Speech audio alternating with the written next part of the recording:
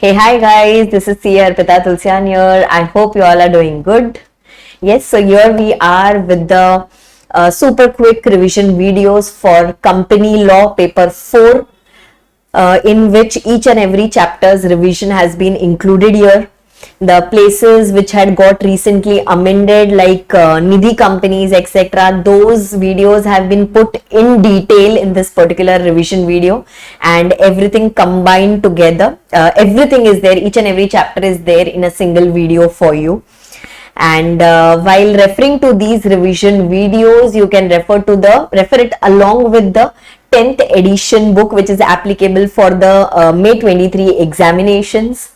And as you have already checked out, the super quick revision video for economic laws is already available on the website, and it is also available on the YouTube channel. I hope you all have subscribed to the channel. And yes, here is your company law video. I hope this video would prove very useful for you. Do let me know in the comment section if this video was helpful for you. And I wish you all the very best for your examinations. You may now start watching this particular video. And if you wish to purchase the 10th edition books, then the books are available on our website, that is arpitatulsyan.com.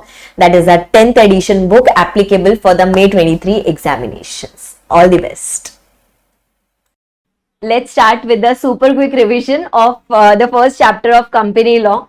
That is companies incorporated outside India, ranging between section number 379 to section number 393. First one, the most important thing, that is the definition of the foreign company, which is given in 242.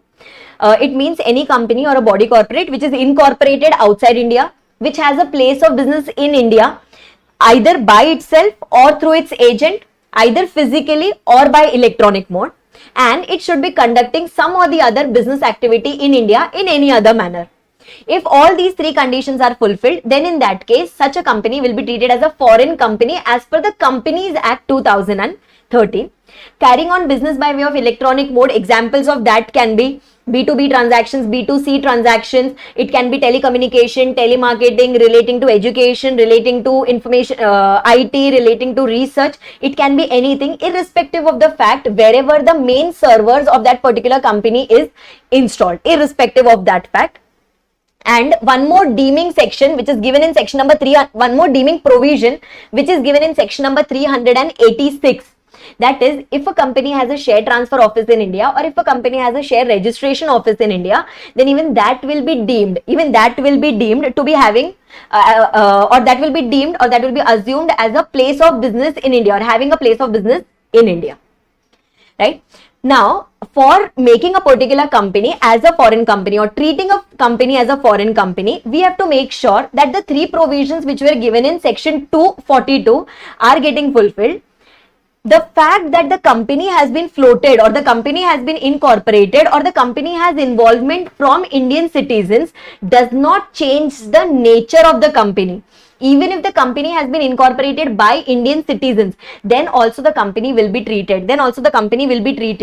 As a foreign company if it fulfills all the criteria of section 2 clause 42.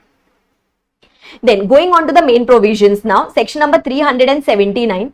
Section number 379 talks about the applicability. Now suppose if there is a particular company which has fulfilled the requirements of 242, then it will be treated as a foreign company, and section number 380 to 386 and section number 392 and 393 will be applicable to such foreign companies. This is what they say primarily.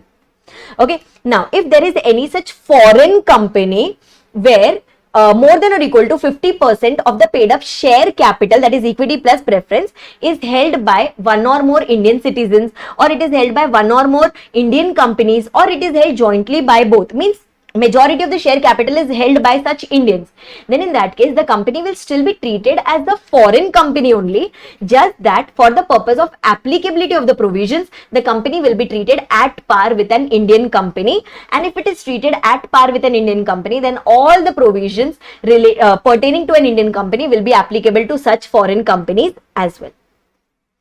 Then going on to the next very important section, that is section number 380. Section number 380 talks about whenever a foreign company wants to come in India, it wants to establish a place of business in India and wants to do some business activity in India. After that, it has to get itself registered with the ROC. Okay, now what is the procedure for registering itself with the ROC? First of all, you have to submit list of 8 documents to the ROC. First one, certified copy of the charter document or the statute, just like your MOA, AOA. In English. If it is not in English, then the certified translated copy has to be submitted. Then we have to give the address of the principal office, that is outside India. We have to give the address of the registered office in India. Then we have to give the name of the authorized person, name and address of the authorized person who is authorized to receive the or who's authorized to transact the business in India or authorized to receive the documents or notices in India. Will give his details. Then fifth point, we are going to give the details of all the directors and the secretaries. Their full personal details will be given. Their name, their address, their passport number, their PAN. Then if it's a secretary, then the secretary's membership number, their email ID, their date of birth, father's name, mother's name, spouse name, and nationality, email address, etc. Everything has to be provided there. Then after that, 5 points done out of 8. Then after that, we are going to give the information about the past dates if we had ever opened a place of business in India. When did we open it and when did we close it? That details has to be submitted. Then we have to give a declaration which will be given by all the directors that they are not convicted from incorporating a company either in India or abroad. That declaration will be signed by the directors and the authorized person. And last, if there is any other information as may be required by the ROC, then we'll have to give those details. Okay, this was the list of 8 points. So now we are going to use form number FC1. We'll use form number FC1, plus we'll pay the fees, plus we'll attach this eight list of documents along with the form, plus we will give the attested copy of approval that we have obtained from the RBI as per the FEMA Act 99, plus attested copy of approval from any other regulator if at all it is required, and if not required, then in that case we'll give a declaration that no such approval was required. All these things will go and submit it to the ROC having jurisdiction over New Delhi, irrespective of the fact that wherever the place of business of this particular foreign company is situated. And anyone who had started the procedure of registering a foreign company as per the old law will have to continue in the old law itself. They need not transit themselves into the new law. Okay, and whenever we once we go and submit this to the ROC in form number FC1, this has to be done within a period of 30 days from the date of establishment of place of business in India. Means after establishment also you can go, but within a period of 30 days you have to take everything and you have to go to the ROC. And if there is any change in the details that we have submitted to the ROC, then whenever such changes happen, then we are supposed to file form number FC2, which talks about the changes in the data which we had submitted to the ROC, and that has to be submitted within 30 days from the date of such change. Whenever that change happens, from that day within 30 days we'll go to the ROC. And last point, that is whenever the place of business in India is to be closed. Okay, whenever a place of business in India is to be closed, then in that case, we are just supposed to give a notice to the ROC that, sir, we are closing down our place of business in India. And from that day, all our obligations of submitting the returns or submitting the information or documents to the ROC gets over then and there itself. This was contained in section number 380. Now going on to section number 381, which was very, very simple, talking about the accounts and audit of the foreign companies. So every foreign company is required to prepare their financials, their books of accounts, their balance sheet and the P&L in the prescribed manner, containing the prescribed details, and such documents should be attached as may be prescribed. Okay, then in the later part of the section, they'll also say that they have to try to prepare their accounts to the extent possible, or they have to try to prepare their financials to the extent possible in the Schedule 3 format. That has to be done. These financials has to be prepared in English language. If not in English, converted into English. This will be prepared and this will be submitted to the ROC in every year or in every calendar year. Every year this is going to be done, and this has to be done within a period of 6 months from the close of the financial year, whatever is applicable to them. If there is any sufficient cause for delay, then in that case, ROC can provide you an extension of maximum 3 more months for submitting these financials to the ROC. While preparing the accounts, we have to make sure that section number 128 to 138 provisions are fulfilled. These accounts should be audited by an Indian CA. While doing that, the provisions of section number 139 to section number 148 will be applicable. Along with these financials, we have to also attach the consolidated financials of the entire entity, plus we have to attach the details about the related party transactions, plus about the repatriation of profits and repatriation of funds to their home country. All these details will be taken up together, and then these will be submitted to the ROC within 6 months plus 3 months if it is required at all. Okay. Then along with this financials, you are also going to attach a form called as form number FC3, in which you are going to include all the details of all the list of place of businesses that you have in India as on that particular balance sheet date.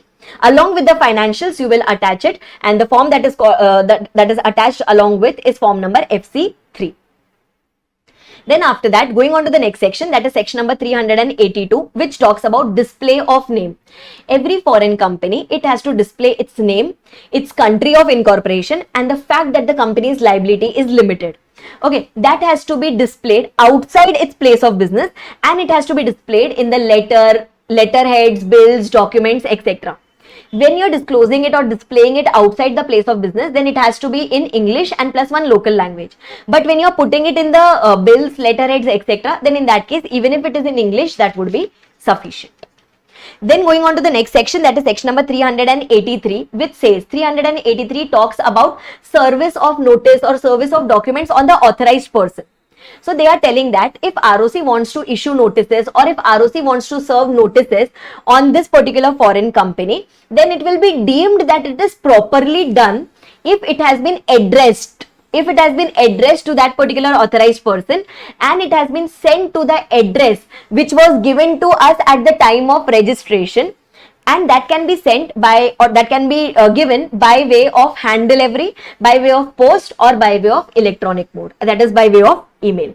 If it has been done by this way, then it will be deemed that the notice that has been served on the foreign company is totally validly served. Okay, it will be deemed as if it is validly served.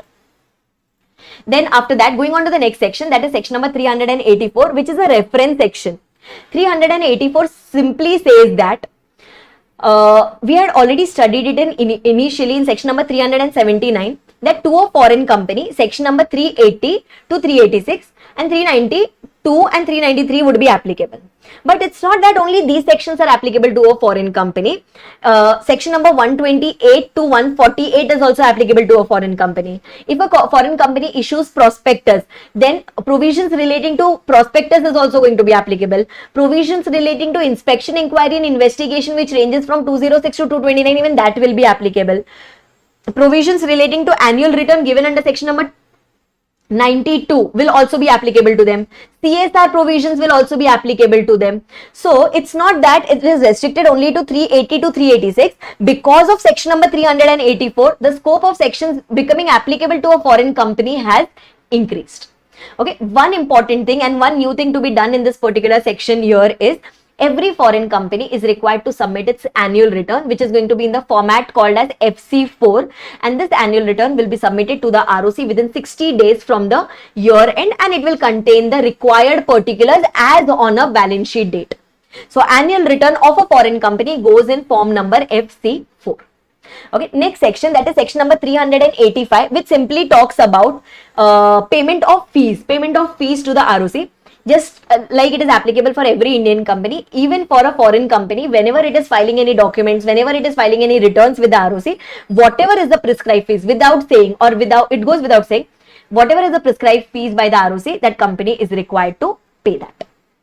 Next few sections are going to talk about the prospectus now, which is very, very simple. First of all, section number 387, which talks about dating of prospectus and the content which should be there in the prospectus. Okay, now these provisions will be applicable to every foreign company which is going to issue a prospectus in India. Okay, either it has been already incorporated outside India or it is going to be incorporated outside India. But if it plans to raise money from India, then the provisions of prospectus is going to be applicable. You cannot issue, distribute, circulate any prospectus in India unless it is dated and signed. That is very, very important. Okay, we will see who is going to sign the prospectus in section number 389, but signing of the prospectus is must. Now, matters which will be there in the prospectus. Now, we have got one section called as section number 26 in our Companies Act 2013, which talks about the matters to be contained in the prospectus. Those matters will be anyway there in the prospectus. Right. Along with that, there are 5 other things which are to be included in the prospectus, specifically from a foreign company point of view. What all things are there? First of all, the law under which the company is incorporated. Then after that, we have to give 2 addresses. One is the Indian address where the documents can be inspected, and another thing is the address of the principal office in India. Suppose if you have multiple offices in India, then the principal office address has to be given. Then after that, the date and the country of incorporation, the home country, the main country. And last one, you have to attach the charter document, that is the instrument defining the constitution of the company. All these things have to come along with the prospectus. These 5 things which is given here, this is specifically applicable in case of every foreign company, right? Then after that, going on to the next section, that is section number 388, which says that every prospectus, just like it was applicable for Indians also, for Indian companies also, even for foreign company, the prospectus should compulsorily consist of experts' consent or experts' opinion, and that should not be withdrawn. Okay, so first of all, if the expert has not given his consent, you cannot issue prospectus. If the expert has given his consent, but before registration he withdrew his consent, you cannot distribute the prospectus, you cannot issue or circulate the prospectus. And the prospectus should compulsorily contain a statement that it has expert consent and that has not been withdrawn. Then it will be treated as valid, and then only you can issue, circulate, distribute that particular prospectus. Then after that, going on to section number 389, they say that before you come up with this prospectus in the open market, or before you come up with this prospectus in before the public, make sure that the prospectus, first of all, it should be dated and signed. Next thing, it should be registered with the ROC. It should be written on the face of the prospectus that this has been delivered to the ROC, so that public get a satisfaction that yes, at least it has been registered with the ROC. Now, along with this prospectus, when you are going and getting it registered with the ROC, you have to make sure that you submit some extra things to the ROC. 5 extra things are to be submitted to the ROC. Okay, what are those? First one is a repeated thing, that is expert's consent should be there. Next thing, the copy of contract or arrangement with the MD or manager that you have entered, that is with your managerial personnel. Then after that, any material contract entered during the last 2 years which is not in ordinary course of business. Then the copy of underwriting agreement and the copy of power of attorney if the prospectus couldn't be signed by the directors. These 5 things extra along with the prospectus will go and submit it to the ROC for the purpose of registration. Okay, and this prospectus should be signed compulsorily by chairperson of the company and by 2 directors of the company. Chairperson has to mandatorily sign. If the directors are not able to sign, by chance if the directors are not able to sign, then in that case they can issue a power of attorney in favor of any other person who can sign the prospectus.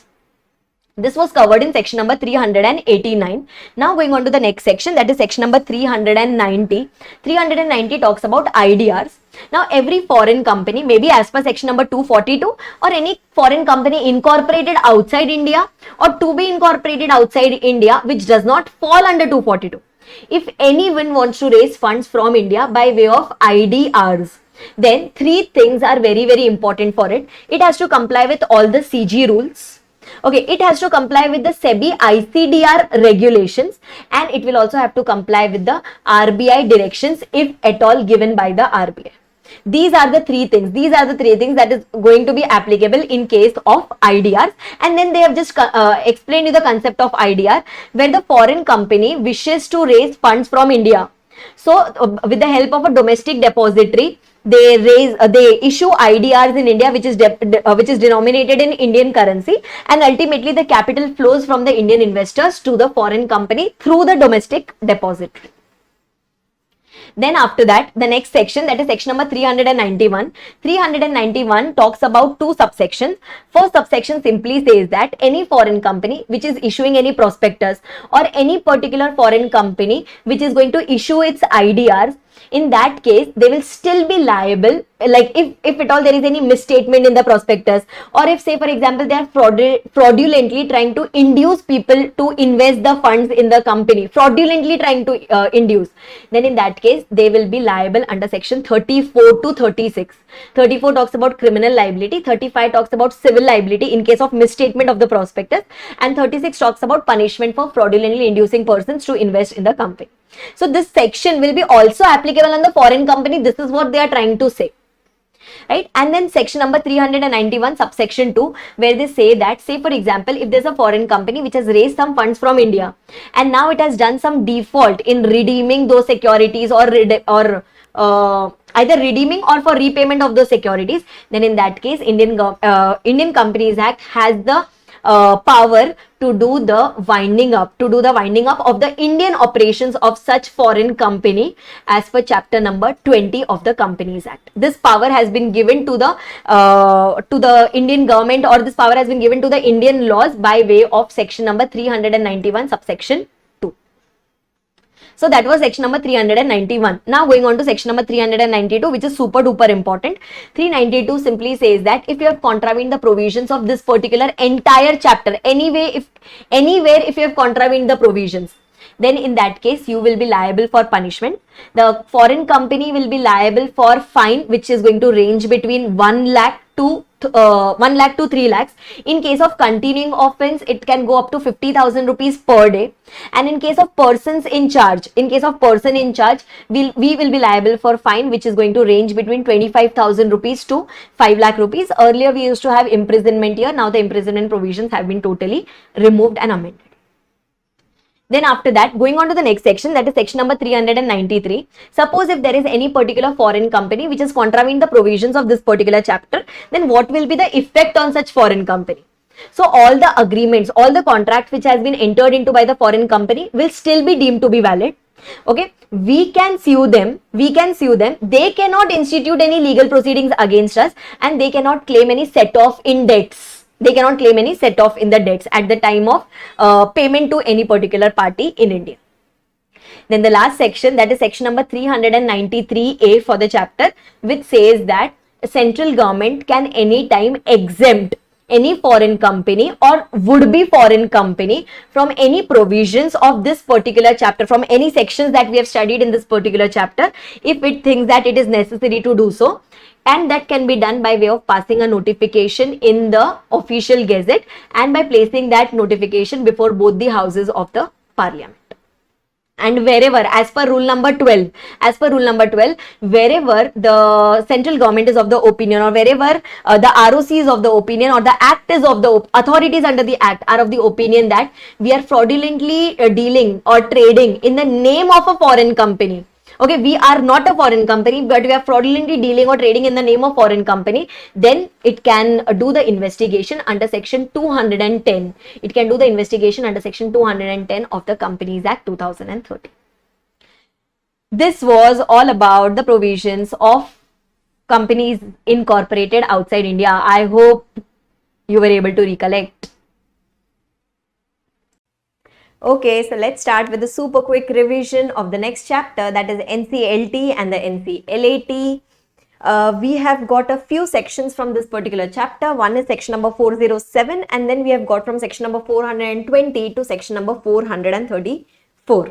Yes, so now NCLT, NCLAT are basically your appellate tribunals. It talks about the authorities who are going to deal with appeals under the Companies Act 2013. Full form of NCLT is National Company Law Tribunal. NCLAT stands for National Company Law Appellate Tribunal. Yes, now there are going to be certain authorities who are going to be there in this particular function. Let's talk about NCLT first. NCLT has got a head called as president. Okay, so we have got a president of NCLT, and within NCLT you have got two types of members. One is your judicial members and another one is your technical members. Okay, so head is called as president, then you have got judicial members, you have got your technical members. This was for your NCLT. Now when we talk about NCLAT, NCLAT's head is called as the chairperson. ठीक है, जो सबसे ऊपर वाला person हो गया उसमें वो chairperson हो गया.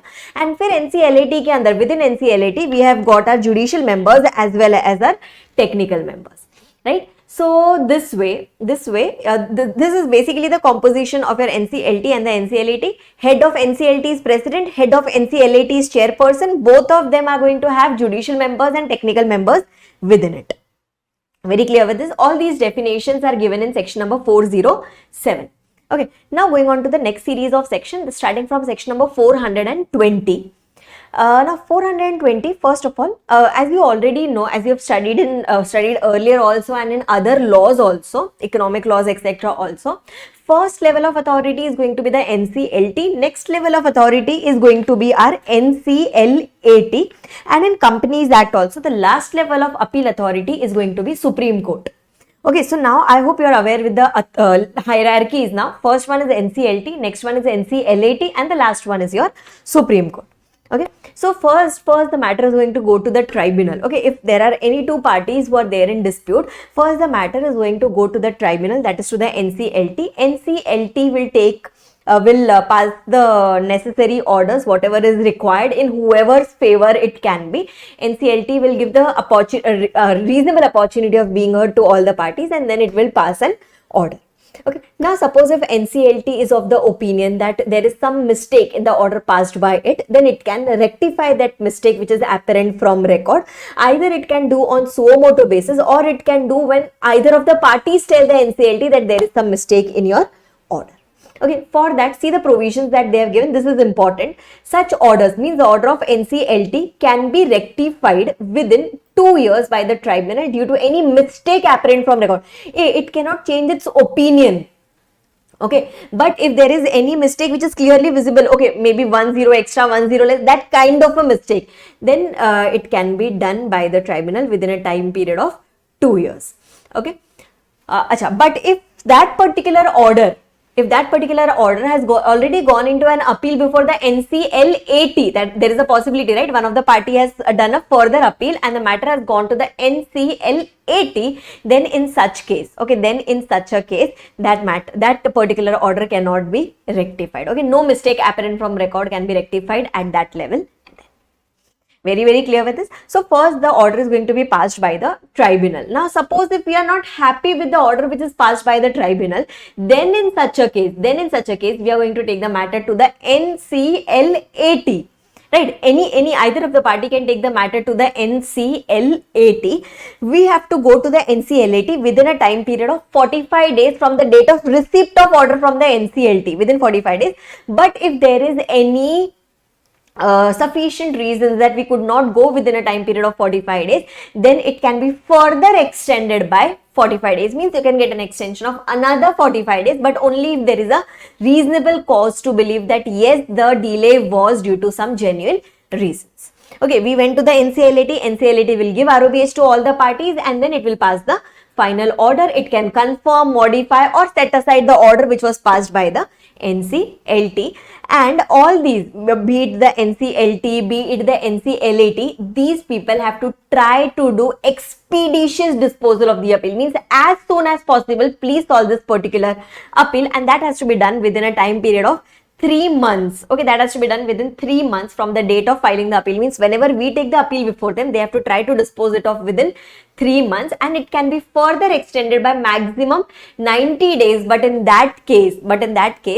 the president or chairperson, president of the NCLT, chairperson of the NCLAT, they can extend this period of 3 months by maximum 90 days by recording the reasons in writing. Okay, they have to record the reasons that why there is a delay and why extension has been provided. Very clear with this? Okay. Next, suppose if we are now not satisfied with either of the parties not satisfied with the order of the NCLAT, then we can finally take the matter before the Supreme Court, but only if it involves question of law. Okay, only if it involves a question of law, you can take the matter to the Supreme Court within a time period of 60 days, which can be further extended by 60 days if there is a sufficient cause. Okay, and we cannot tell that Supreme Court has to dispose of the matter within how much time. Okay, Supreme Court will take its own sweet time, but we have to go and file an appeal within a time period of 60 days from the date of receipt of NCLAT's order. Okay, so first was NCLT, next is NCLAT, and the last is your Supreme Court. Very, very clear with this? Yes? Okay, so till here basically all your sections were super duper important. Okay, till section number 423. All the sections were very, very important. After this, right from section number 424 to the last section, these all are one-time read sections. We'll just have an overview of the important points given up here. Now, what they are telling us here is NCLT, NCLAT, they have got all the powers as vested in a civil court, but they are not bound by those powers. Means they just do not have only those powers. They can regulate their own procedure. Okay, so they have all the powers as vested in civil court, means they have all the powers as given in code of civil procedure, but they are not bound by it. Okay, they are not restricted by those powers only, and whatever proceedings are going on before the NCLT, NCLAT, those will be deemed as judicial proceedings as if it is going on in a court of law. Very, very clear with this? Acha, in NCLT, NCLAT, you know there is a head, like president is there, chairperson is there. You have judicial member, technical member, judicial member, technical member in your NCLT as well as in your NCLAT. Okay, these are the people who perform the core important functions. Now, within these judicial members and technical members, you can have even the employees, officers, etc., to whom we can delegate the work. Okay, and if suppose there is some mistake which happens by the president, by the chairperson, by the judicial member, technical members, and if they say that this was done in good faith or this happened in good faith, we did not intend to do it. Okay, then in such a case, no judicial action can be taken against them. Okay, no suit, no legal cases can be filed against the authorities if they say that mistake happened in good faith. Very, very clear with this? Okay, now whenever the case is going on before NCLT, NCLAT, etc., then they can also take the help of metropolitan magistrate, chief metropolitan magistrate, chief judicial magistrate, or district collector. Okay, we can take the help of these particular authorities, and the tribunals can tell them that you can go and do the please bring the books of accounts into our possession, or please do the inspection of so and so books of accounts. You can take the help. Okay, so tribunal can direct these lower authorities like CMM or CJM or district collector to assist them during the procedure. Okay, now whenever any particular case is going on before the NCLT or NCLAT, no civil court can have jurisdiction, means no civil court can interfere in between, no local courts, no small courts can interfere in between when the case is going on before the NCLT or the NCLAT. Okay, because they have been given specific powers to take up those cases, so civil court cannot interfere in between. I hope I am very, very clear with this. Yes. Acha, another thing. Now, suppose if there is any vacancy in NCLT or NCLAT in the position of president, chairperson, judicial member, technical members, then obviously we have to fill up the vacancy. Okay, then we have to fill up the vacancy, but till the time we fill the vacancy, till that time, the rest of the members can continue to take the decisions. ठीक है, अगर suppose फिलहाल कोई जगह खाली है तो हाँ हम उसको फिलअप करेंगे, लेकिन फिलअप करने में भी टाइम लगेगा, तो तब तक के लिए existing members can continue to take the decisions. Means the NCLT work is not going to stop just because there is a vacancy in NCLT or the NCLAT. Okay, and as you already know here, only thing that you need to know, not very important, only thing that you need to know here is in section number 434, we already know that there was a cut-off date, that is 1st June 2016, it's written here, 1st June 2016. Before that, we used to have an authority called as Company Law Board.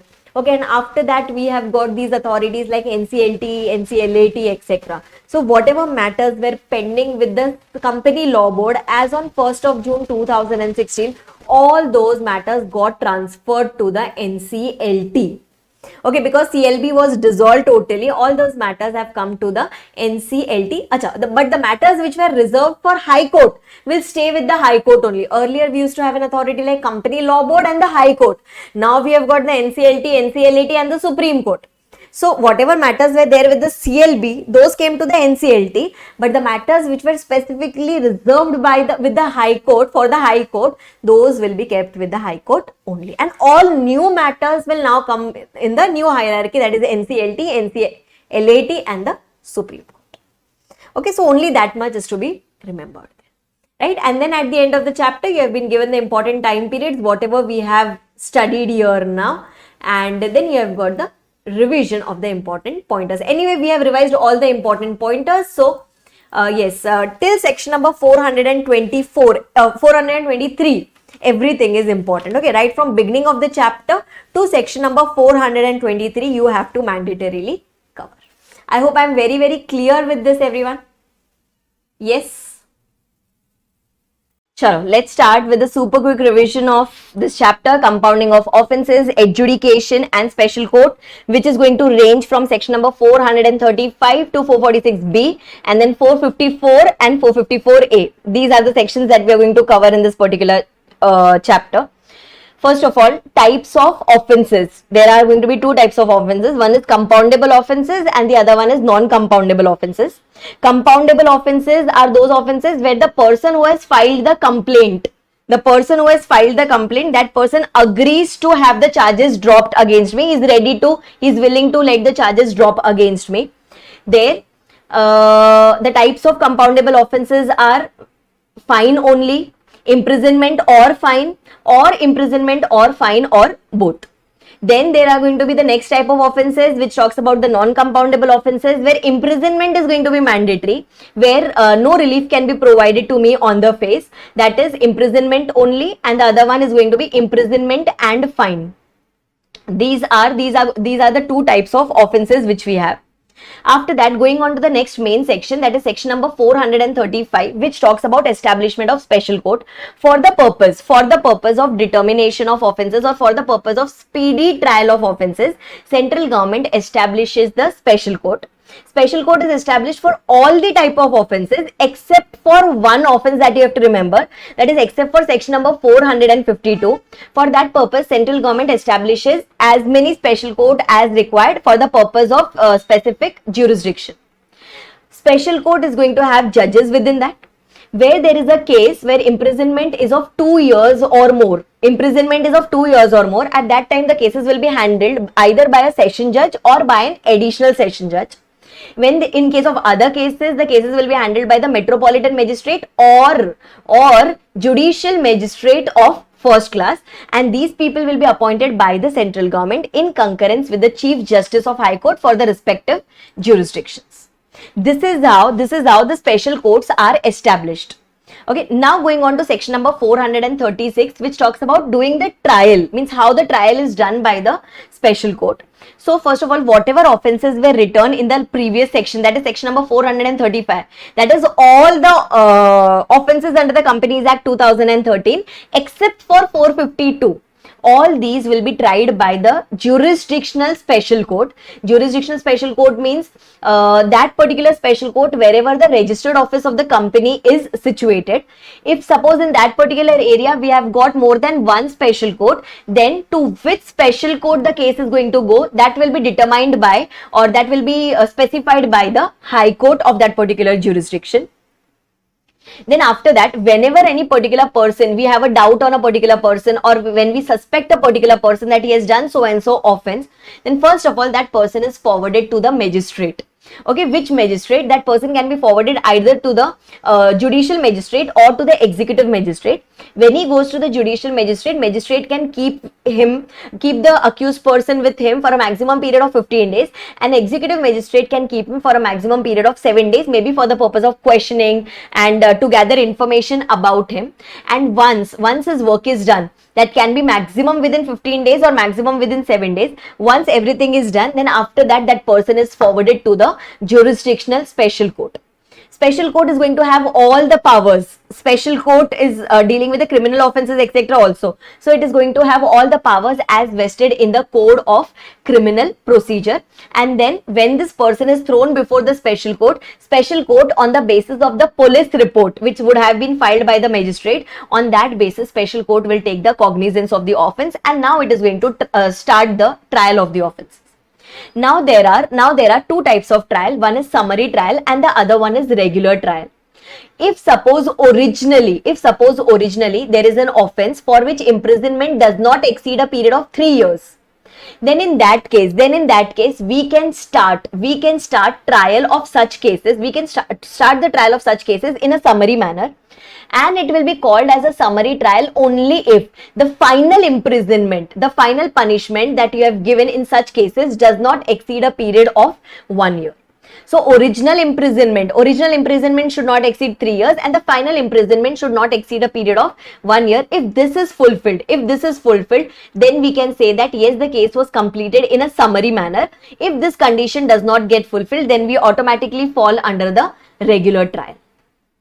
Then after that, just like earlier, High Court used to exercise its powers on session courts. Similarly, High Court is going to exercise its powers and jurisdiction even on the special courts now. Okay, that is given in section number 437. Going on to the next section, that is section number 438. Whenever we talk about these proceedings which are going on before the special court, which code is going to be applicable, that we have already studied. That is code of criminal procedure is going to apply whenever any trial is going on before the special court. The person who does this trial or the person who judges, or the place where it is done, is called as, that special court is going to be deemed as court of session, or the court of metropolitan magistrate, or the court of judicial magistrate of first class. So special court is deemed as this, and the person who is conducting the prosecution before the special court, that person is called as a public prosecutor. He has got all the rights, powers, privileges, etc., which is vested in a public prosecutor. Going on to the next section, that is section number 439, which is important. Now they say that all the offences under the Companies Act 2013, all the offences are non-cognizable and bailable. Non-cognizable means arrest cannot happen without an arrest warrant, and that person can also be released on bail. Okay, except for one offence, that is Serious Fraud Investigation Offense, the offense which is determined by the SFIO under section 212, that we are going to study in the inspection, inquiry and the investigation chapter.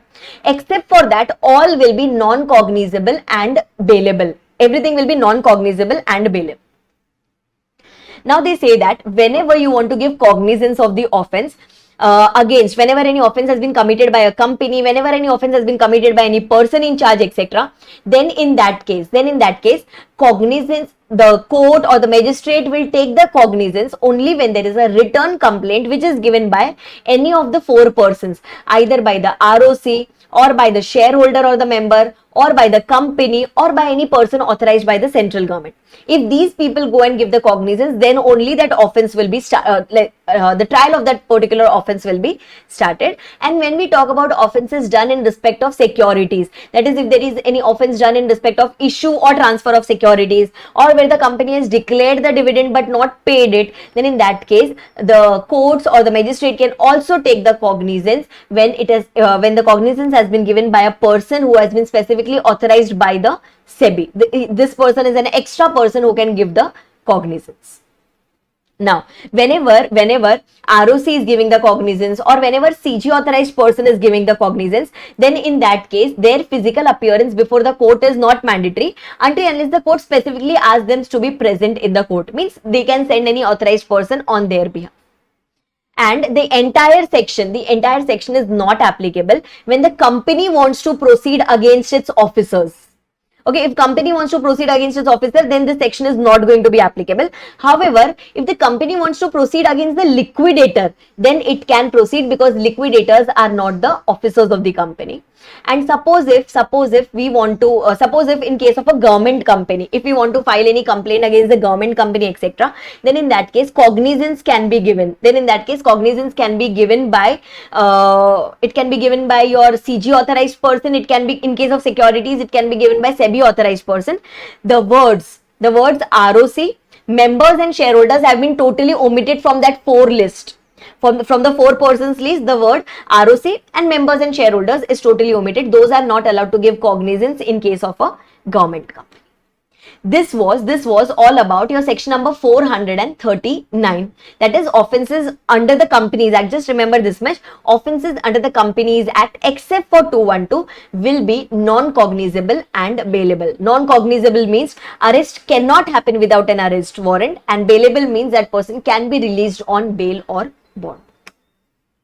Going on to the next section, that is section number 440, which says that till the time the special courts are established, till that time the session court or the judicial magistrate or the metropolitan magistrate will continue in that particular area. There is no problem in that. Then going on to the next section, that is section number 442, which talks about mediation and conciliation. Whenever there is any dispute between the company and between the authorities. Who are the authorities here? Central government, ROC, NCLT, NCLAT. Then in that case, instead of going for the appeal, we can even plan to go for mediation or conciliation. Now this mediation, and for this we are not supposed to go under the Arbitration and the Conciliation Act. The provisions have been provided under the Companies Act itself. So central government is going to maintain a panel of experts, that is mediators and conciliators, and that panel is going to be called as mediation and conciliation panel, which is going to have respective number of mediators and conciliators who are ready to take up the cases, so that there is a speedy resolution, or so that there is a speedy solution that is that the company or the person in charge of the company is going to get. So either the authorities will tell us that please go to the mediation and the conciliation panel, or we can even suo moto go and make an application to the authorities. Sir, you will take a hell lot of time, so instead of that, please send the case to the mediation and conciliation panel. Once the matter is referred to the mediation and conciliation panel, they will take a time period of 3 months to determine the case. They will give their recommendation to the authorities, and then the authorities will simply do the work of approving that particular decision. This way we are saving on some time. In respect of the authorities. Otherwise, they were required to do the entire procedure thing. But now they are not required to do the entire thing. They are just supposed to approve the decision of the mediation and conciliation panel. Okay. Then after that, going on to the next section, that is section number 443, which talks about CG appointing company prosecutors. Now, whatever the offences trial thing was happening, that was happening before the special court, and the person who conducts the prosecution before the special court, that person is treated as what? That person is treated as a public prosecutor. Okay, the person who has got the knowledge of company law matters, that person is deemed as the company prosecutor. I mean, public prosecutor is there. By qualification, this person is a public prosecutor only.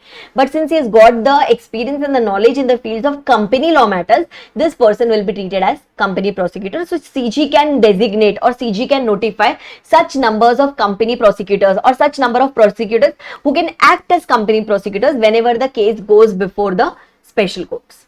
And they have got all the same powers. They have got all the same powers as vested in a public prosecutor. Then after that, going on to the next section, that is section number 444. Section number 444, appeal against acquittal. Okay, for this, just try to understand the term called as acquittal. Acquittal means a clear verdict or a clean verdict. Suppose if the court has passed an acquittal order for me, means the court is telling that I am not guilty, I am a clean person. The court has passed such kind of judgment.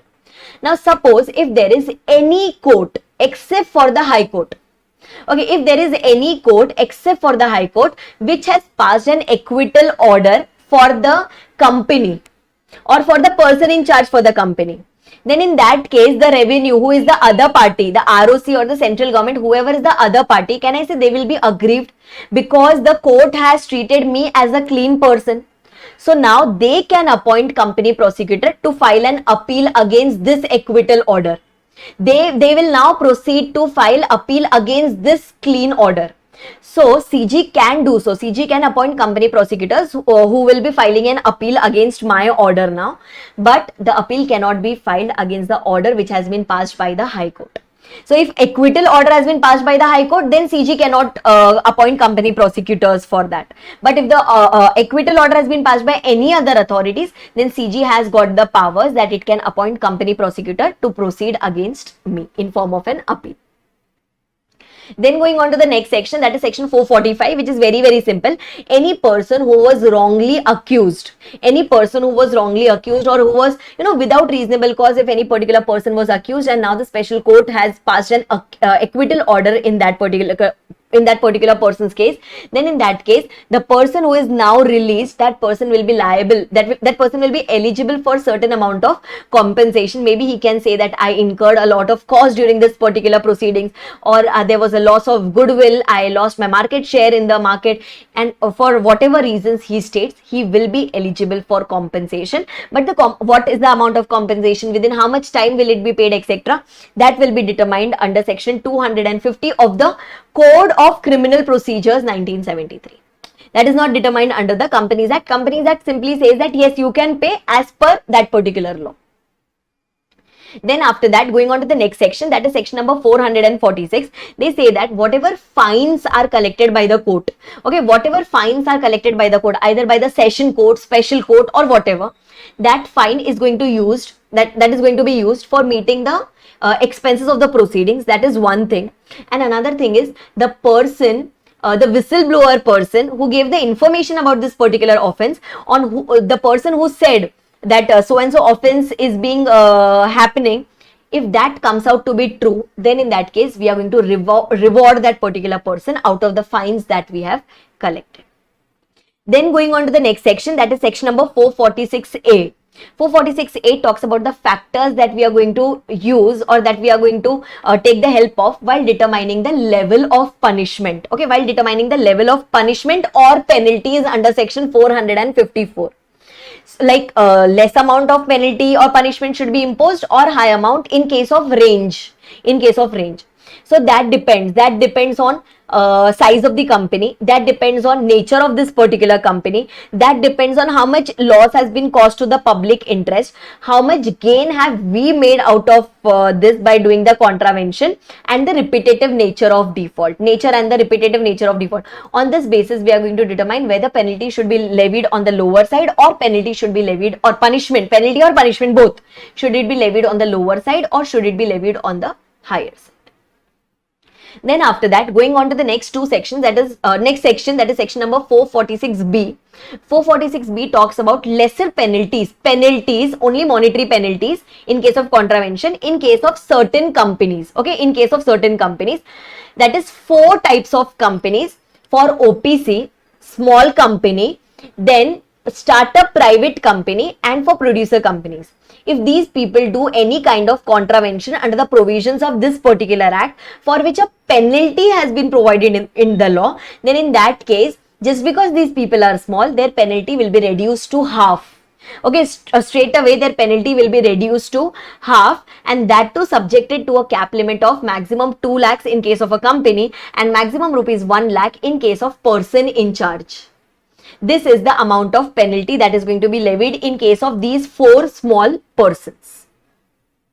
Then after that, going on to the next section, that is section number 454, which is very, very simple, which talks about adjudication of penalties. Whenever any contravention happens under the act, then the penalty is applicable. This penalty is determined by the adjudicating officers. Adjudicating officers are nothing but the CG officers, not below the rank of certain registrars under the central government. And for every jurisdiction, we are going to have respective number of adjudicating authorities. Okay, adjudicating authority comes into picture. He gives us, there is a particular procedure to be followed as per rule number 3. After that, he is ready with his order. He imposes the penalty, plus he tells us to rectify the default. Okay, he'll tell us to pay the penalty also, plus he'll tell us to rectify the default also. Okay, exception for the purpose of section number 92 and section number 137 for these: annual return and filing of FS with the ROC. For this, if suppose we rectify the default within 30 days of issue of notice, then in that case they can relieve us from imposing the penalty. That is, we can be relieved from the imposition of penalty. AO gives the ROBH to the parties concerned there, and then only it is going to impose the penalty. If we are aggrieved by the order which is passed by the AO, then we have a right to go and file an appeal before the regional director within 60 days from the date when we receive the AO's order, and will pay the required fees for the appeal, whatever is applicable, and then the final order is going to be passed by the regional director. It can confirm, it can modify, it can set aside, etc. These orders can be passed by the RD, and this is going to be full and final. Suppose if we do not listen to the AO's order, or suppose if we do not listen to the RD's order, then in that case that turns out into or that results into an offense. Okay, that turns out or that results into an offense. Then after that, there are certain procedures that we have to follow, that the AO has to follow while imposing the penalty. Whenever the AO imposes the penalty, he has to give us a show cause notice. Okay, show cause notice can be of any period ranging between 15 days to 30 days. Within this much time we'll have to reply. Okay, within this much time we'll have to reply. Whenever we receive it, whenever we receive the AO's notice, from that day within a period of 15 to 30 days, whatever is written in the notice, we'll have to reply back. In this notice, this is going to be a show cause notice. So it is going to be written that give us the reasons why penalty should not be imposed on you for so and so default. Okay, it has to be a speaking notice here. Full detailed notice is going to be there. Then after that, we are supposed to reply to that particular notice in electronic format in whatever was the time period. Within that much time, we'll have to reply. And suppose if there are any sufficient reasons, then I can be granted an extension of a maximum period of 15 days. If AO is of the opinion, after receiving the reply, if AO is of the opinion that I should be physically called, means I should be called in the office and then some questioning etc. has to be done, then AO will issue me a notice within 10 days of my reply that okay, I have received your reply, but we need to meet on so and so date for the purpose of discussing on this particular matter. Either you can come, or you can send your authorized representative, or you both can come to represent the case before me. And finally, after that, after this electronic reply and plus after the physical appearance, if required, AO is going to pass the final order. If physical appearance was not required, then whatever was my last day to reply to the show cause notice, from that day within 30 days, AO has to pass the order. And if physical appearance was required, then whenever I received AO's notice for the imposition of penalty, when I received the show cause notice from the AO, from that day within a period of 90 days, I'll have to, the AO will have to pass the final order. Okay, once the final order thing is done, then in that case, whatever is the order which is passed by the AO, that has to be dated, that will be signed, plus it should contain the reasons that why physical appearance was required. Copy of orders will be sent to everyone. It will be sent to the parties, it will be sent to the central government, and it will be put on the website of the MCA. Okay, AO has got these powers that it can call any particular person, it can summon any person, it can ask for evidences from some person, and on that basis, it is going to take the decision of imposition of penalties. If suppose the penalty is going to be in a range, then in that case, AO can use those factors given under section 446A to determine what quantum of penalty can be levied, and whatever are the penalties that are collected, okay, through the MCA portal, that gets credited to the Consolidated Fund of India. Then after that, going on to section number 454A, which talks about penalty for repeated default. Suppose if there is a company or any officer or any person in charge, etc., if they have done any particular default, or if they have done any kind of contravention under the law first time, then a particular amount of penalty was imposed on them. If suppose they do it again, if suppose they do the same thing again within a period of 3 years, then second time they'll be liable, like second time or subsequent times done within these 3 years, they will be liable for a penalty of 2x. Like whatever is the new amount determined for this penalty, that into twice the amount will be levied on them. This is the punishment given for subsequent defaults, or this is a punishment given for repetitive defaults. This is how the chapter goes. I hope you are very, very clear till here.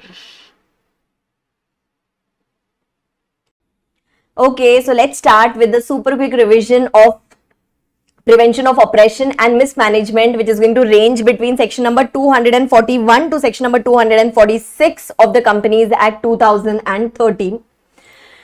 First of all, two very important terms in the chapter. First one is oppression and the second one is mismanagement. Whenever the affairs of the company are being conducted in such a manner which is prejudicial to the interest of the members, then that will be treated, that particular act will be treated as oppression. And suppose if the affairs of the company are being conducted in a manner which is prejudicial to public interest, or which is prejudicial to the interest of the company, or whenever some big material change has taken place in the management of the company, and because of which there is a possibility that the affairs of the company can be conducted in a prejudicial manner, then in that case that can be treated as mismanagement. Operation and mismanagement is going to go hand in hand. We are going to use both the terms together in the chapter henceforth. Now, if suppose the shareholders feel, if suppose the members or the shareholders, if they feel that there is operation or mismanagement happening in the company, then in that case, they have got the right, okay, they have got the right to go and make an application to the tribunal. They have a right to apply to the tribunal, which comes up in section number 241, okay, which comes up in section number 241. So, either the members or the central government can go and make an application to the tribunal under section 241. In subsection 1, the members have the right, the required number of members as given in section 244 have a right to go and make an application against oppression or mismanagement as defined above. They can go and make an application to the tribunal. Okay. Alternatively, as per subsection 2, even the central government has the right to go and make an application to the tribunal, and it will tell the tribunal to pass the necessary orders if it is of the opinion that any of the 4 circumstances exist. First one, if there is any particular person in the company who was there in the management of the company or in the conduct, who was engaged in the conduct of the affairs of the company, if they are found guilty of fraud, misfeasance, persistent negligence, etc., then we can go and make an application. The CG can go and make an application to the tribunal. Or if the company's business is not being carried on as per the sound business principles or prudent commercial practices, or if the company is being carried on, or the affairs of the company is being carried on in such a manner which can cause serious injury to the trade or the industry to whom we belong. And the last one, the business has been carried on to defraud the creditors or the members, or which is prejudicial to the public interest.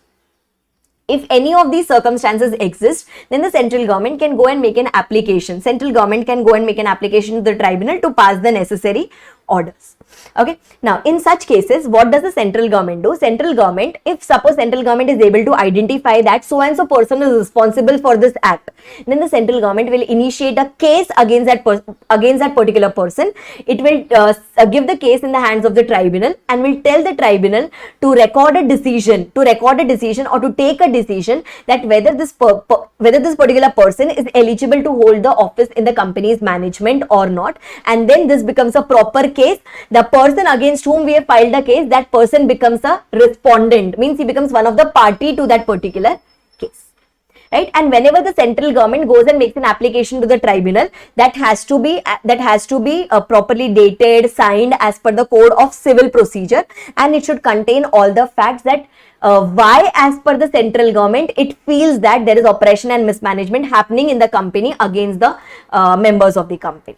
Okay, so conclusion of 241 is either the members will go and make an application to the tribunal, or the central government, if any of those 4 circumstances exist, then it can go and make an application to the tribunal. Okay, now they had given certain specific pointers there. Suppose if, first of all, the member should be aggrieved. The person who is going and making an application under section 241, that person should be aggrieved in capacity of a member only and not in any other capacity. Example, if he is a director in the company, then if he is aggrieved in the capacity of director, then 241 is not applicable to him. This was even decided in the case of Rao versus Rajeshwari Ramakrishnan. Then after that, similarly, suppose if the company is not declaring the dividend, it is simply accumulating the profits, it is not declaring the dividend, that does not amount to oppression. This was decided in Thomas Wettam case law. Then after that, similarly, if the company is suffering losses, if the company is continuously suffering losses, merely if we just put an allegation that the company is suffering losses, it cannot be called as oppression. This was decided in the case of Ashok Beetlenet Company Private Limited. Similarly, suppose if the company has issued new shares in the public, and because of which the holding or the percentage holding of the existing shareholders has reduced. Just because new shares have come up in the market, because of that, my shareholding or the old shareholding has reduced. That does not lead to oppression in the company. The company has full right to issue new shares to the public. right? Similarly, the number of people who can go and make an application, or the members who have got a right to apply under section 241, that is not only available to majority shareholders or minority shareholders or something like that. No, we cannot confine it to majority or minority. The number of members who can go and make an application, that is specifically provided for in section number 244. So we cannot say that this right is available only to majority ones or this right is available only to minority ones. No, how many of them can go and apply? That particular number is given under section 244.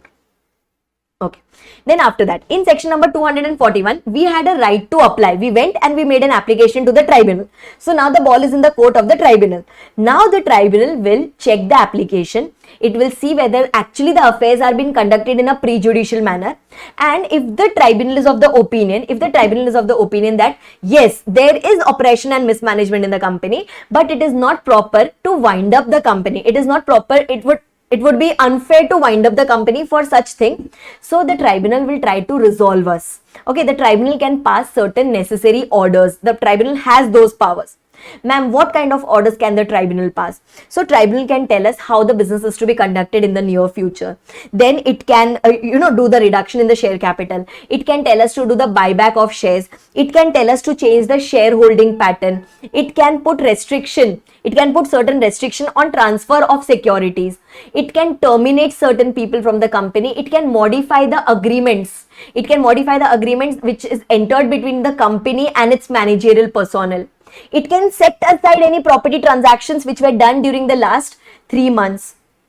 It can remove any managerial personnel. It can, if any managerial personnel has earned some gains, some wrongful gains from the company by doing some default, we can recover those gains from the managerial personnel.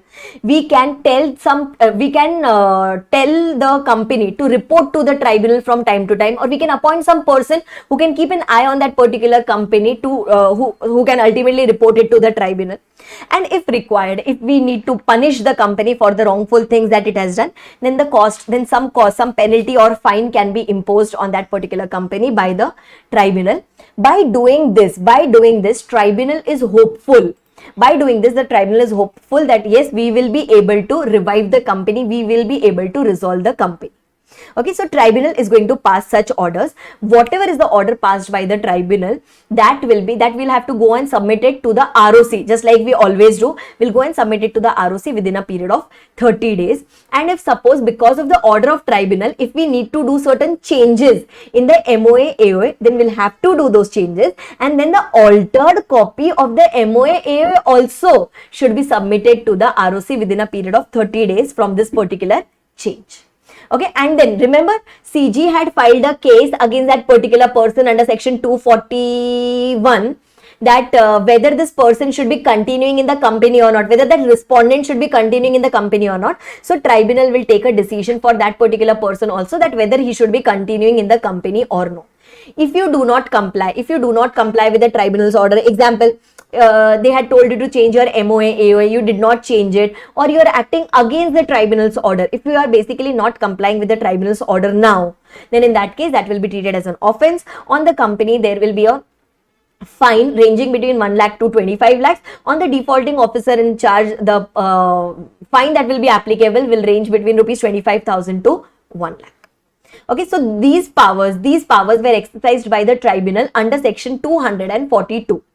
Now going on to section number 243, where suppose if the employment agreements are altered, or if suppose any particular person is terminated, or his terms of employment are modified, then in that case he won't be eligible. Okay, such people won't be eligible for any compensation for loss of office. Whatever are his due amounts, that he can take, but any extra compensation will not arise. Okay, any claim for compensation is not going to arise. That is one thing. Suppose if members made an application to the tribunal and the tribunal passed an order under section 242, then in that case, the MD, manager or the director, whoever were removed, they cannot act in this particular company in these same positions for a period of 5 years. If they want to come in the company before a period of 5 years, no problem, take the approval of the tribunal and then you can come. Okay, and then when the CG told the tribunal that please decide whether this person is a fit person or not, whether that respondent is a fit person or not, if that person is removed, then there is a big restriction on him that he cannot act in any company's management. He cannot act in any company's management for a period of 5 years. If you want to again come before a period of 5 years, then in that case you can take the approval of the tribunal. Okay, and just remember one thing, 243, section number 243 is going to override the entire company law. Okay, 243 simply says that no compensation will be paid, even though it is written in the MOA, AOA, even though it is written in any particular law, even though it is written in any particular contract that we will pay you compensation. But no, if 243 becomes applicable, then only 243 will be applicable. Basically, 243 is going to override everything. If you are held default, if your agreement has been set aside, then you won't be eligible for any compensation for loss of office. Acha, still if any person knowingly acts directly or indirectly in the management of the company during those number of years when there was a restriction on that particular person, then he will be liable for a fine up to rupees 5 lakhs. Now that means he has done a offense now. Then after that, going on to the next section, that is section number 244, which pertains to section number 241. In 241, we were going and making an application to the tribunal, right? We were going and making an application to the tribunal for oppression or mismanagement. So how many of them should go and make an application? Okay, in case of members, in here there was only members. So in case of members, in cases where the company has share capital, so at least not less than 100 members or not less than 10% of the total number of members or 1/10 of the total number of members, whichever is lower, or member or members holding at least 1/10 of the issued share capital. Okay, not paid up share capital. This is issued share capital of the company, and yes, these shares must be fully paid. When the company is not having share capital, then it was very, very simple. At least 1/5 of the total number of members should go and make an application for the purpose of section number 244. Joint holders of shares will be counted as a single person. If some person wishes to withdraw their consent after the petition has been filed, then we just have to check the status on the date of filing the petition. Later, even if some people withdraw their consent, like if 100 was required but 5 of them has withdrawn after the petition has been filed, that is going to have no effect at all. Okay, this was even decided in the case of Rajamundry Electric Corporation case. Then after that, the next one is when the members are going and making an application, it's not necessary that everyone should go to the office of the tribunal to make this application. One of them, after taking the consent from everyone, or an authorized representative on behalf of all these people, can go and make an application to the tribunal. That is allowed. And last and the most important point here is, suppose if you are not able to meet the requirement of section number 244, that is the minimum number of members, but you are able to satisfy to the tribunal that, sir, actually oppression and mismanagement is there, then the tribunal can waive off these conditions and it can accept your application. Right? This was given in section number 244. Now going on to the last section, that is section number 245, which talks about the class action. So class action is such a thing which option is available, where the option is available to the members and the members or the depositors if they feel that something prejudicial has happened against the interest of the company or against their own interest, and they are aware about the cause. So they go and make an application to the tribunal to pass the necessary orders. Okay, they will be very specific about it. They will go to the tribunal to pass the necessary orders. Okay, which type of orders can be passed? 3 type of orders we can request the tribunal to pass. First one, to restrain the company from doing any ultra virus act, from going against the MOA, AOA, from going against the provisions of this act or any other law, or to restrain the company and its directors to act on any void resolution, or from taking any action contrary to the resolution which has been passed by the members. We are trying to stop the company from doing all these wrongful activities, or you are trying to, you are requesting the tribunal to pass an order to declare a particular resolution as void, or to claim the damages, or to claim certain damages or compensation because of whom we might have suffered some amount of losses. So we can claim damages or compensation from the company, its directors, from the auditors of the company, or from the consultants, expert advisors of the company, on whose advice maybe we relied, on whose report maybe we relied, and we suffered some amount of losses. So in this case, in section number 245, we are going to the tribunal. Okay, some number of members and depositors will be going to the tribunal and requesting the tribunal to pass any of these orders. Okay, now how many of them should go and make an application to the tribunal? That is another thing. First, let's do it for the members. Okay, for members, again, two bifurcation: company having share capital, company not having share capital. If the company is not having share capital, then it is same as before, that is 1/5 of the total number of members. If the company is having share capital, then again at least 100 members, or 5% of the total number of members, whichever is lower, or members holding at least 5% of the issued share capital if it is an unlisted company, and 2% of the issued share capital if it is a listed company. So this way, these many number of members have to go and make an application to the tribunal. And when we go to the depositors, then in that case, 100 depositors, or 5% of the total number of depositors, whichever is lower, or depositor or depositors to whom the company owes at least 5% of the total deposits. These many of them can go and make an application to the tribunal under section 245. Once they go and make an application, tribunal is going to check whether the application was done in good faith, if it involves any personal interest or no, and it will try to check whether all the evidence, it will first gather all the evidences, and it will check whether all the evidences are correct or no.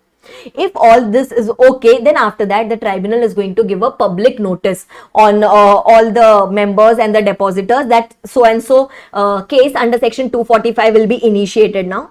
Similar applications will be consolidated into one. Same cause of application will be rejected if we have multiple ones, and whatever are the costs for doing the section 245 will be ultimately recovered from the company, or the person who is ultimately held liable, we are going to recover it from that particular person. Right? Then the tribunal is going to pass the necessary orders. The order which has been passed by the tribunal, that will be binding on everyone. If we do not comply with that particular order, then that will lead to an offense, and we will be punishable with fine. Company will be punishable with fine which ranges between rupees 5 lakh to 25 lakhs. Person in charge will be liable for a punishment where fine will be there ranging between 25,000 to 1 lakh, and imprisonment up to 3 years will be applicable on that particular person.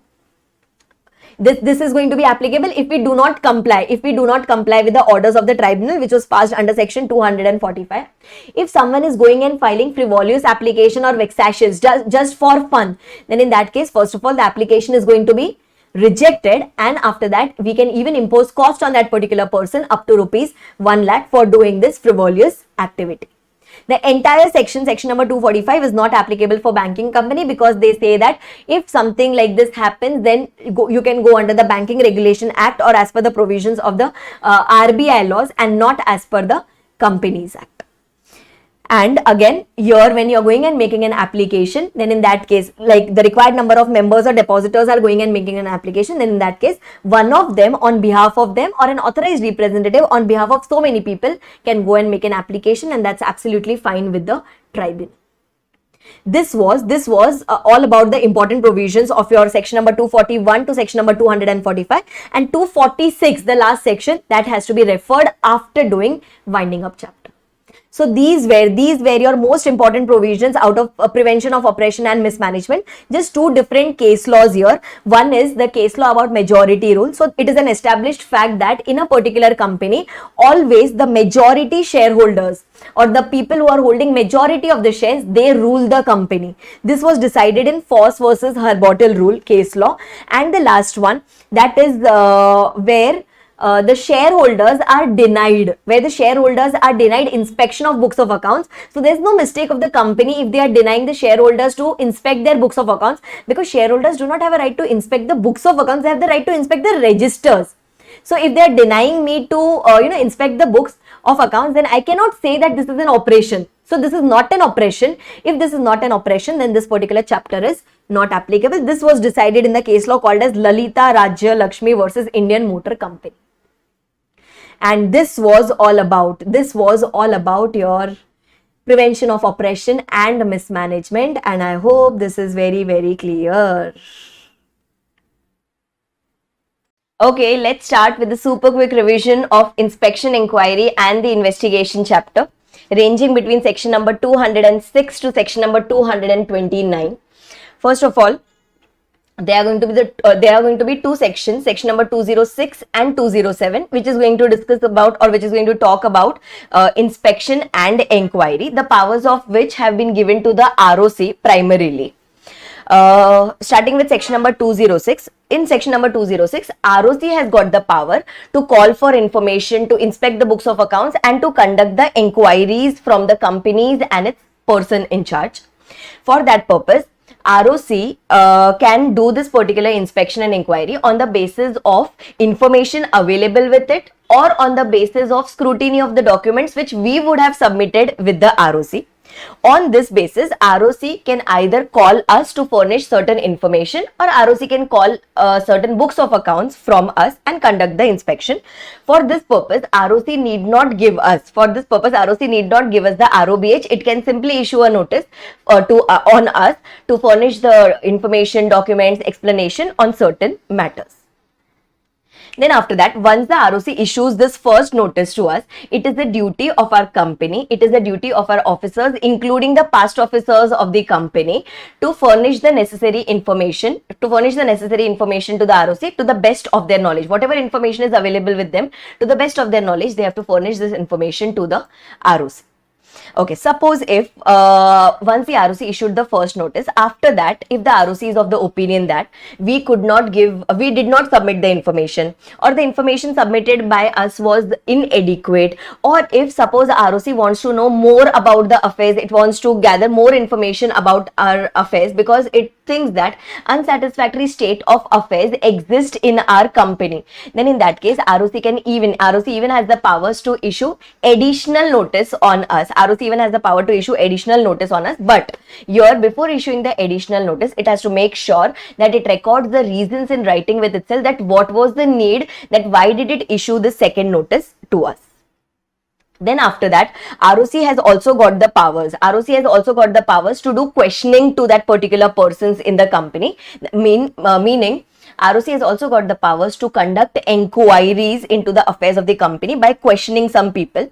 This can be conducted on three bases. First one, suppose if investors' grievances are not addressed at all, or say for example, if ROC has some information in its possession, that inquiry should be conducted, or if some person has gone and made a representation to the ROC that the business in this particular company is being conducted in a fraudulent manner or is being conducted for a fraudulent purpose.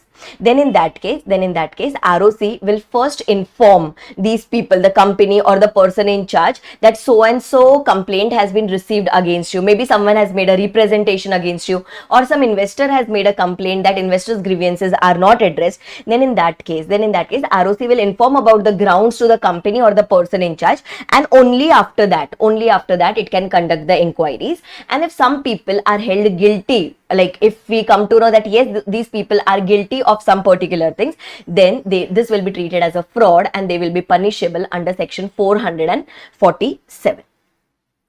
Till here, whatever we were doing was, powers was available with the ROC. Now, even the CG can interfere in between, even the central government can interfere in between, and it can direct the ROC, or it can appoint any inspector for conducting the inspection and inquiry in case of any particular company, or the central government can even pass any general order, or it can pass any special order on the statutory authority, and it can authorize the statutory authority, example SEBI, RBI, etc., to conduct the inspection of books of accounts of a particular company or some class of companies. If suppose we are not listening to the orders which have been passed by the ROC, by the inspector, or we are not furnishing the information which they have asked for, then we will be liable for some amount of punishment. This was given in section number 206. Going on to the next section, that is section number 207. In section number 207, it is going to be a repetition and it is going to be a continuation of section number 206.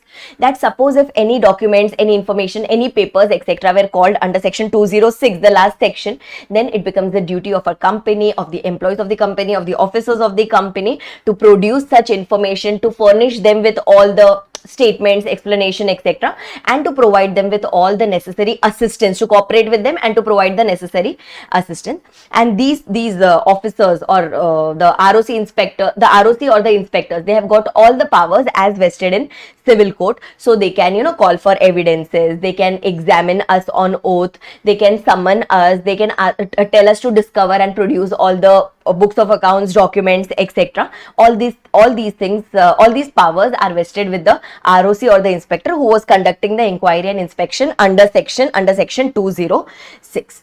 Right, and whenever they are doing inspection, they have got the right that they can put the identification marks on the books, and while returning the books, they can with themselves, since they are going to return the original books, they can keep the copies of the books of accounts with themselves.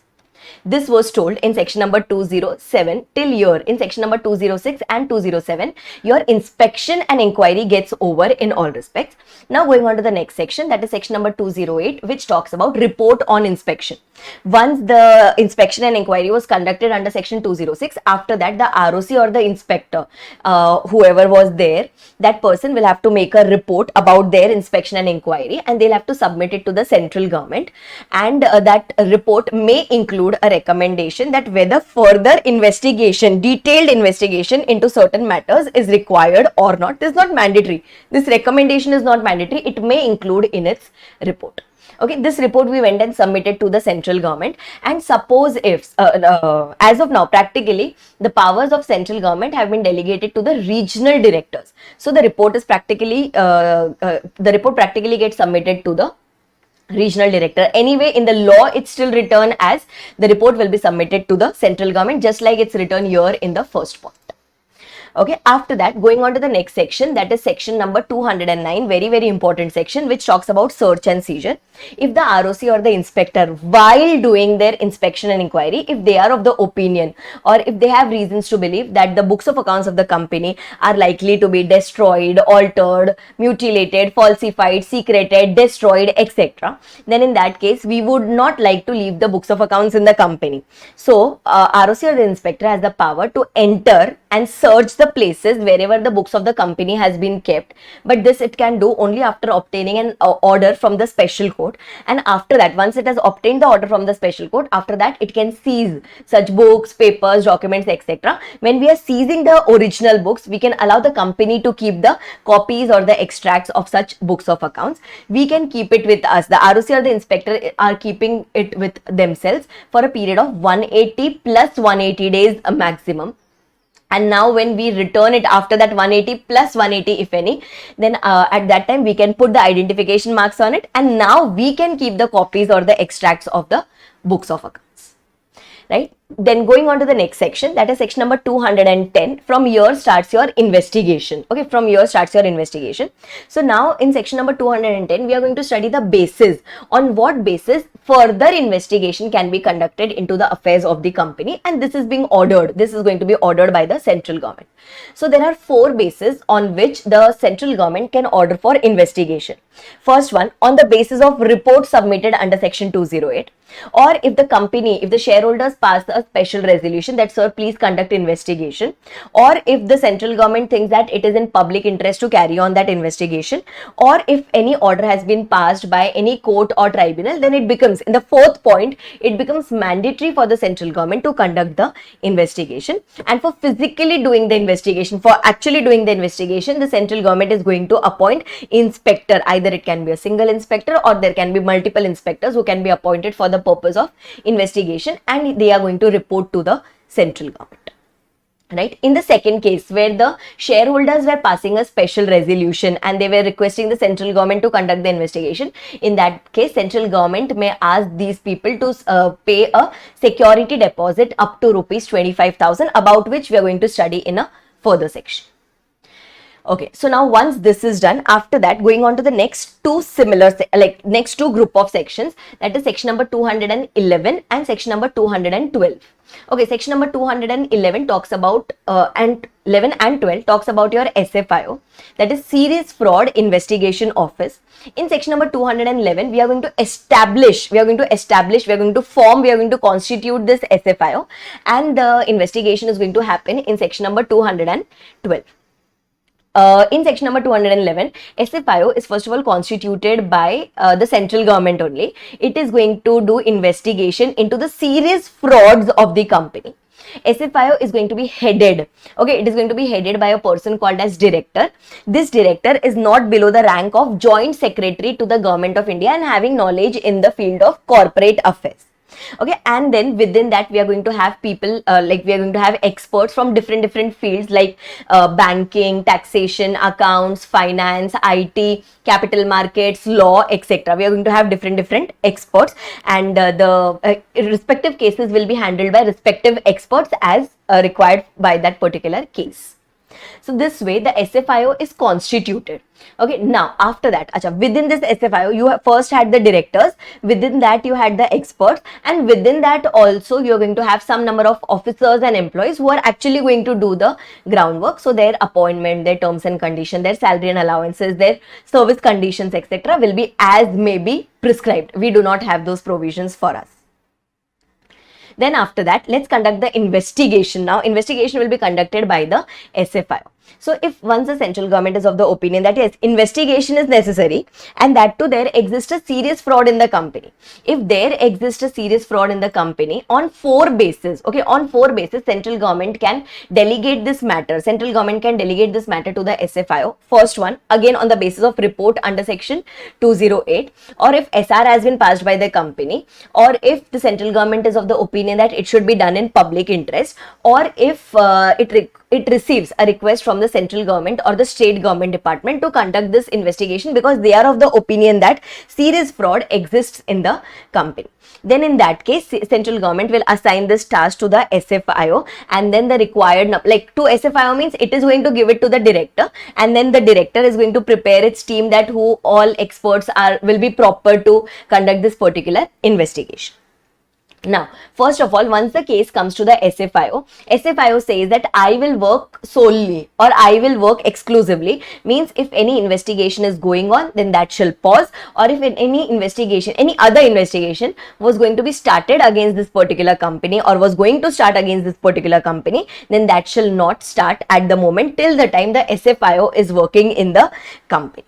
Okay, after that the SFIO is going to conduct its investigation. It is going to submit the report to the central government within whatever is the time period specified. That the people who are working under the SFIO, they are just deemed as inspectors. Okay, they are experts, but ultimately they are deemed as inspectors. So they have got all the powers of inspectors that we will study in section number 217.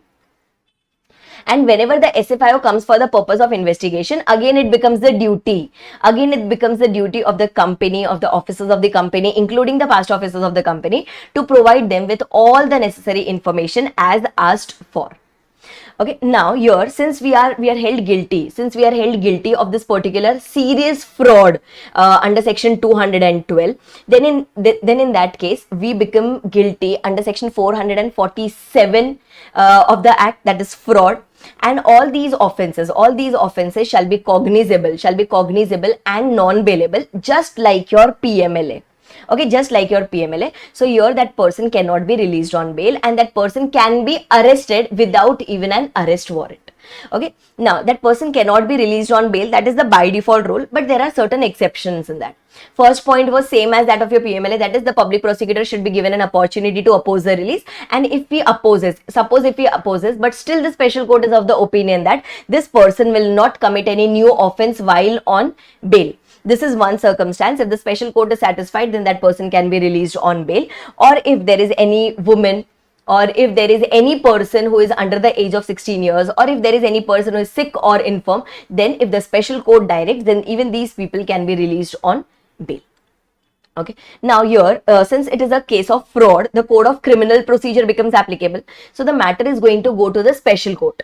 But special court will have to go and give the cognizance to the special court. So who can give the cognizance to the special court? The main head who was working under this particular section, that is the director of the SFIO.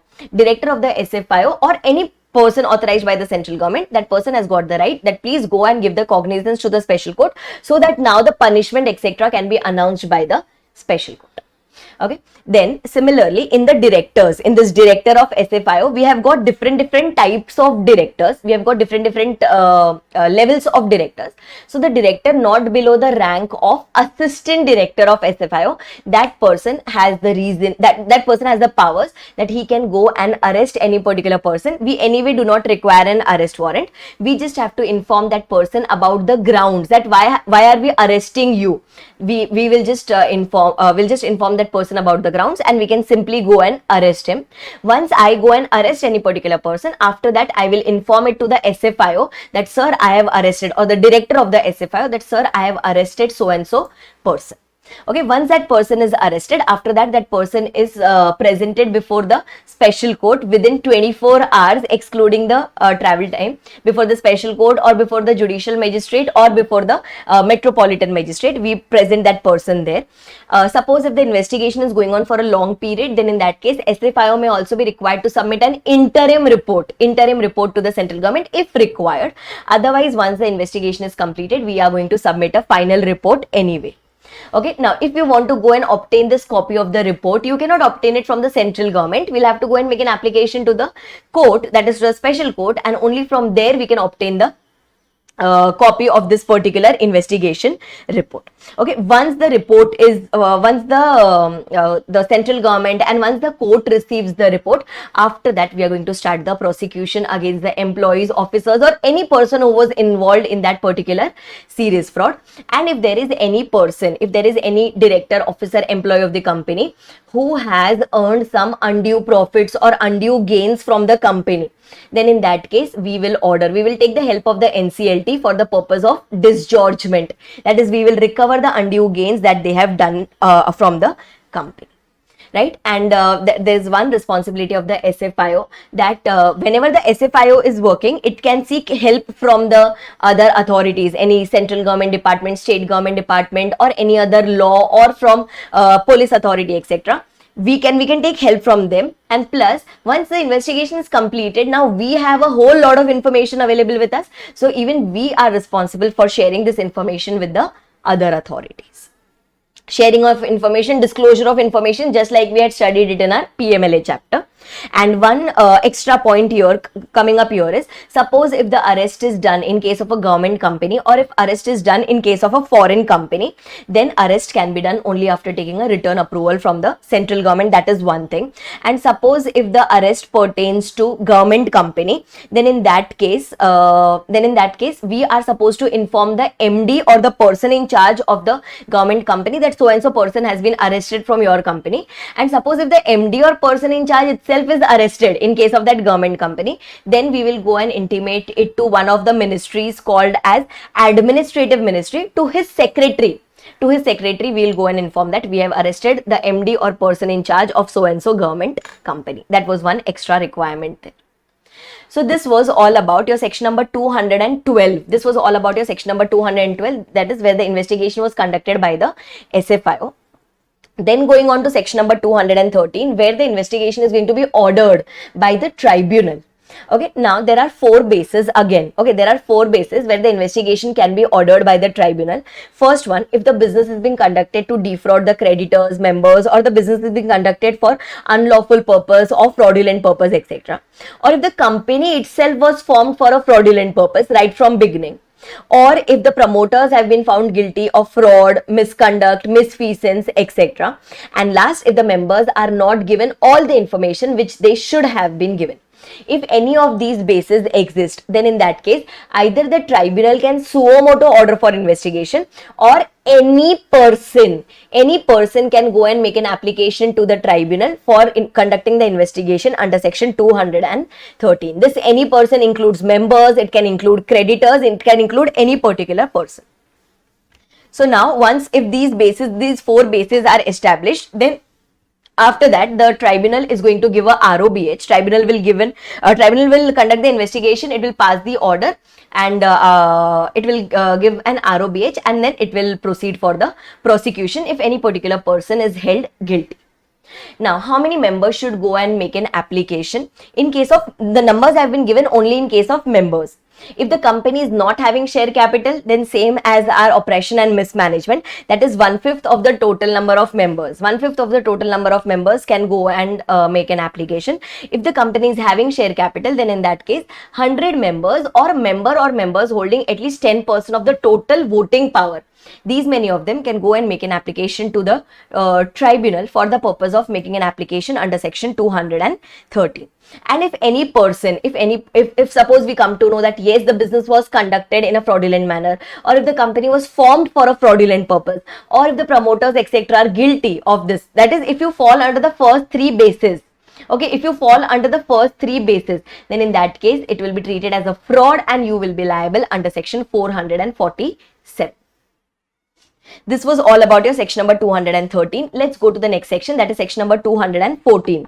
In section number 214, they are telling that there are 2 places. Okay, one was in section number 210 where the SR was passed by the shareholders, and they requested the central government to conduct an investigation, which we had studied in section 210, or if the order has been passed by the tribunal, under section 213.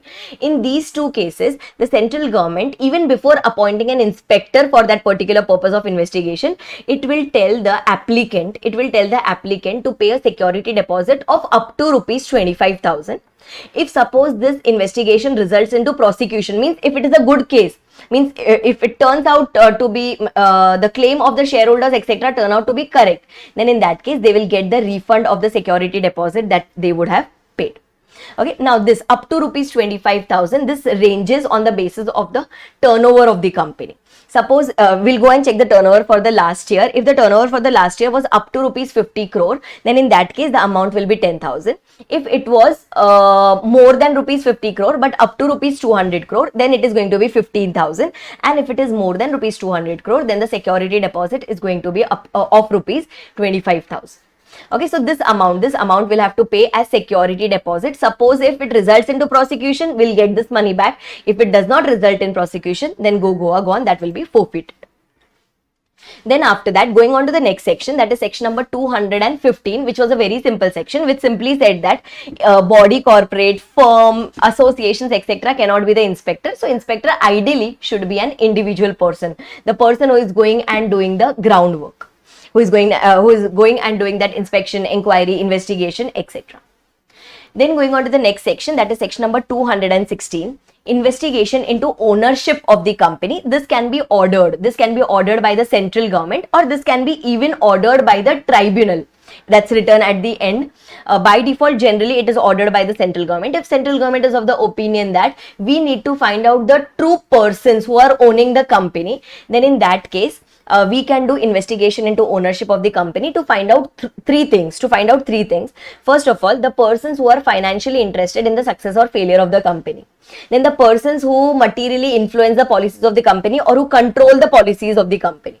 And the last one, we were checking the beneficial owner of the shares of the company, or the people who are having beneficial interest in the shares of the company. So to check about these 3 things, we can do the investigation. That investigation happens under section 216. Okay, so this can be ordered either by the central government, or the tribunal can also direct the central government to conduct the investigation into ownership of the company, and at that time everything, the scope etc. will be decided, and that can even be limited by the central government. This was all about your section number 216. Going on to the next section, that is section number 217, which is a one-time read section.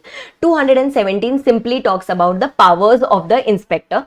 Now, whichever type of inspector is appointed, maybe for the purpose of inspection inquiry, or for the purpose of investigation, or for the purpose of SFIO, or in any of the sections, if there is any inspector that is appointed, if he comes in the company, then it becomes our duty. Okay, it becomes the duty of the company, it becomes the duty of the officers of the company, past officers of the company, employees of the company, agents of the company, etc., to provide the necessary information. To, for first duty is to preserve the documents, then to produce those documents before the inspector, and then to provide all the necessary assistance. That is our duty, we have to do it. Okay, now once they are coming in our particular company for the purpose of inspection, inquiry, investigation, then they can ask for the necessary information. While doing my investigation, they can even go to any other company, my related companies, and they can conduct their investigation, etc. also. But before doing that, the inspector has to take the prior approval. The inspector has to take the prior approval of the central government. And suppose if SFIO was going on in my case, and now it wants to switch on and do the investigation of the other company, then we'll have to, the inspector will have to take the prior approval of the director of the SFIO before it gets into the books of accounts of the related companies of my company.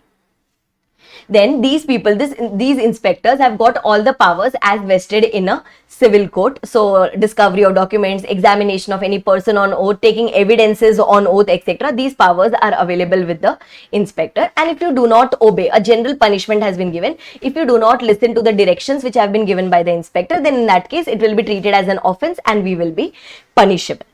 Okay, then whatever, after doing the inspection and inquiry, the inspector has the powers that it can take down the examination notes. It will read it out before me. I will have to sign it that yes, he asked me this and I gave so and so answers. And these examination notes can be used as evidence against me in the court of law. If again I do not listen to certain things which have been instructed by the inspector, then in that case again that will be treated as an offense and I will be liable for some amount of fine. Now, suppose if the inspector is of the opinion that so and so information is not available in India, then in that case we can use the same concept of PMLA, that is sending a letter of request to the other country. Suppose if we are of the opinion that the information is not available here in India, but the information will be available outside India, then through the central government, we can issue a letter of request to the other country and we can seek the information from them. And similarly, vice versa thing can also happen. Suppose if they send us a letter of request, then it becomes our duty to furnish them with the required information within the specified time. These were the powers of the inspector under section 217. Going on to the next section, that is section number 218, which talks about protection of employees during investigation. Now, it can so happen that during investigation, the company would remove its employees, or it can dismiss its employee, or it can punish them, or it can reduce their terms of employment to their disadvantage. Then in that case, they are telling that the law says that the company cannot remove its employees directly. The company will have to first make an application to the tribunal seeking their objections, that whether do you have any objections if we remove so and so employee, and the tribunal is supposed to reply within a period of 30 days. If suppose the tribunal says that okay, it replies within 30 days and it says okay, remove so and so employee, then that particular employee can be removed. That employee can be removed. Suppose if the tribunal says no, you cannot remove, then in that case by default the company cannot remove that employee. Suppose if the tribunal does not reply at all within a period of 30 days, or if it replies late, then that is treated as no reply. If that is treated as no reply, then in that case the company wins. The company wins means the employee can be removed in that case. In the first two cases where the tribunal's reply was received, either yes or no, whoever is the aggrieved person can go and file an appeal before the NCLAT within a period of 30 days from the receipt of the NCLT's order, and the final decision, the decision of the NCLAT is going to be full and final. No appeal in that case is possible. Beyond that is possible. Okay, no appeal beyond that is possible. And in the last case where the tribunal could not reply at all, or where the tribunal did not reply at all, then in that case there is no appeal possible and the company wins in that particular case. Then going on to the next section, that is section number 219. 219 was talking about investigation into the related companies or other persons. In this, we are going and doing the investigation in 4 persons. First of all, we can go to the subsidiary of this company, to the holding company of this company, or to another subsidiary of our holding company, either present or past subsidiaries or holding company. Next, we are going to such a company where we have got a common MD or manager, means any person who is or was a MD or manager in our company is controlling another company as MD or manager. So we can go and do the investigation into such other company also. Next one, we are going and doing the investigation of such a company whose board of directors is required to act as per the directions given by the directors of our company. And the last one, we are going and doing the investigation of the company's MD, manager, employee, be it past person or be it the present person. We can do all these 4 things. Okay, we can do all these 4 things, but only after taking the approval of the central government. Because whenever we want to jump to any other company, from our company, if we want to go and do the investigation of some other company, then always the prior approval of the central government will be required. Otherwise, the inspector cannot act in that behalf. Then going on to the next section, that is section number 220, which talks about the search and seizure. Okay, now here the search and seizure that is happening, that is being conducted by the inspector during investigation. Okay, in 209, the search and seizure that happened, that was during inspection and inquiry. So here, if the inspector is of the opinion that while doing the investigation, if it comes to know that if we leave the original books of accounts in the company, then that can be altered, falsified, destroyed, mutilated, and all those secreted, etc. Then in that case, inspector has the power that it can enter such places, it can search the place where the books of accounts have been kept, and then it can seize the books of accounts after allowing the company to keep the copies of the same. These have to be returned back to the company maximum till the end of the investigation. Means here there is no that 180 plus 180 time period is not available. And once we are returning it back, then in that case we can put the identification mark on it, and we can now keep the copies of the books of accounts or extracts of the books of accounts. So till here the investigation part of the chapter gets over.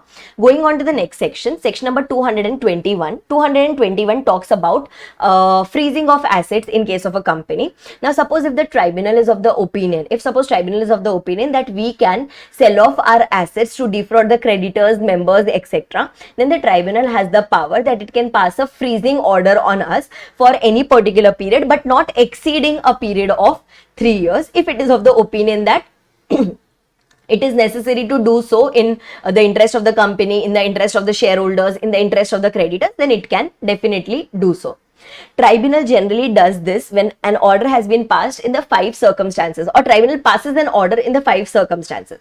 Suppose if central government has told the tribunal to do so, or suppose if tribunal itself conducted certain investigation under section 213, it ordered investigation under section 213, and then it is of the opinion that we should pass the freezing order, or if someone has come and filed a complaint for that oppression and mismanagement under section 244, or if the application has been made by a creditor whose outstanding amount is more than or equal to rupees 1 lakh, or if complaint has been filed by any other person. Means basically, if central government has told, or if tribunal has told, or if some members or creditors have come and made an application, basically that way. So the tribunal can pass a freezing order under section 221, and if we contravene this freezing order, then we will be liable for certain amounts of punishment. Then similarly, going on to the next section, that is section number 222, where the tribunal imposes a restriction upon our securities. Okay, if the tribunal is of the opinion, if suppose tribunal is of the opinion that it needs to find out, okay, you remember we did the investigation under section 216 about the ownership of the company. So after doing that investigation, suppose if we are of the opinion that we need to find out more about the shareholding pattern, about the shares in the company, about the securities in the company, then, and if the tribunal is of the opinion that we cannot find out more information until and unless we put the restriction on the securities, so in that case the tribunal can impose the restriction on the securities for any period, but not exceeding a period of 3 years. Okay, this generally the tribunal does whenever the investigation was done under section 216, or if suppose someone goes and makes a complaint to the tribunal that, sir, you should be checking the securities of the company, then in that case tribunal will exercise its powers under section 222. What all powers does the tribunal have here? it can tell us that if you were going to issue new shares, then just stop for the moment. You cannot transfer any shares. If you transfer any shares, then that will be treated as void. You cannot exercise any voting rights in respect of the shares. No dividend or any capital repayment should happen except in case of liquidation. No new shares is to be issued. No buyback, etc. should be done. No reduction in share capital, etc. can be done. These restrictions can be put up by the tribunal, but for a maximum period of 3 years. And if we still contravene the orders of the tribunal, okay, if we still contravene the orders of the tribunal, then in that case, again, that will lead to an offense and we will be liable for certain punishment. Okay, then after that, going on to the last few sections, that is the miscellaneous provisions, starting with section number 223, which talks about inspector's report. Now, in whichever section the inspector was appointed, the inspector might be required to submit the interim report to the central government if required, and if not required, then once the inspection, inquiry, investigation gets completed, then in that case, the inspector is going to submit the final report. This report has to be in writing. If the members, creditors, or any affected person, if they want the copy of the report, then we can go and make an application to the central government and we can obtain the copy of the report. But the section is inapplicable to SFIO because we already know that in case of SFIO, if we require the copy of the report, then we'll have to go and make an application to the special court and then only we can take the copy. Okay, this report, the report of the inspector, has to be properly authenticated with the seal of the company. If suppose seal is not possible, then in that case it has to be certified by the public officer, just like we discussed about the gazetted officer. And this report, the inspector's report, can be used as evidence against us in any particular court of law, in any legal proceedings. That was told in section number 223 about the inspector's report. Now, once the inspector's report goes to the central government or to the special court, in that case, now we start taking action. Okay, now we start taking action against the defaulting persons. Basically, 5 actions can be taken. First of all, prosecution will be instituted. Means now punishment will be imposed on that particular person. That is one thing. Second thing is, 2 options are possible. Either you solve it as if it is a case of oppression and mismanagement, means you provide the relief from oppression and mismanagement, or if nothing works, then in that case we are going to do the winding up of that particular company. Okay, next one is we are going to recover the damages and compensation from the person because of whom we suffered this losses. Maybe the shareholders, creditors, or other people would have suffered some amount of damages and compensation. So we will recover it from the defaulting person. Then after that, the cost of the investigation, which was initially borne by the central government or by form of that security deposit, that will be recovered from the persons who have been held guilty. And the last one, if suppose if any officers of the company have involved themselves into earning any undue advantage or undue gains, undue profits, then now we are going to take the help of tribunal and we are going to do the disgorgement of such gains. These are the 5 actions that we are taking on the basis of the inspector's report, because now the case has totally got over. Then going on to the next section, that is section number 225, about which we have already discussed, that whenever the investigation expenses were borne by way of that security deposit under section 214, that was initial thing. Now suppose if that investigation had led into prosecution, then now we are going to get it reimbursed. Now we are going to get it reimbursed from the people who are held guilty, who are prosecuted, who are liable to pay the damages. We are going to get it recovered from those people. This was there in section number 225. Now going on to section number 226, where they say that suppose if investigation proceedings are going on against a particular company and some shareholders, maybe they come and, or the company, they come and make an application for voluntary winding up, or if they file a petition for winding up before the tribunal, voluntary winding up under IBC or normal winding up under the Companies Act, or if some group of shareholders come and make an application for oppression and mismanagement, then even though they want to run away from this investigation proceedings, then to voluntary winding up, oppression, mismanagement, these processes cannot stop. These processes cannot stop the investigation proceedings. Means the winding up order is going to be effective only on the basis of the conclusion of the investigation. So the company cannot run away. The company cannot run away from the investigation proceedings, meaning that investigation proceedings are going to override the liquidation proceedings. Then after that, going to the next section, that is section number 227, which talks about obligations of the legal advisors and the bankers to share information with the authorities. So the Companies Act says that legal advisors are not bound to provide any information to the ROC, inspector, central government or any particular authority except the name and address of their client. And when we go to the bankers, if suppose these authorities go to the bankers to seek some information about the person on whom investigation is going on, then in that case the bankers also can provide the information only about this particular person and not about any other person or not about any other body corporates. That is the restriction that has been put on the legal advisors and the banking companies by the Companies Act, section number 227. Then going on to the next section, that is section number 228, which was talking about inspection, inquiry and investigation in case of foreign companies. So whatever we have studied in the entire chapter, right from 209 to section number 229, each and every provision becomes applicable to the extent possible, obviously, to the extent possible, each and every section becomes applicable to the foreign companies also. And last, section number 229, which says that whenever the inspector, ROC, central government, etc., whenever they called for any information from you, and if you submitted false information knowingly, if you submitted false statements, or if you provided some information which you knew that this is wrong, then in that case, that will be treated as a fraud. And if that is treated as a fraud, then we will be liable under section 447 of the Act. And this was all about the provisions of inspection, inquiry and investigation. I hope you are very, very clear with that. Okay, so then let's start with the new chapter, miscellaneous provisions. The name is miscellaneous, but the chapter is not a miscellaneous chapter, okay? It has got too many topics, too many concepts to be included therein, and the chapter is divided. We have divided the chapter into those many parts. Okay, so we have divided the chapter into 6 parts, as you can see. I'll just show it to you. See, yes, here it is. In miscellaneous provisions, these 6 parts are there. Government companies, penalties, punishment, dormant company, nidhi company, registered valuer, and removal of name of the companies from the register of companies. This way, in this particular way, we have divided the chapter into 6 parts. Okay, and even when you are studying, okay, whenever you are also studying, at that time, make sure that you also divide the chapter into 6 parts. If you do all of it together, then it becomes a very lengthy chapter. So it's better if you divide the chapter into these 6 parts and then you study.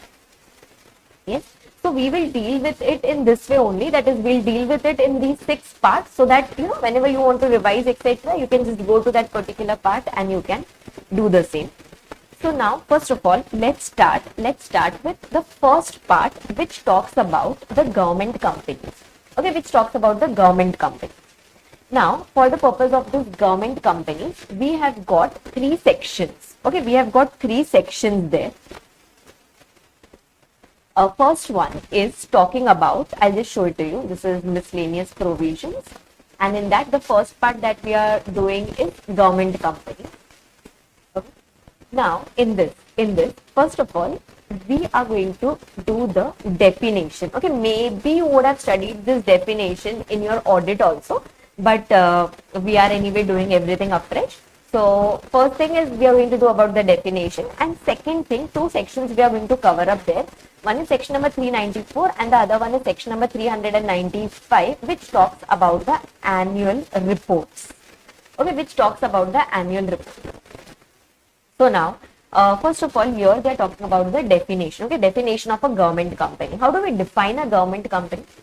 Before that also, let me tell you one more thing. Okay, let me tell you one more thing. What we are studying about the government companies is just this much. Okay, we are just studying this much, but in the provisions, actually in the Companies Act, there are many more things pertaining to the government company. Okay, but your ICAI has restricted our syllabus to only these 3 sections, right? First of all, let's try to understand the meaning of the term. Okay, first let's try to understand the meaning of the term called as government company and how do we define a government company. Chalo, everyone, fast. Just try to recollect, okay? Since this is a definition, we have to go word by word. Okay, that is very, very important. Can I say, first of all, in your language, government company will be such a company in which maximum share capital, okay, maximum share capital will be held by whom? maximum share capital will be held by the governments. Okay, governments means central government, state government, etc. Okay, so now just try to understand the wordings here. Okay, any company in which at least 51%, or we can say not less than, okay, not less than 51% of the paid up share capital. I did not use the word paid up equity capital. I use the word paid up share capital, means equity and preference both is included. So at least 51% of the paid up share capital is held by central government, or it is held by state government, or it is held jointly by both. Okay, central government, state government, or jointly by both. All of these people together, either individually or together, they are holding how much percent? They are holding 51%, 51% of the capital in that particular company. Then such a particular company, okay, such a particular company will be treated, okay, that company will be called as a government company. Okay, that company will be called as what? That company will be called as a government company. Similarly, any company which is a subsidiary of a government company, the one which we have already studied. Okay, any company which is a subsidiary of the government company, even that company will be deemed to be a government company. I use the word that company will be deemed to be a government company. Okay, even though in that company government does not have this much of holding, then too such a company will be deemed to be a government company. Very clear with this? Yes. And then there was one explanation which was inserted some time back in this particular definition, that was for the purpose of this clause, that is section 2 clause 45. Okay, section 2 clause 45, just like we did it for the foreign companies, remember section 2 clause 42. So similarly section 2 clause 45, for the purpose of this clause, the paid up share capital, okay, shall be construed as total voting power where shares with differential voting rights have been issued. Suppose if there is a company which has issued shares to its equity shareholders and every share has got different voting rights, then in that case, instead of the paid up share capital, we are going to take 51% of the total voting power. Okay, but that is applicable when? That is applicable only when the voting powers attached to every particular share is different. Otherwise, you simply have to take 51% of the paid up share capital. Okay, I hope I am very clear till here. This was the basic thing. Okay, this was, I think maybe you would have studied this while doing the government audits, etc. also, government company audits, etc. also. But yes, this is the definition. This is the definition of your government company. Okay, I hope you are very clear with this. Yes, this was the basic definition given of a government company.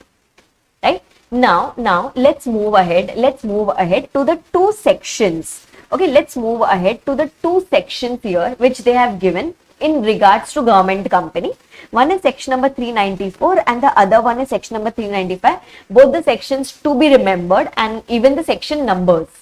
Okay, section means the content, so obviously you have to remember, but even the section number you have to remember. Yeah.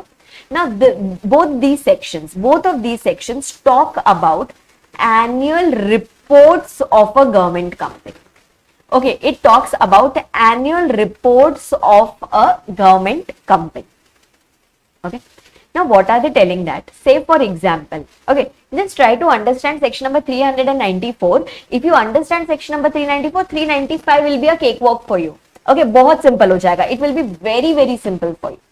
Okay. Now, say for example, if central government, I'll use another ink here so that you'll be able to distinguish.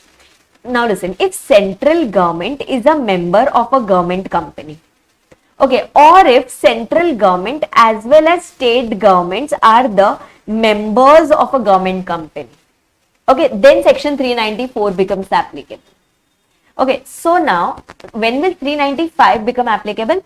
Only when state government or state governments are the member of the government company. Okay, so here either central government or jointly by both, and here only where state government is a member. In such case, it will be treated. Okay, in such case, section 395 will become applicable. So what are they supposed to do? Now listen, central government can alone be a member in the government company, or jointly they can be a member in the government company, etc. So they are supposed to prepare a report on the working of the government company, means how the government company is operating, how the government company is functioning, etc. On that particular thing, they have to prepare a report. Okay, now listen, just try to understand one thing. Preparation work here in section 394 will be done by the central government. Okay, preparation work where CG is a member or when both of them are the member, making of that report, that work will be done by the central government.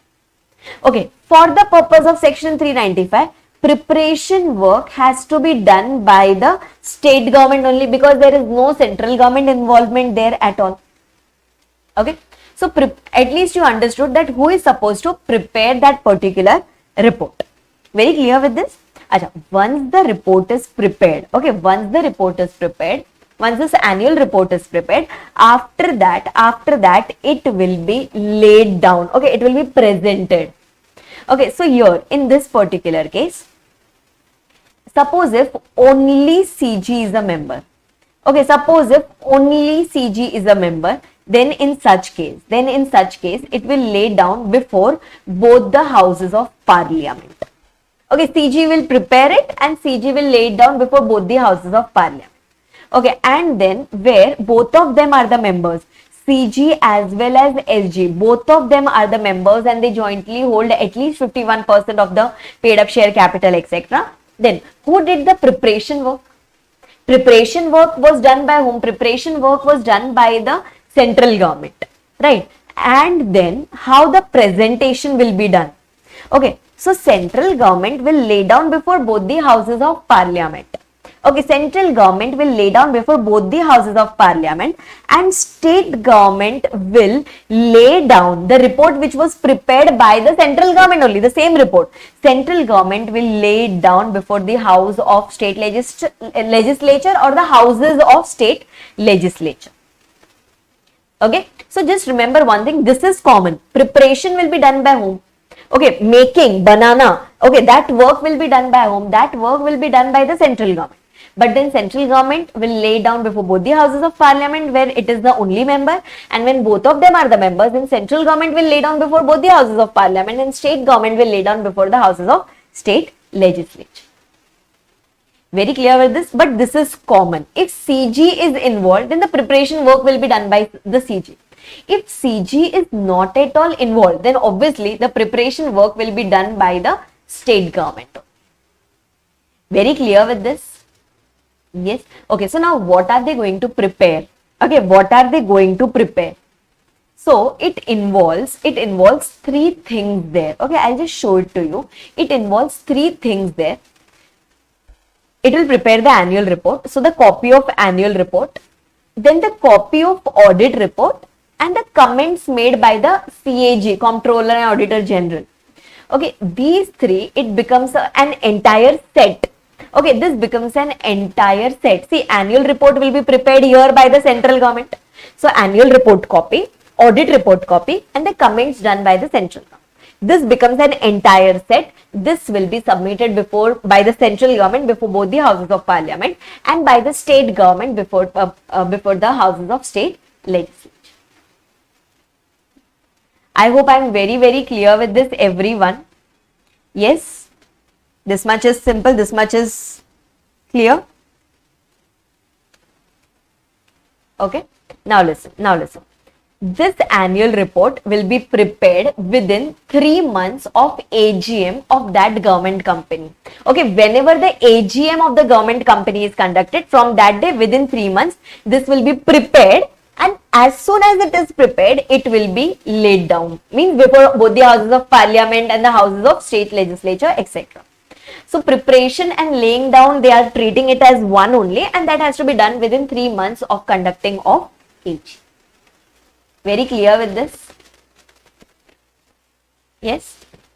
Okay, fine. So this is what this is talking about. This is talking about annual reports of a government company where CG is a member of that government company, either singly or jointly with the state government. Very clear with this? Okay. ठीक है. So this was your section number 394. Now can we frame section number 395? I hope now we can at least frame section number 395. So where CG is not a member. Okay, CG, there is no involvement of CG as you can see here. Okay, so either a single state government or multiple state governments are a member of a government company.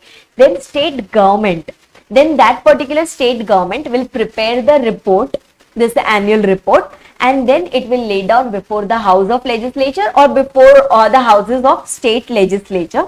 Again, same three things it will lay down. Okay, what three things? One is the copy of annual report.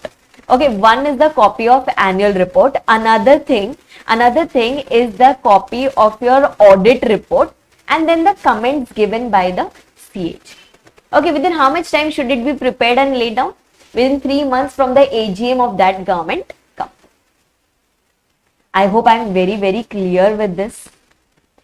Yes, so where CG is involved, preparation work will be done by the CG and laying down work will be done respectively. And when CG is not at all involved, then in that case, preparation thing will be done by the state government and laying down thing will also be done by the state government. Okay, this is your section number 394 and 395. This is just a compliance. Okay, this is just a compliance in case of a government company. See, audit report is prepared by the CAG, comments is given by the CAG, everything happens. Okay, that is okay, everything happens. But then also one more compliance comes into picture, that is preparation of the annual report. I hope I am very, very clear with this, everyone. Yes. And then these two sections, 394, 395, these will apply to the government company, every government company, okay? Either it is a running government company or a government company which is undergoing liquidation. Okay, even if it is undergoing liquidation, till now it is not shut down. So it will be applicable to such a government company as well. Very clear with this? Yes. So this is your section number 394 and section number 390. Yes, very simple section. Yes, very simple section. Like you can easily, correspond both the sections together and you can try to frame the provisions. Yes, so I hope you are very, very clear. Definition was one section. Okay, then these two sections, 394 and 395, extra compliance in case of government. Yes. Okay. So 394, 395 and section 2 clause 45 is totally done till here, and with this we are completed. We are totally done with the government company wala part. Okay, government company wala part. 6 parts were there in the chapter, right? Out of that, one part. Okay, one part is altogether done. Yes. Let's start with the second part. Okay, that is talking about the punishments that we have got in this particular chapter. Okay, the provisions relating to punishments that we have got in this particular chapter. Okay, only two sections are there. Only two sections. One is section number 447 and the other one is section number 450. Okay, 447 and 450. Both the sections are simple and both the sections are important as well. Okay, especially 447, because 447 reference we have seen at many places, and the section is also really, really important from law point of view as well as from audit point of view. Yes. Okay. So now just try to understand, everyone here. I am taking up section number 447 first. Okay, 450 is a miscellaneous section. 447 we'll just take up first. 447 talks about punishment for fraud. Okay, it talks about punishment for fraud. Ma'am, means what? Okay, punishment for fraud means if any particular person is convicted, okay, he has been held guilty of a particular fraud, of any particular fraud, and if that section redirects you to section number 447, then this punishment is going to be applicable. Okay, one example which I can give you is the chapters. In the previous chapter, we had done about this inspection, inquiry and investigation. In that, the last section, section number 229, said that if you are purposely providing any false information, any false documents, etc., etc., etc., and you know that it is false, then you will be liable for fraud under section 447. We had done something like that. So 229 is redirecting us to section number 447. So at that time, this particular section is going to be applicable, right? So now what are we supposed to see? Okay, first what are we supposed to find out? We should find out that how much is the amount involved in the fraud. Okay, how much is the amount involved in the fraud? That is the first thing that we should be finding it out. Okay, now suppose if the amount involved in the fraud, okay, if the amount involved in the fraud is at least, means it is more than or equal to 10 lakh or 1% of the turnover of that particular company, out of these two, whichever is lower. Okay, you would be having the turnover of the company, take 1% of that or 10 lakhs, out of these two, take whichever is lower. If this much is the amount, if at least this much amount was involved in the fraud, means you have done a big fraud. Okay, means you have done what? Means you have done a big fraud. Okay, example, turnover of the company is, say for example, 1 crore rupees. Okay, for example, turnover of the company is 1 crore. So 1% of 1 crore is going to give me 1 lakh rupee. So 10 lakh or 1 lakh, whichever is lower. So 10 lakh or 1 lakh, whichever is lower, comes to 1 lakh. Okay, now check how much is the amount involved in the fraud. Suppose if the amount involved in the fraud is 5 lakh rupees. Means can I say you have crossed the threshold, you have at least touched the threshold of 1 lakh rupee? Means you have done a big fraud. Okay, means you have done a big fraud. Now say for example, if you have done a big fraud, okay, then in that case, what is the punishment applicable on you? The punishment applicable on you is imprisonment and fine. Okay, if I am using the word imprisonment and fine, by this time you already know that imprisonment and fine means it is non-compoundable, because imprisonment is mandatorily going to happen there. So imprisonment of minimum period of 6 months and which can go up to 10 years. Okay, which can go up to 10 years. That is one thing. Okay, and fine is minimum, the amount which was involved in the fraud. In our case, I had given you the example of 5 lakhs. So amount involved in the fraud which can go up to 3 times the amount involved in the fraud. So there is a range. Okay, there is a range. And since this is a punishment, this will be determined by the special court. Right? The case will be taken up by the special court. Did you understand this? Yes. And one small addition that they do here is, if suppose the fraud which is involved here, if it involves public interest. Okay, if the fraud involves public interest, means because of this particular fraud, the public interest has been affected. If the public interest has been affected, then in that case, I'll write it with another ring. The minimum period of imprisonment, instead of 6 months, it is going to be 3 years. So in that case, everything else will remain the same, just that imprisonment will range between 3 years to 10 years and fine will range between amount involved in the fraud up to 3 times the amount involved in the fraud, only if public interest is involved. Did you get this, everyone? Yes. So first of all, this is your limit. Okay, first of all, this is your limit. Check whether your fraud has touched this limit. If yes, means you have done a big fraud. Okay, if yes, then you have done a big fraud. And if you have done a big fraud, then this is the punishment that will be applicable on you. Okay, ma'am, what if we have done a small fraud? That is, the amount of fraud that we have done is less than this particular limit. Then what? Then in that case, okay, so what are they telling? If the amount involved in fraud is lesser than limit. Ma'am, what is the limit? You only tell me. Is lesser than limit means what? Lesser than 10 lakh or 1% of the turnover of the company, whichever is lower. Okay, if the amount involved in fraud is lesser than this, and plus there is no public interest that is involved. Okay, there is no public interest that is involved. Okay, then in that case, both the conditions must be fulfilled. Okay, means I have done a small fraud and public has not got affected because of that, then in that case you will be punishable with imprisonment, which can go up to 5 years, means 0 to 5 years, or fine will be up to rupees 50 lakhs. Okay, fine will be up to rupees 50 lakhs or both. So now tell me, is it compoundable or is it non-compoundable?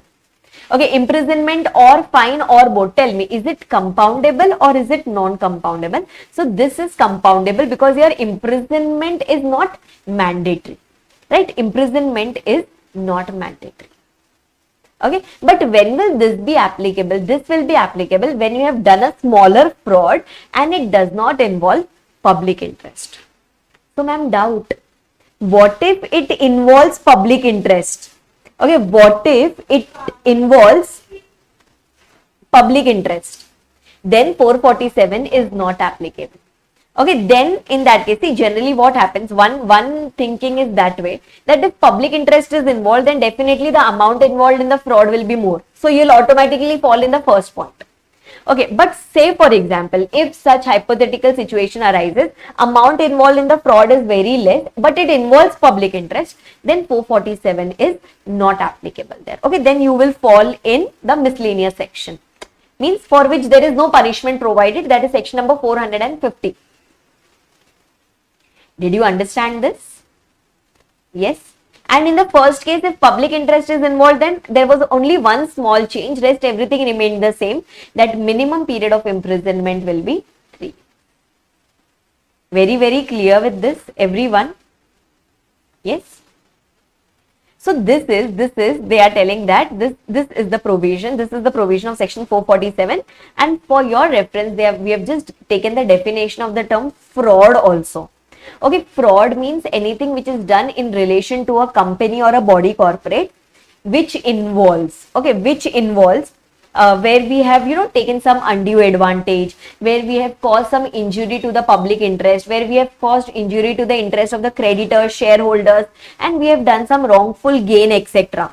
If such a situation arises, then we can say that yes, a fraud has been committed. Okay, so you can just read, just read this definition once, but what is more important here is what is the punishment. Okay, what is the punishment for fraud under section 447? Very clear with this? Yes, so this is the definition of fraud for the purpose of section number 447. I hope I am very, very clear with this. Yes. So these are the two. First one is when we have done a bigger fraud. Okay, and second one when we have done a smaller fraud. Okay, bigger than what or smaller than what? Bigger than the limit or smaller than the limit. Okay, then in that case, the respective punishment is going to be applicable. Very clear with this? Yes. Okay. So this was all about your section number 447. Okay, this was all about your section number 447. And now going on to the next section, that is section number 450. Okay, section number 450. This is a section where there is no specific, okay, for which there is no penalty or no punishment provided. Okay, this is something for which this section will be applicable when there is no penalty or punishment is provided. Okay, so suppose if there is any particular company or if there is any officer of the company, etc., and if these people have done some any type of contravention for which there is no penalty or punishment that is provided in the act, then in that case we need a miscellaneous section, penalty, punishment coming up there. So that will be section number 450. So in such case, that person will be liable for a penalty. Okay, such a case, that person will be liable for a penalty flat. Okay, flat rupees 10,000. And if it continues further, means even after giving warning, etc., if it continues further, then in that case, there will be a further penalty. Okay, there will be a further penalty for rupees 1,000 per day. Okay, further penalty of rupees 1000 per day for which the contravention continues, but there is a cap. Okay, there is the overall cap. Okay, there will be an overall cap on the company. There will be a cap of maximum rupees 2 lakh under section 450. Finally, maximum on the company you can levy up to rupees 2 lakh, and on the defaulting person or the defaulting officer in charge, etc., there will be a maximum amount of rupees 50,000. Means even after considering this, it cannot overall go above these limits. Okay, but this is miscellaneous. Means if there is any such default done for which there is no penalty also provided, on for which there is no punishment also provided in the entire company law. Okay, in the entire company law, then in that case, this particular section is going to be applicable. Okay, just like I gave you the example of 447. Suppose if we have done a smaller fraud.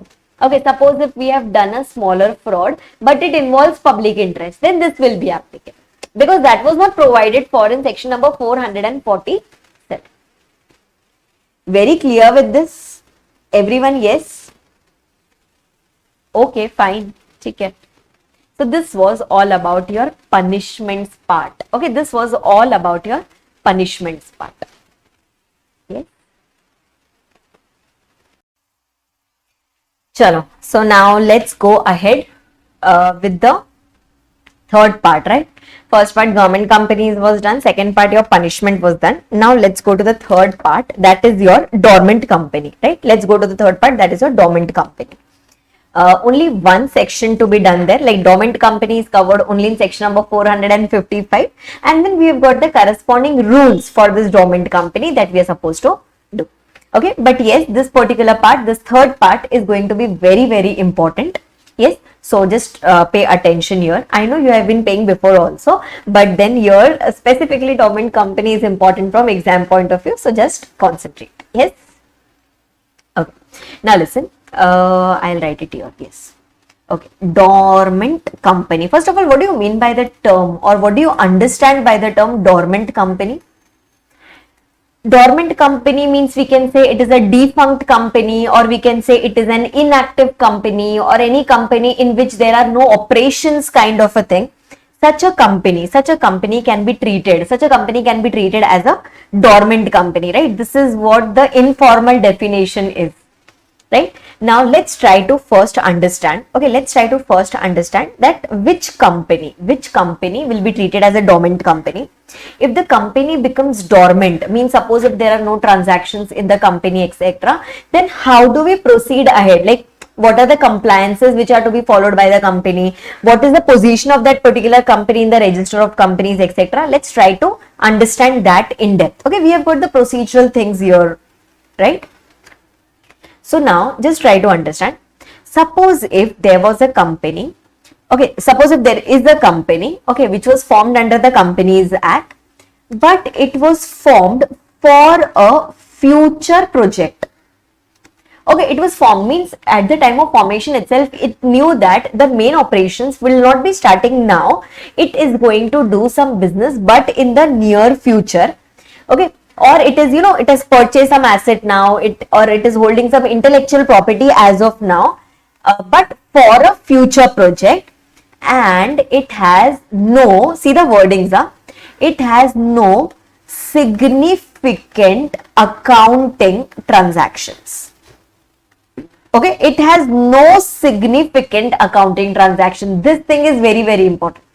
Means the company is into existence. Okay, the company is into existence, but the company is going to do some business in the near future, and as of now there are no significant transactions that are happening in the company. So this is one such case where the company can be treated as a dormant company. Okay, this is one such case where we can go and make an application to the ROC that, sir, please give us the tag of a dormant company. Okay, or alternatively, if the company is an inactive company. Okay, the company is an inactive company. Ma'am, what do you mean by the term inactive company? It's a very general term. Okay, inactive company is a very general term. What do you mean by this? So, inactive company, we can say there will be 3 pointers in that. Okay, everyone here. any company which is not carrying on any business or operation.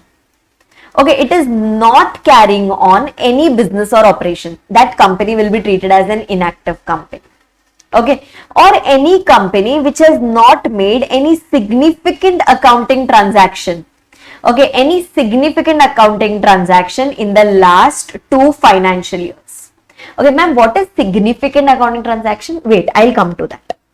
Okay, or any particular company which has not filed its FS and the annual returns, financial statements under section 137 with the ROC and annual return under section 92 with the ROC during the last 2 financial years. Okay, if any one of the circumstances also arises, then the company will be treated as what? Then the company will be treated as inactive company. Okay, the company will be treated as an inactive company. Very clear with this? So, if the company was formed for a future project and no transactions are happening at all. Okay, no transactions are happening at all. That is one case. Another case is if the company, as of now, the company is an inactive company. Okay, means there could be a possibility that in this second case, the company was active for some number of years and now at present there are no business transaction, or during the last 2 years there were no transaction, or for the last 2 years it has not done the filings with the ROC, etc. Okay, so here we have not yet started at all, and in this case we had started, but as of now we are inactive company. So in these 2 cases, okay, in these 2 cases, the company will be treated to be a dormant company. Yes? Very clear with this? Yes? Now listen. Before we go ahead, just let's try to understand the meaning of the term significant accounting transaction. See, if there are significant accounting transactions, the company is not a dormant company. But if the company is not a significant accounting, is not doing significant accounting transaction, then in that case, it can be treated as a dormant company. Now, what do you mean by significant accounting transaction? At least we understand. Okay, significant means something important. Okay, something important, and that too relating to business operations. Okay, that too relating to business operations. Okay, let me just give you an example. Say for example, I tell you, company did some sale purchase transactions. Is it a significant accounting transaction or not a significant accounting transaction? So yes, that becomes a significant accounting transaction. Okay, suppose if I tell you, company paid statutory fees to the ROC.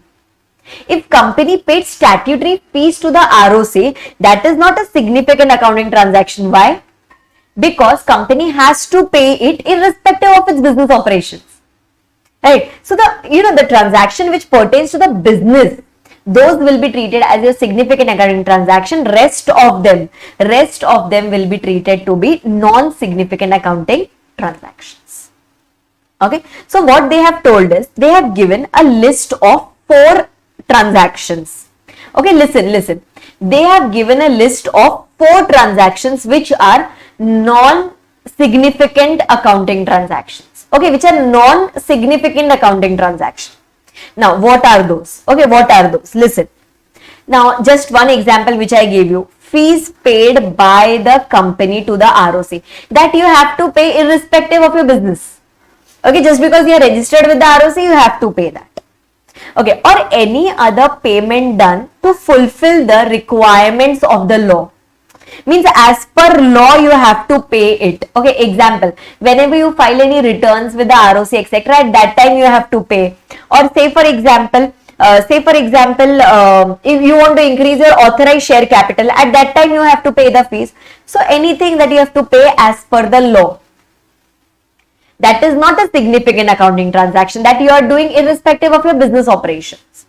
Okay, then after that, allotment of shares.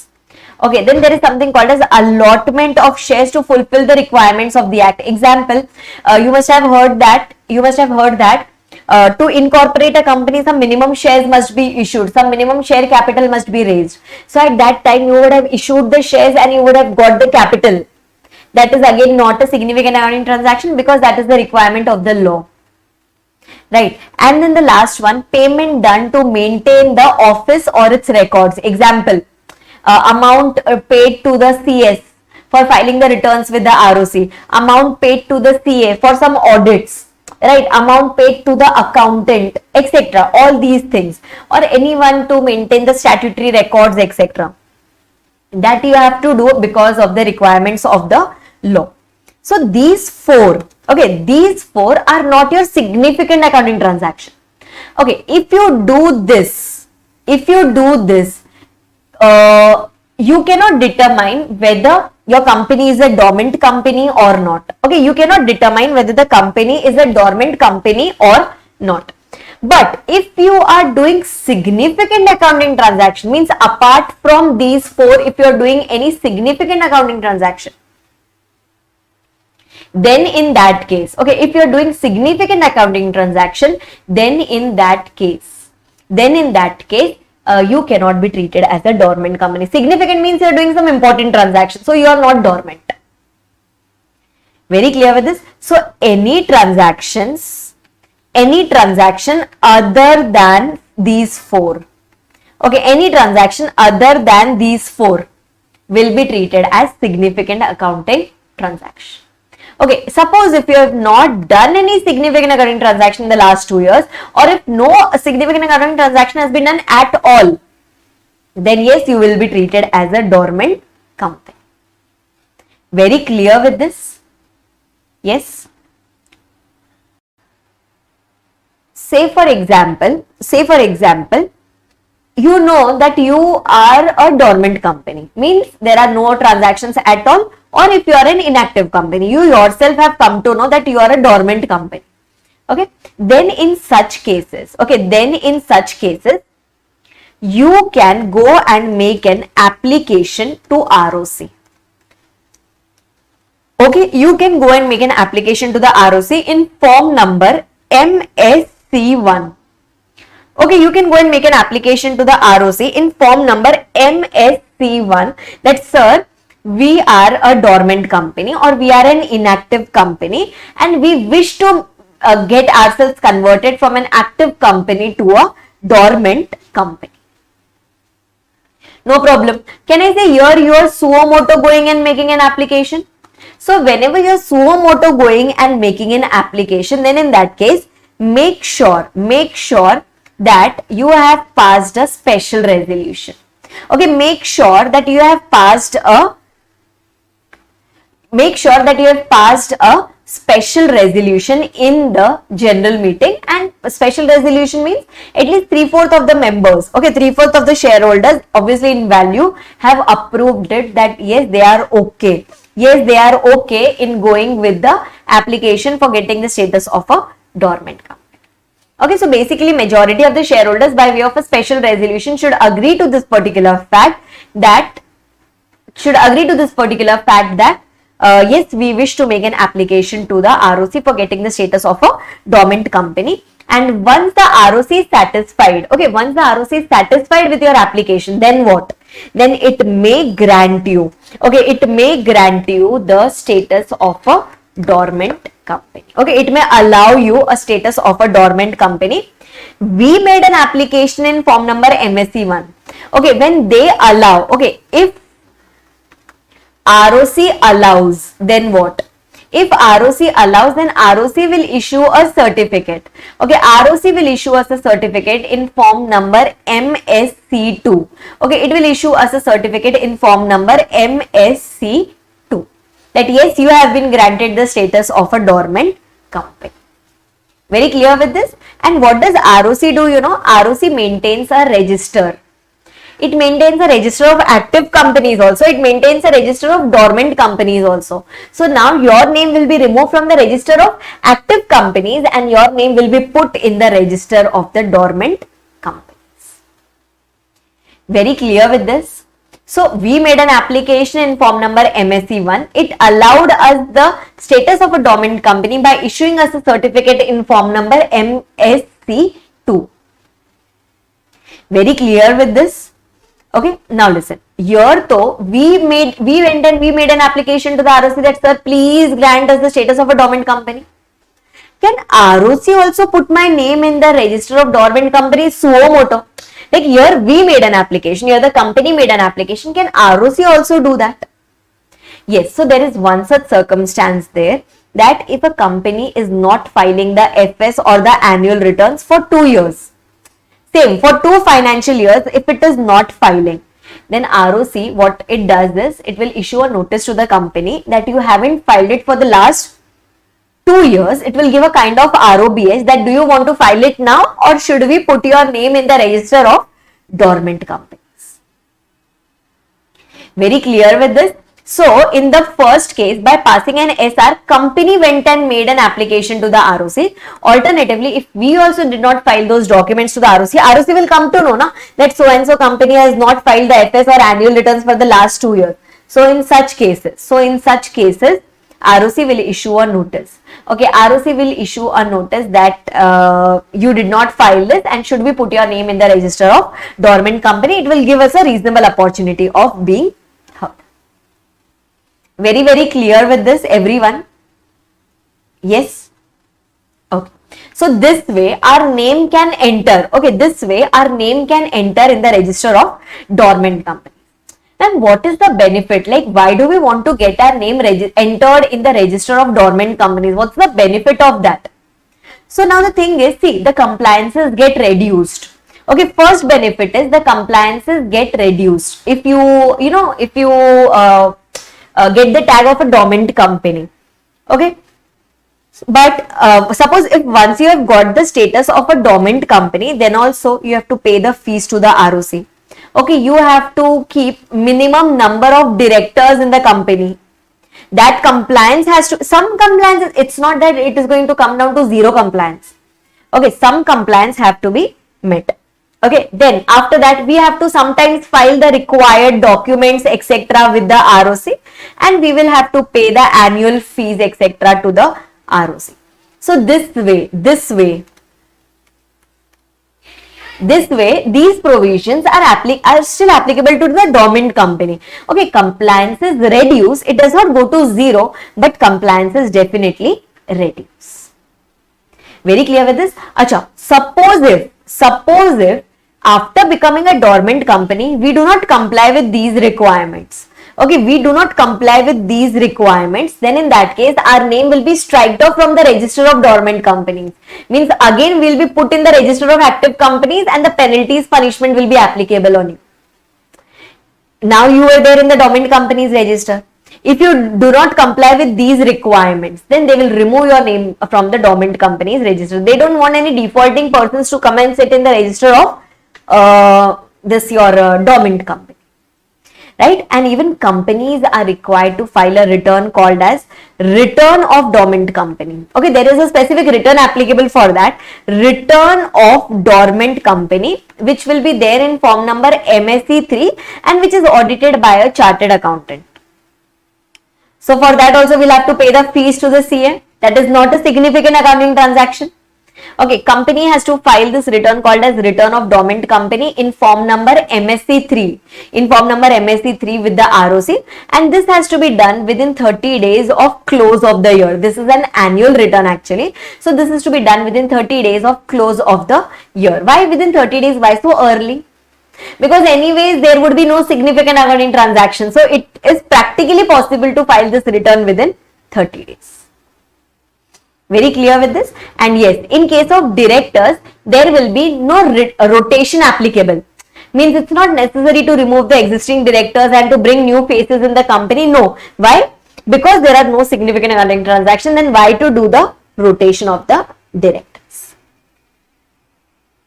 Very clear with this? Did you understand this? So dormant company is also required to fulfill certain compliances. No doubt in that. Okay, dormant company is also required to fulfill certain compliances after being a dormant company, but yes, not that much as is applicable to an active company. Okay, at least not that much which is applicable to an active company. And yes, one special requirement is there. It has to file a return. Okay, it has to file a return called as return of dormant company within 30 days of close of the year, and that goes in form number MSC 3. For what purpose was MSC 1 used? MSc 1 was used for company suo motu going and making an application to ROC for putting the name in register of dormant companies. And MSc 2, what happened in MSc 2? In MSc 2, we got a certificate from the ROC that yes, your name has been put in the register of dormant companies. Okay, so till now you were an active company. Now you got yourself, registered as a dormant company. Now say for example, now can I say I am a dormant company at the moment? If I am a dormant company, then I may become an active company. Suppose if I want to start the business transaction, suppose if I want to start the business operations, etc., then in that case, I can again get back to the original status of an active company by going and making an application to the ROC. Again, I will go and make an application to the ROC in form number, next one, form number MSc 4, I can go and make an application to the ROC. Okay, plus I will file the required documents to prove this particular fact, that yes, see, we are going to start so and so business transaction, and plus we'll have to pay the required fees, etc., whatever is there. And one very important thing that we have to submit here is, we have to submit MSc 3 for the remaining period. Like MSc 3 was the return of the dormant company which was filed on annual basis. But now what if I want to get myself converted into a dormant company during middle of this year? Then for that much period, say for example, I want to get converted into active company with effect from 1st October, say for example. Then for the first 6 months, that is from 1st April to 30th September, I have to submit this form number MSc 3. I would have already submitted for the last year. Okay, but this year 6 months is pending, right? So we will submit it in form number MSc 3. Very clear with this? Hey, did you understand this? Yes, so this is the requirement of getting yourself converted from a dormant company to an active company. Okay, we'll go and make an application to the ROC in form number MSc 4. We'll take the supporting documents, we'll take the fees, and plus extra thing, very important thing is, we'll submit that return of dormant company for the period from 1st April of this particular year till the date we became an active company. Right? And after that, once the application is submitted to the ROC will check whether your application is correct or not, whether you should be granted the status of a dormant company, of an active company or not. After checking all those things, ROC will grant you the status of an active company, which is going to be in form number MSc 5. Okay, everything is coming in sequence, so that is going to be issued in form number MSc 5. I hope I am very, very clear till here. So this was the journey from being an active company to a dormant company to again becoming an active company. Very, very clear with this, everyone? Okay, so now let's go to the last part. Okay, let's go to the last part, a very general part which is coming up here, everyone here. I'll show it to you.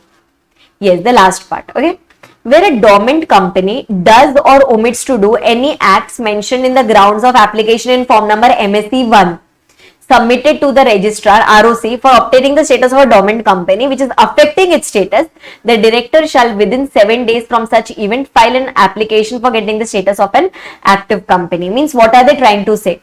That one, say for example, you made an application in form number MSc 1 that you want to get the status of a dormant company, and now say for example you want to start the business. Okay, you want to get into an active business. So as soon as you do the first business transaction, from that day within a period of 7 days, the director should go and make an application that we want to get ourselves converted into an active company. So responsibility vests on whom? Responsibility vests on the directors of the company as soon as that event takes place. Okay, as soon as that event takes place, which is, which shows that you are an active company, then from that day within a period of 7 days, you should apply for getting the status of an active company. Very clear with this? And then the last part which is coming in continuation is when the ROC has reasonable cause to believe that any dormant company has been functioning means actually it has taken the status of a dormant company, but actually it is an active company, then in that case ROC. Okay, ROC may initiate the inquiry inspection under section 206, the first section of that chapter, and after giving reasonable opportunity of being heard, if it comes to know that it is active, then in that case the company will be treated as an active company and its name will be removed from the dormant company. So if ROC has any doubt on me, okay, if ROC has any doubt on me that I have shown myself as if I am a dormant company but actually I am functioning, then after doing inspection inquiry, it can change my status suo moto also. Okay, it can change my status suo moto also. Very clear with this? Acha, for how long can you remain as a dormant company? For how long? For lifetime can I remain as a dormant company? No, then what was the point in forming the company, right?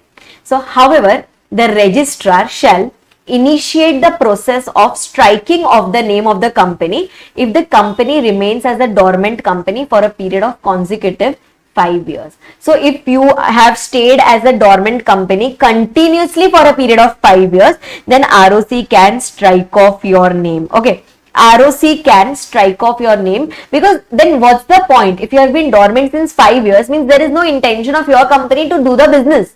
So let's strike off the name. But yes, obviously before striking off, the company will give you reasonable opportunity of being heard and all those things. Very clear with this? This is an important point. This is an important point. If you remain dormant for a period of 5 years, gone. Your name can be striked off. And in these cases, the name cannot be striked off. Okay, in these cases, the name cannot be striked off. Which cases? Which cases? Suppose if inspection inquiry is going on, then your name cannot be, you cannot get the status of a dormant company. If prosecution is going on, then also no. If there are any outstanding public deposits or if there is any default in that, then also the company cannot get the status of a dormant company. If there are outstanding loans, dispute in management, outstanding taxes, duties, default in payment of workmen dues, or if the securities are listed in any particular stock exchange, then in such cases, it shows that either you are a defaulting person or you are an active person. Okay, so in that case, you cannot get the status of a dormant company. Very clear with this, everyone? Yes, so you can apply for the status of a dormant company if there is nothing of this sort. Okay, if there is there is no dispute in management, there is no outstanding taxes, there is no default in payment of public deposits and so on, then only you can apply for the status of a dormant company, otherwise you cannot. I hope I am very, very clear with this, everyone. Yes? Okay, so this was what? This was basically talking about the extra pointers. Okay, this was basically talking about the extra pointers of the dormant company. And yes, lastly in this, the 5 forms that we used. Okay, MSc 1 to MSc 5, the 5 forms that we used.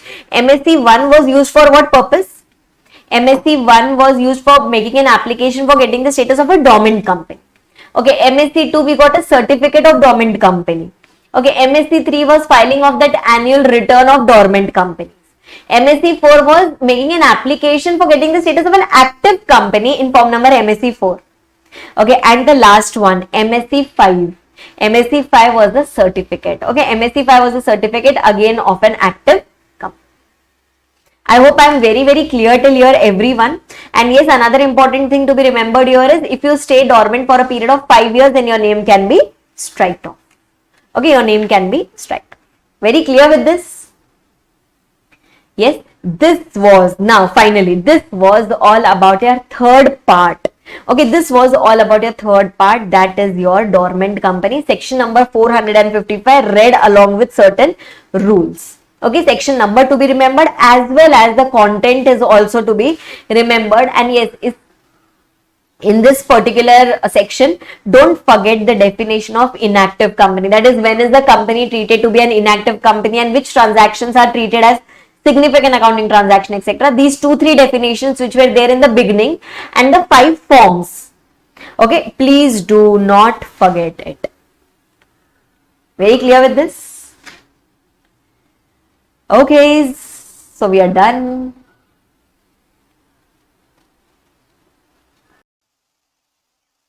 Okay, so let's go to the next part. We are going to the 4th part now. Okay, in between Nidhi company provisions were there. We have skipped that for the timing, that will take up at the end. Okay, so just come to the topic of registered valuers, which is there just after Nidhi company provisions. Just come to the registered valuers provisions, everyone.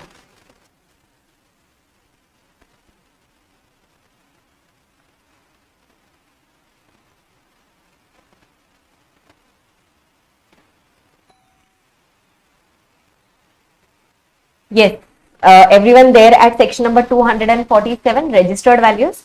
Very simple provision. Some time back, like obviously 2 to 3 years back, this particular new section was inserted and new provisions were put in there. Now, first of all, what do you understand by this term called as registered valuers? Okay, forget about the word called as registered. What do you mean by the term valuers? Can I say these are the people who are involved into valuation? Yes, the people who are professionally equipped to do the valuation thing. Okay, it can be valuation of property, stock, shares, debentures, goodwill, or any particular assets. Okay, any particular assets can be valued by these particular people, and they are authorized. Okay, they are legally authorized to do the valuation as per certain principles. Like say for example, if we maintain the books of accounts, it is as per the accounting standards, or it is as per the some particular policies, etc. Similarly, whenever these people do certain valuation, they apply certain valuation principles and then they do it. Okay, this was introduced somewhere in the year 1718 or somewhere like that, this registered valuer concept. So what, before 1718, was there no concept of valuation? Or were the companies and every other persons, were they not doing the valuation? Definitely there was the concept of valuation. Okay, valuation of assets used to happen, valuation of assets, goodwill, debentures, shares, securities, etc. Everything was possible earlier. Okay, everything was possible earlier. But what was the difficulty? Okay, what made this section 247 get introduced? So what happened was, earlier the valuers that we used to have, every valuer was applying their own principle for the purpose of doing valuation. Okay, if I was allowed, say for example, if I am a chartered accountant, I was allowed to call myself as a valuer. I will do the valuation as per my own principles. Okay, there will be another finance expert who will say that, okay, I can value the securities. He'll apply his own principle and he'll do the valuation. Okay, so there was no principle which was commonly followed by everyone to do the valuation, and because of that, what problem arose was, if a same asset, okay, say for example, if I want to value this particular asset, if the valuation of this particular asset is done by 2 people, then we would be getting 2 different values. Why? Because everyone would be having their own assumptions, everyone would be having their own presumptions, and everyone used to do valuation as per their own principle. So there was no consistency. Okay, no one was wrong. Okay, no one was wrong also, but there was no consistency in that. So just to bring a consistency, in this concept of valuation, the principles of, or the concept of registered valuers, was introduced. Okay, so now if you want to do valuation of any particular asset, be it stock, property, assets, goodwill, securities, net worth, liabilities, assets, any kind of thing is to be valued, then it has to be valued. Okay, that valuation will be treated as valid only if it is valued by this person called as registered valuer, who is having the appropriate qualifications and experience to become a registered valuer. and he is supposed to do it as per the prescribed terms and conditions. Okay, so simple thing. Okay, simple thing. If valuation is to be done of any particular assets, liabilities, including net worth or any particular thing, then in that case, it has to be done by a registered valuer who is appointed under section 247, and he has to do as per the prescribed terms and conditions. Very clear with this?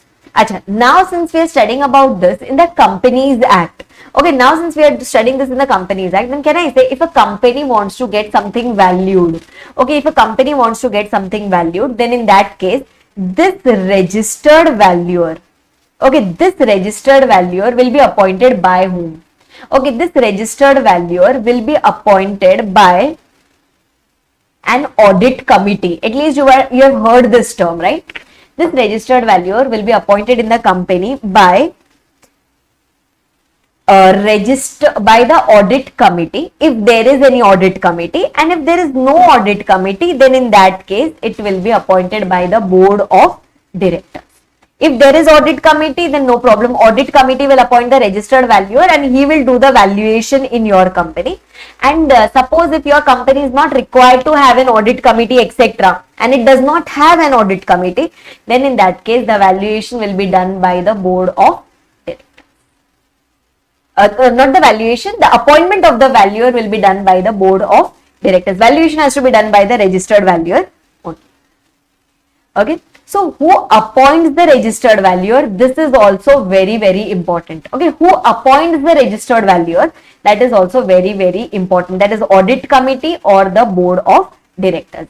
First priority audit committee, and if there is no audit committee, then in that case appointment of the valuer will be done by the board of directors. Okay, now let's try to understand what are the responsibilities.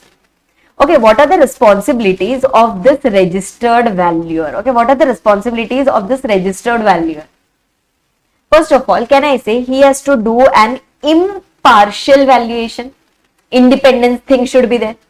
Okay, then he has to do a true and fair valuation of any particular asset.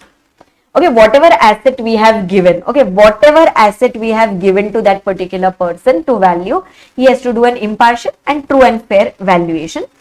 He has to exercise due diligence, means he has to be very careful, very cautious while he is doing the valuation, that is while he is performing his duties, and he has to do it as per the rules. Okay, the principles about which I was talking about, he has to follow them. Okay, he has to follow them, and then only he is supposed to do the valuation as per the rules. Okay, and last thing, this is very, very important. I'll write it in another ink. If suppose he was interested in any particular asset in the last 3 years, then he cannot do the valuation of that particular asset. Or once he has done a particular valuation, after that he cannot be interested in that particular asset for a period of 3 years. Did you understand what happened here? So suppose if I was interested, suppose if today a client comes to me for doing valuation of any asset, and if suppose I was interested in that asset in the last 3 years, I cannot accept this project. Okay, I cannot accept it, I cannot do the valuation. Achha, suppose if I was not interested, then I can do the valuation. If I do the valuation today, then for the next 3 years, I cannot be interested in this particular asset. I hope I am very, very clear with this. Yes, these are the 4 things that we have to keep in mind when a registered valuer does the valuation. Okay, whenever a registered valuer does the valuation, these are the things that we have to keep in mind. Impartial, true and fair valuation. He has to exercise due diligence. He has to follow all the rules. Okay, he has to follow all the valuation rules while doing the valuation, and the interest thing is to be checked. He should not be interested in the last 3 years. So if he is interested, he cannot take up the valuation project. And if he has taken up the valuation project today, then he cannot be interested in this particular asset for the next 3 years. This is just to ensure independence. Okay, this is just to ensure independence. Okay, so that the valuation should not be influenced. Okay, it should not be influenced. Are you clear with this? Yes. Acha, now listen. What if the valuer contravenes any of the provision? If the valuer contravenes any of the provision, then in that case he will be liable for a penalty of flat rupees 50,000. Okay, he will be liable for a penalty of flat rupees 50,000. But if he, see, this is for what? In that interest thing, 3 years, that thing is not followed, then he has contravened the provision, so he will be liable for a penalty of rupees 50,000. Or he did not follow the rules while doing the valuation, etc., then he will be liable. Okay, but now suppose if he does something intentionally to defraud the members, creditors, etc., he has done something intentionally, then in that case he can be liable for punishment, that is imprisonment up to 1 year, and okay, again, and fine ranging between 1 lakh to 5 lakh. Okay, purposely, like after conviction we have come to know that he has purposely done something like this, then in that case he will be liable. Then forget about penalty, then in that case he will be liable for punishment. Okay, if his intention was what? If his intention was to defraud the company members by doing fake valuation, false valuation, etc. Right? And if he has been convicted, okay, if he has been convicted here that yes, he has intentionally done something wrong, then whatever remuneration he has got from the company, he will have to pay back that remuneration. Okay, he will lose that particular remuneration. And suppose if any person has suffered any damage, okay, if any person has suffered any damage due to his improper reporting or due to his false reporting, then he will have to even indemnify for those damages. Okay, he will have to even indemnify for those damages. Are you clear with this? So we simply divided the section 247 into 3 parts. Okay, first one, valuation is to be done by a person called as valuer, who will be appointed either by the audit committee if there is any, and if there is no audit committee, then he will be appointed by the board of directors. Very clear with this? Acha, another thing were the 4 responsibilities. First one, fair and true valuation, partiality should not be there, etc. Then after that, he has to exercise due diligence while performing his duties, right? Then he has to follow the valuation rules, and that 3 years before and 3 years after that, interest should not be there, right? If he contravenes, then there will be a penalty of rupees 50,000. And but if he is doing something intentionally to defraud the interest of the members, company, etc., then punishment will be applicable, that is imprisonment as well as fine is going to be applicable then. And if he is convicted for this for doing these things intentionally, leave your remuneration paid back to the company. And if someone has relied on your report and someone has suffered any amount of damages, then you will have to pay back those damages. Very clear with this? Yes. And now what happens is, see, whenever the provisions come into picture, so now here, just like we are talking about section 247, so registered values concept was introduced by the central government. Okay, it was introduced by the central government, and then central government delegated the powers to the IBBI. Okay, what is this IBBI? It is the main authority under IBC, Insolvency and Bankruptcy Code. The main authority there is Insolvency and Bankruptcy Board of India. So central government has delegated the powers to the IBBI, that whenever you want to, make any rules for registered valuers or make any changes in the concept of registered valuers, that can be done by the IBBI. Generally under Companies Act, all the powers are with whom? Generally under Companies Act, all the powers are there with the central government, but the powers of section 247 have been delegated by the central government to the IBBI.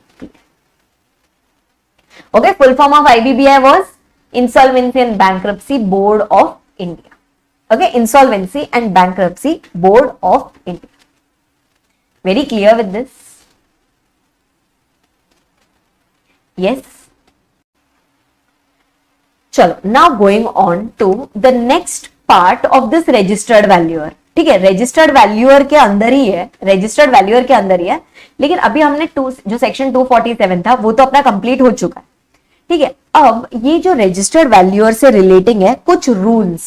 ठीक है, वो rules important नहीं है exam point of view, but फिर भी एक बार उसको read कर लेता है, ठीक है, एक बार उसमें से जितने भी इंपॉर्टेंट चीजें हैं ना वो समझ लेते हैं रजिस्टर्ड वैल्यूअर रूल्स के अंदर से, ठीक है। एग्जाम के टाइम के लिए आप इसको वन टाइम रीड के लिए रख सकते हो, इसके बाद बहुत ज्यादा टाइम देने की जरूरत नहीं है, okay, but yes once read तो बनता है, वो तो अपन को कोई भी चीज नहीं छोड़नी उसमें, ठीक है। तो देखो यहाँ पे क्या बोला है, relevant content from the valuation rules, the companies registered valuer and valuation rules 2017।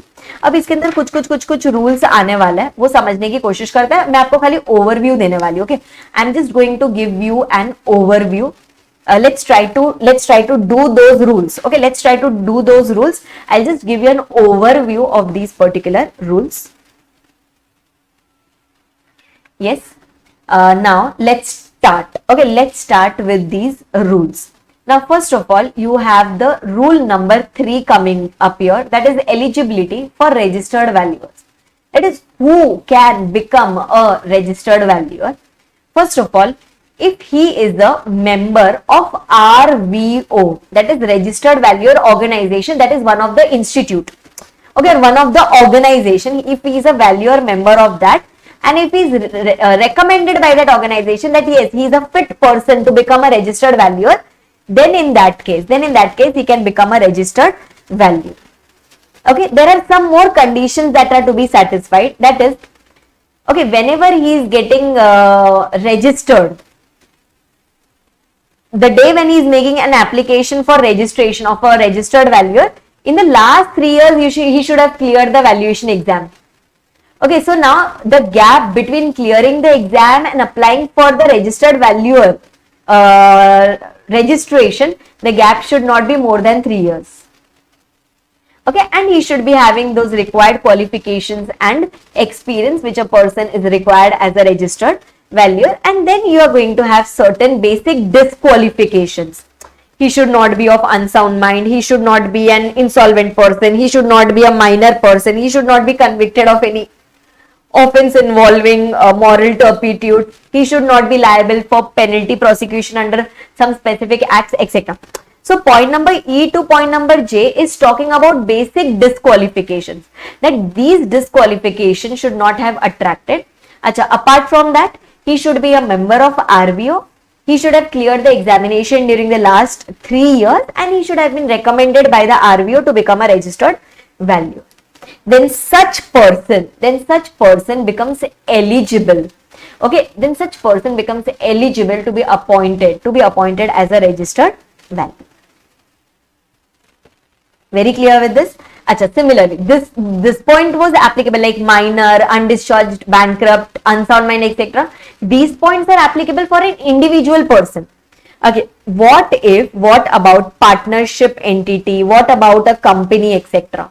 So for them, see what have they told us here is, no partnership entity or company shall be eligible to be a registered valuer if it has been set up for projects other than valuation.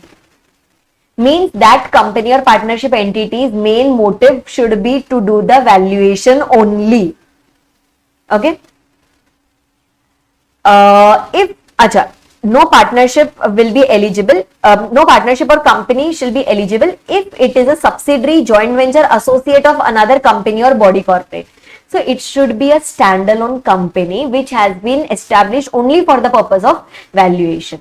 Okay, example, now Reliance Industries is there and Reliance Industries subsidiary is there. So Reliance Industries subsidiary cannot be formed as a valuer member because it becomes a subsidiary of another company. Okay, then no insolvency or bankruptcy cases should be going on against that particular partnership firm or the company, and its partners and directors should be eligible person. Okay, all of them should be eligible person. Means what? Means again, the directors and partners of this firm or the company should have passed the examination during the last 3 years. They should not be minor. Okay, they should not be bankrupt. They should not be of unsound mind, and all those things which are applicable to the individual persons. Okay, so there in the first point, that individual valuer had to fulfill all the conditions. Here, the partners or directors of the company will have to fulfill all these conditions. Very clear with this? Okay. Acha, then at least 3 or all the partners or directors, whichever is lower, all of them should be registered valuer. Suppose if you have 2 partners in that partnership firm, then all of them should be registered valuer. Okay, if you have more than 3, say for example, partners or directors in that firm or the company, then at least 3 of them should be registered valuer. Means you can have non-registered valuer partners also, but majority of them, majority means 3 or total, whichever is lower, should be the registered valuers. These are just the basic conditions. Okay, these are just the basic conditions if you want to be eligible. Okay, if you want to be eligible for being appointed as a registered valuer. Okay, then these are the basic conditions for that. Very clear with this? Acha, now listen. That was the basic eligibility. Now let's understand about the qualification and the experience if he wants to become a registered valuer. So either of the 3 things he can possess. Okay. PG degree or diploma in some specific field discipline from Indian institute or university and at least 3 years of experience. Means PG, a postgraduate in a particular field plus 3 years experience. Okay, I'll just write it here. PG plus 3 years experience, or graduate plus 5 years of experience, or member of a professional institute, say for example member of an ICI plus 3 years of experience after membership. If any one condition is also fulfilled, then it is deemed that he has the basic required qualification. Okay, he has the basic required qualification for becoming a registered valuer. Very clear with this? Yes. And then he has to clear what? He has to pass the valuation examination, and suppose if he does not pass once, he can appear it for any number of times, and basically he has to pass, and after passing within 3 years, he has to apply for getting the designation of a registered valuer. Very clear with this? Yes. Now listen, once he has passed the examination and he has the required experience and all those things, then in that case, he can apply to the authority. Okay, an individual may apply to authority in Form A along with non-refundable fees of 5,000. Here authority actually means IBBI because powers have been delegated to the IBBI. So individual can go in Form A, partnership entity or company can go in Form B plus fees of 10,000. Authority will accept the form, it will ask for certain additional documents etc. within 21 days if it wants.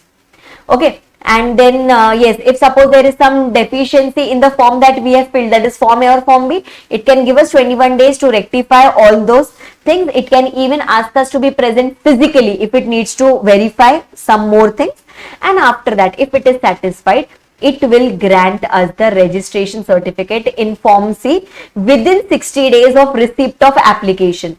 Means whenever we submitted that Form A, Form B, from that day, excluding the extra time given by the authority, means that extra time will be available to the authority. Apart from that, clear 60 days should be available with the authority, and within that much time, it can issue a registration certificate. Okay, now listen, this will be applicable. Form C will be applicable when my application is accepted. Suppose if my application is rejected, then it will communicate within 45 days. Okay, authority will communicate it to the applicant that your application is rejected for so and so reasons. Very clear with this? Yes. And then yes, definitely on that arguments can happen. Authority will say that we rejected your application. Applicant can submit an explanation that sir, please accept it because of XYZ reasons and all those things. Okay. So 3 things to be remembered here. 3 things to be remembered here is Form A plus Form B and Form C. Form A is to be filed by an individual person if he wants to become a registered valuer. Okay. Form B is to be filed by whom? Is to be filed by the company or partnership when it wants to become a registered valuer. And in Form C, authority will grant the certificate of registration. Okay, and this will be granted within a time period of 60 days. Very clear with this? Yes, and once they become a registered valuer, after that they can start the valuation. Okay, they can conduct the valuation as per, very, very important, they can conduct the valuation as per valuation standards. Okay, because I had told you, right, that we want consistency, right? And if we want consistency, then yes, some rules, some regulations, some policies have to be followed. And till the time valuation standards are not established, means till the time they are not constituted, till that time we are going to use the internationally accepted valuation standards, which is adopted by the registered valuer organization. Okay, the institute which is there in India, registered valuer organizations, institutes are there. So whatever they adopt as valuation principles, registered valuer will use those principles and it will conduct the valuation. Very clear with this? Yes, acha. Now, if there is a registered valuer and if he wants to temporarily surrender his registration certificate, then no problem, just inform the authority, okay, that we want to register our registration certificate. Organization will inform the authority. First registered valuer will inform it to the RVO, and RVO will subsequently inform it to the authority, that is to the IBBI, and organization shall inform the authority if any valuer has surrendered or received the membership within 7 days from approval of such application. The main approving authority is going to be RVO, and then RVO is going to just intimate it to the IBBI that so and so person has been added or so and so person has been removed. Right, and then that data will be available on the website of the RVO. If anyone wants to search that if someone's certificate is valid or is it temporarily surrendered, etc., that data will be available on the website of the registered valuer organization. If he wants, if at all, if anyone wants to search. Right, and these transitional provisions you can just cut because the transitional provision time period is already over there. Okay, that time period is already over, so you can just cut it there. Yes, same thing is getting continued on the next page. You can just ignore it because that was a transitional provision and its validity also has got over. Right, then after that a few more points coming up here. How is RVO established? Okay, how is RVO established? Let's try to understand that. First of all, it has to fulfill certain eligibility requirements which we do not have. Okay, it will have to maintain a register of members, that is of the registered valuers. It will accept only those people as its members who have the proper qualifications. Okay, and always it will be in form of Section 8 company. This RVO, okay, this institute, this organization will always be in the form of Section 8 company. If not, then convert yourself into a Section 8 company. Okay, this is about the registered valuer organization who is going to have registered valuer as its members. Very clear with this? Acha. Similarly, now authority, that is IBBI, may cancel or suspend the registration of valuer or organization for violation of provisions of the Act. Okay, and complaint may be filed against any of those two before the authority in person or by post or courier along with fees, and authority will take the necessary action. Suppose if RVO or the registered valuer does not comply with any provisions, then anyone can go and file a complaint to the authority, that is IBBI. Right? Acha. Now, from the government, we are going to form a committee who is going to give their advice on valuation matters. Now, this committee is going to have a certain composition, and that is a long composition. One chairperson, one member from MCA, one member from IBBI, one member from legislative department, 4 members nominated by CG, 4 members who are the representative of RVO, 2 members representing the industry and the stakeholders, president of the professional institutes, etc. All these people will come together, they will form a committee, and this committee is going to advise the central government on valuation matters.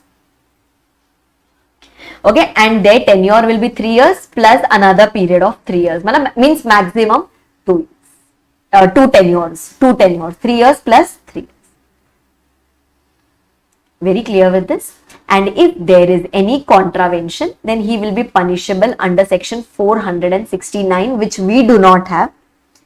And suppose if any particular person purposely gives any false information, makes any false report, submits any false documents, etc., he will be liable under section 448 of the Act. Okay, he will be liable under section 448, which ultimately takes us to section number, which talks again, 448 we do not have. So this is again a section. I think which takes us back to section number 447 only. It will be considered as if you have done a fraud. Right? So this was just a quick overview. Okay, this was just a quick overview that okay, you can just understand here. That we are going to have a registered valuer. Then we are going to have a registered valuer organization, and then you are going to have the main authority. Actually, the main authority is central government, but central government has delegated its powers to the IBPM. So they have given you the qualification for this RV. Then they will get registered as a member of RVO by making an application in Form A or Form B, and then they will get the certificate in Form C. Then RVO is the organization which is in the form of Section 8 company. Okay, and then RVO will accept registered valuer as its members, and all those things are coming up. Okay, so this is not very important, obviously not to be learned by heart, but yes, just read it once. Okay, just read it once so that you will just get an overview of it. Yes, but this read once thing is applicable only for the rules. We had already done section number 247. That is going to be super duper important. Okay, entire 247 is going to be super duper important. No compromise with that. Okay, no compromise with that. Just the rules are one time read rules. Very clear with this? Did you understand what was the purpose of bringing registered valuers into picture? Like, why did we even bring registered valuers into picture? I hope you have understood that much. Yes. Okay. So just read the rules one, and then you need not take it for your first revision, second revision, etc. Just once in the final revision, you can just take it. Yes. Chalo. Let's start with the next part, which talks about removal of name of the companies. 4 parts out of 6 is already done. First one was talking about the government companies. Second one was your punishment. Third one was dormant company. Okay, then we did registered valuer. In that, most important thing was section number 247. And now we are doing the 5th part, that is removal of name of companies from the register of companies. Okay, this is going to range from section number 248 to section number 252. Basically, 5 sections are going to be there here. Achha, before this, we did government company, right? So government company, we did the definition in 2 clause 45. We did section number 394 and we did section number 395, right? Then we went on to punishment. In punishment, we did 2 sections. That is section number, which section numbers did we do? 447 and section number 450. Right, then we did dormant company. Dormant company, only one section number was there. That was section number 455.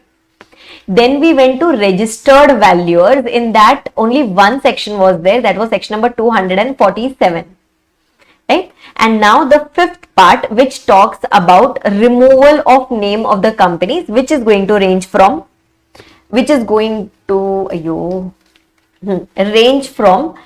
section number 248 to section number 252, right? Chalo. So now let's start with this part. This is very, very simple, but at the same time, all the sections, okay, 248 to 252, all the sections are going to be super duper important. Simple hai, but it is important. Okay. Now let's start with section number 248 first. See the heading of this part. Heading of the part is talking about removal of name of companies from register of companies. Okay, now we had seen this in dormant company, that either you will be placed in the register of active companies or you will be placed in the register of dormant companies. We had seen something like that, right? But now they are talking about removal from the register totally, means your name will be striked off. Okay, it is talking about the case where your names can be striked off. Okay, one thing which I would like to tell you now itself, okay, before it creates any confusion, let me tell you this now itself. There can be, like, here we are going to study the circumstances in which the name of the company can be striked off.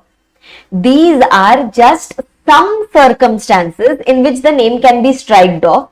Apart from this, also in other chapters, you might study the cases where the name can be striked off. So these are not, say for example, here we will study 4 circumstances. Okay, here we will study 4 circumstances in which the name can be striked off.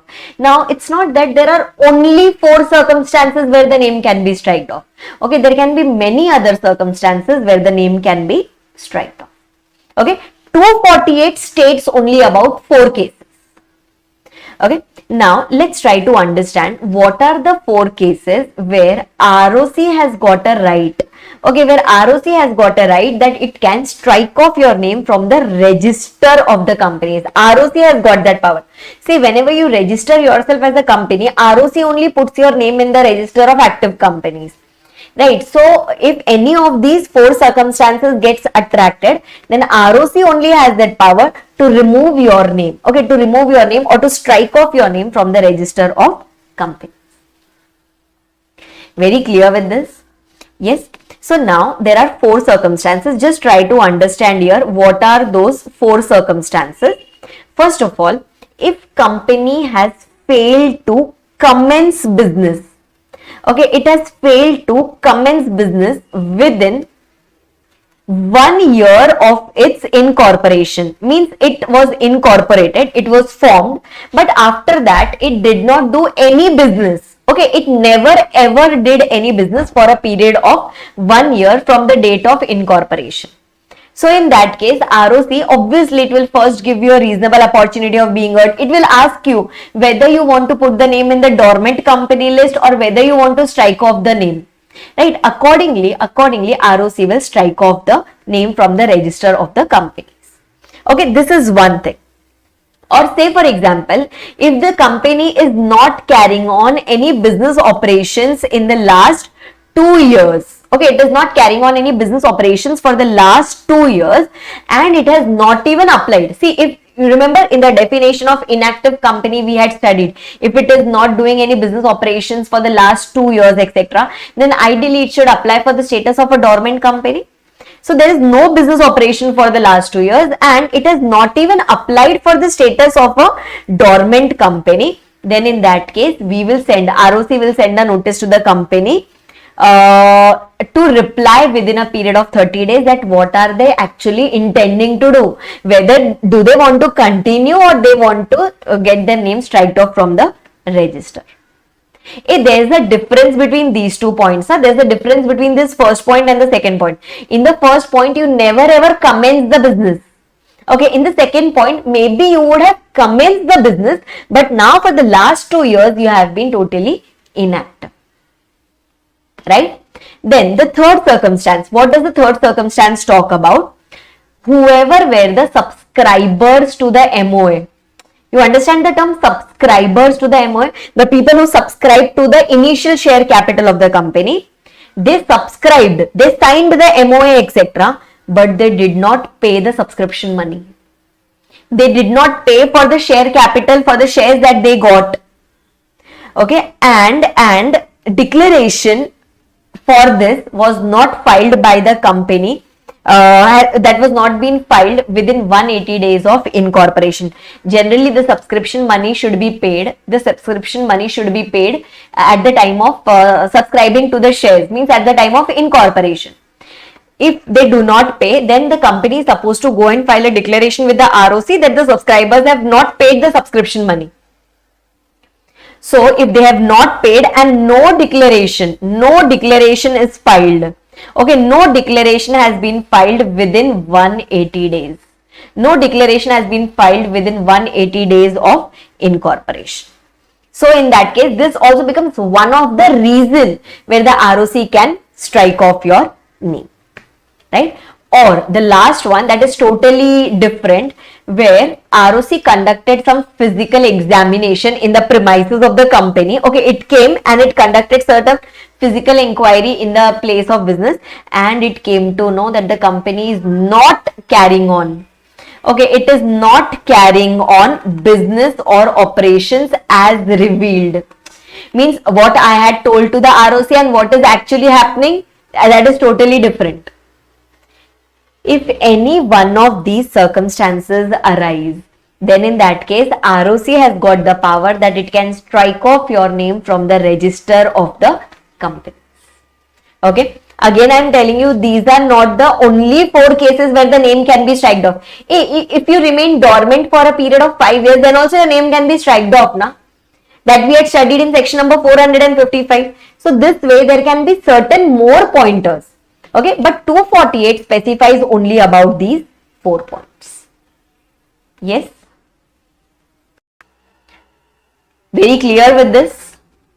Yes. So, in these cases, we just saw that ROC has got a power. Okay, ROC has got a power to strike off. Okay, ROC has got a power to strike off. Okay, now, in spite of the powers that is there with the ROC, even the company can suo moto go and make an application to the ROC that, sir, any of these circumstances exist. Sir, any of these circumstances exist. So company, what it can do is, it can pay off its liabilities. Okay, if the company wants to suo moto go and make an application to the ROC, company will have to first pay off its liabilities, and after that, company can pass a special resolution, or it can take the consent of 3/4 of its members, and then it can make an application. See, when we were going for making an application for dormant company also, we had to pass special resolution.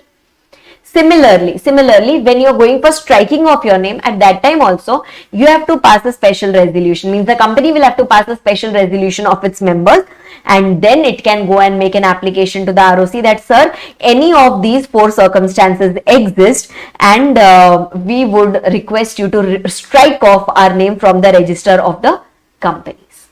So either the ROC can remove, or if any of these pointers exist, then even you can go and make an application. Okay, even you can go and make an application after passing SR that please remove our name. Okay, and once that happens, then ROC will cause a public notice to be issued. ROC will give a public notice that, see, we have received so and so application from this XYZ company. Okay, even public should know that this particular company has made an application for striking off the name from the register of companies, because some people might be aggrieved, right?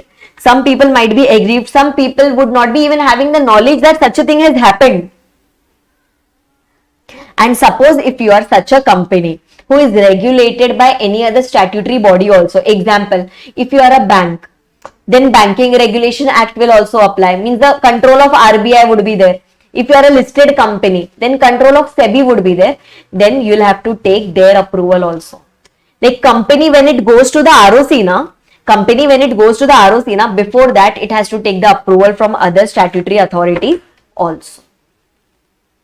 Very clear with this? But a Section 8 company cannot go suo moto. This is the restriction put on Section 8 company.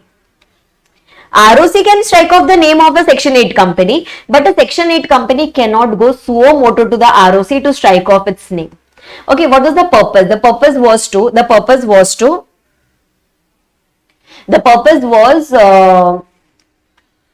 to engage itself into non-profit activities. So why do you want to get the name striked off? Okay, our purpose was to do such activities which does not involve any profit. Then why do you want to strike it off? Right? So this is not applicable. Suo moto thing is not applicable to Section 8 companies. Very clear with this? Acha. Now listen, just try to understand. The notice which was given, the notice which was given, like ROC also gave a public notice, etc. That notice will be published in the prescribed manner in official gazette, etc. So that every general public has got access to it, right? The notice under both the sections. Notice under section 248(1) and notice under section 248(2). 248(1) means, remember, in the in the second point, we had given a notice to the company to submit representations within 30 days that why didn't you apply for the status of a dormant company? And in 248(2), when company went for a suo motu application to the ROC gave a public notice. So these notices should be published in the official gazette for public information. Okay, and once the time period of giving that reasonable opportunity of being heard, etc., that expires, and we are not receiving any reply from the company, then in that case, ROC will strike off the name of the company. Okay, and it will put a public notice for that also, that so and so company's name has been striked off, and as soon as it is published in the official gazette, after that the company will be dissolved. Okay, first what will happen is, first strike off will happen, then it will be published in the official gazette. Okay, and once it is published in the official gazette, then after that the company is going to be what? The company is going to be dissolved. Very, very clear with this, the company is going to be dissolved. Okay, another thing, but one thing that ROC will take into account is, that company's liabilities have been exhausted. Means it should not happen that ultimately the creditors of the company will suffer. That should not happen, right? So if you do not want the creditors of the company, to suffer, then in that case, ROC will first make sure that all the liabilities of the company have been paid, or at least the company has sufficient arrangements that the liabilities of the company will be paid off, and we will take a declaration from the management of the company that if there are any unpaid liabilities which you have not shown, or undisclosed liabilities, then you all will be liable. Okay, basically we are trying our level best that the creditors of the company should not be affected. Okay, and they say in section 248 that liability of the person in charge will remain as it is, as if the company is not dissolved. Okay, liability of the directors, liability of the managers, etc., that will remain as it is. Okay, that will remain as it is, as if the company is not dissolved. Very clear with this? Yes. And then the tribunal, once dissolution is completed, once the liabilities, etc., are paid, then after that the tribunal, till now ROC was working, now the tribunal will, NCLT will step up into the picture, and it will wind up the company. Means it will ultimately close the company. Are you clear till here what happened in this particular section? Yes. Okay, so here basically in section number 248, after those any of those four circumstances have been met, ROC can strike off your name, or you can suo motu go and make an application for striking off the name of the company. Yes, I hope you are clear with section number 248, and 248 is super duper important, especially these four circumstances which we studied. What were the four circumstances in which the company's name can be removed, or company's name can be striked off? If the company fails to commence the business within 1 year of incorporation, or if it was inactive for the last 2 years and it did not even apply for the status of dormant company, so ROC will ask the company to submit representations within a period of 30 days. Then after that, if the subscribers did not pay the subscription money and no declaration was submitted to the ROC within 30 days, within 180 days. And last one, if the company is engaged into any other activity, as we came to know, as it got revealed after physical verification was done. So we just studied about these four circumstances under section number 248. Okay, section number also important, as well as content is also important. Right? Then after that, moving on to the next section, that is section number 249. Okay, 249 is basically an exception to section number 248. Okay, it is an exception to section number 248. Now, what is this particular section telling? They are telling that, like see, in 248, ROC can suo moto also strike off our name, and even we were allowed to go and make an application to the ROC for striking off the name. Okay, so this is an exception basically to section 248 subsection 2. Okay, it is an exception to 248 subsection 2. What did 248.2 say? What did 248.2 say? 248.2 basically said, it basically said that after passing SR, we can also go and make an application to the ROC for striking off. Okay, but in section number 249, we have got 5 circumstances. Okay, we have got 5 circumstances where we cannot go and make an application to the ROC. Okay, where we cannot go and make an application to the ROC for striking off the name. Okay, now why we cannot go even after passing SR etc. Why can't we go and make an application to the ROC? So just understand one thing, it is not a permanent restriction, but this is just a temporary restriction. Temporary restriction on happening of certain event. Okay, temporary restriction on happening of certain event that you cannot go and make an application to the ROC for striking of the name. Ma'am, elaborate. What is this? So just see, everyone here. Restriction on making application under section 248 subsection 2 actually in certain situation. Okay, I have already written here, it is an important answer, so this makes it even more important.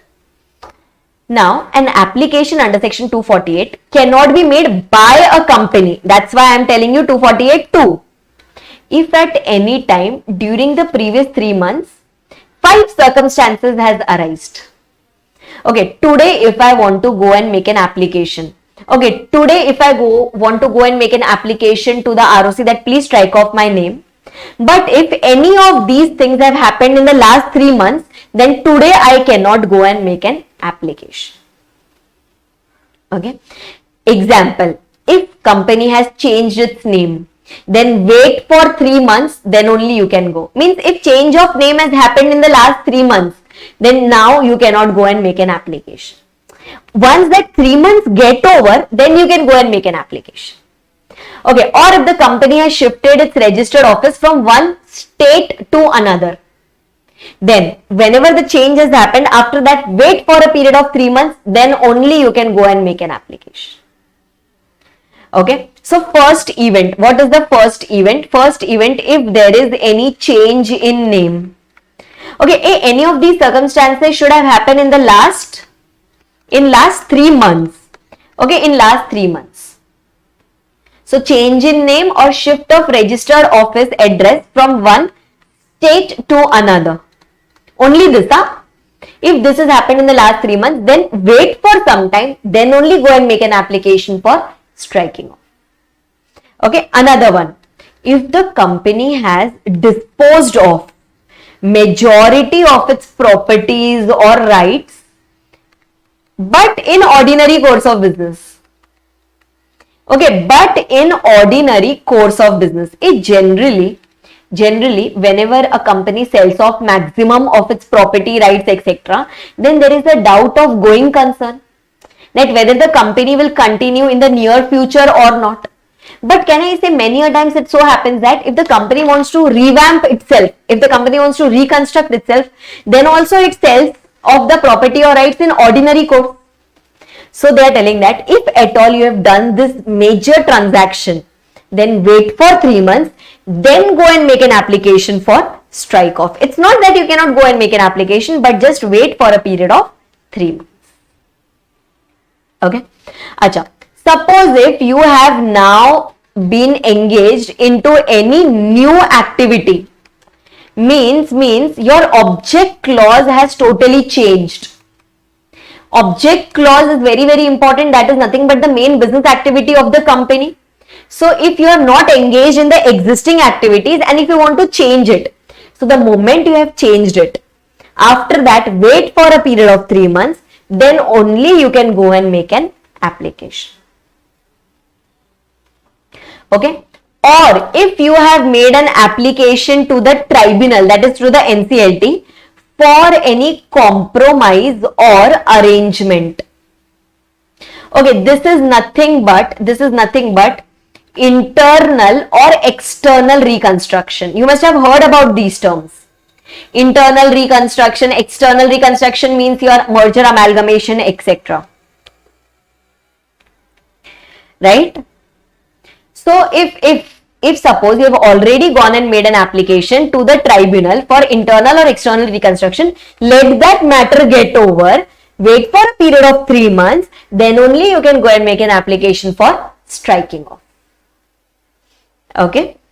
See, what is happening here is, what they are trying to hint here is, whenever any major change is happening in the company, then let it get completed, give some time to the public, then only make an application for striking off. Okay, or your winding up is happening.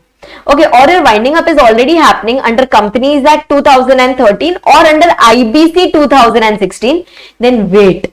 Okay, wait for a period of 3 months. Let's see what is the conclusion of those authorities. Then only go and make an application under section 248 subsection 2.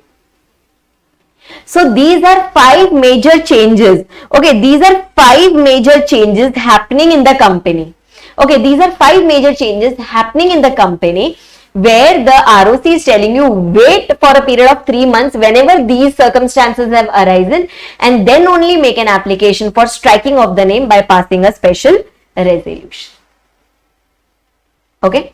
Acha, even after knowing that 3 months have not elapsed, if you still make an application, then can I say there is a contravention? Yes, can I say there is a contravention of section 249? If there is a contravention, then company will be liable for a fine up to rupees 1 lakh and company will have to withdraw that application because it will have to wait for a period of 3 months. But additionally, withdrawing the application is one thing, plus it will also be liable for any amount of fine up to rupees 1 lakh. Very, very clear with this, everyone. I hope you are very, very clear with this. Yes. So this was all about your section number 249, which was an exception to section number 248(2), where the company cannot go and make an application to the ROC for suo motu striking of the name for a period of 3 months, for a period of 3 months. इतना समझ में आ रहा है everyone? Are you understanding this much? Yes, are you understanding this much? Okay, this was with section number. This was your section number 249. Yes, this was your section number 249. Yes, let's move ahead now. Let's move ahead to section number 250. Okay, let's move ahead to section number 250. Okay, now assuming you had made an application properly under section 248 or the ROC suo motu striked off your name under section 248, then whatever date is written in the notice of ROC, okay, whatever date is written in the notice of ROC, from that day the company will cease to operate, means it will stop. There will be no business operations now. Okay. Whatever was your certificate of incorporation, okay, whatever was your certificate of incorporation, that will be deemed to be cancelled. Okay, that will be deemed to be cancelled. Certificate of incorporation would have been given to you in the beginning, so that will be deemed to be cancelled, right? But very important thing to protect the interest of the creditors, if there is any liability which is still pending, for that we will assume that the company is in existence. Okay, for that what will we treat? We will treat that the company is still into existence. Very clear with this, everyone? Yes. So this is basically the after effect of section number 248. Okay, section 250 talks about the after effect of section number 248. In 248 the name was strike. So what will happen? The company's operations will stop and the company's certificate of incorporation will be deemed to have been cancelled. But the interest of creditors, okay, the interest of all the liability holders will be protected. Right? This is told in section number 250. Okay, this is told in section number 250. Very clear with this? Yes? And now, going on to the next one, that is section number 251. Okay, 251 talks about what? 251 talks about fraudulent removal of name. Okay, now say for example, was the company allowed to make an application? Was company allowed to make an application for striking off? Yes, under section 248 we had already seen. Company was allowed to pass a special resolution and it can make an application to the ROC. Achha, what if company made an application because it wanted to deceive the creditors? Or if it wanted to evade the liabilities, run away from the liabilities, or to defraud any other person, means the intention of the company was not good. Okay, it was not in good faith. Then the person in charge who is there in the management of the company, those people, not only one, everyone who is there in the management who took this particular decision, that person will be liable for fraud. Now you know this. That person will be liable for fraud, will be punishable for fraud under section 447. Okay, this is one thing. Plus, even that person can be prosecuted. ROC can initiate any other prosecution also against that particular person. If we come to know that the application was done fraudulently just because we wanted to run away from the liabilities, so we made an application, sir, please strike off the name. Okay, if this was the intention, then the person in charge of the management of the company will not be spared. Okay, they will not be spared and they will be liable for punishment under section 447. Very clear with this? Okay, this is given under section 251. Okay, this is given under section 251. Okay, similarly, this was one particular part. Okay, this was one particular part. Yes. So now let's move ahead. Okay, so now let's move ahead to the next section, that is section number 252. Okay, let's move ahead to the next section, that is section number 252, which talks about appeal to the tribunal. Okay, which talks about appeal to the tribunal. Last section of this particular part. Okay, now listen. Can I say striking of order? Striking of order was passed by whom? Who had the powers? ROC had got the powers. So ROC would have passed an order. Okay, now say for example, if ROC has passed an order and if any person is aggrieved, okay, if any particular person is aggrieved, that person can go and file an appeal to the NCLT, that is to the tribunal, within 3 years from the date of the order. Any particular person who is aggrieved can go and file an appeal to the NCLT within 3 years. Okay, and now, can I say now the matter has come in the hands of the tribunal? Tribunal will see the case, and if tribunal is of the opinion that striking off was done, but it was not justified. The striking off that was done is not justified. Is not justified means what? Is not justified means those circumstances were not at all there for striking off the name. Remember, we studied 4 circumstances for striking off the name. But tribunal comes to know that those circumstances are not at all there. Then in that case, okay, I am writing here, no circumstances were there. Then in that case, tribunal can say that please restore back the position. Tribunal will tell to whom? Tribunal will tell to the ROC that please restore the name. But yes, obviously everyone will be given ROBH.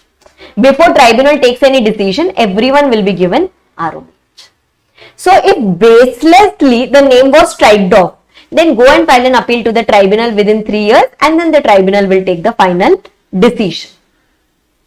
If this is not further appealable, okay, 248 order is not further appealable. Okay, acha. Now listen, there was also a note which was inserted in this particular section. Just try to understand. Okay, I'll just show it to you from the textbook. In section number 252, this was about the appeal point. Okay, now if ROC is satisfied that name of the company is struck off from the register, ROC is satisfied that name was struck off either inadvertently, means wrongly, or on the basis of incorrect information that we receive from the company. And now ROC itself thinks that restoration should be done. Then within 3 years of the dissolution order, it can make an application to the tribunal that, sir, please let's restore this. Did you understand the difference between the above point and this point?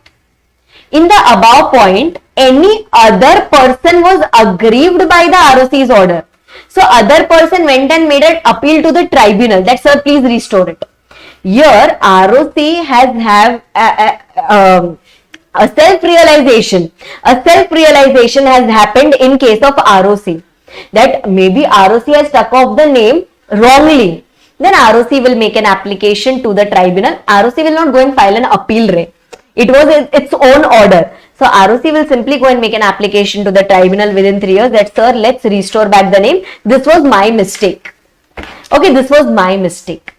So in this note, there is a mistake that has happened by the ROC, and in the above point, now the tribunal is changing the opinion. So that's why in the above point, it was talking about appeal, and this is kind of rectification of mistake. Very clear with this? And in either of the case, we can go within how much time? In either of the case, we can go within a time period of 3 years. Right? And then see, listen, once the tribunal passes the order, that will be filed with the ROC within 30 days, the name will be restored and a fresh certificate of incorporation will be issued, because my old certificate of incorporation was cancelled. So now a new certificate will be issued. Okay, and the company will come into existence. Okay, the company will again come into the existence. This was one thing. Okay, this was one thing. Now going on to the last point. This is also very, very important because we need to understand the difference. Okay, we need to understand the difference, everyone here. In the second point, we had seen that any person, or in the first point itself rather, any person who is aggrieved was allowed to go and file an appeal to the tribunal within 3 years. Now here, company or its members, creditors or workmen, means the insider persons, either the owners of the company or the creditors or workmen of the company, aggrieved by struck off of name from the register, may apply to the tribunal, not appeal. They will go and make an application to the tribunal before 20 years from publication in the official gazette. Remember that striking of notice was published in the official gazette. From that day, within 20 years, these people, if they are aggrieved, they can go and make an application to the tribunal that, sir, please reconsider this. And if the tribunal is satisfied that company was carrying on business, that was in operation, means the company was not closed, the company was working fine at the time of striking off, and sir, let's restore back the name, then tribunal can get the name restored and the company will be put in the same position.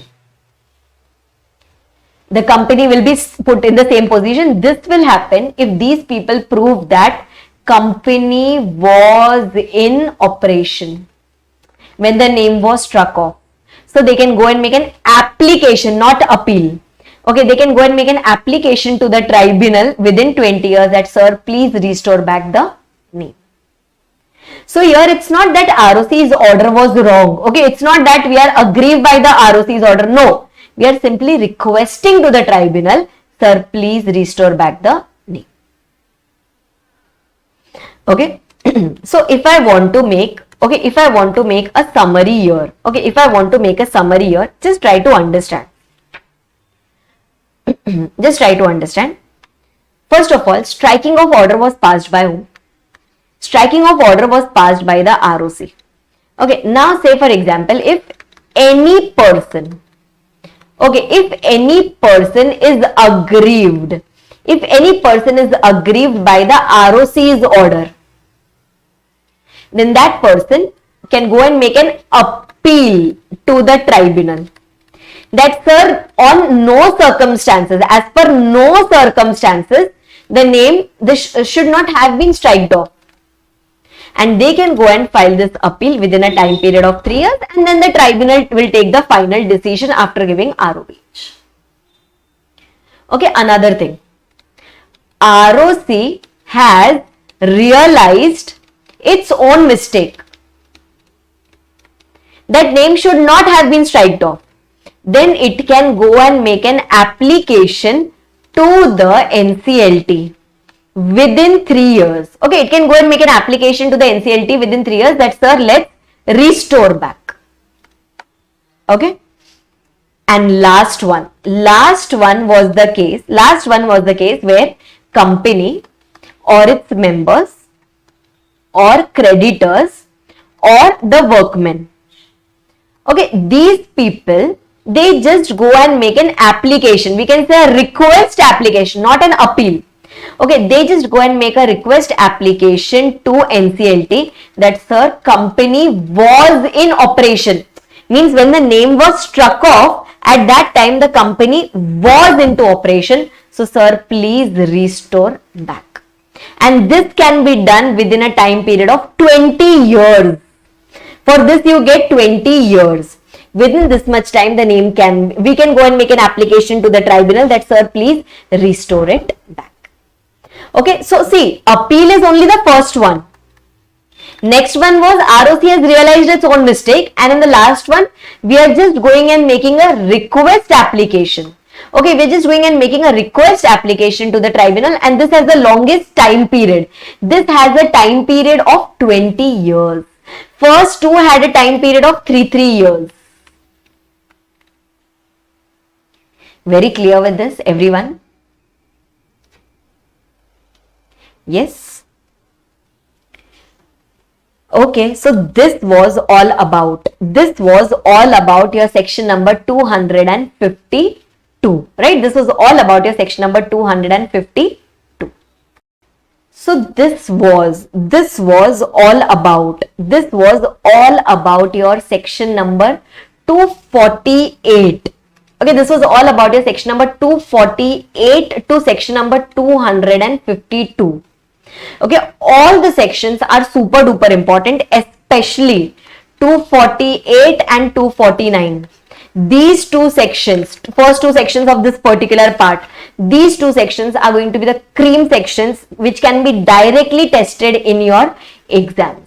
Okay, I am not telling that other three sections are not important, but out of 5 also, the most important sections are section 248 and section number 249. Very clear with this? Yes? Okay.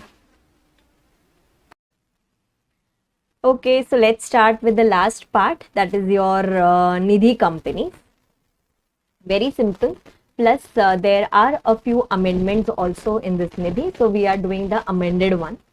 Recently, this Nidhi Amendment Rules 2022 were notified with effect from 19th of April 2022. So, effect of that we are going to consider in this particular session also. Yes. Now, listen. First of all, what do you mean by Nidhi company, or like broadly, how can we say that, okay, if you are forming for so and so purpose, then the company will be called as a Nidhi company. So Nidhi company's basic motive is, if say for example there are certain shareholders or there are certain deposit holders who try to become a member of this Nidhi company, and they come with the habit of saving their money with the Nidhi company. So now say for example I have some extra funds kept with me, so I will deposit that money with the Nidhi company. Okay, Nidhi company is going to pay me interest on that. So ma'am, what is Nidhi company going to do with that money? Right. So Nidhi company is going to give the same amount as loan to some other category of members who require money. So Nidhi company is trying to create that thing, that it is trying to accept deposits from people who have sufficient funds available with them. And then it is lending the same amount, to the members who are needing money, and it is charging interest from it. Right. So this is how the Nidhi company operates. Okay, so now let's get into the provisions. Okay, let's get into the provisions. For Nidhi, we have just got one section, that is your section number 406, and apart from that, all we have are the rules. Okay, apart from this, everything is going to be rules only. 406 is not very important from exam point of view, but then too, I'll give you the overview of this particular section. So basically, they are telling that either you can call these companies as Nidhi company, or you can call it as a mutual benefit society. Okay, it can be either called as a mutual benefit society. So central government can declare any Nidhi company or mutual benefit society, any particular company as a Nidhi company or a mutual benefit society. This notification can be brought into by the central government by passing a notification in the official gazette. Okay, now listen. So central government is going to notify, okay, so and so company will be called as a Nidhi company. Okay, so and so company will be called as a mutual benefit society. So that notification is going to be done by the central government. Plus central government can also say which section or which rules will be applicable to the Nidhi company, which won't apply to the Nidhi company, which sections will apply to the Nidhi company with some exceptions, modifications, etc. So whatever applicability is going to come for this Nidhi company or this mutual benefit society, everything will be proposed by the central government. It is going to be laid down before both the houses of parliament, and once it is approved in both the houses of parliament, after that central government will notify it in the official gazette. Very clear with this? So section 406 simply says this much only, that okay, central government has got the powers. Okay, central government has got the powers to declare whether this company is going to be a Nidhi company or not, and even for them, which provisions will apply, which rules will apply, which won't apply, which will apply with slight exceptions, etc. That will be told by whom? That will be told by the central government. Very clear with this? Okay, so let's start ahead. We just completed with section number 406, which was the sole section which is applicable to every Nidhi company. Now, apart from the section 406, we have got all the your rules, Nidhi rules 2014 coming up. Yes, and let me tell you, Nidhi rules 2014, these were amended by the Nidhi amendment rules 2022. So we are going to study the latest one, the newest one. Okay, now in this, first of all, let's do rule number 2, which is talking about the applicability, that if these Nidhi rules are applicable to whom. Okay, now if I ask you that Nidhi rules will be applicable to whom, what answer will you give? Yes, ma'am, obviously Nidhi rules will be applicable to every Nidhi company. Okay, so they have made 4 bifurcations in that. First one, Nidhi rules will be applicable to every Nidhi company under the old Companies Act, that is Companies Act 1956. Okay, similarly, Nidhi rules will be applicable to Nidhi companies incorporated under Companies Act 2013. Right? Along with that, this will be applicable to every company declared as Nidhi by the central government under section 406, which we just studied. Declared and incorporated, there is a difference. Huh? Okay, and then last, Nidhi rules will be applicable to every company which is functioning like a Nidhi but is not a Nidhi company. Means it has not registered itself as a Nidhi company, but it is a Nidhi company, but it is functioning like a Nidhi company. So Nidhi rules will be applicable to these 4 of them. Okay, who for? First of all, Nidhi under Old Companies Act, Nidhi under New Companies Act, Nidhi declared as Nidhi under Section 406, and any other company which is functioning like a Nidhi but is not a Nidhi. Very clear with this? Okay.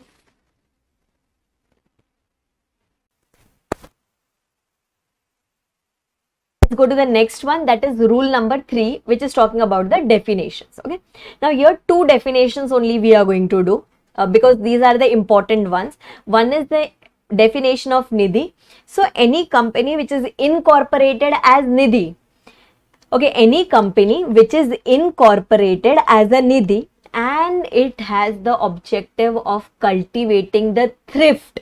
Thrift is like we say na conjuice. Like we are trying to save more money, right? We are trying to expend less and we are trying to save more money. Okay, cultivating the habit of thrift and saving among its members, because Nidhi tells its members that whatever extra funds you have available with you, please share that with us or please deposit that with us. So Nidhi is encouraging members. Nidhi is telling people that please save your money and deposit that money with us. Okay, and whatever money the Nidhi is going to get, Nidhi is going to accept that as deposit and it is going to lend it to its members who need money. Okay, one very important thing to be kept here in mind is Nidhi works only with its members. Okay, Nidhi company works only with its members means what? Nidhi accepts deposits only with its members and it gives loan only to its members. It cannot deal with any outside person because here the main motive is mutual benefit. Okay, mutual benefit means only Nidhi company should get benefited and only its members should get benefited, not any third person. I hope you are very clear with this. Yes, so this is nothing but the definition of Nidhi. Okay, this is the definition of Nidhi. Now, similarly, later we are going to get a term called as net owned funds. When we proceed ahead, we are going to get this term called as net owned funds. Okay, so what do you mean by net owned funds? I'll just give you a simple definition. Net owned funds is equal to paid up equity share capital. Okay, paid up equity share capital plus free reserves. Okay, only equity, because we'll study later on in case for Nidhi is now not allowed to issue preference shares. So if it is not allowed to issue preference shares, then its share capital is going to consist only of equity. Okay, so equity share capital plus free reserves minus the accumulated losses and minus intangible assets. By doing this, you are going to get your net owned funds of the Nidhi. Are you clear with this? Yes, just remember this thing, paid up share capital is just going to consider the equity share capital. This is your free reserves. Out of the free reserves, we have written off 2 things. One is accumulated losses and the other one is your intangible asset. This is the definition of the term called as net owned fund. This definition is to be remembered. Okay, this definition of net owned funds, this we have to remember mandatorily. Yes. Okay, now listen. You will find 2 rules coming up now. One is rule number 3A. See what I have written there. Not included in the ICAI module. Not included in the ICAI module. Okay, so this I have just put it in your book because it was there in the bare and there was some amendment in that. So I've just put it in the notes. By chance, if your ICAI notifies it in the RTP November 22 or ahead, then at least you have the content ready with you. Okay, rule number 3A and 3B was not at all put by your ICAI. So we are not sure whether they are going to make it applicable for the exams or not. So I've just put the theory. Don't study it now. Okay, isko abhi nahi padna. You don't have to read it now. Just let it be in your book. Okay, if at all ICAI notifies it by way of amendment or RTP etc., then we'll come and study. Okay, so directly come to rule number 4. Everyone here, come to rule number 4.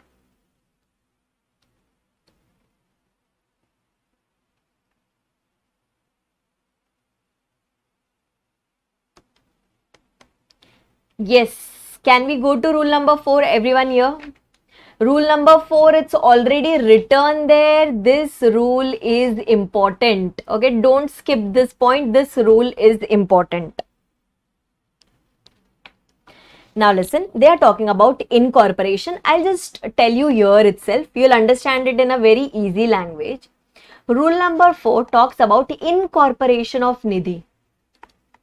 Okay, it talks about incorporation of a Nidhi company. So now, first of all, Nidhi should always be incorporated as a public company, and that is mandatory. Okay, that is mandatory. Another thing, Nidhi should be having equity share capital only. As I just now told you, preference is not allowed. It is going to have only equity share capital.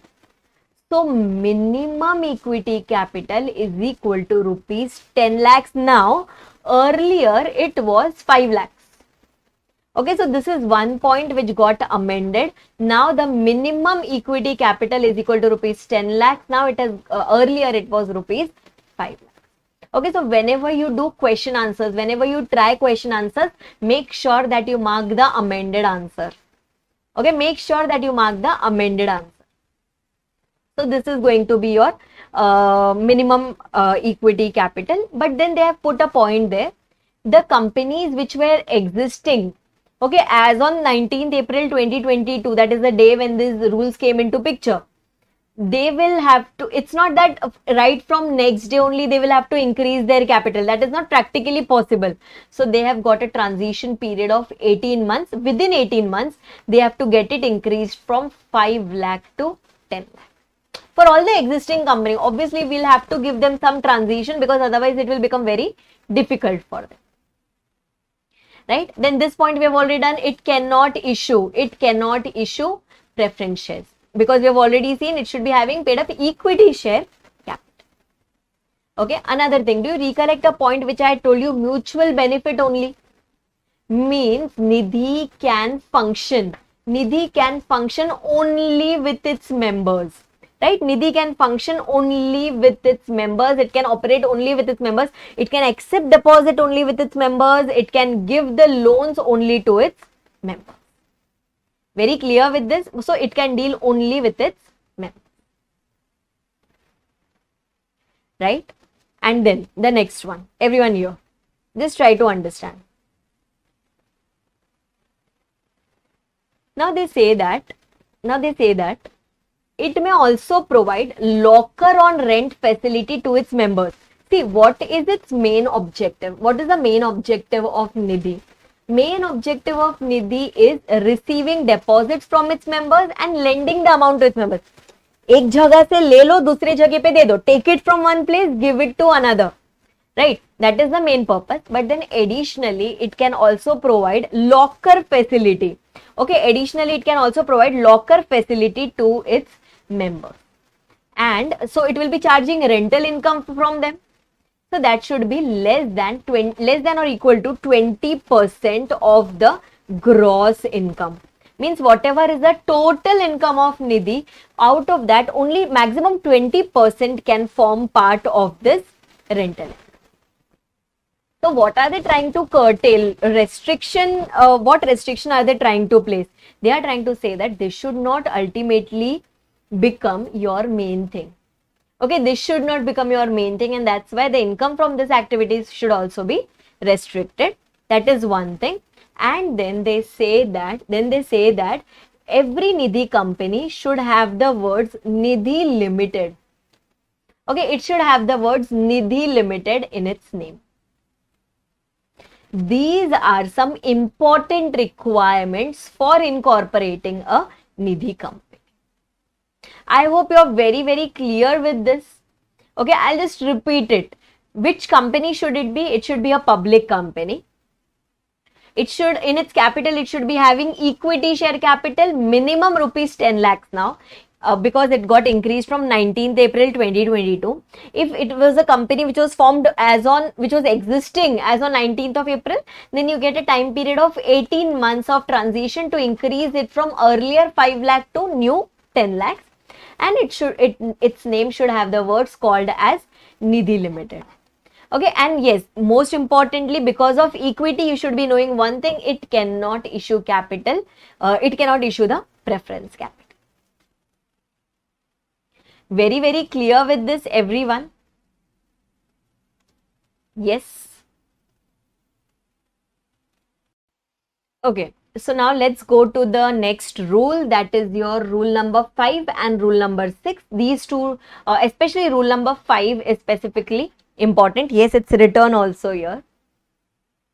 So now what are they saying? There are certain requirements which every Nidhi company should fulfill within 1 year of incorporation. Means they have given a transition time period again, that okay, if you incorporate it today, it's not possible that you can meet all the requirements right from day 0.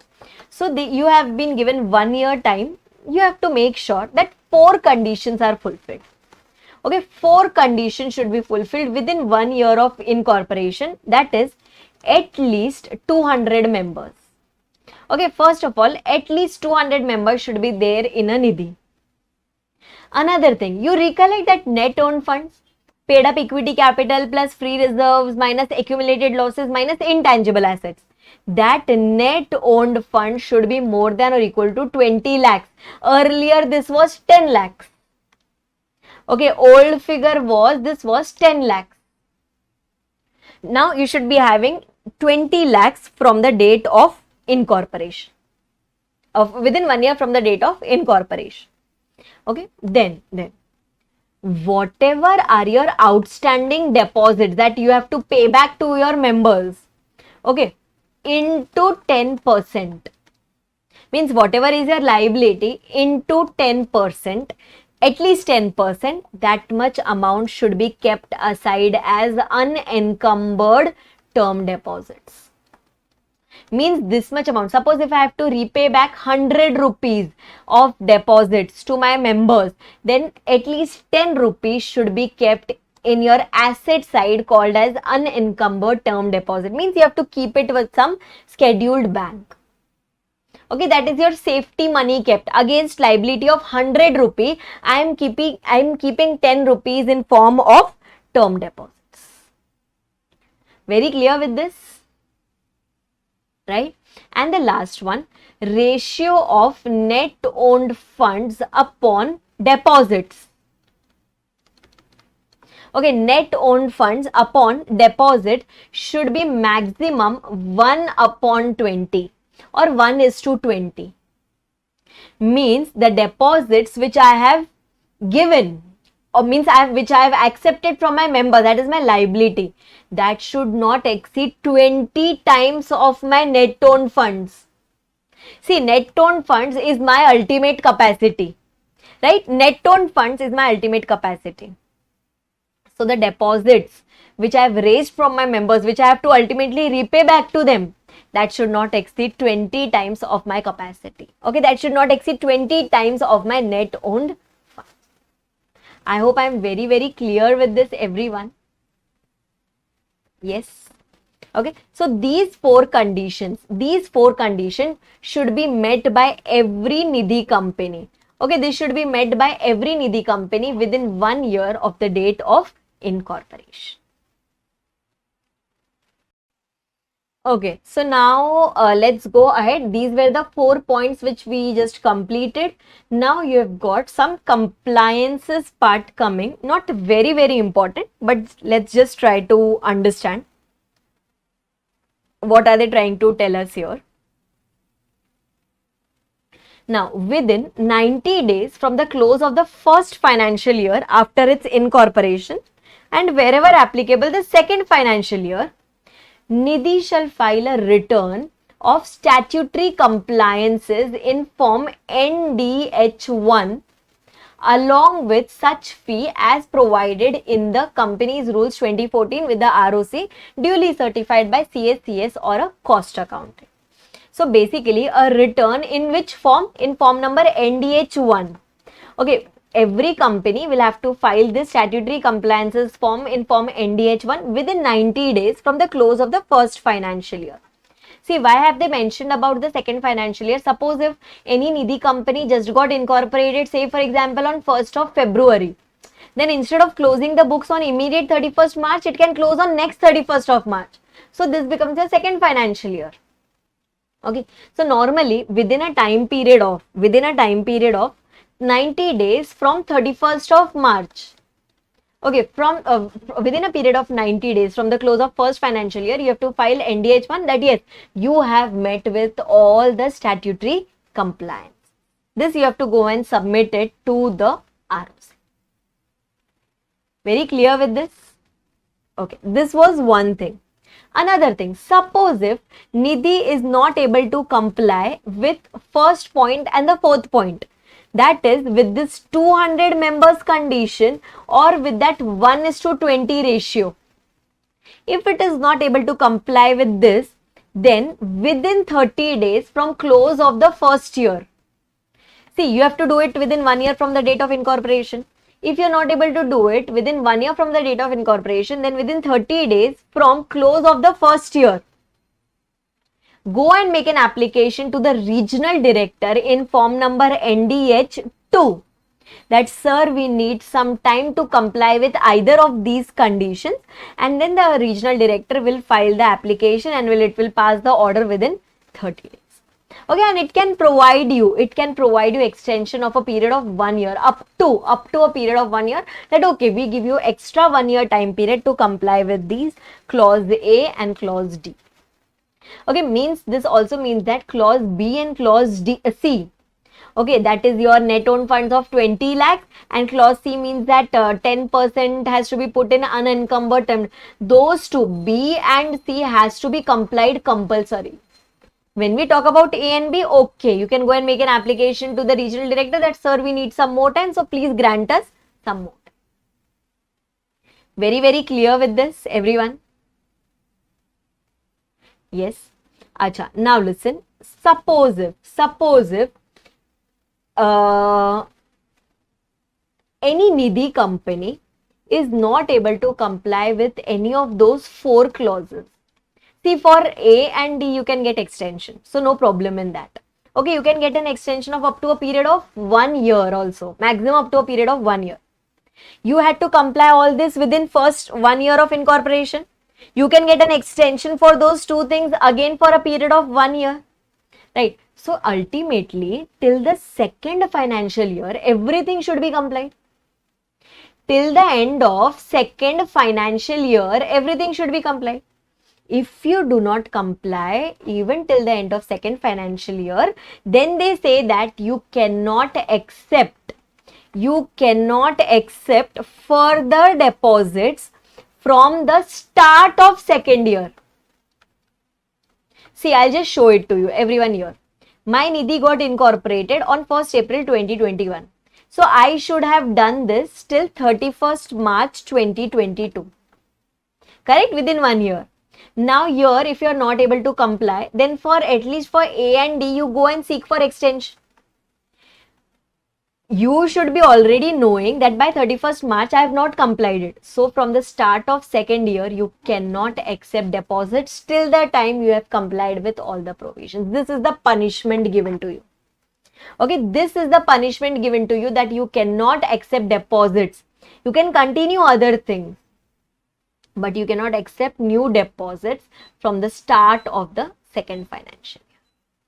Okay, because at the end of first financial year, you would have come to know that you have done the mistake. Yes. Until when you cannot accept the deposits, till the time you rectify everything. Very, very clear with this, everyone. Are you clear with this? Yes. And then they say that the provisions of this rule, that is your rule number 5, this shall not be applicable for the new Nidhi companies. New Nidhi companies means on or after 19th April 2022, these rules, this entire rule of 200 members and all these things won't be applicable. Are you clear with this? Filing NDH1, statutory compliances, going and making an application to the regional director, etc. These points won't be applicable. Yes, there will be some rules. Example, unencumbered term deposit, these will be covered in other rules. So those rules will be applicable. Okay, but this NDH1, NDH2, etc., these won't be applicable. Are you clear with this? Yes. So first of all, NDH1 you have to go and file, that is talking about the statutory compliances within 90 days from the end of the first financial year or second financial year, as the case may be, whichever is the first 31st March that on which you are going to close your book. Then for clause A and D, if you are not able to comply within a period of 1 year, which you had to do, if you are not able to do, then go and make an application to the RD. If RD is satisfied, it will grant you the extension. Okay, extension can go up to 1 year. Achha, normally they say that all A, B, C, D were supposed to be complied within 1 year. If you are not able to do, then from the start of second year, from this you cannot accept any new deposits. Are you clear with this? Chalo, then let's move ahead. Next we'll go to your rule number 6. Okay, rule number 6, not very important, but yes, to be studied. Now, this is basically talking about what things the Nidhi company cannot do. Okay, what things the Nidhi company cannot do. So, it cannot issue preference shares. It cannot carry on the business of, it can just carry on the business of Nidhi company.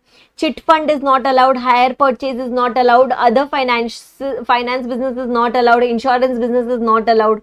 It cannot deal with other than its members, because it was allowed to deal only with its members, right?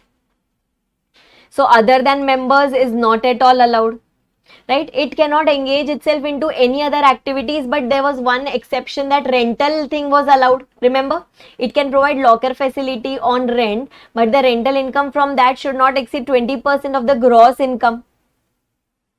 Then this one had got amended. It cannot acquire or purchase securities of other company or control the composition of board of other company in any manner whatsoever, or enter into an agreement for change of its management. So it cannot show its interest in other company, it cannot control the board of other company, it cannot do the changes in its own management.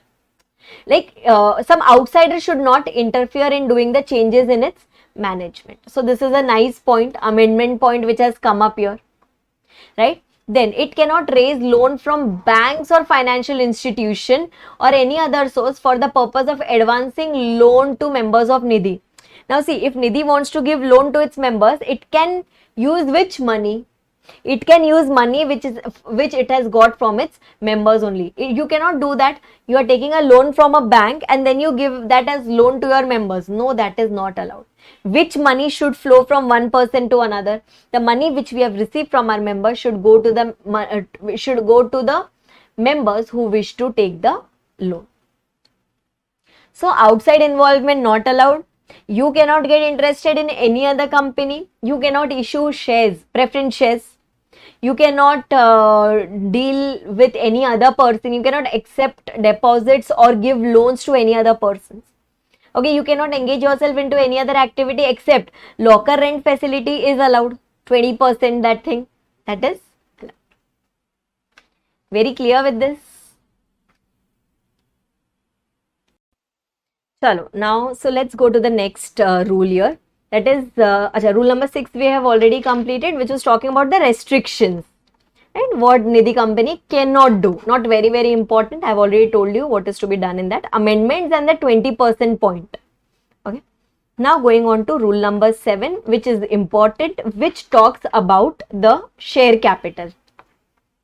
Right? That talks about the share capital and allotment. Now, let's try to understand this. First of all, Nidhi company, what you have already studied about share capital is, Nidhi company can issue, since it is form of a company, it should have a share capital, it can raise money only in form of equity share capital. So, it can raise only fully paid up, first of all. It can raise only fully paid up equity shares. Okay, only fully paid up equity shares, and its face value, nominal value should be at least ₹10. Normal, okay, very simple. So Nidhi company will take the money from its members, it will issue shares to them. Okay, when it is issuing shares, it cannot charge any service fee. Okay, it cannot charge any service charges just for issuing the shares. That is not allowed. Okay, so this is one important point to be remembered here. Another thing, every Nidhi company is going to have deposit holders also. See, one is I become the member of a Nidhi company. Then I either give the deposits to the Nidhi company or I take the loan from the Nidhi company. Okay, if I am a deposit holder, after becoming a shareholder, if I am also a deposit holder, then I should be having at least 10 shares. Okay, then I should be having at least 10 shares or whatever number of shares, but minimum 100 rupees shares. So if I am having 10 shares, minimum face value of one share was 10 rupees, this also becomes 100 rupees. So one share of 10 rupees, you should be having at least 100 rupees of shares. Very, very clear with this. This is your minimum face value. Face value can be more also. So in case of numbers, you should be having at least 10 shares, or in case of value, you should be having at least rupees 100 worth of shares. Very, very clear with this. Any kind of deposit holder. You can be a saving deposit holder. You can be a fixed deposit holder. You can be a recurring deposit holder. It can be anything. Okay, it can be anything. But now they have put a proviso here. Okay, just try to understand. The proviso is saving account holder and a RD account holder. They shall hold at least one equity share of rupees 10. They should be having at least one share of 10 rupees. Okay, now the interpretation of this point is not very clear. So what has your ICI assumed? That this is minimum thing that you have to hold. Either 10 shares of 10 rupees each, at least 10 rupees each, or whatever number of shares of at least worth rupees 100. ICAI has assumed that saving deposit holder or a recurring deposit holder should have at least one equity share of rupees 10. So they are saying that this should be in addition to above. Okay, in one of the case study based MCQ, they have done this treatment. So this is how your ICAI has assumed. That not for fixed deposit holder, only for saving deposit holder and for recurring deposit holder, it should be having one share. Very clear with this, everyone? Yes. Okay, so this was all about your rule number 7. Okay, so let's go to the next rule now. Rule number 8 is important. Rule number 9 is again important. Okay, 9 we have done actually. Rule number 8 also partially we have done. Do you recollect we had studied that number of members in case of a Nidhi company that should be at least 100. Okay, that should not fall below 200, not 100. That should not get reduced below 200 at any point of time. During the entire year, it should be maintained at least 200. Okay, now listen. Body, corporate or trust, they cannot be a member. So only individuals can be a member in a Nidhi company. Minor can also not become a member because he cannot enter into a contract with the Nidhi company, but deposits can be accepted in their name. Example, father doing deposit in the name of his minor son or minor daughter, that is okay. Okay, and then this was the amendment. This is important. A member shall not transfer more than 50% of his shareholding as on the date of taking loan or making a deposit during the subsistence of such loan or deposit as the case may be. So what are they trying to say? If suppose I am a member of a Nidhi company, okay, I am having, say for example, 1000 shares in the Nidhi company. So I was a 1000 shareholder on the date of either taking the loan or giving deposit to the Nidhi company. So during that time, my loan is there with the Nidhi company, or during that time, the deposit is there with the Nidhi company. During that time, I cannot transfer more than 50%. You can transfer maximum up to 50% of your shareholding. See, because it becomes questionable that why do you want to leave your holding in the company when you are already associated with the company in form of loan or deposit.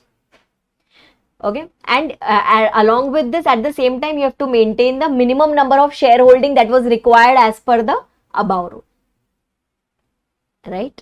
So what we did here in rule number 8, that was first of all number of members. Number of members should not fall below how much? It should not fall below 200. Means at any point of time you should be having 200 members in your Nidhi company. Body, corporate or trust cannot become a member. Minor cannot become a member, but deposits can be accepted in his name. Okay, in his name the deposits can be accepted, and during the time the loan is going on with the Nidhi company or deposits is going on with the Nidhi company, you cannot transfer more than 50% of your shareholding. Okay, transfer of more than 50% of shareholding is not allowed. Very, very clear with this, everyone?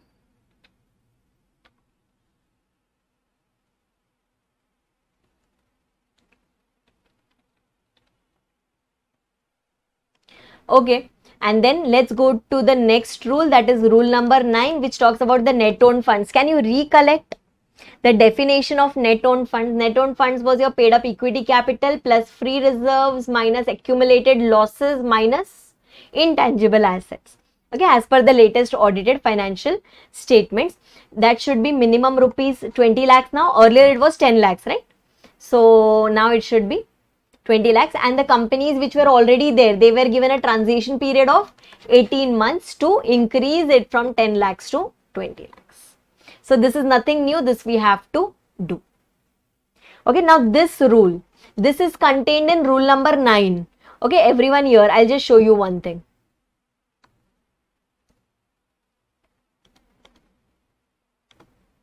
Remember, they had told for rule number 5 that this rule is not applicable for the new Nidhi companies. Provisions of this rule. So now see, one of the point in this rule was not less than 200 members. Now this is already covered in rule number 8. So rule number 8 will override rule number 5 and it will be applicable to every company. Similarly, net owned funds of 20 lakh or more, this is already given in rule number 9. So this will also be applicable to every Nidhi company. Okay, any such point, any such pointer which is not covered in any other rule, that won't be applicable to the new Nidhi companies. Yes. So maintaining the number of 200, net owned funds of 20 lakhs, this will be applicable to everyone.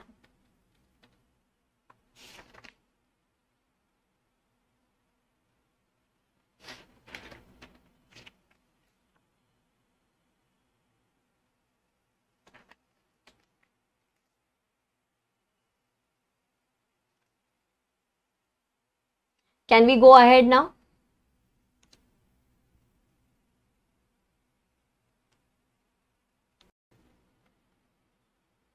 Okay, so let's start with rule number 10 now, which is talking about branches. This was newly inserted by your ICI in your syllabus. Rule number 10.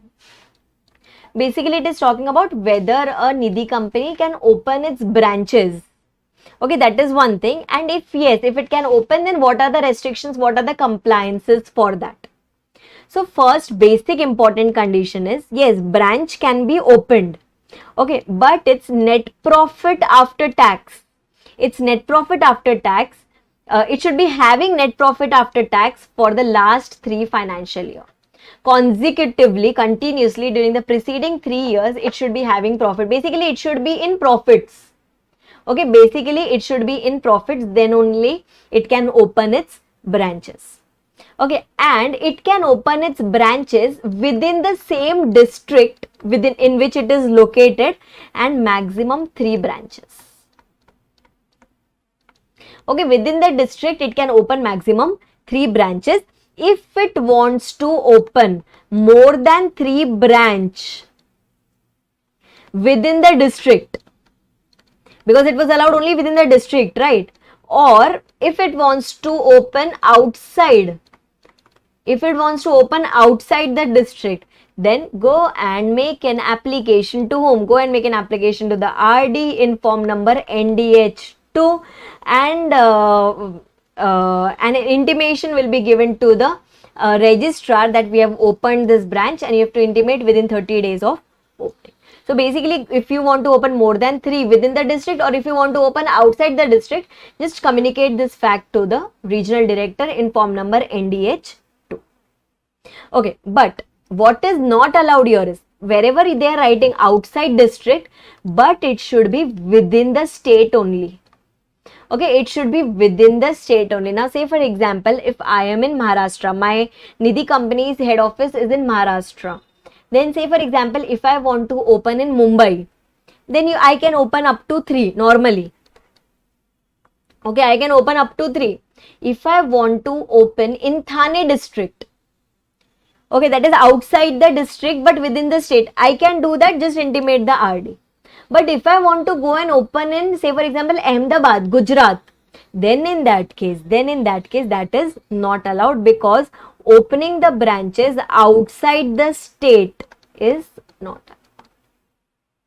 Means within district is allowed, outside district, within state is also allowed, but outside the state is not at all allowed. Okay, and then next thing that they say us here is, it cannot open branches anywhere if it has not complied, it has not filed the financial statements and annual returns with the ROC. Okay, just like we used to do section 92 or section 137, that should be complied. Similarly, here also it should file the financial statements with ROC or the annual returns with the ROC. There should be no non-compliance with that. Then in that case, it can. If it has not filed, it cannot open any branches. Very, very clear with this, everyone? Yes. Okay, so till here, let's see it once. First of all, it should be having continuous profits during the last 3 years. Within the same district, it can open up to 3 branches. If it wants to open more than 3, or if it wants to open in other district of the same state, go and intimate the RD in form number NDH2. Outside state is not at all allowed. Very clear with this, everyone? Yes. Okay. Then see the amendment point coming up here. What are they trying to tell us here? A Nidhi shall not close any branch unless it is approved, the proposal, that how are we going to repay how are we going to recover the loans, or how are we going to repay the deposits. Unless that plan is approved by the board at the board meeting, you cannot close. Discuss that how are you going to close your books of this particular branch. Then take the prior approval of the RD again in the same form, that is NDH2, at least 60 days before the closure. Okay, and within 30 days, RD will say that whether you can close it or you cannot close it. Okay, give an advertisement of this, that you are going to close the branch. Okay, this has to be done by putting it on the notice board of the Nidhi as well as relevant branch which is getting closed for a period of at least 30 days. That you are going to close this particular branch, and then give an intimation to the ROC within 30 days. Once you have closed everything, see, you took the permission before 60 days prior, then once everything is done, within 30 days again intimate to the ROC that we have closed everything properly. Okay, so it is not easy to open, plus it is not easy to close as well, right? Okay, then after that, any place not being a registered office or a branch where a Nidhi carries on its operation, means it is not a branch also, it is not your main office also, but it is just an extra place where a Nidhi is conducting business, please close it. We don't want any such place. Either it should be a registered office or it should be a branch. If you have any third place available, then close it within 6 months from 19th April 2022. Means when these new rules came into picture, then they told that we don't want any third place. Either it can be a registered office or it can be a branch office. Very, very clear with this, everyone. Opening was important, plus closing also becomes equally important. Okay, so now let's start with the next rule, that is your rule number 11. Again, rule number 11, we have already covered it. Remember, you cannot exceed 20 times beyond your capacity. That point, that is important here. That is the ratio of your deposit should not exceed 20 times of your net owned funds. Very clear with this? Deposits that you are accepting, that should not exceed 20 times of your net owned funds. Okay, so deposits is equal to 20 times of NOF. So NOF divided by deposits is equal to 1 upon 20, right? Okay. Then after that, going to the next one, rule number 13, which is talking about deposits. I'm making a summary for it, everyone here, along with me. This is very, very simple. What are they trying to say here is, whenever a Nidhi company has accepted deposits, okay, whenever a Nidhi company has accepted deposits, deposits can be of three types. Okay, deposits can be of three types, which I have already mentioned. It can be saving deposits, or it can be recurring deposits, or it can be in form of fixed deposits. Right? Whenever someone comes and gives the money to the Nidhi company, then at that point of time, Nidhi company will ask you, in which deposit do you want to put your money? Just like we do it with banks. Right? Now listen, for fixed deposit, there is a time period, minimum 6 months, maximum 60 months. Means you have to keep the deposits for a period of 6 months minimum, and it is going to mature at the end of 60 months. Okay, similarly for recurring deposits, it is minimum 12 months, which can go up to 60 months. Okay, 12 months to 60 months. For saving deposit, it is on demand. Whenever you want to put, whenever you want to withdraw, you can withdraw, just like our saving banks. Very clear with this? Okay. Now listen, just try to understand. For savings, what they say is, for saving deposit, we are going to get interest. Okay. So that for the purpose of paying you interest, maximum balance in your saving deposit account will be considered as 1 lakh. For the purpose of paying interest, that balance amount will be considered as 1 lakh. Suppose if I am having saving balance as 5 lakh rupees, then too, for the purpose of paying interest, I will get interest only on maximum rupees 1 lakh. Okay, so adverse for us and favorable for the Nidhi company. Right? And whatever rate of interest you get it from the nationalized bank plus maximum 2%. This is the rate that we are going to get from Nidhi company. Okay, what happens in banks is this limit is not fixed of 1 lakh. Okay, but here the limit of 1 lakh is fixed. So what they have done is they have increased. They say that it can be increased by maximum 2% over and above the rate of interest paid by the nationalized bank. Very clear with this? And for this, your rate of interest should not exceed the maximum rate as prescribed by the RBI. Whatever RBI says, for the maximum that much you can pay on these recurring deposits or fixed deposits. Very clear with this? Yes. Now there are some additional conditions for these two. Okay, savings is done altogether. Now there are some extra conditions for recurring deposits and fixed deposits. Everyone here, just try to understand. Now they say that, remember, minimum period for both, minimum I'm telling you, was 6 months. For one it was 6 months, for another it was 6 months, for another it was 12 months. So minimum becomes at least 6 months you have to keep your money. So if someone comes and asks the money in the first 3 months, so Nidhi will say that no, not allowed. Means the money is locked in for a period of 3 months. Although that was 6 months, but for the first 3 months, you cannot, Nidhi company will not pay you any of your deposits back. For 3 months, your entire deposit amount is locked. It is blocked. A Nidhi shall not repay any deposit within 3 months. Okay. Now, suppose if someone asks you after a period of 3 months, then also we will say, okay, if you are taking it after a period of 3 months, then too, no interest. We will give you money. We will give you the principal amount, no problem in that. But no interest for 6 months. For first 6 months. You are not going to get any interest for first 6 months.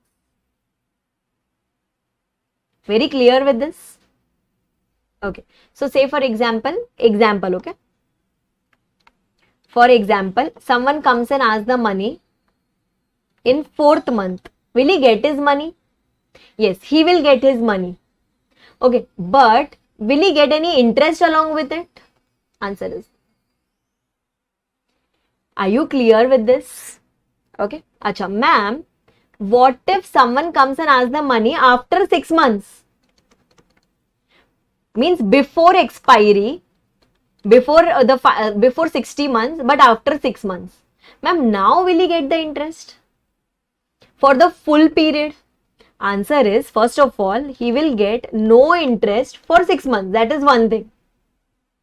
Okay, he will get no interest for the first 6 months, and later the interest that he is going to get will be at a lesser rate of interest, whatever is the rate of interest, minus 2%. Means whatever was the agreed rate of interest minus 2%. If he is redeeming it before maturity. This is premature penalty. Okay, this is premature penalty. So did you understand what penalty are we getting it here? Suppose if you ask the money in the first 3 months, you are not going to get it at all. Forget about interest. Okay. Then after that, suppose say for example, if you ask it in the period of between 3 months to 6 months, then they will give you money, but you're not going to get any interest because no interest can be paid up to a period of 6 months.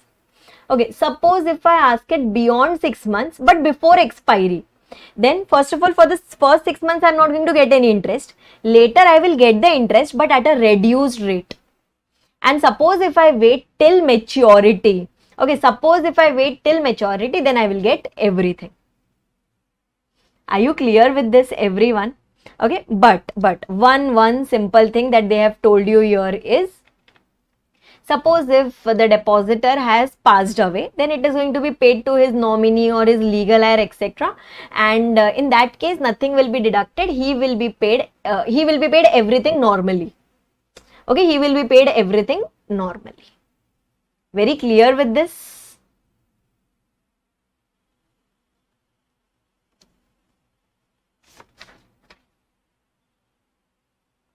Yes, so just let's try to summarize this once. First of all, we started with these 3 types of deposit: saving deposit, recurring deposit, fixed deposit.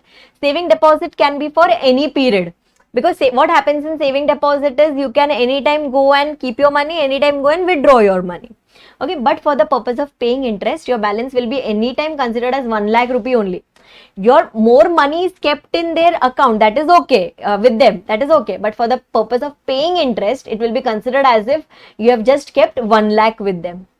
And the rate of interest that we can pay on savings is normal bank interest, normal nationalized bank saving interest plus maximum 2%.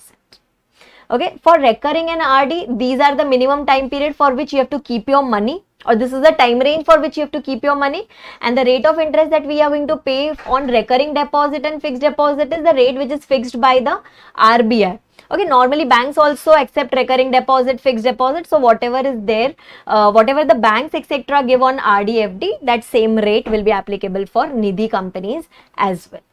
Okay, then in case of maturity, what is going to happen in case of maturity? So in case of maturity, no money till 6 months, no interest till 6 months. Later, before expiry, then interest at a lower rate, that is normal rate minus 2%, and you will get everything if you are keeping the money till your maturity. I hope you are very, very clear till here, everyone. Yes. Okay, so let's go ahead now. Rule number 14 also partially we have completed. Let's try to understand this, everyone. Unencumbered term deposit. Do you recollect how much we had to keep in unencumbered term deposit? That was 10% of your outstanding deposits. Okay, whatever is your liability into 10%. Uska 10% you have to keep it separately, right? So that you have to keep with a scheduled commercial bank or post office deposit, and that should be 10% of the outstanding deposit. Ma'am, outstanding deposit of which day? So at the close of business on the last working day of the second preceding month. So suppose if I go and check it for the month of May, Then the second preceding month will be March. Right now, 1 month and 2 months. So as on whatever, suppose 31st March is the last working day of March. So as on 31st March, whatever was your outstanding deposit into 10%, that has to be maintained for the month of May. Got it? Okay. Suppose sometimes it is happening that you are not able to keep 10% etc. Go and take the approval from the RD in form number NDH. See, wherever you have to take the approvals from the RD, it is going to be form number NDH2 and you have to go to the regional director. Okay, so simple. Rule number 14 said, what did rule number 14 say? That whatever is your outstanding deposit as on the second preceding month, last working day, whatever outstanding deposits are there on that particular day into 10% has to be kept in unencumbered term deposits for the current. Very clear with this? Yes. Okay. Then after that, going to the next rule, that is rule number 15, which talks about loans. Okay, till now we were doing about accepting the deposits. Now we are talking about giving of loans. We are going to give the loan only to our members, mutual benefit concept, right? Acha. In case of joint shareholders, it can be given only to our shareholders, na? So loan shall be provided to the members whose name appears first in the register of members. Say for example, it can be given, joint shareholding is of Mr. A and Mrs. A. So loan can be given only to Mr. A. Okay, now how much loan can we give? We cannot exceed our capacity. Okay, here also we can, just like we did it for deposits 1:20, here also we can give only limited loan, because the risk will be involved otherwise. So, to a single member, you can give a loan of 2 lakh if the total deposits that you have accepted from all of your members is less than 2 crore. Okay, I'll just make a table here. You will understand it very easily. This is your rule number 15. Okay, this is loan to each member. And this depends on total deposits accepted from members. This is total and this is each. Okay, so in this case, everyone here, just try to understand what is going to happen in this case. Suppose if the total deposits is less than rupees 2 crore, you can give rupees 2 lakh loan. Okay, suppose if it is more than 2 crore but less than 20 crore, then to each member you can give 7.5 lakh rupees of loan. Okay, problem area in the Act. Ma'am, what if the total deposit accepted is exact 2 crore? So there is no explanation for this in the Bare Act as well. Okay, so either here you can take more than or equal to, or here you can take less than or equal to. So that is a problem with the Act. So ideally you should not get any question on this exact 2 crore. Okay, then after that, suppose if it is more than 20 crore but it is less than 50 crore, then in that case it is going to be 12 lakh rupees to each member you can give. And last, suppose it is going to be more than 50 crore, then in such a case to each member you can give a loan of rupees 15. So what amount of loan you can give to each member, that depends upon the total deposits that you have accepted from the members. Very, very clear with this. And suppose if the company has not at all made profits in the last 3 years continuously, means the company is a loss-making company for the last 3 years, then all these limits will be slashed to 50%. This loan limit will be slashed to 50%. Means if this is less than 2 crore, this will become 1 lakh. If this is more than or equal to 2 crore or between 20 crore, then this will become 3.75 lakh. That way. If the company is into losses for the last 3 years. Very, very clear with this, everyone? Okay, now one more thing. What if earlier loan was given to a particular person and he defaulted? Should we again give loan to him? Obviously, ma'am, no. So if someone has already done any default earlier, then no new loan can be given to him. Very clear with this, everyone? And whenever you go and check these deposits figure, this will be checked as on the latest audit, as per the latest audited financial statement. Acha. Now, another important thing is, whenever you're giving loan, are you going to take something as security? Yes, ma'am. Whenever we go and take loan from banks also, we give security, right? So, similarly here also, we are going to give security. Okay. What means Nidhi company will accept security and then only it will give the loan. Now, what all things can be considered as security? What all things can be considered as security? So it can be gold, silver, jewelry. Means I will take my gold, silver, jewelry and I will give it to the Nidhi company and I can take loan. Okay, but here loan period can be maximum 1 year. Loan period can be maximum 1 year. Means the loan has to be repaid within a time period of 1 year. Okay. Next, loan can be given against immovable property. Means I go and give my property papers to the Nidhi company and I take a loan. Okay, but one restriction here is, first of all, loan period will be maximum 7 years. Within, means loan tenure can be of maximum, just like housing loan goes up to 20 years, etc. also. Similarly here, if we are giving any loan against immovable property, repayment period will be maximum 7 years. And from the point of view of Nidhi company, loans given against immovable property should not exceed 50% of, it should not exceed 50% of total loans. Okay, it should not exceed 50% of the total loans. Means some loan would be given against gold, silver, jewelry, some against immovable property, some against securities, etc. But this portion should not exceed 50%. Very clear with this? And also the loan amount should not exceed 50% of property value. Suppose if my house is of 2 crore rupees, loan should be maximum of 1 crore. Means they are securing themselves up to twice. Did you get that? Hey, did you understand the difference between this 50% and this 50%? This is individual loan given against a single property should not exceed 50% of that value, property value. And this is from the point of Nidhi company, that loan given against this category should not exceed 50% of the total loans. Okay. And last one, it can be given against fixed deposits, against NSEs, against government securities, against insurance policies, etc. The loan can be given against that also. But here the restriction is, whatever security, suppose if I have FD and I go to Nidhi and I say that please keep this as a security. Okay, so this should be pledged with Nidhi. First of all these should be pledged with Nidhi, and maturity date of this should not fall beyond the loan period. Suppose if the loan is of 5 years.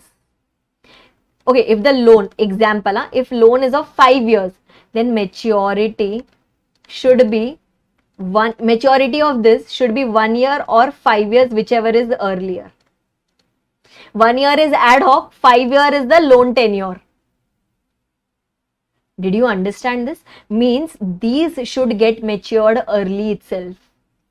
Before the loan tenure gets over, these should get matured so that Nidhi can realize the money from this. It will be pledged with Nidhi only, na? So if at all it gets matured, the money will come to Nidhi company only. Got it? Acha, but in case of FD, loan period should not go beyond the FD period. Means again, FD should get expired before the loan itself. Then only Nidhi will get the money.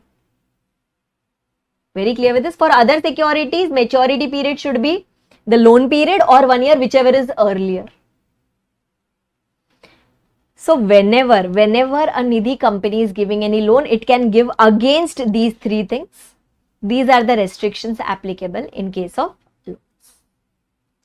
Right? And the rate of interest, when we are giving loan, the rate of interest is important because that is going to be our income. So that will be whatever we offer on deposits. Remember, we were offering on savings, recurring deposits, fixed deposits, whatever was the highest rate, okay, whatever was the highest rate that we offered on deposits plus 7.5%. Whatever was the highest rate that we offer on deposits plus 7.5%, this much you can charge on your loans. Okay, and for every person, the rate of interest should be same. It should not fluctuate. Okay, if Arpita is going, then this is the rate of interest. If you are going, then this is the rate of interest. No, it should not fluctuate. And that rate has to be put on the notice board of Nidhi company so that it is same for everyone. Are you clear with this? Yes, this rate of interest was given in rule number 16, just immediately after this. Here it is. Highest rate of interest plus 7.5. Are you clear with this, everyone? Okay, so then let's go ahead to the next rule, that is your rule number 17, which is talking about directors. This is important. So now they are coming on to the management thing, right? They are coming on to the management, that is they are coming on to the directors, board of directors. So any person who is a director, that person should be a member of Nidhi. He should be a shareholder of Nidhi. Okay, once he is appointed, he can hold office up to 10 consecutive years, continuously 10 years, like that person can hold office. After that, there will be a cooling period of 2 years. After 10 years, there will be a cooling period of 2 years. And only after that, he can be again reappointed for the 10 years again. So 10, serve a cooling period of 2 years, again you can come into picture. Okay. Acha, suppose if after 10 years central government says that you can continue for 1 more year, then that person can continue. If central government has not said anything, then 10 years plus 2 years ka cooling period. Very clear with this? Acha, normal DIN provisions, disqualification provisions of directors. DIN provisions will come under section 152. Disqualification provisions will come under section 164. Just like it is applicable to every other director, it is also applicable to the director of the Nidhi company. Okay, so 2 things are very, very important here. One is that director should also be a member of Nidhi company, and next is his tenure. What was the tenure? Tenure of a director of a Nidhi company will be 10 years, 10 consecutive years. After that, there has to be a cooling period of 2 years. Yes? Okay. Then after that, going on to rule number 18. Okay, going on to rule number 18, this got amended. Okay, so you have to do the corresponding changes while doing your question answers and MCQs also. That a Nidhi shall not declare dividend exceeding 25% in a financial year. Earlier, there were certain conditions that it can declare beyond 25%, etc. Now, they have made a flat rule. It cannot go beyond 25%. Very, very clear with this, everyone? Okay. Next, last 3 rules. Rule number 19, 21 and 24. Rule number 19 talks about auditor. Okay, it talks about auditor of a Nidhi company. So again, if an individual auditor is appointed, he can act for 1 term of 5 years. If a firm of auditors are appointed, then 2 terms of 5 years each. And after that, if they want to come again, there is again going to be a cooling period of 2 years, just like it was there for the directors now. Okay, so you can remember it in this way. In Nidhi company, cooling period for director and auditor is going to be 2 years only. Okay, and auditor will write in his report whether Nidhi has complied with everything or not. Okay, so individual auditor, 1 term of 5 years, firm of auditor, 2 terms of 5 years each. And then the cooling period of 2 years. So now let's take it ahead to the next one, rule number 21, that is half yearly return, every year's compliance. This is form NDH3, you have to file it. You have to file this half yearly return with the ROC along with fees within 30 days from that half year end, and that will be certified by CA, CS or cost accountant. Okay, so in NDH3, basically that half yearly return has to be filed. And then the last one, penalty for non-compliance. If Nidhi does not comply with any of the provisions or any of the rules that we have studied, then the company and every officer of this Nidhi company, obviously who is the defaulting one, will be punishable with fine which can go up to 5,000 rupees. And if it is a continuing one, then this is applicable anyway, plus 500 rupees per day will be applicable. 5,000 plus 500 per day.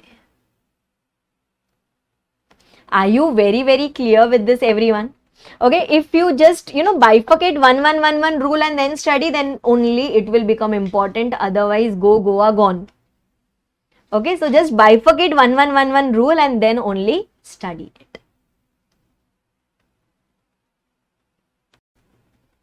And yes, now whenever you do the question answers MCQ, make sure that you do as per the amended provisions. Okay, make sure that you do as per the amended provisions. Mainly it is, one is your minimum equity share capital, another one is your net owned funds, and another one is that dividend thing. Dividend beyond 25% is not allowed. So make sure that you consider those things and do it.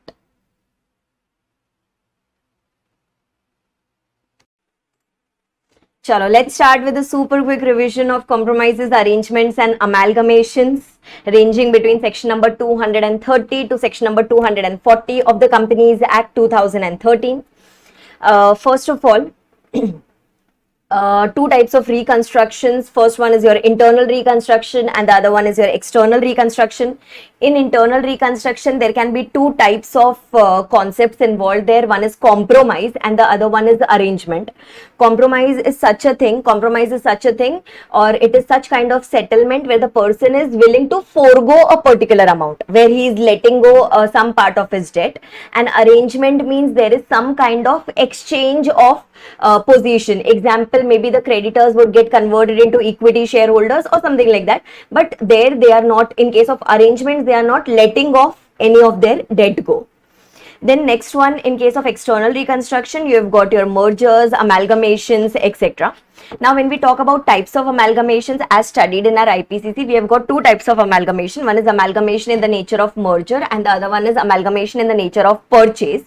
When we go to amalgamation in nature of merger, then in that case, if the five conditions which are given in the definition, if that gets fulfilled, then in that case it will be called as amalgamation in the nature of merger. First one, there should be transfer of all the assets and liabilities. Second one, the transfer should take place at the book value until unless it is required to bring in consistency with the accounting policies. Then shareholders holding at least 90% of the face value of the equity shares, excluding the cross holding in the other company. Those many number of shareholders should become the shareholders of the new company. Then the consideration that you are going to pay to the shareholder should be by way of shares only, except that for a fraction of shares you can pay the amount in cash and the business is going to be carried on in near future. If these five conditions gets fulfilled, then we call it as amalgamation in the nature of merger. Otherwise, it is going to be called as amalgamation in the nature of purchase. Okay. Then after that, going on to the main provisions, that is starting from section number 230, which is the one of the most important sections of the entire chapter. Section number 230 talks about compromises or arrangement, and it is going to also talk about the procedures of the amalgamation, which we are going to study later on. So now there can be a compromise between a company or a creditor. There can be a compromise or arrangement between a company or a member. So either the company or the creditor or the members, these people can go and make an application to the tribunal that they wish to enter into such compromise or arrangement agreement, and they are requesting to the tribunal. They are simply requesting to the tribunal to allow them to call a meeting of the members or the creditors as the case may be. So here we are just going and making an application to the tribunal that please allow us to call for a meeting. Then after that, when we go and make an application to the tribunal, we have to take mainly three things along with us. First one, the financial details of the company, that is all the material facts about the company, its financial position, its liquidity position. We'll take all the information about that. Then along with that, if suppose in our compromise or arrangement we have proposed about the scheme of reduction in share capital, then we'll take the details of that. And suppose if we have proposed the scheme of corporate debt restructuring, CDR, then we'll be taking taking that scheme along, which has to be certified by at least 75% of the secured creditors in value. Whenever you have your corporate debt restructuring in your scheme, then in that case 5 more details are to be submitted. First of all is going to be your creditor's responsibility statement, that they are also going to that they are just a declaration that they are going to safeguard the interest of the other creditors also. The next one, the steps taken to safeguard the interest of other creditors. Then after that, the post reconstruction liquidity report has to be post restructuring or reconstruction, whatever liquidity position you anticipate, those details have to be given.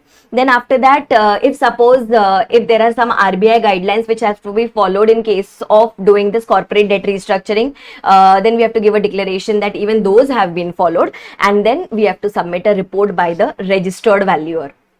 These are the 5 extra things that we have to submit whenever our scheme is going to involve corporate debt restructuring. Then after that, once you have called the meeting, once you have taken the permission from the tribunal for calling the meeting, plus once you have submitted these 3 plus 5 8 3 plus 5 is equal to 8 documents to the tribunal, then after that, assuming that the tribunal agrees and it allows you to call for the meeting, then after that the notice is going to be sent to everyone. It is going to be sent to the members, it is going to be sent to the creditors, to all the debenture holders, then at their individual addresses it is going to be sent. Along with this particular notice, you will give the details of compromise or arrangement, that the details of the scheme basically, then what effect it is going to have on the members and the creditors, what effect it is going to have on the management of the company, and then the copy of the valuation report which was given by the registered valuer. This you will attach along with the notice that you're sending to each and every one of them. This is one thing, and just sending them the notice is not sufficient. We'll have to even advertise about this particular notice. First of all, advertisement will be placed on the website of the company, if the company has any website. If the company is a listed company, then we are also going to forward it to SEBI and to the recognized stock exchanges so that they can put it on their website. Plus, we have to put it in 2 newspapers also, which is going to be in form number CAA2. The last point on the last page, the thing that we studied about creditors responsibility statement, that was in CAA1, and this advertisement in newspapers is going to be in CAA2. So this way you're supposed to do the advertisement of the notice that you're going to give to each and every one of them. Then plus in the advertisement you will be writing that suppose if someone wants a physical copy of that, then that details will be given in the advertisement, that yes, the physical copies of this particular notices and the attachments along with that will be available in the company till so and so date, within so and so time, etc. So if anyone asks for the physical copy, then we will have to provide. Okay, then in that case we will have to provide those copies. Then after that, in the notice, we will give them 2 things. We'll give them 2 options, or we'll say them about 2 things. First of all, that they are supposed to vote. Okay, they are supposed to vote within a period of 1 month. Either they can come in the company and vote whenever the meeting is going to be held, or alternatively, they can vote by way of postal ballot. And one more point that we're going to study later on is, if suppose here itself 90% of the creditors give their, if at least 90% of the creditors give an affidavit that they are okay with the scheme, then the tribunal can even dispense of calling with their meeting. Means the tribunal will say if at least 90% of the creditors have given their approval, then in that case we need not even call their meeting. Okay. And another thing is, if someone wants to raise objection against this particular scheme, then in that case, in case of members, the members holding at least 10% of the shareholding, and in case of creditors, people holding at least, or the creditors holding at least 5% of the total outstanding debt, these many people can raise the objection, and if the objection is raised, then we'll have to again reconsider the scheme, and then only we can proceed ahead. Acha. Once you have given the individual notices to the members, creditors, SEBI, put it in the paper, put it on the website, etc. Once everything of that sort is done, then after that, we are also supposed to give the notice to all the statutory authorities who are applicable to the company. It can be the central government, it can be the income tax authorities, it can be the ROC, it can be the stock exchanges, it can be RBI, it can be competition commission, whoever is applicable to you. We are supposed to give them the statutory we are supposed to give them the notice, who are our statutory authorities, and we'll tell them that if you have any objection, then in that case you can raise this objection within a period of 30 days. If the objection is not raised, then it will be assumed that you are okay, and we'll proceed ahead with the scheme. Okay, and this notice to the statutory authorities, this is given in form number CAA3. This is given in form number CAA3. Then after that, once this is done, once all the statutory requirements etc. are done, then after that, we are going to call that meeting in which we are going to take the voting. In that, we are going to take a dual majority. How do we take the dual majority? First of all, here we'll consider only those shareholders or the creditors who are voting in the meeting. Means first of all, they should be coming to the meeting. After coming to the meeting also, they should be voting either in favor or against, but we are going to consider only those people who are voting in the meeting. In that, first of all, by way of we'll see the in case of numbers, we'll check the simple majority, that is more than 50% should be more than 50% of the people who are voting, those people should be voting in favor. That is the first thing. And the second one is the people who are voting in favor should be holding more than or equal to 3/4 in value of the shares of the people who are totally voting. Okay, so the people who are voting either yes or no will do the aggregate into 3/4. These many of the shareholders or these much of the value of the shareholder should be saying yes. If both the above conditions are fulfilled. Just observe one more thing. In the above point, it was more than 50% because we wanted a majority. Okay, and below it is at least 3/4. So more than or equal to 3/4 or more than or equal to 75%. So just keep that in mind. Once both these conditions are fulfilled, then it is deemed as if the scheme has been sanctioned. Once the scheme is sanctioned, then after that the matter goes to the tribunal. Tribunal will approve it. Tribunal will pass an order for it. It will write various things in its order that how the implementation etc. is supposed to be done. Okay, and finally the exit offer. If suppose there are any dissenting shareholders, creditors, etc., then in that case to them we are going to give an exit offer. What exit offer is to be given, etc., that was already written in the scheme and that will now be approved by the tribunal here. Plus we are also supposed to file a statement or a certificate rather of the auditor that whatever accounting treatment they are going to give to this particular compromise or arrangement that will be in accordance with the accounting standards as prescribed under section 133. This we have to give just for the purpose of compliance. And once the tribunal passes any particular order, once he passes the previous order, then in that case it is assumed that the order is final. We'll go and file it with the ROC as always within a period of 30 days. Okay, once we do that, then ROC also records that internal reconstruction or whatever compromise or arrangement happened in this particular company's case, and now the scheme is altogether sanctioned. Okay, then after that, suppose if there was any buyback involved. Okay, suppose if there was any buyback involved in this particular scheme, then that buyback has to be as per section number 68. But suppose if there is any reduction of share capital involved in the scheme, then that will be as per the scheme and not as per section number 66 of the Companies Act 2013. Okay, and the next one is suppose if the company whose internal reconstruction is going on, if that company is a listed company. Okay, and suppose if later on this compromise or arrangement gets converted into amalgamations, means the internal reconstruction gets transferred into external reconstruction. Maybe we had planned for internal reconstruction but that could not work, so we went for external reconstruction. Then in that case, whatever takeover, mergers, amalgamation, whatever happens, that will be as per the SEBI provisions. Means it should also fulfill the SEBI regulations or SEBI requirements if that company is a listed company. Right, and in the entire section, wherever the powers were delegated to the tribunal, suppose if this company would have been a government company, then in that case, instead of tribunal, the word or the authority who is going to come into picture is the central government. This was all about your section number 230. Now 231 is very simple. 231 simply says the post thing. Okay, means it is going to be a provision which is going to be applicable once the scheme is sanctioned. Once the scheme is sanctioned, after that we'll have to look after the implementation of the plan. We'll have to see whether the plan is getting implemented properly, and we are going to give directions for that. Okay, who is going to give that? Obviously the tribunal is going to give that. Tribunal is going to have the powers to supervise the implementation and to give the directions for proper implementation of this particular thing. And if the tribunal thinks that, no, it is not possible to implement this even after putting efforts etc., then in that case it can pass an order for winding up. It will simply wind up there. And here also, instead of tribunal, the authority who is going to come up here is central government if the company is a government company. This was section number 231. Okay, this was section number 231. Now going on to the next section, that is section number 232, which is going to talk about mergers and amalgamation. That is mainly we are going to talk about external reconstruction here.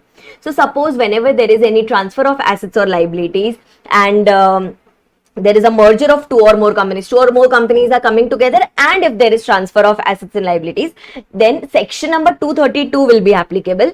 Many of the procedures are going to be similar to that of section number 230, the first section. Okay, the first section that we had studied in this particular chapter, that is section number 230. So here also, we go and make an application to the tribunal that we are planning for this merger and amalgamation of two companies, and there is going to be transfer of properties which is going to be involved there. For that purpose also, okay, we are supposed to give the notices to everyone, just like we gave it in section number 230 subsection 3, and we'll give the notices, we'll put it in the newspaper, we'll give the advertisement, we'll put it on the website, SEBI website, etc. Then after that, we'll give them the opportunity to raise objections, just like we had done it there. Then after that, we are going to give the notice to the statutory authorities also, just like a section 230 subsection 5.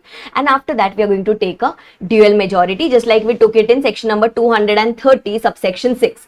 So the provisions from section 230 subsection 3 to 230 subsection 6 is going to remain the same. It's just that mainly there is going to be change in the documents. Okay, there is going to be change in the documents that we are going to submit to different people. There we had submitted all the documents in relation to internal reconstruction. Here we are going to submit the documents in relation to your mergers, amalgamations. Okay, so now there is going to be a draft scheme regarding your merger and amalgamation that is going to be prepared. Then after that, there is going to be discussions about the exchange ratio. Then after that, the next one is going to be the valuation report. Then after that, we are going to go and submit all these things to the ROC also, because now the companies are changing, the nature of the companies are changing. And one different thing which is coming up here is we are also supposed to prepare a supplementary accounting statement. Okay, we are also supposed to prepare a supplementary accounting statement if suppose my financial statements are older than 6 months. Okay, then just to bring it to the current date, we are going to prepare a supplementary accounting statement. All these things are supposed to be submitted. All these things are supposed to be not submitted actually. All these things must be circulated whenever we are calling for the meeting. Okay, so this will be put up on the website. This will be given to the members, creditors, debenture holders, etc. You gave all these things, you called for the meeting, you took the dual majority. Then after that, the tribunal is going to pass the final order. It will write in that what exchange ratio is approved, how the transfer of assets and liabilities is going to take place, at what values it is going to take place, what are we supposed to do with the dissenting shareholders, what are we supposed to do with the NRI holders, what about employees, how are they going to transfer from one company to another, what about the legal proceedings of the old company, will it continue or will it get lapsed when it gets converted into a new company, and all those things, right? About these things, it will be written in the tribunal's order. A few specific things which can be provided in the tribunal's order is, suppose if the transferor company was a listed company and the new company, that is the transferee company, is an unlisted company. Transferee means the continuing company. Then in that case, if suppose the older one was a listed company and now we are an unlisted company, then because of this, the transferee company does not by default become a listed company. For becoming a listed company, it will have to go as per the SEBI provisions, etc. for listing.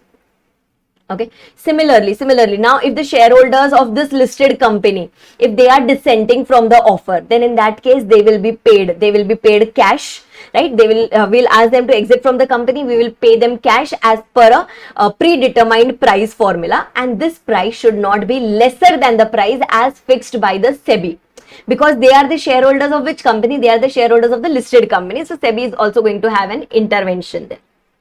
Similarly, suppose if the transferor company had paid fees on the authorized share capital, and now after merger or amalgamation, if suppose there is some extra fees which is becoming payable on the authorized share capital of the transferee company, then the fees paid by the transferor company will be set off against the eligible fees for the transferee company. So the fees paid by the transferor company can be set off. right? All these things will be provided in the tribunal's order, and once the tribunal's order is passed, then it becomes binding on everyone. Plus, similarly, just like we had done it in section number 230, auditor's report has, auditor's certificate has to be submitted, or the company auditor's certificate has to be submitted, that whatever the accounting treatment is going to be given, that will be in accordance with the accounting standards prescribed under section 133. Once this is done, now the actual process is going to start. The transfer of assets and liabilities will take place. We'll go and submit the copy of order with the ROC within a period of 30 days. A particular date will be fixed as if this is the date of your merger and amalgamation. That date is called as an appointed date. Okay, merger amalgamation is an ongoing process, so a particular date has to be fixed on which date we are going to pass all the entries and all, which is going to be called as an appointed date. And then about its implementation, how the plan is getting implemented, etc. For this purpose, we are supposed to submit a form called as CAA8. Okay, it is nothing but a compliance form actually, CAA8, to the ROC for every financial year till the time the process does not get completed within a period of 210 days from the end of each financial year. And this has to be certified either by the CA, CS or the cost accountant. They have to certify it, and if any of the provisions are contravened, then this is the amended penalty that is going to be applicable there. Then again, here also in the entire section, in section number 232, wherever the company is a government company, then in that case, instead of the term tribunal, we are going to use the authority called as central government. So 232 was more or less similar to section number 230. The major difference is here where the documents that we are circulating along with the notice, there is a change in the documents and a few extra points which are coming up here. One was regarding that listed unlisted company, and the other one was about that authorized share capital. Right, the fees on the authorized share capital. These are the 2 to 3 different points which are just coming up here in the section number 232. Then going on to the next one, that is section number 233, which talks about fast track merger.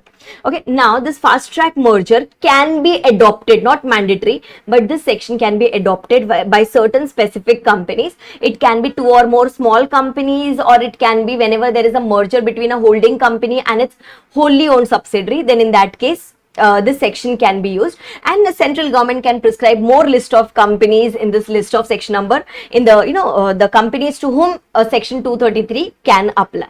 For this, the central government can prescribe more number of companies.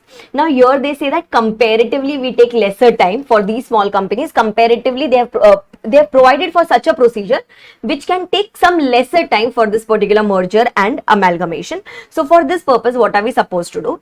First of all, we are going to invite objections, suggestions from ROC, from the official liquidator, and from all the people who can get affected because of this particular order, that is your members, creditors and all those people. We'll give them 30 days time that if you have any objections to this particular merger amalgamation, then please raise it.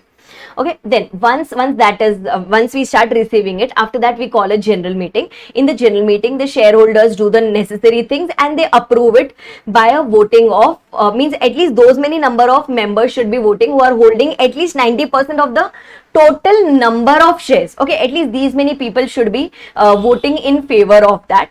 Then after that, we are also supposed to file a document called as declaration of solvency with the ROC, that even after doing this reconstruction, we are going to be solvent.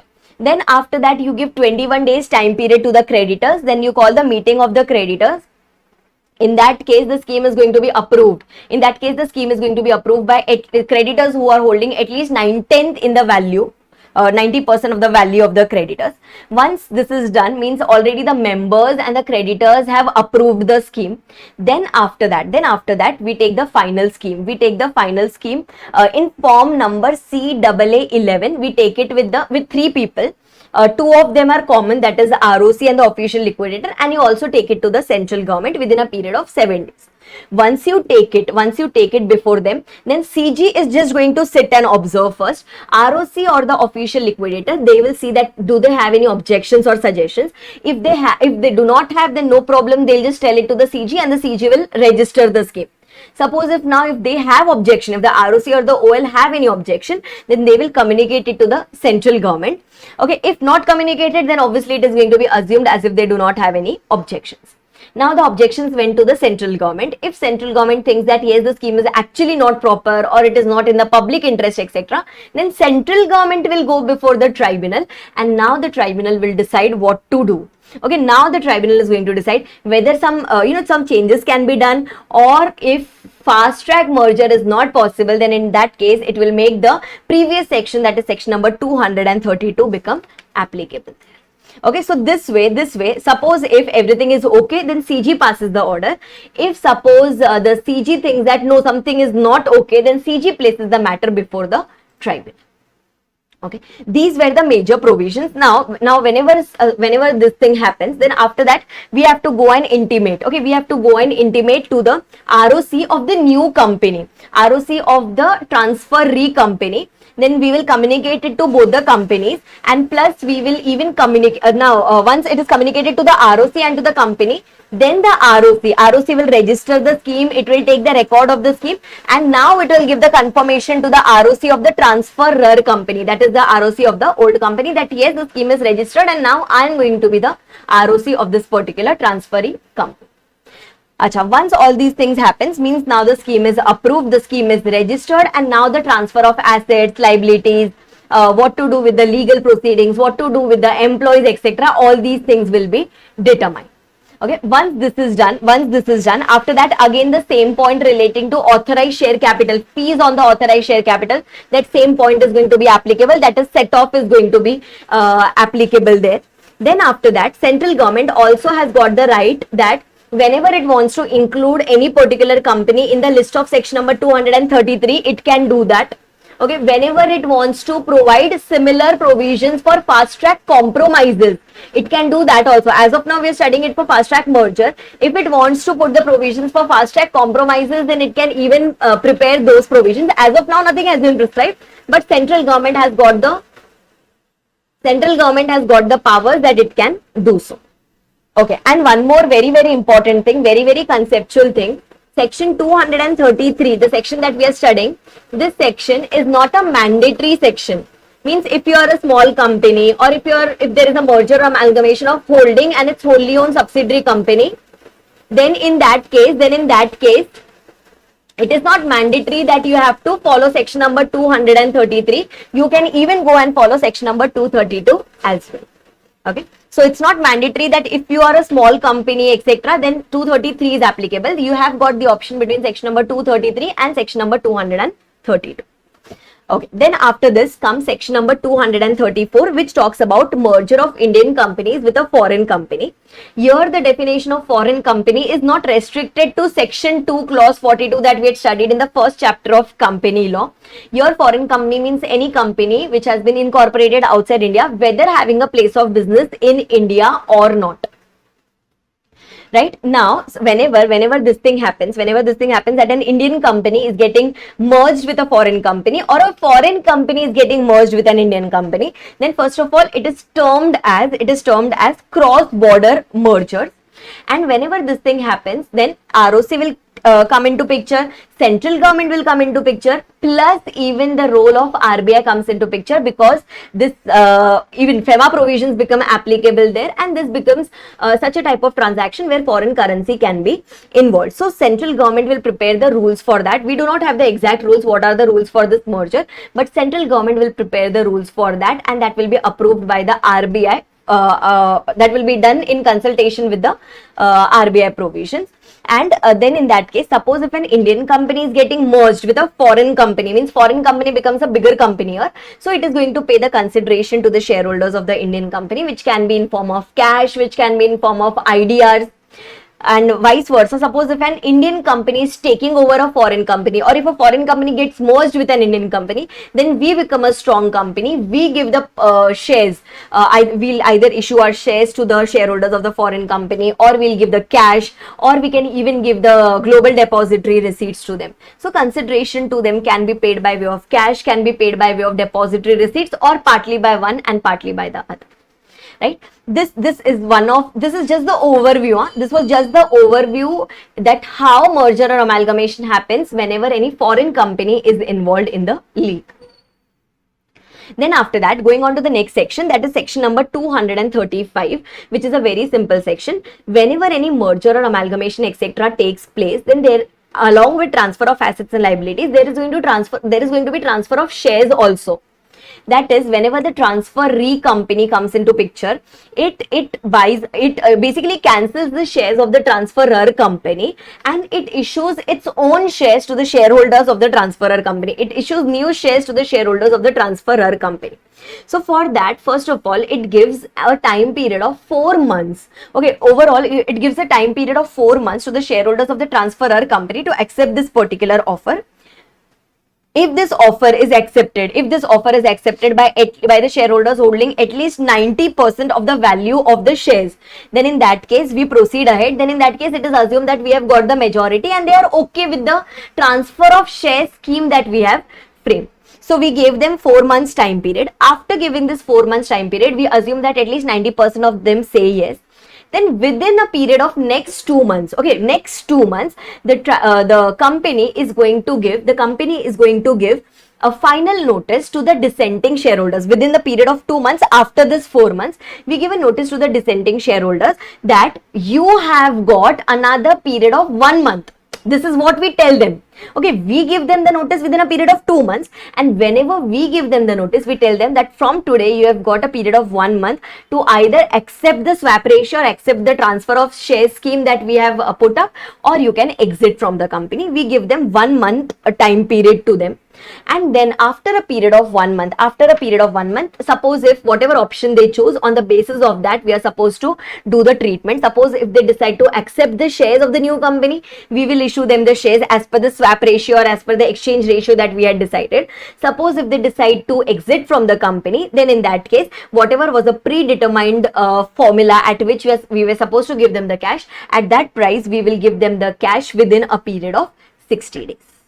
Right, this is all that we had studied in section number 235, that is 4 months, 2 months and 1 month, and after that we are going to do then the payment within a period of 60 days. This is what we had studied in section number 235. Then after that, going on to the next section, that is section number 236. In 236, there was about this minority and the majority shareholders. Now, suppose if in a company you have got a majority shareholders, a group of majority shareholders who are holding at least 90%, of the issued share capital, then they form the majority. The rest of them becomes your minority shareholders. Now, there can be two things. Either the majority shareholders will give a notice to the company that we wish to acquire the shares of the minority shareholders, or even the minority can come upfront and they can say that, okay, you can acquire our shares anyway. The decision making is going to be happening by the majority shareholders only. So here the majority shareholders can acquire the interest of the minority shareholders. Again, it is not mandatory for the minority shareholders to give up their shares. Okay, it was just an offer. The minority shareholders can even decline it. Okay, then whatever the consideration at which the shares are going to be acquired from the minority shareholders, that will be determined by the registered valuer. And whatever is the amount, that will be put in a separate bank account. Okay, this everything will be done by the company itself. Here there is no second company involved. So the transfer agent is going to be the company itself. Company is going to put the money. Company is going to keep this money deposited in a separate bank account. This account will operate for a period of 1 year generally, and the disbursement has to be done within a period of 60 days. Okay, initially within a period of 60 days, the disbursement should happen, but max to max, it should be done within an overall period of 1 year. Suppose in case of death, etc., then in that case, suppose if there is a death of the of a minority shareholder, or if there is any insolvency case, then in that case, instead of 1 year, it can be kept open. The scheme can be kept open for a period of 3 years there. Once all these things happen, the amount is paid to the minority shareholders. We take their shares and the shares go to the majority ones, and they become 100% holder of the shares of the company. Suppose if the shares were held in the physical format, then we will do the changes in the share certificate. Suppose if the shares are held in the dematerialized demat format, then in that case, the transfer of shares will take place from one demat account to another. Right now, suppose if in minority, the minority part that we had, that is less than or equal to 10% of the issued share capital of the company. Suppose if in minority, if we have got a majority, In minority, if you have got the majority, means the shareholders holding at least 75% of the minority shareholding, that person is at a stronger position to do the bargain with the majority shareholders. So if he does any bargain and he gets a good claim from the majority shareholders, then whatever is the extra premium that he is getting over and above the decided amount, then that amount has to be shared with all the minority shareholders. That will just not be taken by the majority person who is sitting in the minority. It will not be taken just by that person. It has to be shared with all the minority shareholders. We have also got an example on this in the textbook. You can simply refer this example once. Then after that, going on to the next section, that is section number 237. 237 talks about the case where the merger or amalgamation happens or is done by the central government in public interest. That is, whenever the central government is of the opinion that it is advisable to do the merger of these two or more companies, or it is advisable to amalgamate these two or more companies, then it can do so by passing a notification in the official gazette, and after that providing for the merger or amalgamation of such companies. Now, whenever such a thing happens, again there is going to be transfer of assets or liabilities. Again, the legal proceedings of the old company will now continue against the new company. Similar like your mergers and amalgamation. But before doing that, central government has to make sure that whatever is the proposed scheme of merger or amalgamation that is given to all the companies who are involved in this particular merger or amalgamation, they should be given an opportunity to file an appeal. Till the time the appeal is not disposed of, till that time central government cannot pass the final merger or amalgamation order.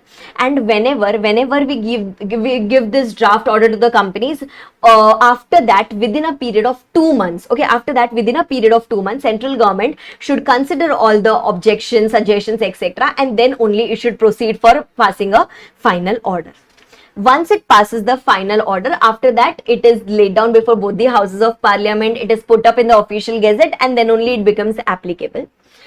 All the people in from the old company will now get into the new company. They should be given nearly similar rights which they were having in the old company. Suppose if they are not given similar rights, then in that case they will be eligible for compensation. Now, suppose if they are aggrieved with the compensation, then in that case they can go and file an appeal before the tribunal within a period of 30 days. Means whenever the scheme was published in the official gazette, from that day, within a period of 30 days, they can go and file an application. They can go and file an appeal application with the tribunal, and then the tribunal's decision on this is going to be full and final. Okay, so here basically this is nothing is happening voluntarily here. Everything whatever is happening here is compulsory thing, where the central government is of the opinion, after giving an opportunities definitely to both the companies, that yes, the company should be amalgamating there. Okay, then after that, the next thing is section number 238, which pertains to, or which is in continuation of, or which pertains to section number 235. Actually, this section is applicable before we do section number 235. You remember in 235 we did that 4 months, 2 months and 1 month thing which was coming up there. So in that case, whenever you frame that transfer of share scheme and you or give it to the shareholders of the company, etc., before giving it to the shareholders, make sure that you have registered it with the ROC.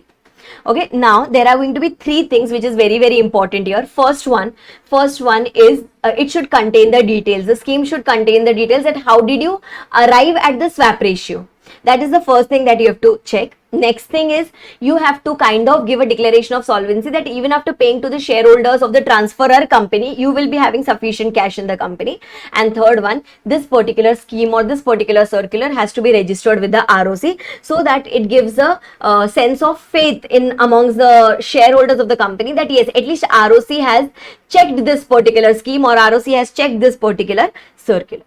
Suppose if the ROC thinks that no, something is not good in that, then the ROC can refuse. It can refuse to register this particular circular, and it will intimate the companies within a period of 30 days that your circular or your scheme is utter nonsense, so please change it. Okay, now suppose if I think that no, the ROC has falsely rejected it or falsely refused it, then in that case we can go and file an appeal to the tribunal against the ROC's refusal. right? And suppose if the directors of the company or the management of the company, they do this, means if there is a contravention of section number 238, that is they were required to go and register it with the ROC, but if they did not do it, then in that case they will be liable for a penalty of rupees 1 lakh. So basically, before you come out with the transfer of share scheme, before the shareholders of the transferor company, before that you have to make sure that you go and register it with the ROC. Then after that, going on to the next section, that is section number 239, which talks about preservation of books of accounts of the company. Now, the books of accounts of the transferee company is going to continue in the future. So, what about the books of accounts of the transferor company? You have to maintain it as per the normal provisions of the Companies Act 2013. And before disposal, we have to make sure that we take the prior permission of the central government before its disposal. Central government will appoint some person who will do the inspection in this particular books of accounts. Suppose it wants to find out that if any fraud, misfeasance, or if any offense has been done in the company prior to this merger, amalgamations, etc. So only after taking the prior permission of the central government, we can dispose of the books of accounts of the transferor company. And the last section, that is section number 240, which said that even if merger amalgamation happens, suppose if before merger or amalgamation, if there were any offences which were committed, then the officers of the company, that is the management of the company, will still be liable. They will still be liable for the offences which were done prior to that mergers or amalgamation. They do not get relieved from the liability once the merger or amalgamation happens. And then we had got the two case laws here from the old law. One was that suppose in case of whenever in the old times, whenever the exchange ratio was decided, no person can go and raise objections in regards to those exchange ratio before the court until unless that person is able to prove that there is this exchange ratio is grossly unfair. Till that time, the court is not going to interfere in between. And similarly, whenever any valuations happen, just like earlier valuations were done by chartered accountants, merchant bankers, etc. Now it is being done only by the registered valuer. So earlier, whenever the valuations, etc. were done, if the valuation was done by a reputed firm of chartered accountants, and if it was approved by majority of the shareholders, then a few minority shareholders cannot raise the objection. And even if these minority shareholders raise the objection, then that objection will not be considered. These were the two case laws. These were the two case laws that we had taken up in the from the old law, that is Companies Act 1956. And in the penalties, section 232 penalty is specifically important just because it has got amended this time. So you can just focus on this penalty of section number 232. And with this we are done. With this revision of chapter Compromises, Arrangements, Amalgamation. 5 forms that we used in the chapter: CAA1, which was the creditor's responsibility statement; CAA2, which was for giving the notice in the newspaper; CAA3, which was for giving the notice to the 30 days notice to the statutory authorities; CAA8, which was the compliance statement that we were filing it to the ROC within 210 days from the end of the financial year; and CAA11, where we submitted, in case of fast track merger, where we submitted the approved scheme to the central government ROC or the official liquidator. I hope I am very, very clear till here and you are able to recollect the provisions. With a super quick revision of winding up, which comes under chapter number 20 of the Companies Act 2013, ranging between section number 270 to section number 365, with many sections omitted from the act and many sections omitted in our syllabus. First of all, section number 270 says that if winding up of the company has to happen, then it is going to be done as per part 1 of this particular chapter. After that, part 1 starts from section number 271. There are 5 circumstances. This is an important answer. There are 5 circumstances in which the company can be wounded up by the tribunal. First one, if the company itself realizes that it has reached the winding up position and the company passes a special resolution, then the tribunal can wind up the company. If the company has acted against the interest of our country, against the integrity or sovereignty of our country, or it has hampered the friendly relations of our country with other countries, then in that case, winding up can happen. Third one, if application has been made by the ROC or by the CG authorized person to the tribunal that affairs of the company have been conducted in fraudulent manner, or for the company was formed for fraudulent purposes, or any persons who were involved in the management of the company are guilty of any misfeasance, fraud, misconduct, etc., then in that case tribunal can wind up the company.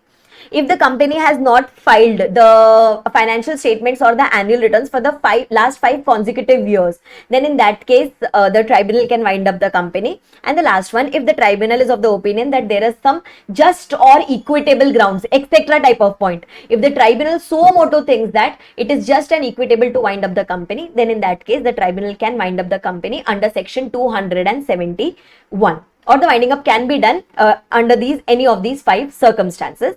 For this purpose, someone has to go and file a petition before the tribunal. Okay, either the company or the shareholders or the ROC or CG authorized person, or in case of that sovereignty integrity, it can be filed by the CG or the SG. These people can go to the tribunal and they can go and file a petition for winding up.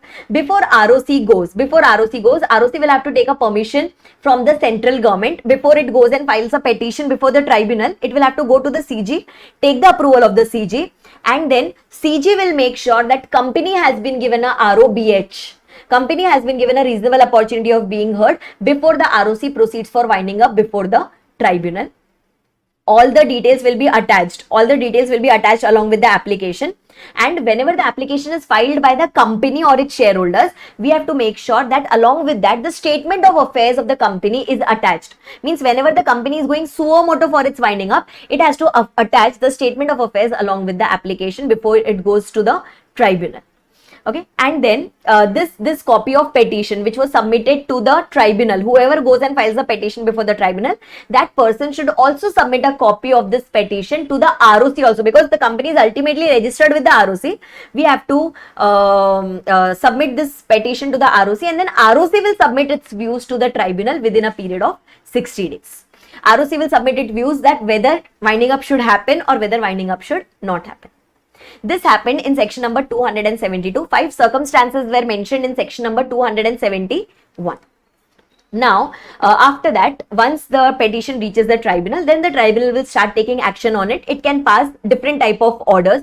Either it will dismiss the petition altogether, or it will make an interim order. Making an interim order means it can say that, okay, on so and so basis, we think that winding up should happen, but this is not the final one. And so in that case, it can even appoint a provisional liquidator. So that it can take the help of provisional liquidator and determine whether winding up should be done or not. Or it can modify the order. So basically it can confirm, it can modify, it can set aside, and whenever it is passing any interim order at that point of time, it can appoint a provisional liquidator as well. But whatever type of order it has to pass, tribunal, this is important, tribunal has to make sure that it passes an order within 90 days from the date of presentation of petition. Means winding up order has to be passed within a period of 90 days from the day when the winding up petition commenced, or the day when we presented the petition before the tribunal. Then after that, whenever the tribunal is of the opinion that winding up is happening due to insolvency, then in that case we will not do the winding up here. We'll take the winding up under IBC voluntary liquidation thing, right? And before tribunal takes any action against the company, it has to make sure that a reasonable opportunity of being heard is given to the company before any winding up order is passed. Then after that, you remember in section number 272, when the company was going and filing a petition, along with the petition, it submitted its statement of affairs to the tribunal. Now, when the petition is filed by any other person, be it by ROC, central government, state government, etc., then in that case, once those people go and file the petition before the tribunal will now direct me, that is the company, raise your objections and plus submit your statement of affairs within a period of 30 days. Okay, your extension can also be provided, but by default the time period is 30 days within which we will raise our objections and we will have to provide the statement of affairs. Suppose if we do not file the statement of affairs, we say that no, I don't want to file my statement of affairs, then I will not even be having the right to raise objections. If I am not listening to the tribunal, then tribunal won't accept my objections also. Okay, and at the top of that, we will also be punishable. The company or the directors of the company, etc., they will be punishable for not submitting the statement of office. Right? Then after that, whenever we are punishable here for not filing the statement of affairs or for not submitting the statement of affairs, we are liable for fine or imprisonment. Okay, that is applicable. And in case of imprisonment, the cognizance of offense has to be given. The cognizance of offense has to be given before the special court. So then only the special court will come into picture and it will determine the final period of imprisonment. Then after that, going on to the next section, that is section number 275, which talks about appointment of the liquidators. Whenever we pass the interim orders, the tribunal had appointed a provisional liquidator. Later after that, you can appoint the same person as the company liquidator, or you can take up a new person as the company liquidator from the data bank of the IBC, or you can take some person as an official liquidator from the government's database. Generally, official liquidator comes in the case of government companies. Okay, nowadays we take liquidators, we appoint liquidators from the data bank of the IBC itself, that is under the IBC Act itself. And as soon as this particular liquidator is appointed, within a period of 7 days, he will have to give a statement about his conflict of interest and independence. If at all it is getting affected, then he will have to give that particular declaration. Now suppose if he is involved, if this particular liquidator is found guilty of any misconduct, misfeasance, fraud, professionally he is incompetent to become a liquidator, or if there is any conflict of interest, or if there is any lack of independence, then in that case we can remove this particular liquidator after giving him a reasonable opportunity of being heard. Okay, and in such cases his work gets transferred to another liquidator. Similarly, when he resigns, or similarly in case of his death, and at that time also his work is going to get transferred to another liquidator. And if suppose because of this liquidator the company or any particular person has suffered any amount of losses, then the liquidator is going to be personally liable for all such things. But yes, before putting any claim on him or before removing him from his office, we are supposed to give him a reasonable opportunity of being heard. Then after that, once the tribunal passes an order, either the interim order or once it passes the final winding up order, then after that it is going to disseminate the information. Okay, the tribunal should disseminate the information that winding up is going to be started in case of so and so company. So it will tell the CL or the PL that you are being appointed as the CL or the PL, and plus it will intimate the ROC.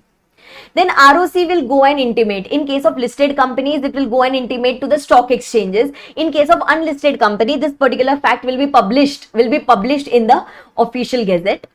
As soon as this winding up order comes into picture, it will act as a discharge notice that okay, all the employees, all the workmen of the company can now leave the company because the company is going to get wounded up, except in the case where the business of the company is going to be continued. Okay, then you're supposed to form a committee called as winding up committee.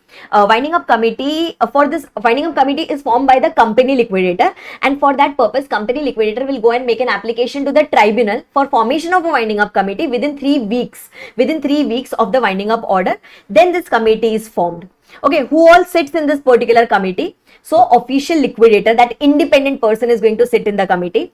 One of the nominee of the secured creditor is going to sit in the committee, and any other professionals as required or as nominated by the tribunal. These people are going to sit under the winding up committee, and they are simply going to have a control. They are going to have a control over the company liquidator while performing the duties in relation to winding up. Okay, then after that they will start monitoring the company liquidator. Whenever the company liquidator is selling off the assets, paying off the liabilities, whenever they are settling of the claims, whenever they are preparing the statement of affairs, etc., at that time all these things will be done by the CL only, but this will be monitored by the winding up committee. And whenever the CL has to submit anything to the tribunal, whenever the CL is supposed to submit anything to the tribunal, before that a draft report will be submitted to this winding up committee, and then only the matter goes to the tribunal. Then after that, one thing that they are deeming under this particular chapter is whenever any winding up order is made, it will be deemed as if it was done by way of a joint petition filed by the creditors or the contributories. meaning that the winding up order should always favor the creditors and the contributories, because those are the people who are ultimately affected by the winding up. Okay, then another section number 279, which is important, which says that suppose if once the winding up commences in the company, then kind of moratorium starts. Any legal cases which we had initiated or which we wish to initiate or which someone had initiated against me, everything will come to an halt. You cannot proceed with that except with the tribunal's permission.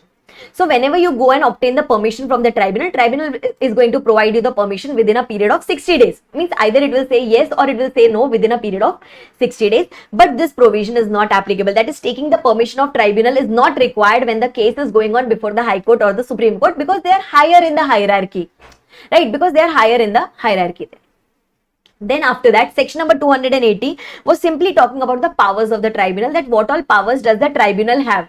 So tribunal has the powers that it can continue the pending suits which were going on. If it thinks that winding up is not required, then maybe it can go for some fast track merger or amalgamations, or it can go for some kind of reconstruction, that is internal reconstruction or external reconstruction. These all are the powers. Okay, these all are the powers of the tribunal which it will exercise under the Companies Act 2013. Then after that, once all these things happen, now the company liquidator is all set to start the liquidation. Okay, for this purpose, the liquidator is going to prepare full lekha jokha, full report about the company. Okay, what value of assets are there, how much liabilities is there, how much contingent liabilities can arise, what all suits are pending against the company or by the company, trademarks of the company, goodwill of the company, copyrights of the company, joint venture agreements that the company is having. Each and every detail about the company will be submitted by the company liquidator to the tribunal within a period of 60 days, so that even the tribunal is aware about the facts of the company which is undergoing this winding up. Okay, then after that, here we will come to know that company liquidator will come to know about the viability of the business also, that whether the business can be continued in the future, whether the undertaking can be sold as a going concern or not, or are we supposed to purely liquidate it. So through all this information that we submitted to the tribunal, we will get an idea about that. Now, once this report goes to the tribunal, even the tribunal acts on this report which was submitted by the company liquidator. So, tribunal will come to know what is the quantum of this particular company. So, how much time will the company liquidator take for, or he should take for from winding up to dissolution, how much time will be taken, and later on, yes, if a particular time period is determined by the tribunal, later this time period can be revised also. Then the tribunal can also take a decision, should we sell off the entire undertaking as a going concern? That is just like I gave you the example of slum sale. Can it be sold as a entirely as slum sale, etc. For this purpose, if required, we can appoint a committee called as, tribunal may appoint a committee called as sale committee, who is going to help the company liquidator to sell off this particular either undertaking or sell off the assets. Okay. Now, say for example, if on the basis of this particular report, if tribunal is of the opinion that some problem is there in the company and the company must be investigated, then in that case, tribunal can go to that section number 210 and it can make an application to the CG, and then CG will have to compulsorily conduct an investigation in case of this particular company. Okay, so basically here the tribunal is also taking steps in actively winding up this particular company, and if it thinks that investigation is required, then it can go for this investigation. It can make an application to the CG for getting this investigation done. Then after this, once winding up starts, now already the winding up has started, so CL will become active. CL or the PL, whoever was there in the company, either the same person or the new person who has come into the company, that person will take the custody of all the assets. That person will take the custody of all the assets of the company, all the properties of the company, all the books of accounts of the company. And another thing is, suppose if it is of the opinion, if suppose company liquidator is of the opinion that some assets of the company, some books of the company is kept with any employee, or it is kept with any shareholder, or if it is kept with any director officers of the company, then we will take the custody from them also. because it is not the property of those people, it is the property of the company. So we will also recover it from them. So custody of everything, everything comes in the hands of the liquidator. Acha, now after that, we have started taking the custody, we have started preparing reports. Now we also expect cooperation. Okay, we also expect cooperation from the officers in charge, from the promoters of the company, so that the company liquidator is able to discharge his functions effectively. Okay, if any particular person does not help the company liquidator, then the company liquidator will go and complain, or it will go and make an application to the tribunal. Then the tribunal will pass the necessary order on that defaulting person, and now that person will have to cooperate with the company liquidator. So basically we are taking the help of the tribunal if someone is not cooperating with me. This was the amendment. Then after that, going on to the next section, section number 285, which is very, very simple but important, because this is simple because we have already studied this in our IPCC. Whenever you are settling the list of the contributories, that is whenever you are settling the list of the shareholders, we have got two types of contributories, list A contributories and the list B contributories. List A means the present shareholders, list B means the past shareholders. First, we will try to recover the money from the present contributories, but their liability will be restricted only up to the unpaid amount. Okay, so that much amount we will recover it from the present shareholders. Suppose if we still have got the deficit, then in that case only we will go to the past contributories. Okay, but past contributories also only those contributories who have left or who have ceased to become our member during the last 1 year, or and it will be restricted only to their unpaid amount, and they will be liable only if the debt subsisted on the day when they ceased to become a member. Okay, the reason for which we are asking them the money, if that debt was not at all existing on the day when they left the company, then you cannot ask for any money from the past shareholders. Okay, now this is generally applicable when the company is limited by shares. So we are restricting the liability to the unpaid amount. What if the company is a guarantee company and plus it is limited by shares? Then in that case, we will take the guaranteed amount from them plus the amount up to the unpaid amount on the shares. This is the liability. This is the liability of the shareholders. Okay, this is the liability of the shareholders, or we can say this is the liability of the contributories that we are going to recover from them at the time of winding up of the company. Similarly, this was of the shareholders. Now when we go to the directors and the managers, by default they say that directors and managers will be liable unlimitedly, right? As if they are the shareholders of an unlimited company. In that manner they are going to be liable. But again, if they cease to be the director or manager during the last 1 year, then only they will be liable. Okay, if they have left our company before that, then we cannot hold them liable. And suppose if the day when they left the company, on that day there was no debt outstanding, so we cannot hold that particular director as liable, right? Then after that you constituted a committee called as advisory committee. As the name suggests, it is going to advise to the company liquidator on various matters put forth before them. So advisory committee can have maximum 12 members, and in these members we are going to have the creditors and the contributories only. Okay, generally creditors and contributories sit in this advisory committee, or any other member as nominated by the tribunal. They have got full right to inspect the books of accounts and documents of the company liquidator which he is preparing during the time of liquidation. These people will be given weightage. Okay, we are going to consider their wishes. We are going to conduct the meeting of this advisory committee also. Okay, and this meeting is going to be chaired by the company liquidator. So basically company liquidator is there. It has formed an advisory committee who is going to advise the company liquidator on various factors. Then after that, the company liquidator has to, on time to time basis, it has to submit the progress report. Okay, it has to submit the progress report to the tribunal about how the winding up is going on, and these reports are submitted on a periodicity of quarterly basis. That is, quarterly progress reports are submitted to the tribunal, and then tribunal can take the necessary steps on the basis of the progress report that is submitted to it. Then after that, section number 290, which is very, very simple, which is very, very generic, which talks about powers and duties of the company liquidator. That company liquidator has got various powers. Now, suppose if it is of the opinion that business should be carried on for some time, then it will carry on the business. If it thinks that asset should be sold off, it will sell off the asset. If it thinks that some professional assistance must be taken, it will take that. If it thinks that after taking the approval from the tribunal, we should defend the suit, we should defend the case, it will do that. Okay, if it thinks that we should be raising funds for temporarily running the company, it can do that. If it thinks that it is advisable to sell the entire undertaking as a going concern, it will do that. It will take the assets into its custody, it will sell off the assets, it will pay off the liabilities, it will settle the claims.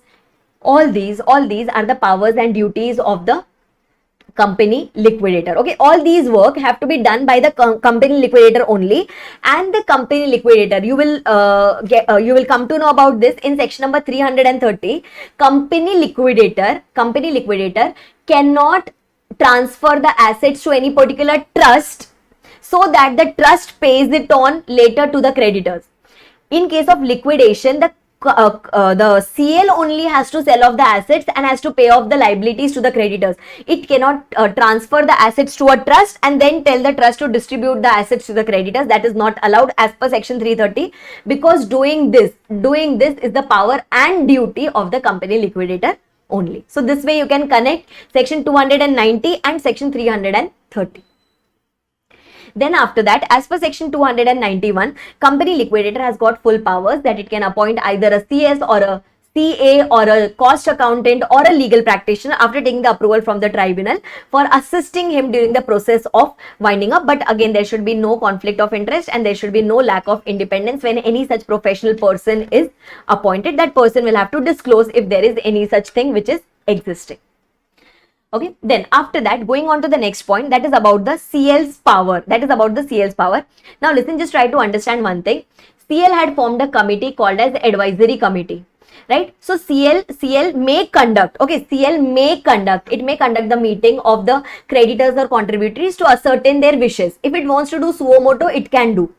Okay, but if those people if the creditors or contributory mandatorily tell to the CL, please conduct our meeting, then the CL will have to conduct the meeting of these people when a request has been done by way of passing a resolution, or when a request has been done by the creditors holding a value of at least 10% of the total creditors. If these many people go and make an application to the CL, then the CL will have to conduct their meeting. Okay, now just try to understand. This advisory committee is having maximum 12 members, consisting of creditors and the contributories. So CL will have to listen to the advisory committee, but if other creditors and contributories say something, then that is going to override the advisory committee. Because in advisory committee there were only maximum 12 members sitting, but maximum chunk of people are sitting here. So if advisory committee says X and if other creditors and contributories say Y, then Y is going to prevail. Okay, then just remember Y is going to prevail there. Then after that, the next one, books of accounts, books to be kept by the company liquidator. Now, company liquidator, along with maintaining the books of accounts of the company, can I say he will also prepare his own sets of accounts in relation to this particular company. That is, it will prepare the receipts and payment account, it will maintain all the necessary books, and it will make the necessary entries in this. As soon as any particular asset is sold, the entry is made. As soon as any liability is made, the entry is made. And these are the CL's book, okay? These are the CL's book, and this can be inspected. This can be inspected by the creditor or contributory, but subjected to tribunal's permission. Okay, but subjected to the tribunal's permission. And government authorities, etc., can they check the CL's book? Yes, government authorities can check the CL's book without even approval of the tribunal. But when the creditor or the contributory is going to check it, then they have to take the prior approval of the tribunal. Acha, these books which are maintained, these books which are maintained by the company liquidator, these books will be presented to the tribunal at least twice a year. Okay, summary of these books or these books will be presented to the tribunal at least twice a year. Tribunal can even tell you to get the books of accounts audited. So the CL will get the books of accounts audited. One copy will be submitted to the tribunal, another copy will be submitted to the ROC.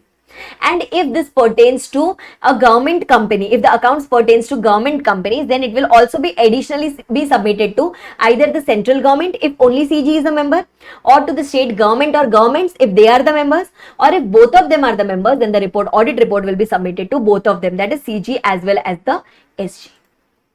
Okay, then after that, going on to the next section, that is section number 295. Whenever you are doing any settlements, okay, or whenever you are doing any transaction with your creditor or contributory, you can set off the dues. Okay, suppose if you have to pay some amount to the creditor and you have to receive some amount from that particular person, then that can be set off. Only one thing that cannot be set off is when you are doing any transaction with the contributories, then any undeclared dividend cannot be set off. Okay, then any undeclared dividend cannot be set off, means the contributory cannot say that you should have paid me 30 rupees, so I am going to pay you 30 rupees less now. Only undeclared dividend cannot be set off. Rest everything can be set off whenever you are doing any settlement between the company and the creditors or the contributors. Then after that, suppose if there is some unpaid amount, okay, suppose if there is some unpaid amount which is to be recovered from the contributories, then we can call that amount now. Or if there is any calls in arrears which is going on, then tribunal has got the powers that it can empower the company liquidator. Okay, tribunal has the power to give the authorization, then it will empower the company liquidator to make the calls in that case. Then after that, whatever amount is finally payable to the contributories, that will be distributed among the contributories, not as per the head count, but on the basis of their shareholding. The amount will be distributed amongst all the contributories. Then after that, next one, suppose if while doing all these things, whatever expenses are met, that is whatever winding up expenses are met, then that will be paid in the sequence that we are going to study as per section 326 and 327. Then after that, suppose if the tribunal is of the opinion that there is some particular person who is holding the company's assets or who is holding company's property, then we can summon that particular person, we can call that particular person, we can gather evidences about such particular person, and we will tell him that please you also come and meet me, and plus bring the assets of the company, bring the books of accounts of the company that you are wrongfully holding. Now if that person comes and he says that no, I don't have the asset of the company, I have sold it off, then we will tell that company to compensate, we'll tell that particular person to compensate us. If that particular person comes to meet the tribunal because of the summon and he says that asset is kept with me but it is kept at home, then in that case we will tell that particular person, please deliver this asset back to the company or back to the company liquidator. So if any person is wrongfully holding the assets of the company, that person will have to give it back to the company. That person cannot hold it on behalf of the company. Then after that, the next one, suppose if the tribunal has come to know from company liquidator. Okay, the tribunal has come to know from the company liquidator that some fraud or some misconduct had happened at the time when the company was incorporated. So in that case, we will call that person. Okay, we'll call that person. The tribunal will call that person before the court and it will do the proceedings. At that time, CL can also be present in that examination, because on CL, because the CL told that so and so fraud has happened, then only the case initiated. So before tribunal, you are going to have that defaulting promoter and you are going to have the CL who is going to sit. This promoter will fight the case. Okay, it can take the help of CA, CS, cost accountant, legal practitioner, and it will file the case. Okay, we can even examine this particular person on oath. Now, suppose if the promoter puts a claim before the tribunal that, sir, I am not guilty. Sir, I am not guilty. There was no fraud that was done during incorporation of the company. Please free me from all the charges. So in that case, tribunal will pass an order, but only after giving an opportunity to the CL, because CL was the complainant. You cannot simply free this particular promoter. So before you are freeing this particular promoter, please give an opportunity to the CL to at least put his points forward before the tribunal, and then only final decision will be taken against this particular promoter. Then if you come to know that there is some particular person who is trying to abscond or who is trying to leave India, then we can, tribunal has full powers, like that person was trying to leave because that person was trying to leave, or he was trying to abscond because he was trying to evade some liability, he was trying to avoid questioning from the tribunal, or he was trying to fraudulently flew away along with his property. Then in that case we have full right that we can detain that particular person and we can even seize the assets or the books and papers with which he was trying to abscond the country. Okay, this section is important. Section number 301 is specifically important. Then going on to next section, section number 302. As soon as this winding up and all these things are done, after that the company will be wound up. The CL will make an application to the tribunal that, sir, please pass a dissolution order. Tribunal will pass a dissolution order. Tribunal will give one copy to the ROC. Tribunal will give another copy to the CL and will tell the CL to submit it to the ROC. Right? And this is how the dissolution is totally completed. 303 was a transition provision that can be totally ignored. That was talking about appeals under the old law. Right? And then till section number 303, your part 1, the part 1 of the chapter gets over here. Next part was talking about voluntary winding up. This has been totally omitted from the Companies Act because now these have been introduced in your IBC, which we studied in section number 59, which was talking about voluntary winding up. And then going on to the next part, last part of the chapter, that is part number 3, which talks about the general provisions. Okay, first of all, whenever you are paying off any liabilities, okay, whenever you are paying off any debts, then that has to be admissible against proof only. Means you should be having some proof that yes, so and so liability is due, and then only you are going to pay to that particular creditor. Then after that, going on to the next two important sections, that is section number 326 and 327, where we are going to study the sequence, that is in what sequence are we supposed to do the payment. So the sequence that is mainly applicable is first section number 326 payment will be done. Then winding up expenses will be met. Then 327 payment will be done. Then floating charge, other creditors, preference and equity. Okay, this always remains the same. This sequence always remains the same. Okay, the first 4 pointers are specifically important. Now let's try to understand what is going to come up in section number 326. In 326, first of all, any amount which is payable under Industrial Disputes Act for the last 2 years. That is wages, salary, compensation payable under this particular act. First of all, that is going to be paid, and all the accrued holiday remuneration. Okay, all the accrued holiday remuneration to all types of workmen for the last 2 years. First, that is going to be paid in priority over any particular debt. Okay, then after that, the next thing that we are going to pay is to the other workmen. To the other workmen we are going to pay, as well as to the secured creditors out of the asset which was secured with the secured creditors. Okay, we are going to pay this on pro rata basis. This is going to be the second thing. Okay, this was the first thing in 326 and this is going to be the second thing under section 326 that we are going to pay. This will be paid on pro rata basis, that is, this will be ranked equally. Then after that you meet the actual expenses of winding up, and then you go to the preferential payments. Okay, when you go to preferential payments, there are going to be 7 points. Okay, 7 pointers are there which will be ranked equally. Okay, so it's not a particular sequence in which you are going to pay. You are going to pay equally to all of them. Okay, what are those 7 points? Now, government taxes will be paid for the last 12 months. Then other wages and salaries etc. will be paid for the last 12 months, but only of 4 months. That is, of 4 months out of the last 12 months. Then after that, accrued holiday remuneration to employees. Earlier you paid holiday remuneration to the workmen.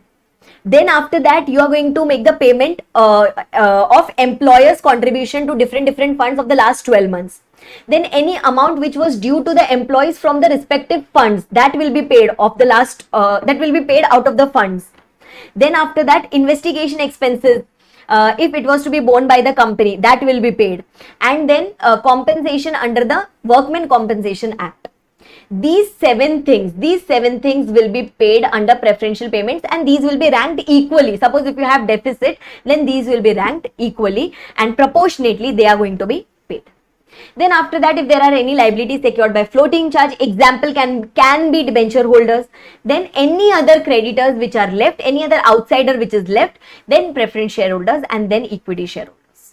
This is going to be the order of payment that we are compulsorily supposed to follow at the time of payment under section 300 or as per section 326 and section number 327.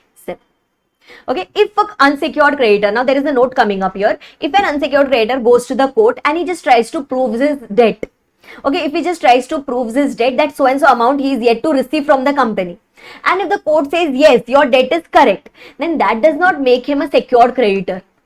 It's just that his debt has been proved, but that does not make him an secured creditor. He will still be treated as an unsecured creditor only. Then after that, going on to the next section, that is section number 328, two subsections are going to come up there. In the first subsection, where you're trying to give fraudulent preference to any of your creditors during the last 12 months preceding the winding up commencement date, that is, you're trying to put that particular creditor in a better position, maybe by giving him some fixed charge, or maybe by giving him some guarantee, or maybe by making some early payment to him, which is ordinarily not done in course of business. Then in that case, the tribunal, if it is satisfied, then it can declare the transaction as invalid and it can restore the position. Or if you're trying to get rid of your assets, if you're trying to transfer your assets, then in that case also tribunal has got full powers. The tribunal has got full powers to declare the transaction as invalid and to restore the position. Even that should be happening. Either you're putting your creditors in a better position during the last 6 months, or you're doing a preferential transfer of your property during the last 6 months. Then in that case, it will be covered under section 328, and the CL, if the CL comes to know about this transaction, it will satisfy the tribunal about it, and then the tribunal will declare the transaction as invalid and it is going to restore the position. Once the position is restored, then as per section number 331, the rights and liabilities of both the parties is going to remain unaffected. Means it is going to be same as before only. Okay, it is going to be same as before only. Similarly, when you go to section number 329, suppose if you're trying to transfer any particular property, movable property, immovable property, for inadequate consideration, or which is not done in ordinary course of business, then such transaction will be void against the company liquidator if such transaction was done during the last 1 year. Okay, if such transaction was done during the last 1 year before the commencement of winding up. Then 330 we have already covered along with powers and duties of the company liquidator, that you cannot transfer the assets to any particular trust. Okay, you cannot transfer the asset to any particular trust and then the trust passes it on to the creditors. No, that is not at all allowed. And 331 also we did it along with section number 328, that rights and liabilities of these people will be totally unaffected, means it is going to be same as before. Okay, then going on to the next section, that is section number 332. 332 talks about floating charge. If any floating charge is created against a proper debt of the company, and if as on the date of creation of debt, as on the date of creation of charge, if the company was a solvent company, then in that case, any charges created during the last 12 months will be treated as valid. Okay, if there was a debt against which you created a charge, but you are not able to prove your solvency, then in that case, the liability of the company will be restricted up to the principal amount plus interest at the rate of 5% per annum. But if you created a charge against no debt, then in that case the charge is totally invalid and the charge will be totally treated as null and void. This is given under section 332. Then going on to section number 333, where the company liquidator is disclaiming, where the company liquidator is disclaiming certain property which are onerous property, which are burden property, which has some litigation involved in itself. So there the company liquidator is of the opinion that instead of selling this property, I will simply disclaim this. For this purpose, it can disclaim it within 12 months from the commencement of winding up, or within 12 months from the date when he becomes aware about all these things. Within so much time he can disclaim. Before disclaiming, he will go and make an application to the tribunal. Tribunal will tell him, okay, no problem, you can disclaim, but please give a notice to the interested party. The person who is interested in this particular asset, please give a notice to that particular person also. Okay, if he gives the notice to the interested person can question back to the CL that why are you disclaiming it? And whenever he questions back, then the CL has to reply within a period of 28 days plus the extended period that why is it disclaiming or not.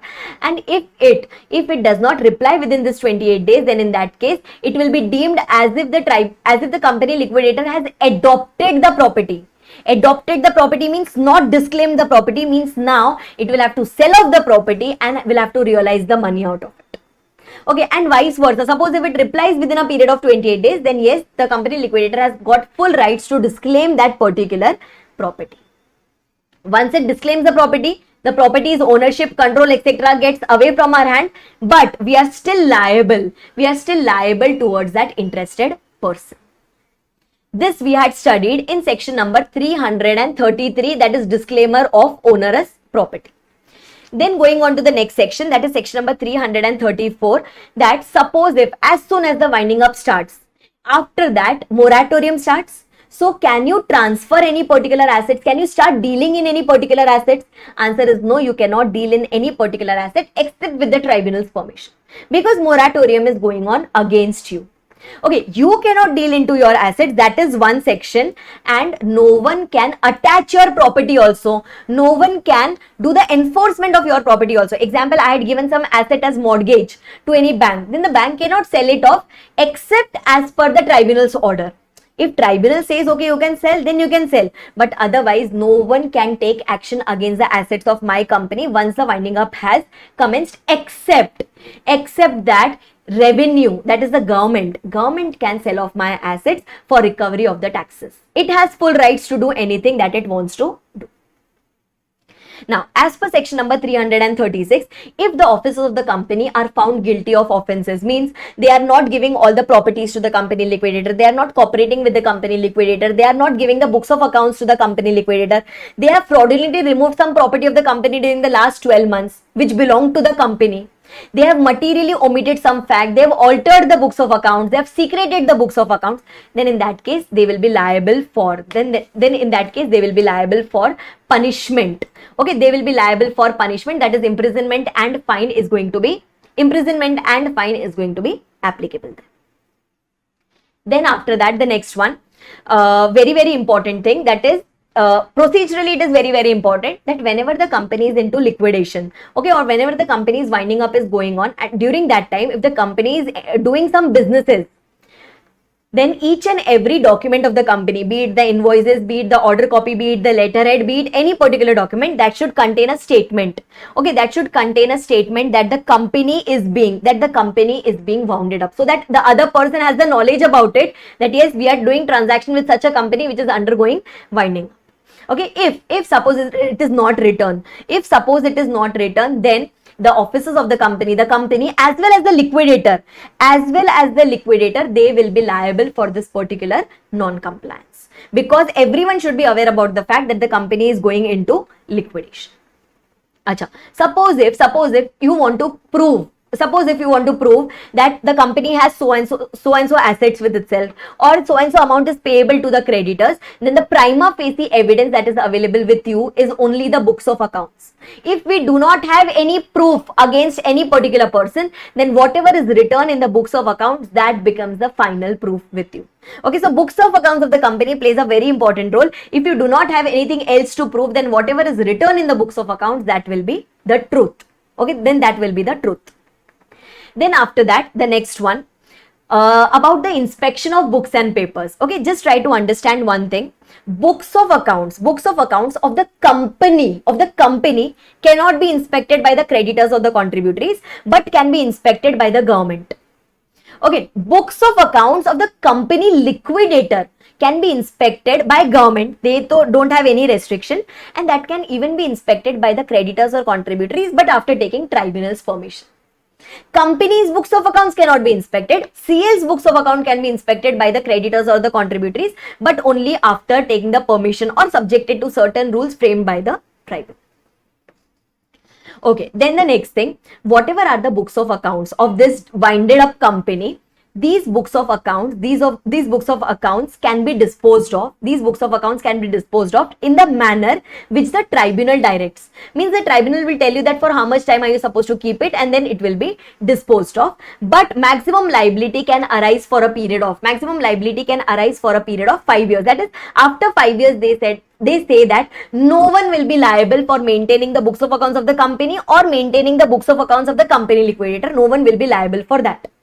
But if say for example, central government is of the opinion that we should stop from destruction of the books of accounts, means we should preserve it for some more period, then the central government can pass such an order. It can make rules in that particular regard, and it can extend this time period. Beyond the period of 5 years also.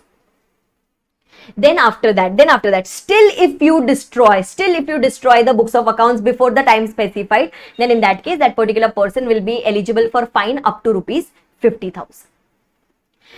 Then now, whatever amount the liquidator is realizing, okay, these amounts, whatever assets he is selling off, whatever liabilities he is paying off, all these transactions are done in a separate bank account.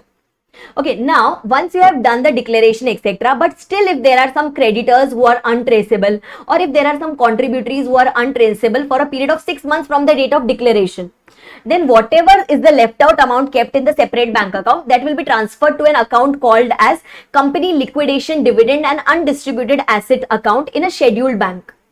Okay, whatever, if the amount remains unclaimed for 6 months, then whatever is the unclaimed amount, that gets transferred to this particular account, and this account is under the control of ROC. Okay, this particular account is under the control of ROC, and if anyone wants to claim any amount from this account, then you will have to now go and make an application to the ROC, and you can take it from there. If there is some amount which remains unclaimed in this particular account for 15 years, now it gets transferred to an account called as General Reserve Account of the central government. And now if I want to claim any amount, I will have to go and make an application to the central government, and I can claim it from there.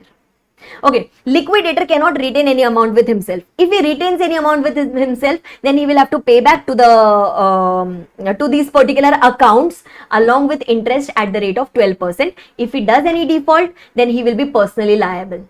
That is, he will have to pay the principal amount, he will have to pay the interest, he will have to pay the penalty, he will have to meet any expenses that we would have incurred, and plus we can even seize his remuneration. So the liquidator cannot do the mistake of retaining the amount with himself. Okay. Then after that, whenever the tribunal tells the liquidator to file those returns, that is quarterly progress reports or submitting the accounts twice a year, etc., liquidator is supposed to do that. Okay, liquidator has to do that. That is the obligation of the liquidator. But if the liquidator does not do that, then in that case, CL will first give a notice to the liquidator that please do it. Then please do it within so and so time period. Okay, company liquidator will be given a time period of 14 days. Okay, as soon as the notice comes to us, company liquidator will be given a time period of 14 days to rectify the default. If it does not happen, then the tribunal will give a final date that by so and so date you have to rectify the default, and if you do not rectify the default, then in that case the liquidator will be liable, plus whatever expenses we are incurring, that has to be borne by the liquidator. So even liquidator can do the mistakes, even liquidator can, mistakes can happen by the liquidator also, but CL is, the tribunal is giving opportunity to the liquidator to rectify those defaults before proceeding against that particular person. Achha, whenever we were calling the meetings of the creditors or the contributories, okay, at that time, in case of creditors, remember 10% of the creditors, 1/10 of the creditors were doing a request. Then in that case, we will check 1/10 of the value of the creditors. And whenever we check in terms of contributories, we check the voting power of the contributories. Then after that, this is a general section. Section 355 is a general section which says that whenever we are giving any evidences on affidavits, the affidavits can be sworn before whom? So in India, it can be sworn before any court, tribunal, judges, authorized persons, etc. When you have to give the affidavits outside India, then it can be sworn before any court outside India, any judge outside India, Indian diplomatic outside India, consulate officer outside India, or any authorized officer outside India. Before these people, you can go and swear, and that will be treated as a self-declaration that you have given. Acha, now, say for example, dissolution order was already passed by the tribunal. If tribunal is of the opinion, either suo moto, or if any application has been done by the company liquidator, or if any application has been done by any interested person, then within 2 years from the date of dissolution, tribunal can declare the dissolution order as void. Okay, tribunal can declare the dissolution order as void, and everything will go back to the original position now. Okay, and once this dissolution order is declared as void, one copy will be submitted to the ROC, another copy will be given to the CL, so that CL again goes and submits it to the ROC, just like we did it in case of the dissolution order. Same thing we have to do it in case of, when the dissolution order becomes void. And the last one, a deemed date, that is, on which date does the winding up commences? The date when the petition is presented before the tribunal under section 272. the date of presentation of petition, or the time, time means not literally the time, basically the date when the petition is presented before the tribunal, that will be the date when the winding up has commenced. And this was all about your winding up chapter. I hope you are able to recollect the provisions more or less. Chalo, let's start with the super quick revision of appointment and remuneration of managerial personnel, which is going to range between section number 196 to section number 205. Three important definitions to be done there. First one, managing director, which is there under 254, then manager, which is going to come under 253, and then whole-time director, which is going to come under 294. When we talk about a managing director, a few important points to be that we should be knowing here is, any person who is going to be appointed as a managing director, first of all, he should be a director in the company.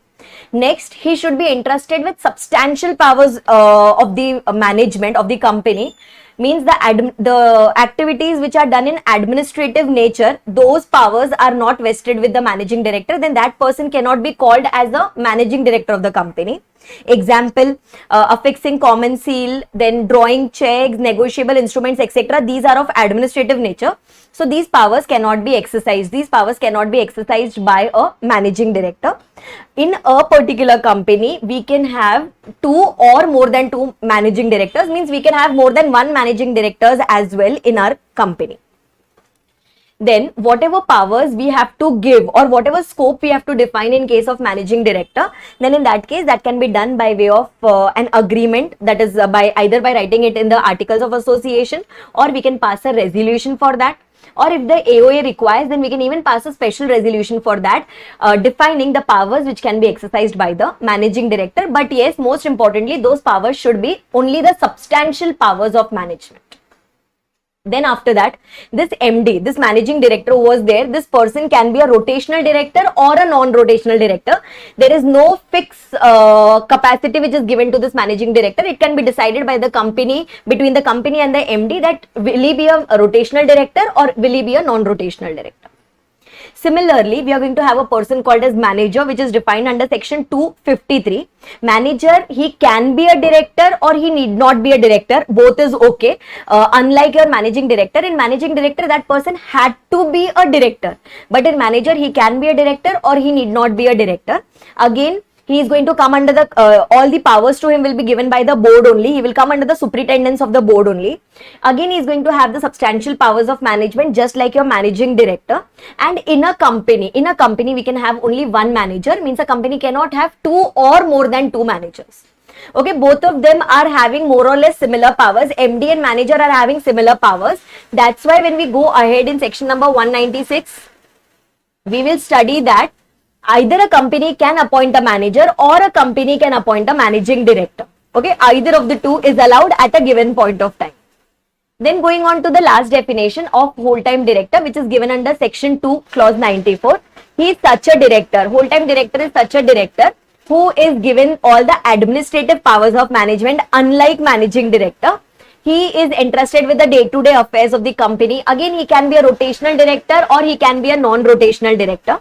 A company can have whatever number of whole-time directors it wants to keep, it can do that. Whole-time director should be in whole-time employment of the company. Means if there is a particular employee and if he is appointed as a director in the company, he will be deemed to be a whole-time director in the company. He can be rotational, non-rotational, just like I told you. And in a company, we can have whatever number of whole-time directors that you want to have. But if I am a whole-time director in one company, I cannot be a whole-time director in the other company. I can be an ordinary director in that other company. Then after that, going on to the next provisions of section number, going on to the main provisions, that is section number 196 now. Section number 196 first of all puts a restriction that in a company at a given point of time, either you can have MD in the company or you can have manager in the company. Both cannot be appointed at same point of time. Whenever any managerial personnel is appointed, their tenure is going to be one term of up to 5 years each, and after that they can be reappointed. But reappointment can be done in advance also, but not earlier than 1 year before his expiry. Means 1 year in advance the reappointment can happen, not before that. Then after that, going on to the next subsection, that is 196 subsection 3, which is very, very important. 196.3 simply talks about the disqualifications. There are 4 disqualifications. If either of these points are attracted, then that person is not qualified to be appointed as a managerial person. First one, if that person's age is less than 21 or if that person has attained 70 years of age. Okay, but there is an exception here for 70 years of age, not for 21, but for 70 years of age. That if the company passes the SR, okay, and to call this particular to call this general meeting, we would have given a notice to the shareholders. In that notice, we should have attached an explanatory statement with a justification that why do we still want to appoint a person who has attained the age of 70 years. So either you pass a SR, or suppose if you are not able to pass the SR, then in that case, no problem. Check if you have got the votes casted in favor is more than the votes casted against it, and after that you can simply go and take the approval of the central government, and the appointment of such person who has attained the age of 70 years can be done. This was the first disqualification and the exception to that. Then after that, if there is any person who is an undischarged insolvent or who is adjudicated as an or adjudged as an insolvent, that person cannot be appointed. If any person has suspended payment to his creditors or done some composition with them, then he cannot be appointed. Or if any person has been convicted of any offense by any court, be it an Indian court or be it a foreign court, and if he has been sentenced to imprisonment for more than 6 months, then he can never be appointed as a managerial person. These were the 4 points which was talking about the disqualifications of a managerial person. Now, whenever this person is appointed, whenever a managerial person is appointed, his appointment will be first done by the board of directors. Then it has to be ratified by the shareholders in the general meeting. And in certain cases, we are going to take the approval of the central government. Which cases we are going to take the approval of the central government? That is going to be contained in the part 1 of schedule number 5. Then after that, whenever we call the meetings, like whenever we have to pass a ordinary resolution by the shareholders, etc., or whenever we want to call the general meeting, in the notice, everything has to be given in detail that why are we calling this particular meeting, that is for the purpose of appointment of managerial person. Everything has to be given there in detail. Then 2 procedures which are applicable here is, first one is, once the managerial personnel is appointed by the board, after that within a period of 60 days, we have to go and file form number MR1 to the ROC regarding the appointment of a managerial personnel. And in the cases where we require CGCA approval, wherever we require CGCA approval, then in that case, within a period of 90 days from his appointment, we have to go and make an application to the central government in form number MR2 regarding his appointment, or for taking the approval for his appointment.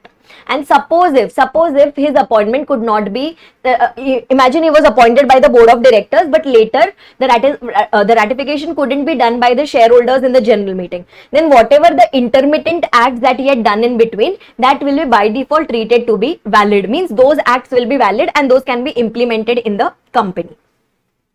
Then after that, there are a few exceptions which are applicable here. The most important ones are, first of all, these 3 subsections not applicable to a government company and 2 subsections not applicable to a private company. Common ones, that is about the appointment, about the procedure of appointment, and about the acts becoming invalid. These are not applicable to both. This is not applicable to a government company also, and this is not applicable to a private company also. And then after that, the provision that we studied about 5 years, 10 years, one term of 5 years and then reappointment of 5 years, that provision is again not applicable for government company. For such people, that is for government companies and private company, wherever the provisions are not applicable, then in that case, the provisions which are contained in their AOA, that will become applicable. Now let's understand the 4 cases where we are supposed to take the approval of the central government. First one, if there is any person who has been sentenced to imprisonment for any period, or if there is any person who has been subjected to any fine of more than ₹1,000 at any point of time under some specific acts, income tax, GST, excise, IBC, Fugitive Offenders Act, etc. They have given some specific acts, no need to by heart the name of the laws there. If you have been convicted and if you have been sentenced to imprisonment for any period, or if fine has been levied of more than ₹1,000, then if you want to appoint such a person, then first go and take the prior approval of the central government. Okay, or if you have been detained under Conservation of Forex and Prevention of Smuggling Activities Act for any period, you have just been detained, you have just been taken into custody, then in that case also you'll have to first take the prior approval of the central government, then only that person's appointment can be done as a managerial personnel. Or if that person has attained 70 years of age, which we had already studied, and we could not pass the SR, then no problem, votes casted in favor should be more than the votes casted against it, and go and take the approval of the central government. And the last one, if that person is not a resident of India, means just before his appointment he should be continuously staying in India for at least 12 months. If not, then take the approval of the central government. But this last point is not applicable to the companies which are established in SEZ, because their main purpose is going to be export, so it is not necessary for their managerial personnel to fulfill this requirement. This was all about your section number 196 and part 1 of the schedule 5. Okay, then going on to the next section, where we are going to take up section number 197 and the other parts of schedule number 5. Now here in 196 we spoke about the appointment. In 197 we are going to discuss about the remuneration. Now, first case where the company is having adequate profits. Let's assume the case where the company is having adequate profits, that is covered in part 2, section 1. Okay, that is covered in the next part. Part 1 we already completed. Now we are going to part 2, and in part 2 also this is covered by section number 1. So now when the company is having adequate profits, then the total remuneration, total managerial remuneration which can be paid to the managing personnel and to the other directors in case of a public company, it should not exceed 11% of the net profits as calculated in section number 198. Okay, in that also, suppose now if your limit is going beyond 11%, then in that case, we'll have to take the authorization from the shareholders in the general meeting. What kind of authorization? So now, whenever the below mentioned individual limits are exceeded, if you want to pay more than that, then you'll have to pass a special resolution. What are those individual limits? Suppose if in your company you have only one managerial personnel, then to that managerial personnel you can pay 5% of the net profits. If you have more than one managerial personnel, then to all of them taken together you can pay 10% of the net profits. This is to the managerial personnel. Now how much to the other people? Now how much to the other directors? Now in that case, if you have MP in the company, then the other directors are going to get 1% of the net profits. And suppose if you do not have any MP in the company, then in that case, other directors are going to get 3% of the net profits. Whenever these individual limits are exceeded, then in that case, we'll have to mandatorily pass a SR. Plus, if we have done any default with the banks, with the PFIs, with the non-convertible debenture holders, or with any other secured creditor, then in that case, we'll have to first take their prior approval before we even pass a special resolution. So these two conditions are mandatory. Now going on to the other points of section number 197. First of all, this remuneration that we studied, this is not going to include any sitting fees, means sitting fees can be paid over and above. Okay, now suppose if the company has suffered any amount of losses, or the company is having inadequate profits to pay the remuneration, then in that case you will not pay as per section 197, you will have to pay as per the other provisions of schedule number 5, which we will study later on. Now, whenever we are determining the remuneration, like 5%, 10%, 1%, 3% is the remuneration that can be paid to these people. Now say for example, let's take the example of 10%. 10% was applicable when we are paying to multiple MPs. So now how much will be paid to individual people? That will be determined either by the articles of association or by ordinary resolution, or if the articles requires me to pass a SR, then we can pass a SR and we can determine the amount of remuneration. But one very important thing here is, again here the remuneration will exclude any remuneration which is, or any fees which is payable in any other capacity. I always give the example of a person who is a doctor plus a person who is acting as a director in a hospital. Then in that case, the amount that can be paid to him in capacity of a doctor, that will be over and above the limits of the remuneration, means that will not form part of your remuneration, that can be paid extra. But provided, what are the two conditions for that? First one, the services that he is rendering should be of professional nature. Okay, and next one, it should be authenticated, or it should be, it should be opined by the NRC or by the board that the director is having those necessary qualification for providing this particular type of services. If these two conditions are fulfilled, then yes, over and above the remuneration, we can pay him other professional fees as well. Then after that, going to the point of sitting fees, we have already studied that the directors etc. will be eligible for the sitting fees for attending the board meetings, committee meetings etc. Maximum sitting fees that can be paid cannot exceed rupees 1 lakh per meeting. Women director and independent director should not be paid anything lesser than the amount which has been paid to the other directors. Okay. And next one, the exact amount, 1 lakh is the maximum limit. How much amount are you going to pay to your board of directors? That will be decided by the board of the company. Then, in what manner are we going to pay the remuneration? It can be a monthly payment, it can be a monthly fixed payment, or it can be a monthly percentage based payment. You can pay an ad hoc amount during the year and then you can make the final settlement at the end of the year. This discretion is left at the option of the company. Then after that, for the purpose of this particular section, for the purpose of paying the remuneration, we wanted to calculate that 11% and all on the net profits. So those net profits will be computed under section number 198. Suppose if there is any calculation error or if we have paid any excessive remuneration to the directors, then in that case, by default, we have to get it recovered back. We'll recover it back from those people within a period of 2 years, and till the time we are not able to recover it back, those people will have to hold the remuneration or will hold the money in trust of the company, that is on behalf of the company. In certain cases, the company can even plan to waive off that amount, but before waive off, again, see, if it is waiving it off, means it is allowing me to accept that extra remuneration, means more than the limits. Then in that case, the company will have to pass a SR within a period of 2 years, and plus we'll have to take that approval from the outsiders with whom if we have done any kind of default. Then after that, if suppose the company is having inadequate profits, then we had already discussed that in case of inadequate profits, we will not pay the remuneration as per 11% and all those things. We'll go to the other provisions of Schedule 5, and in that case, if we want to pay them any extra amount, any other amount, then even that will be determined by the other provisions of schedule number 5. Then listed companies are required to do, only listed companies are required to do certain types of disclosures in their board's report.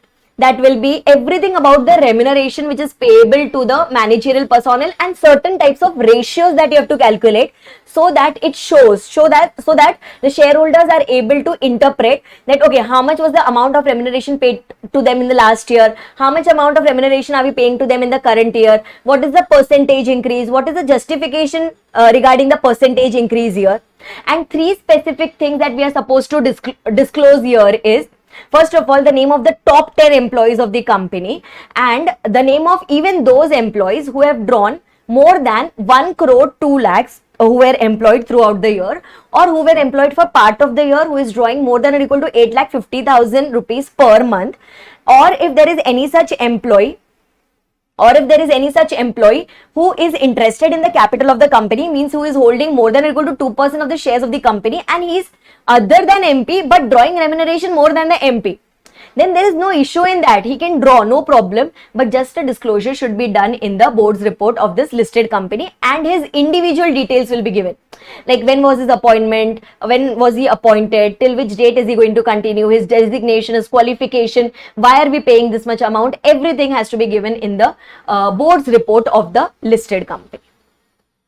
Now, suppose if the company has taken any kind of insurance, okay, if the company has taken any kind of insurance where it is trying to protect itself from the liabilities which could arise because of any default done by its managerial personnel or CEO or CFO or CS, combined we can call it as a KMP, then in that case, generally the premium is borne by the company, means it does not form part of the remuneration. Okay, it has nothing to do with my remuneration because it is going to be borne by the company.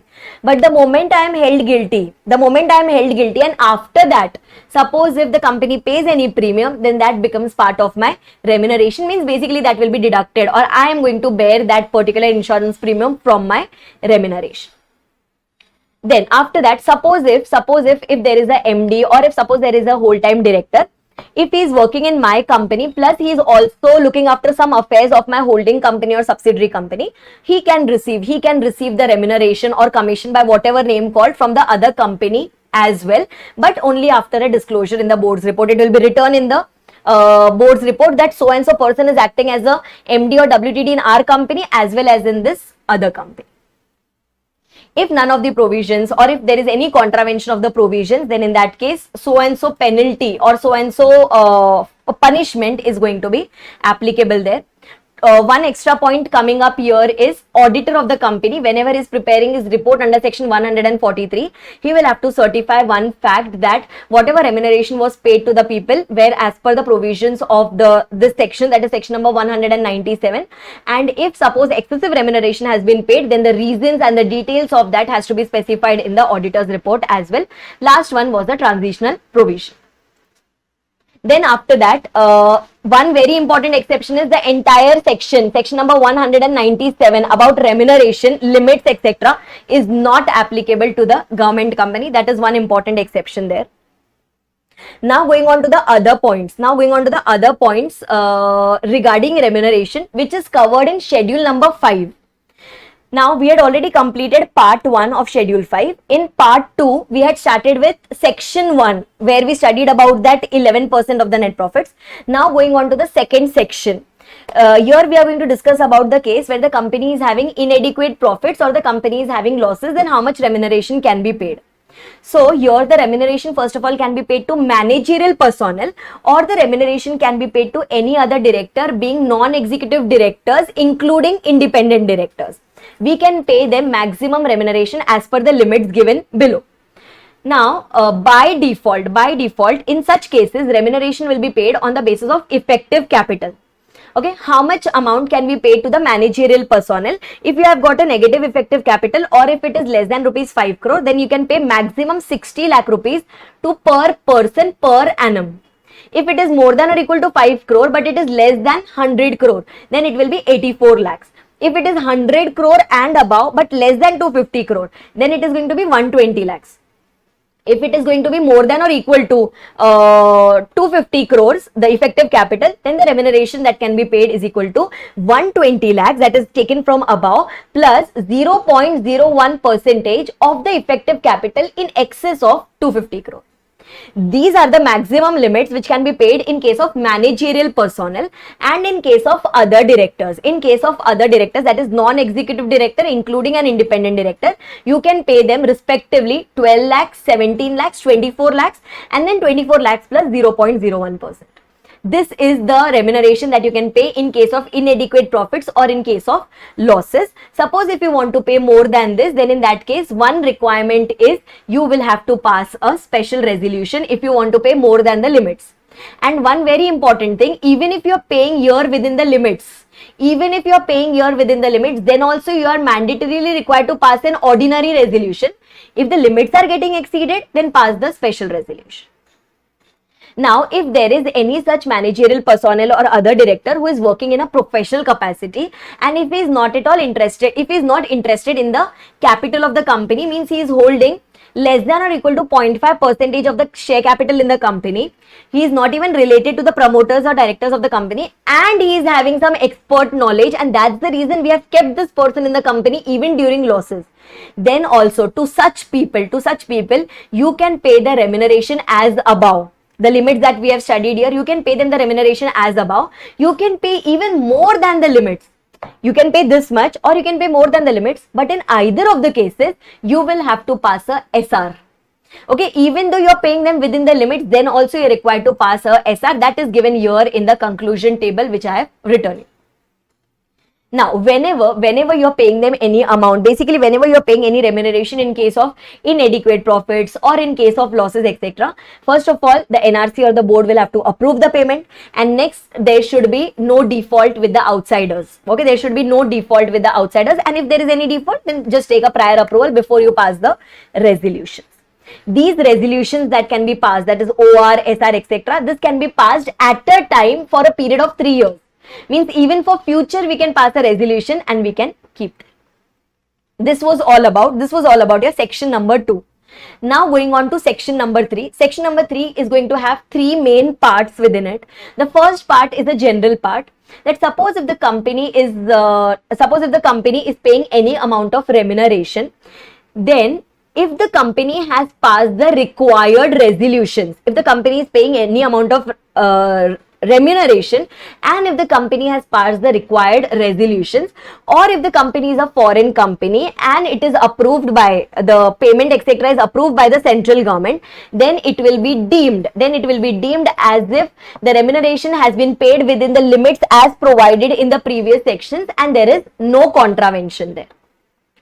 Acha, apart from that, there are 3 specific cases where in case of inadequate profits or in case of losses, you can pay whatever amount of remuneration you want to pay even without passing a special resolution. What are those 3 cases? First of all, if the company is a newly incorporated company, then for the first 7 years, pay whatever you want to pay. If the company is a sick company and its revival has been ordered by the BIFR, then for the first 5 years, during revival basically, after the order has been passed, for the first 5 years, pay any amount of remuneration. Or if the company had just undergone the CIRP and the NCLT has passed a resolution order, then for the first 5 years, it can pay any amount of remuneration without even passing a special resolution. And the last case is such that if the remuneration has been fixed by the BIFR or NCLT in any other cases, then you can pay them whatever amount you want to pay. But in the last 2 clauses, that is in point B, that is these 3 points and the BIFR and the NCLT fixing the remuneration, in this case, you should not be receiving the managerial remuneration from any other company. Then only this benefit of not passing the SR will be available, plus the auditor or the CS will have to certify that there is no default done with any creditors or deposit holders and everything is being settled on time. Then going on to the next section, that is section number 4. Section number 4 simply says that managerial personals can get something over and above the remuneration. Okay. 3 things that every managerial personnel can get over and above. One is any contributions to the employee funds like provident funds, superannuation funds, annuity funds, etc. Any gratuity that is payable, and the last one is the leave encashment. These are the 3 specific things which will be paid over and above to every managerial personnel, that will not be included in the limits. Then after that, to expatriate persons, 3 specific things can be paid over and above. First one is children education allowance, next one is holiday passage allowance, and the last one is leave travel concession other than India. These things can be paid to these managerial persons over and above. Okay, this can be paid over and above the remuneration. Now, how do we define remuneration? Remuneration means anything that is paid to the managerial personnel for the services that they have rendered, plus the perquisites as per the Income Tax Act, plus the reimbursement of direct taxes which is done by the company. These 3 things are included in the term called as remuneration. This has to be within the limits that we have studied till now. Now, a few important explanations which are coming up here is, first of all, the definition of effective capital. How do we calculate it for the purpose of the remuneration? So, effective capital is equal to paid up share capital, but excluding the share application money or the share advances, then the securities premium, then the reserves and surplus, excluding the revaluation reserve, then the long-term loans, but excluding the short-term ones, long-term loans and deposits repayable after 1 year, minus accumulated losses, minus preliminary expenses to the extent not written off, and minus investments. Okay, but not in case of an investment company. This way we are going to get the effective capital, and on the basis of effective capital we are going to calculate the remuneration that is payable. Okay, then after that, remuneration definition we have already covered. In remuneration, 3 things will be included: any amount paid for the services rendered, plus the perquisites as per Income Tax Act, and plus the reimbursement of direct taxes which is done by the company. These explanations are specifically important. Then going on to the last section of part 2 of schedule 5, which simply says that if there is a particular person who is withdrawing remuneration as a managerial personnel from 2 companies, then the total amount that I can draw from both the companies together should not exceed the highest remuneration which is eligible from either of the companies. That is the maximum total remuneration that I can withdraw from both the companies together. this was all about your part 2. Okay, in part 2 there were 5 sections. Section 1 was talking about that 11%. Section 2 was talking about inadequate profits, that 60 lakhs, 84 lakhs and all that. Section 3 was talking about the exceptions, that where without passing SR we can pay whatever amount of remuneration we want to pay. Section 4 was extra things that can be paid to managerial personnel and expatriate managerial personnel. And section 5 was when we are drawing remuneration from 2 companies, managerial remuneration from 2 companies. Now going on to the last 2 parts, that is part 3 and part 4. Part 3 simply says that whenever we are talking about appointment and remuneration of these people, then first of all that should be subjected to the approval by the shareholders in the general meeting. And next thing is auditor and or CS, whenever they are filing any returns with the ROC, they have to certify that yes, the company has complied with all the requirements of schedule number 5. This is mandatory. And the last one, that is part number 4. Part number 4 simply talks that if central government wants to provide any kind of exemption to a particular company or to a class of companies from any of the provisions of schedule 5, then central government has full rights and full powers to provide that. With this we are totally done. With this we are totally done with our schedule 5. So till here we are done with section number 196, section number 197 and everything about schedule 5. Going on to the next section, that is section number 198, whose reference we had already seen in section 197. In section number 198, we are going to calculate the profits for the purpose of calculating the remuneration. We'll start with the net profit as per the books of accounts. In that, we'll add all the revenue income should be included in that net profit. Plus, we'll even include the subsidies and the bounties which have been provided by the government of India. Okay, then there are certain profits which are to be excluded. Example, securities premium, profit on reissue of shares, capital profits will be excluded, super profits will be excluded in case of sale of fixed assets. Then all the allowable expenses will be deducted and all the capital nature of expenses will be disallowed, means those will have to be added back to the net profits. By doing this, we are going to get the net profit under section 198, which will be used for the purpose of calculating the remuneration under section number 197. Then after that, going on to the next 3 simple and small sections.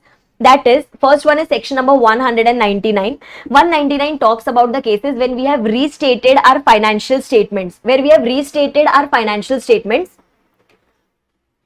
and in that case, if any excessive remuneration, if suppose any excessive remuneration has been paid to any of the managerial person, then we have got full rights to recover it from those people, even though they have left the company, be it past one, be it present one, we can recover it. Okay, but this is in case of restatement, not in case of mistake in the calculation. Then going on to section number 200, that whenever the company is having inadequate profits or in case of losses, the NRC or the board of the company will use certain bases. Will see certain bases to determine the amount of remuneration. What are those bases? It will see the professional qualification, knowledge, experience, how much remuneration we are drawing, how much was the past remuneration that we were drawing, etc. Then at the same time, it will even check what is the financial position of the company. Are we capable enough of paying that much amount of remuneration?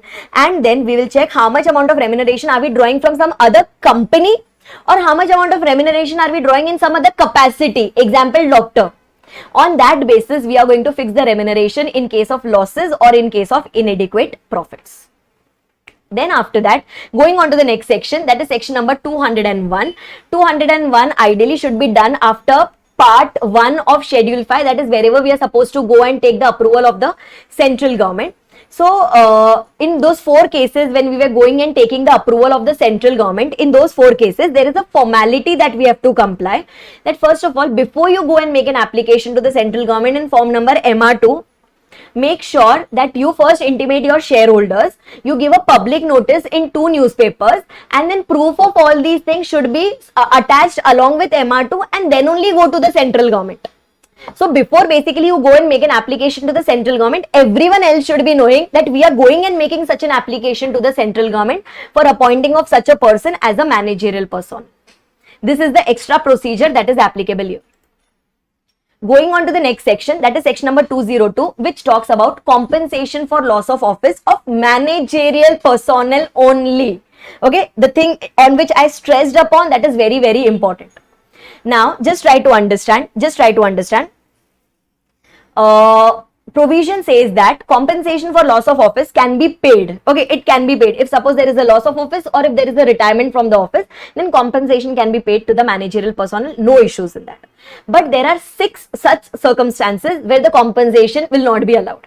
What are those? First of all, if there is a reconstruction in the company and MP has resigned from this company and he has got a similar position in the next company, then there is no loss of office. Or if, say for example, he himself voluntarily resigns, then it is not due to the mistake of the company. Then suppose if his office is vacated under section 167, which we will study in the directors chapter.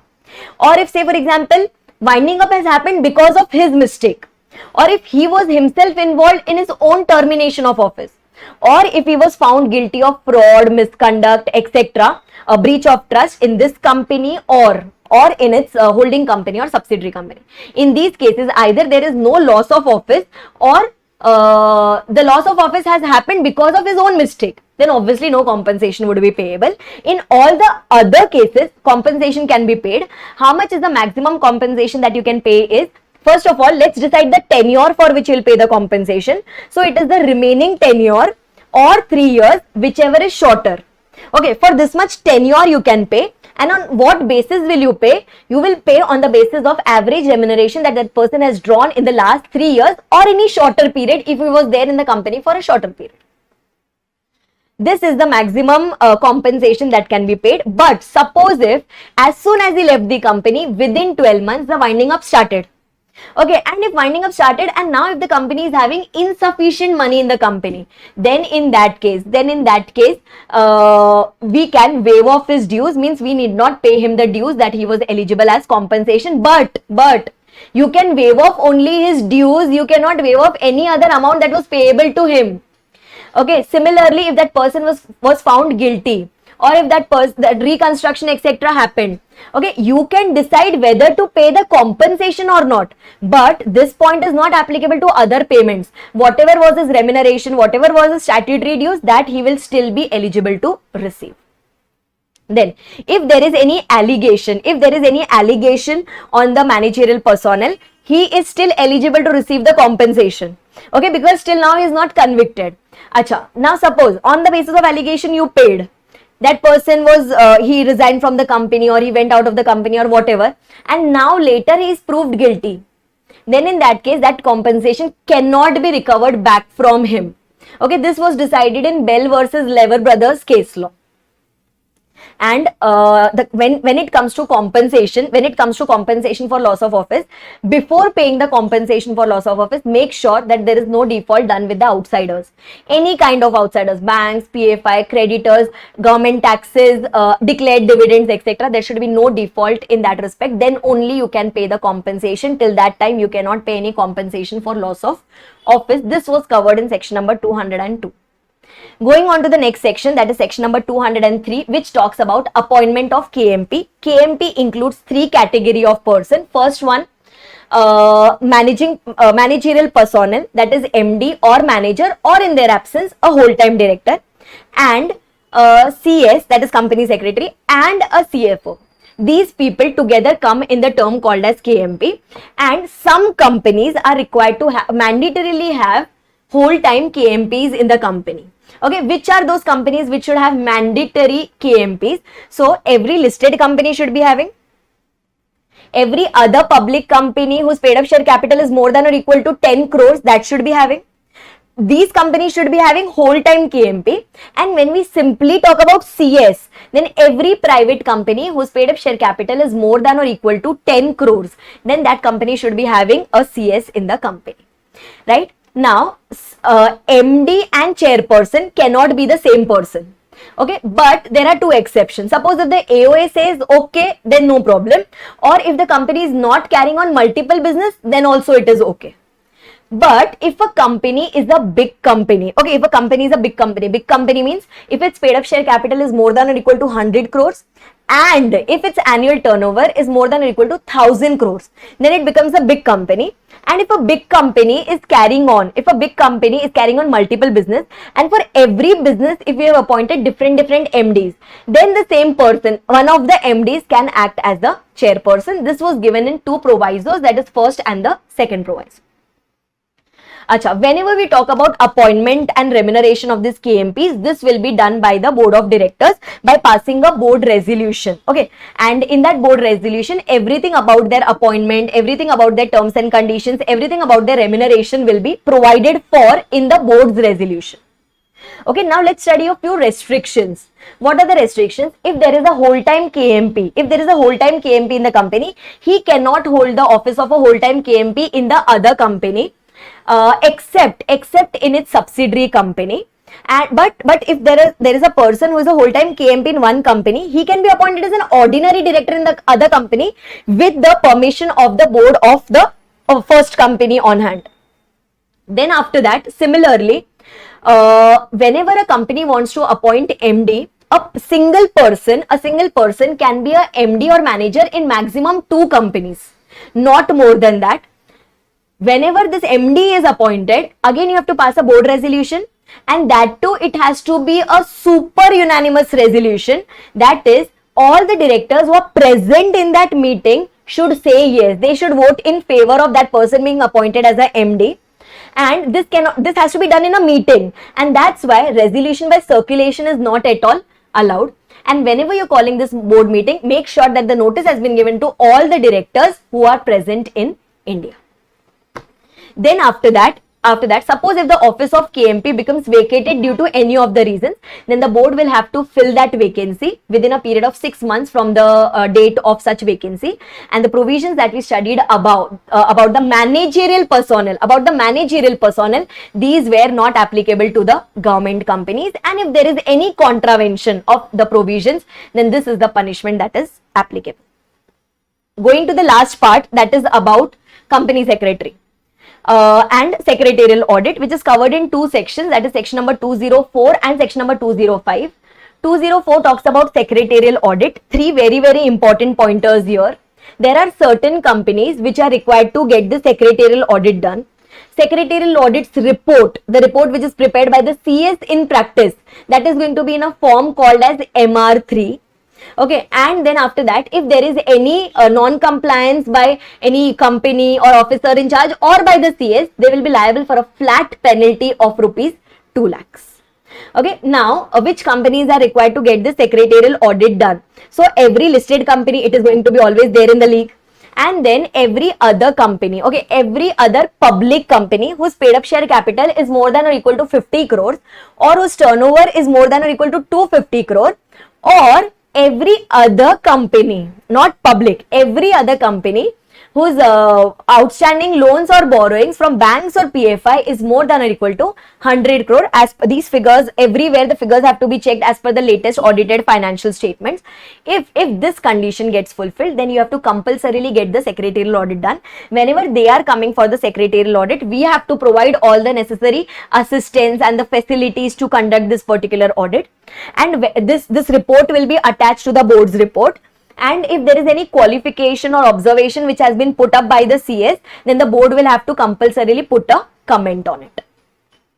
This was all about your section number 204, and now going to the last section, that is section number 205, which is a very general section which talks about functions of the company secretary. Now the company secretary's responsibility will be to ensure compliance, to do the reportings to the board and to other regulatory authorities, to conduct meetings, to call for meetings, to maintain the minutes, to provide the agenda for the meeting, to assist the board in compliances of all the regulatory requirements, to take the necessary approvals from the required authorities, SEBI, ROC, any other regulatory authority from whom we are supposed to take the approval, then that has to be done by the CS on behalf of the company.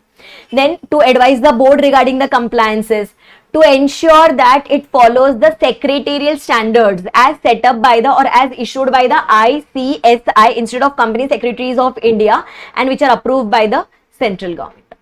And suppose if the CS fails to perform its activities, then it's not that the company or the board or the chairperson or the directors etc. are relieved from the liability. No, they are not relieved. Their duties, their functions, their powers will remain unaffected. This was all about the appointment and remuneration of managerial personnel. I hope you are very, very clear with this. Okay, so let's start with the super quick revision of directors chapter, that is appointment and qualification of directors. Chapter ranges from section number 149 to section number 172. First of all, they have given you certain basic definitions of director. Director is any person who is appointed to the board of directors of the company.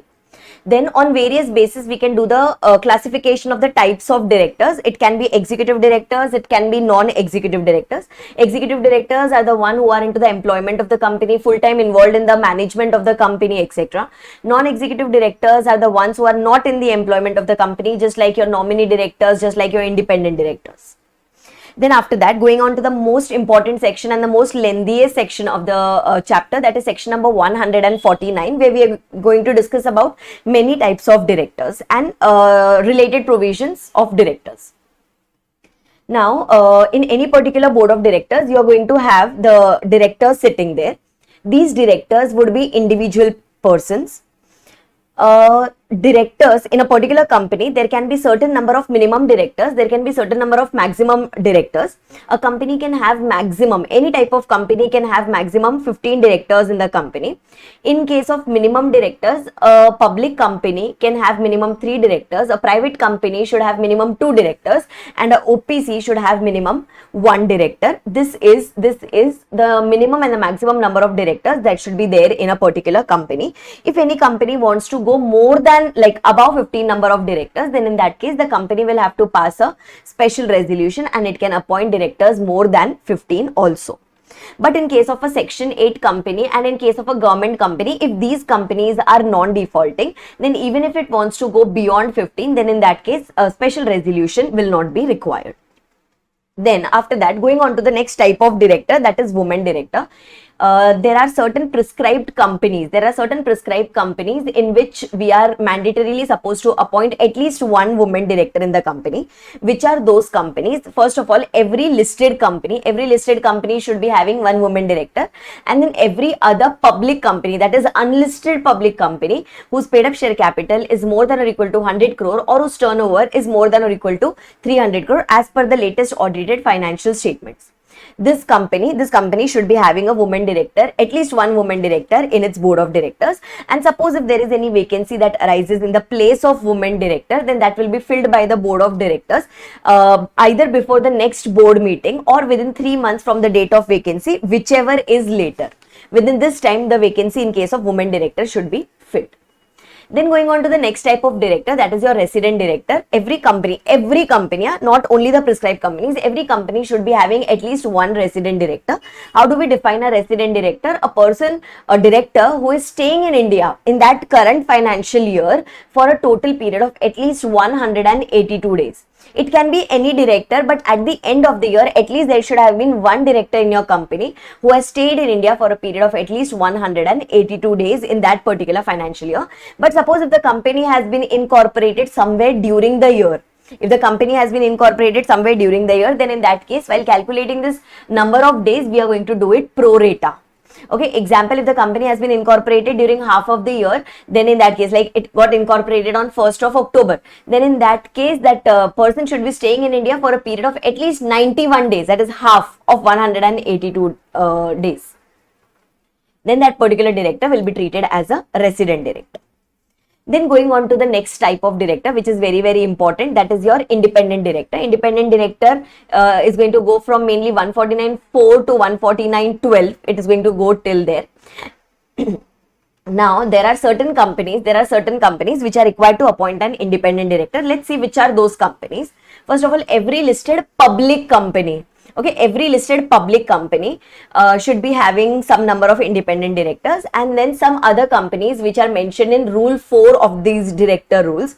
That is your unlisted public company whose paid up share capital is more than or equal to 10 crore or whose turnover is more than or equal to 100 crore or whose total loans, outstanding deposits, debentures, etc. Loans, deposits, debentures is more than rupees 50 crore. If any of these three conditions get fulfilled in case of unlisted public company, then in that case that company is required to have an independent director. Now, how many number of independent directors are required? In case of listed public company, you should be having at least 1/3 of the total number of directors should be independent directors. If you get any fraction there, then we'll always round it off to the higher side. Suppose if we talk about the unlisted public companies, then in that case, in such companies, at least 2 independent directors should be there in the company. So this way, this required number of companies or the specified companies are required to have the specified number of independent directors. Okay, now in case of unlisted public company, 3 companies will always be excluded even though they fulfill these limits of 10 crore, 100 crore and 50 crore. Okay, which are these 3 companies? A joint venture, a dormant company and a wholly owned subsidiary. These companies are totally excluded from there. Now, if suppose there is a vacancy in the place of independent director, it is going to be filled just like we filled the vacancy of a woman director. That is, it will be filled by the board of directors before the next board meeting or within 3 months from the date of vacancy, whichever is later. Suppose if any time there is a clash in appointing the number of directors between section number 149(4) and between section number 177, that is your audit committee. Suppose if independent director section requires that you should appoint at least 2 independent directors, and 149(4) says that 177 says that you are required to appoint, say for example, 4 independent directors. Then in that case, we will have to appoint a higher number of independent directors. That is section number 177 can override section number 149(4).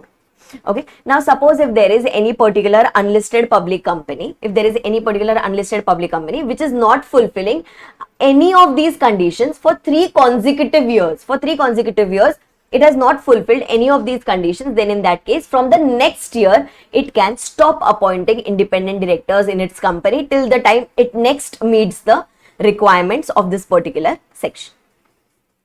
Then going on to the next section, that is section number 149(6). 149(6) can be just read once, which talks about qualifications of the independent directors. There are going to be in all 6 pointers in this particular qualifications. First of all, independent director cannot be a MD, or he cannot be the WTD, or he cannot be the nominee director. It has to be some person other than these people. First point is a very general point, that he should be having the necessary expertise, experience, and he should be a person of integrity, that is ethical person, etc. Then next point is, this person should not be the current promoter or the ex-promoter of this particular company or its group company, or he should not even be related to the promoters or the directors of this particular company or its group company. Okay, just to ensure the independence.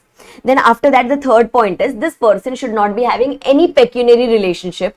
This person should not be having any pecuniary financial relationship with a company or its group company or their directors or their promoters during the last 2 years or during the current year. But 2 transactions are allowed. One is remuneration payable to this particular director is going to be allowed. And next one, any other transaction up to 10% of the total income of such independent director, this transaction is going to be allowed. So these are the 2 things which are specifically allowed in case of pecuniary relationship between the independent director and between the company. Then the fourth point was putting a restriction that if I am going to be appointed as an independent director, it puts a restriction on my relatives. My relatives should not be holding any securities or interest in this particular company or its group company during the last 2 years or during the current year. But they have given one exception, that he can hold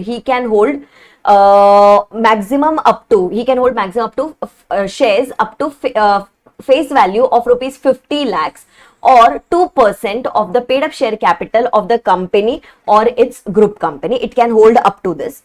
Then my relative should not be indebted to the company or its group company or to their directors or to their promoters for 50 lakhs or more. Even 50 lakhs is not allowed there. then my relative should not have given guarantee to this particular company in respect of debt of any third person. It should not have given guarantee to the company, to its group company, to their promoters, to their directors, again of 50 lakhs or more during the last 2 years or during the current year. And the last one is, it should not be having any other transaction either singly or in totality with the above 3 transactions amounting to with the company or its group company of 2% or more of the gross turnover or 2% or more of the total income of the company. This is a restriction which has been put on my relative. If my relative violates this condition, then in that case, I will not be eligible to be appointed as an independent director.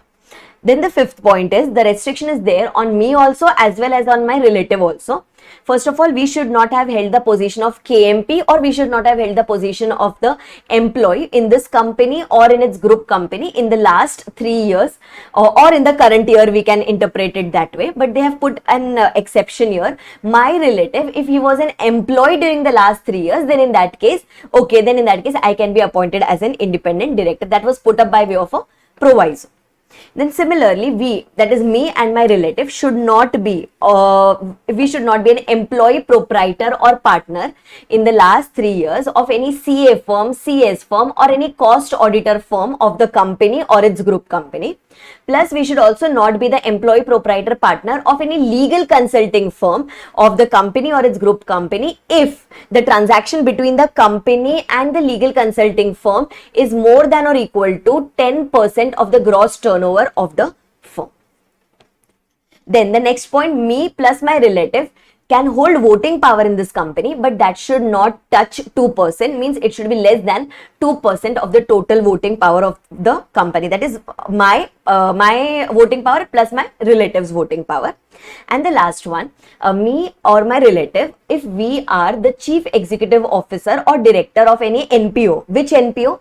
Any such NPO which receives majority of its funding, that is at least 25% of its total receipts are received from this company or its group company or its promoters or directors. Then in that case, I cannot be appointed as an independent director in such company which is funding the NPO, or we are a CEO or director of such a NPO which holds at least 2% of the voting power in the company. Then in that case, I cannot be appointed as an independent director in such company in which the NPO is also interested or to whom the NPO is also related. And the last point was, that independent director should be possessing the required qualifications, skills, whatever is required as per the company's nature of business. This was given in section 149 subsection 6, which was talking about qualifications of an independent director, and we have to make sure that these qualifications are met there. Then every time an independent director is supposed to give a declaration. Okay, every time an independent director is supposed to give a declaration, he has to give a declaration at the first board meeting of the company, which he is attending as a director. Then every year's first board meeting, he has to give a declaration. And then whenever there is any change in situation, at that time he'll have to give a declaration that yes, he still fulfills the requirements of section number 149 subsection 6. Then after that, more pointers about independent directors, that is his disqualification, his functions, his duties, his remuneration, etc. Those are given in schedule number 4. Just like in managerial remuneration chapter, we did schedule number 5. So here it is given in schedule number 4. But anyway, we do not have the detailed contents of schedule number 4 given there. Then after that, going on to section number 149.9, which is important again, which talks about remuneration of an independent director. Independent director's remuneration, ESOP is specifically not allowed in form of remuneration. Apart from that, he is eligible for remuneration, he is eligible for sitting fees, he is eligible for reimbursement of certain expenses that he has incurred on behalf of the company. Right? And suppose if the company is suffering any amount of losses, then also independent directors can withdraw some amount of remuneration. This we had studied in managerial remuneration chapter, schedule number 5. Then whenever an independent director is appointed, his term can be of maximum 2 terms, which can go up to 5 years each. So one term of 5 years each first, then after that he can be reappointed by passing a special resolution. When he is getting reappointed, at that time also he can be reappointed for one term of maximum up to a period of 5 years. So maximum he can serve for a period of 2 terms. After his 2 terms are completed of maximum 10 years total, then in that case, after that he has to serve a cooling period of 3 years. During this cooling period of 3 years, he cannot be associated either directly or indirectly with the company at all.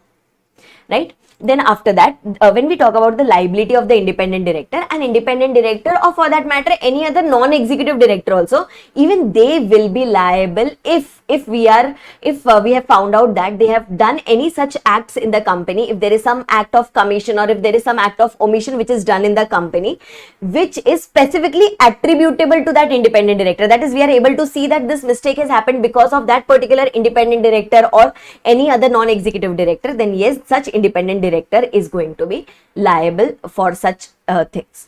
Okay, then one very important thing is independent directors are not liable for retirement by rotation.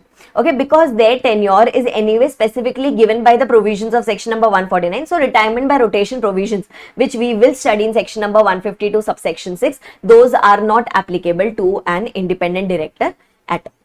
Okay, another thing is Section 8 company, very important exception. Independent directors clauses or independent director provisions are not at all applicable to a Section 8 company, provided there is no default of section number 92 or section number 137.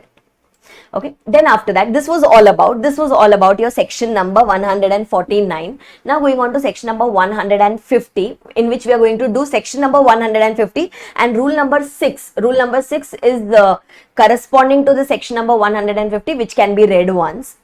Now in section number 150, we are going to maintain a data bank. Okay, we are going to maintain a data bank of independent directors. The central government is going to establish this facility called as maintenance of data bank of independent directors, from which the company can select their persons. So the data bank is maintained by a particular institute under the Ministry of Corporate Affairs, that is the central government. The name, their eligibility, their past experiences, qualifications, etc., everything will be written in this particular data bank, and this will be made available to the companies. If they want to choose one, they can definitely choose one from there. But exercising due diligence while choosing an independent director, that lies with the company itself. That is basically, if the independent director is not a good person, then for that matter we cannot blame the central government that we chose this person from your data bank. Okay, now once you choose this person from the data bank, after that person has to be appointed in the general meeting. For general meeting, we'll have to give the notice. Along with that notice, we'll give an explanatory statement for our shareholders that why have we chosen this particular person. Okay, so every detail about that independent director will be given to the members, and then so that it becomes simple for the members to appoint the independent directors in the general meeting. Okay, more pointers about this data bank. Okay, more pointers about this data bank are given in the rules, and CG can at any point of time prescribe the procedure that how are we supposed to include the name in the data bank, how are we supposed to choose the person from the data bank. For that, the central government will prescribe the rules from time to time. Then after that, going on to rule number 6. Rule number 6 was just talking about the extra points about the data bank. So any person who is willing to get appointed as an independent director, that person will have to first apply to an institute. That person will first apply to an institute that please include my name in the data bank. That can be either for a period of 1 year, or that can be for a period of 5 years, or that can be for lifetime, depending upon the fees that you are paying. The fees have been already prescribed for that. If you want to put your name, get your name entered in this particular data bank, then in that case you can go and make an application to this particular institute, and your name will be put up in the data bank. Okay, now once your name has been put up in the data bank, then after that, after a period of 1 year or after a period of 5 years, then in that case, whenever the period expires, you can make an application to that particular institute for the purpose of renewal. Okay, and if you do not apply for a renewal once your this thing has expired, once the tenure has expired, then in that case the name will be removed from the data bank, and then again you'll have to go and make the exercise of including the name in the data bank there. Okay, then whenever any particular person was giving a declaration, that independent director was giving a declaration, remember 3 times, his first board meeting, every year's first board meeting, etc. He was giving a declaration that he is fulfilling all the requirements of 149 subsection 6. At the same time, he will also give a declaration that his name has been included in the data bank. His name has been put up in the data bank, and the name, putting the name in the data bank is still valid. That is, that period has not yet expired. So that declaration also we are going to give, that our name is included in the data bank. Then once your name gets included in the data bank, then after that you can just clear the examinations by giving that online self-assessment test, that is the examinations of independent director, within a period of 2 years. That is, once your name has been put up in the data bank, after that within a period of 2 years you can give that particular examination and clear the examination. Obviously, if you say, for example, do not give this examination within a period of 2 years, then in that case your name gets removed from the data bank. But if there are certain experienced persons sitting, okay, or if there are certain experienced person who have served a period of 3 years, in some specific companies, it can be some listed company, it can be some big companies, it can be in some government organizations, etc., then in that case they need not pass the online examinations which have been conducted by the this particular institute. Then in that case their name will still remain in the data bank. Okay, then after that, again similarly, there was a proviso which was inserted there. That whenever you are checking this experience for a period of 3 years, that is, he has worked for a period of 3 years, then in that case his experience of 3 years will be counted and not his experience in multiple companies together. Now, say for example, if I am working for 3 years simultaneously as a KMP, say for example in 2 companies, then that will not be counted as 6 years experience. That will be counted as 3 years experience only. This was the new proviso that was inserted there. And this data bank provision again is not applicable to section 8 companies. Reason being, we had already studied in section number 149 that 149 was not applicable to section 8 company, that is about independent directors, if there is no default of section number 92 or section number 137. This was all about your section number 150. Then going on to the next section, that is section number 151, super duper important section, which talks about the small shareholder directors. Now, every listed company only, they may have one director called as small shareholder director in their company to basically be a representative of the small shareholders in the company. Okay, now what do you mean by the term small shareholders? Small shareholders is such a person whose nominal value, who is having shares whose nominal value does not exceed rupees 20,000. Face value does not exceed rupees 20,000. So to represent such small shareholders, we are going to have one director called as small shareholder director. Okay. Now, any person who is, if we decide that if the company suo motu decides that you should be having a small shareholder director, then in that case company can appoint.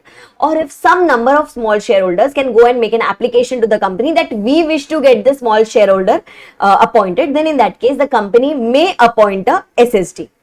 Okay, now how many of them should be going and making an application? At least 1,000 small shareholders, or 1/10 of the total number of small shareholders, whichever is lower. At least these many of them should go and make an application to the company at least 14 days before the general meeting, that we wish to appoint so and so person as a small shareholder director. We are going to submit his details. If at all he is holding some shares in the company, we'll submit that details, his qualifications, his consent, everything will be submitted to the company at least 14 days before the meeting. Then he'll have to give his consent, that is mandatory for getting appointed as a director, plus we'll have to also submit his DIN because that is the basic requirement of getting a person appointed as a director.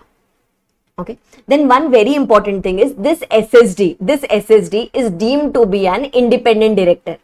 That is, he will have to fulfill the requirements of section 149(6) as well as section number 149(7). 149(6) was talking about qualifications of the independent director, and 149(7) was talking about the declaration that he has to keep on giving in every year's first board meeting, in his first board meeting, and all those things. Okay, now even this small shareholder director, since he is an independent director, even he will not be liable to retire by rotation. Okay, even he will not be liable to retire by rotation. Then this particular person can be appointed for one term, only for one term, that too for a maximum period of 3 years. After that, there is no reappointment that is possible. He will have to serve a cooling period of 3 years if you want to come back again in the company. And another thing is, this person, even this small shareholder director, he will have to vacate his office if suppose any of the disqualifications is attracted under 164, or if his office becomes vacated under section 167, or suppose if he ceases to be an independent director, that is 149(6) criteria ceases to get fulfilled, then in that case he will have to vacate his office of the small shareholder director. And a person can act as a small shareholder director in maximum 2 companies at a single point of time, but provided these two companies should not be in any conflicting interest or any competing business. They should not be in that at all. This was all about your section number 151. Going on to the next section, that is section 152. Again, very important section. 152 talks about various things, that is about appointment of directors, retirement of rotation by directors, reappointment of such directors, and all those things. When we talk about first directors, who will be the first directors of the company? If the AOA specifies the method, if any particular method is given in the AOA, then as per that particular method, the first directors of the company will be appointed. If the AOA does not specify any method, then in that case, first directors of the company would be the subscribers to the MOA. And then subsequent directors will be appointed in the general meeting of the company. In case of one person company, if AOA is totally silent about it, then in that case, that single member would be the first director of the company. And just like I told you, subsequent directors will be appointed by the company in the general meeting, just like the AOA has provided, or just like the law provides. If any particular person has to be appointed as a director, he should be having a DIN with him, because now the DIN provisions are mandatory. So before you get appointed as a director, either DIN or any other number which is the central government may prescribe, you should be having that number, and that person should even furnish his DIN to the company before he gets appointed. Otherwise, he becomes disqualified to be appointed as a director. Right? Whenever a person is going to get appointed as a director, giving his consent is mandatory, that yes, at least he is willing to get appointed as your company's director. He gives his consent to the company, and the company files a consent with the ROC within 30 days of his appointment. So he will have to give his consent to the company in form number DIR 2 till maximum till the date of his appointment, and then the company is going to file this consent in DIR 12 form with the ROC within a period of 30 days of his appointment. Right? This way a particular director is appointed. Then after that, going on to the last 2 subsections of section number 152 subsection 6, which talks about retirement by rotation. Okay, now as we had already seen that independent directors and small shareholder directors in 149(4) and in 151, we had seen that independent directors and small shareholder directors, these are not at all liable to retire by rotation. Okay, now apart from that, suppose if the AOA is totally silent, okay, if the AOA is totally silent, then in that case, whatever are your total number of directors, from that we will subtract the independent directors, we'll subtract the small shareholder directors, we'll subtract certain nominee directors who are regulated by certain act of parliament, etc. We'll remove those nominee directors. Now, whatever number of directors are left with you, we'll do 2/3 and the balancing figure. While doing 2/3, if you get any fraction, then we'll always round it off to the higher side. These 2/3 are those directors who are liable to retire by rotation. Rest, balance 1 are not at all liable to retire by rotation. Then out of this 2/3, we are going to take 1/3. Okay, out of this 2/3, we are going to take 1/3. These 1/3 would be those directors who are actually going to retire from the company. Okay, and these 1/3 would be the directors who have been longest in the office.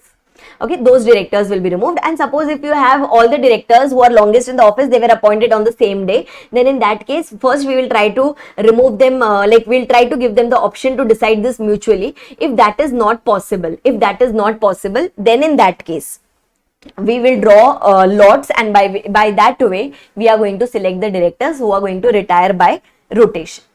Okay, then after that, if we talk about certain additional directors that we are going to study in section number 161, these are the directors who are appointed by the board of directors, and they are non-rotational directors because their tenure is fixed till the general meeting. So they will come in that balancing part, that is balancing of the 2/3 part, they will come in that. They are included in the total number of directors, don't forget that. Okay, they are included in the total number of directors, but they come here in the balancing side.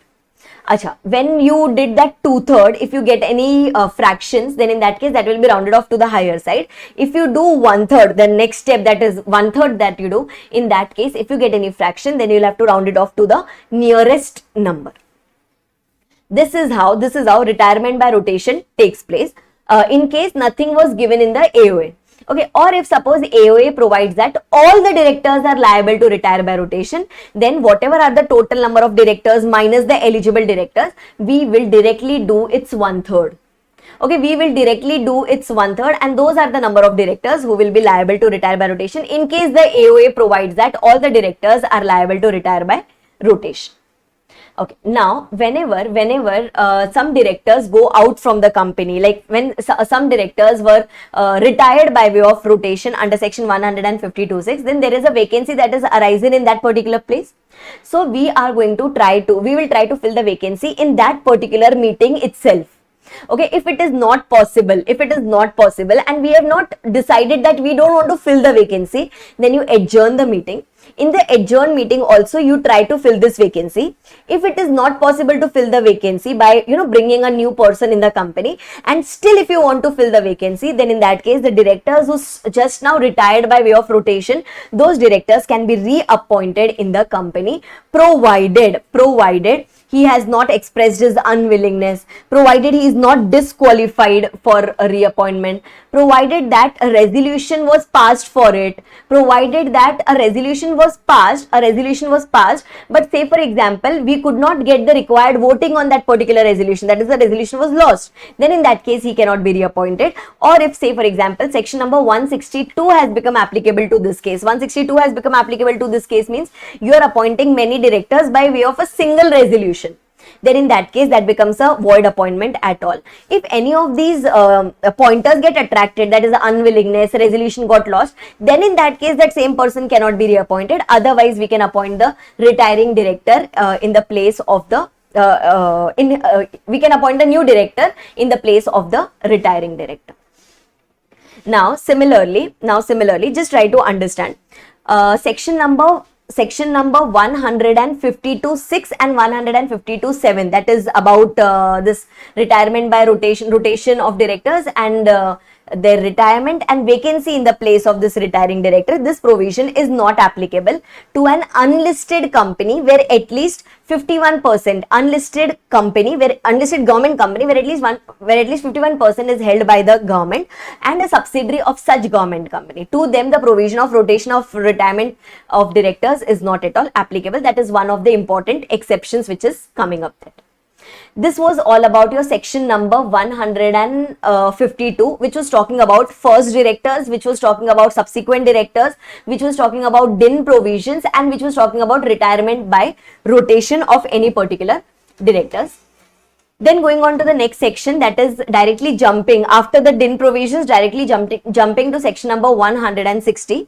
160 is a very simple and a very important section which talks about bringing a new face in the company, that is to appointing a new person in the directorship of the company to stand for the position of directorship of the company other than the retiring director, not the one who just went out of the company. We are talking about the new face who is coming here in the company. So if a new person wants to get appointed as a director in the company, then a notice about this should be left in the company at least 14 days before the general meeting that we wish to get appointed as a director in your company, along with a deposit of rupees 1 lakh. Okay, along with a deposit of rupees 1 lakh, which can be reduced to 10,000 in case of Nidhi companies. You have to submit this in the company so that your matter can be considered in the general meeting, and then it will be decided whether you will be appointed as a director or no. Okay, now what about this 1 lakh rupees? Is it a refundable deposit or a non-refundable deposit? So suppose if you win, okay, suppose if you get appointed as a director, then in that case you get your money back. Suppose if you lose and you lose badly, that is you couldn't even get 25%, you couldn't even get 25%, up to 25% of the votes also, then in that case the entire amount will be forfeited. Okay, and suppose if you have lost, means you did not get the position of director, but the votes casted, you have got at least more than 25% of the valid votes which have been casted, means you lost but you did not lose it very badly, then in that case that person can be appointed, that person will not be appointed as a director in such case, but at least he will be eligible to get his refund back. Okay, and in case of appointment of independent directors, and in case where your name was recommended by the NRC, then in that case deposit requirement is not at all applicable. See, because for independent directors anyway you have been fulfilling so many qualifications and you have come up here, and in case of recommendation by the NRC, already an insider person knows about you and he is recommending your name, so in that case also the deposit is not going to be required at all. Then once all these things are done, we have left the notice with the company at least 14 days before the general meeting. Then the company is going to intimate to its members that we have received candidature of so and so person and we are planning to get this person appointed as a director of the company. Either you serve individual notices on the members of the company by electronic mode or by physical mode, whatever, and you'll have to place it on the website of the company. If you don't want to give individual notices to the shareholders, then simply you can give the notice in two newspapers, one English and one that regional language newspaper. You can give the notice that you are planning to appoint so and so person as the director of the company. Right? Then in case of, one very important point is, in case of section 8 company, if suppose you lose badly, if you lose badly, then in that case in ordinary companies that 1 lakh rupees was getting forfeited. Right, but in case of section 8 company, they are telling that let the section 8 company only decide whether it wants to keep that amount with itself or it wants to refund this amount back to that particular candidate if that person has lost badly. Right, this was about section number 160. Now going on to the next section, that is section number 161. 161 is containing 4 subsections in that which are very, very important. Subsection 1 to subsection number 4. 161.1 talks about additional director. The Articles of Association may give the powers to the board of directors to appoint any person as an additional director in the company. This additional director comes for a temporary period actually. Whenever he is appointed, his tenure is going to be till the next general meeting. Okay, he is appointed by the board. Remember that he is appointed by the board. His tenure is going to be till the next general meeting or the last day when the AGM should have been held, whichever is earlier. Means even if we are not able to hold the AGM, then in that case he cannot continue his office. He'll have to leave his office on the last day when the AGM should have been held. This person is a non-rotational director. Remember, he was coming in that balancing part. So he is not even liable to get retired by way of rotation. If this additional director wants to come back in the company, like his tenure has got over, he cannot be reappointed in the company. His tenure has got over altogether. If he wants to come as a director in the company, he may apply as per the provisions of section number 160 and then this person can become a normal director in our company. That is the provision which is applicable for an additional director. Then going on to the next portion, that is your alternate director. In case of alternate director, whenever again the powers is conferred on the board of directors of the company, it can appoint a director called as alternate director if the original director has gone outside India for a period of more than or equal to 3 months. Then in that case we can appoint some person as an alternate director in place of the original director. If suppose we are appointing an independent director's alternative, then even the alternative director should fulfill the requirements of 149 subsection 6. If we are appointing someone in the place of a sole woman director, then even such a replacement should be a woman director to fulfill the requirements of the law. This alternate director has all the rights to do the voting on behalf of the original director, etc. Suppose if it is such a meeting where the original director can participate, then in that case, and if he can vote, then in that case the original director can attend it by way of that audio visual conferencing mode, etc., and he can attend the meeting. And suppose if the original director is not able to do, then in that case the alternate director can easily do so. Then going on to the next section, that is 161 subsection 3, which talks about your nominee director. In case of nominee director, the powers will be conferred in the AOA of the company. The board may appoint any particular person to represent someone else's interest. Okay, it can be LIC's interest, it can be government's interest, it can be any bank's interest. For that purpose, we can appoint a person called as nominee director in the company. Okay, then after that, going on to the next section, that is section number 161 subsection 4, which talks about casual vacancy. Suppose if the place of a director gets vacated before his tenure could get over, then that leads to casual vacancy. Casual vacancy will be filled as per the AOA if AOA specifies. If AOA does not specify anything about that, then in that case, this particular casual vacancy will be filled by the board of directors in the board meeting, and then it will be ratified subsequently by the shareholders in the immediate next general meeting. Now, casual vacancy can be filled in place of only those directors whose appointment was done by the company in the general meeting. So, if there were any directors who were appointed by the board of directors, then in that case, that vacancy cannot be filled by the virtue of section number 161(4). So, that person should be appointed in the general meeting. His tenure has got over before the decided date, then that vacancy can be filled by the board. So now if you filled the vacancy, can I say filling of vacancy is done by the board of directors only? Now in place of the second director, suppose if there is again a casual vacancy which has arisen, then in that case you cannot fill it as per section 161(4), because now the appointment was done by the board of directors of the company. Again, it is not mandatory to fill the casual vacancy. If the company wants to have new directors, or if the company wants to have more directors, then only it will fill the casual vacancy. Otherwise, the place can remain vacant. Vacated as well. Okay. Another thing, suppose if whenever the board is filling the casual vacancy, the new person who is coming and filling the vacancy, his tenure will be till the original tenure of the initial director. Till whatever time the original director was going to work, till that time this casual vacancy director is going to work in the company. And now after that he'll have to leave his company. And suppose if he wants to come back in the company, then he can come as per the provisions of section number 160, that is as if a new face is coming in the company.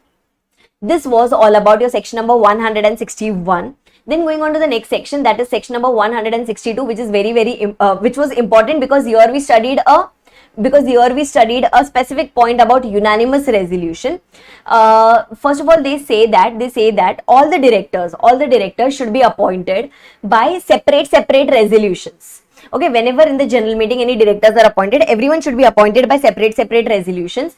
And suppose if you want to appoint everyone by way of a single resolution, then that should be agreed beforehand.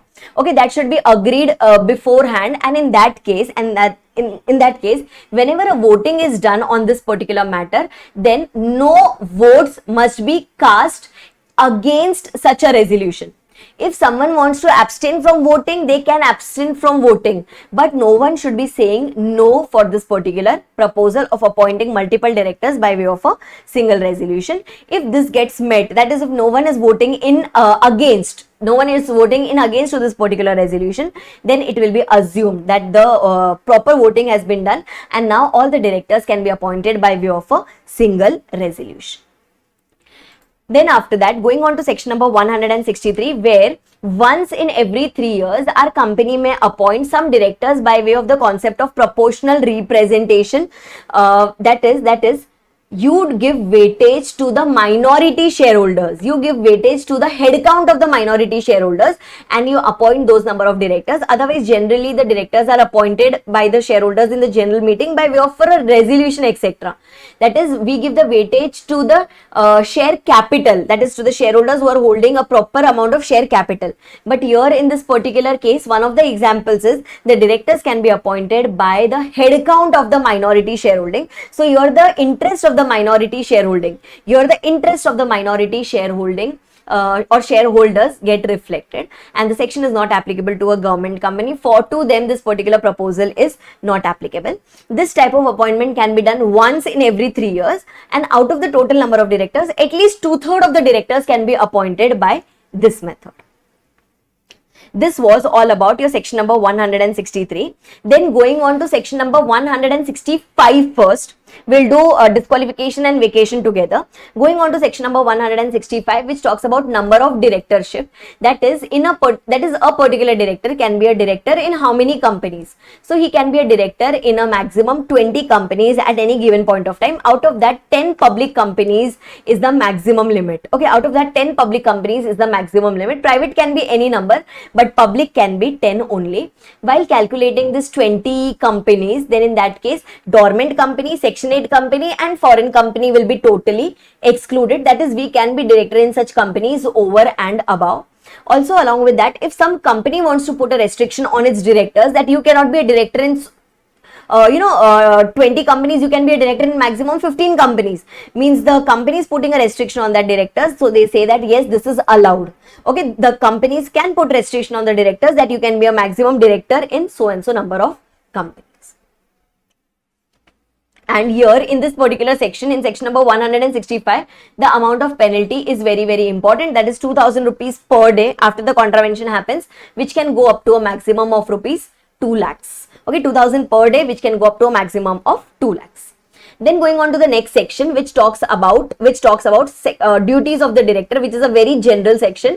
What are the duties of the director? To act as per the AOA, to act in good faith, to see all the compliances, to exercise due diligence, not to involve in any conflicting situation, not to gain any, not to earn any wrongful gains from the company, not to assign his office to someone else. These are the basic duties of a director which is there.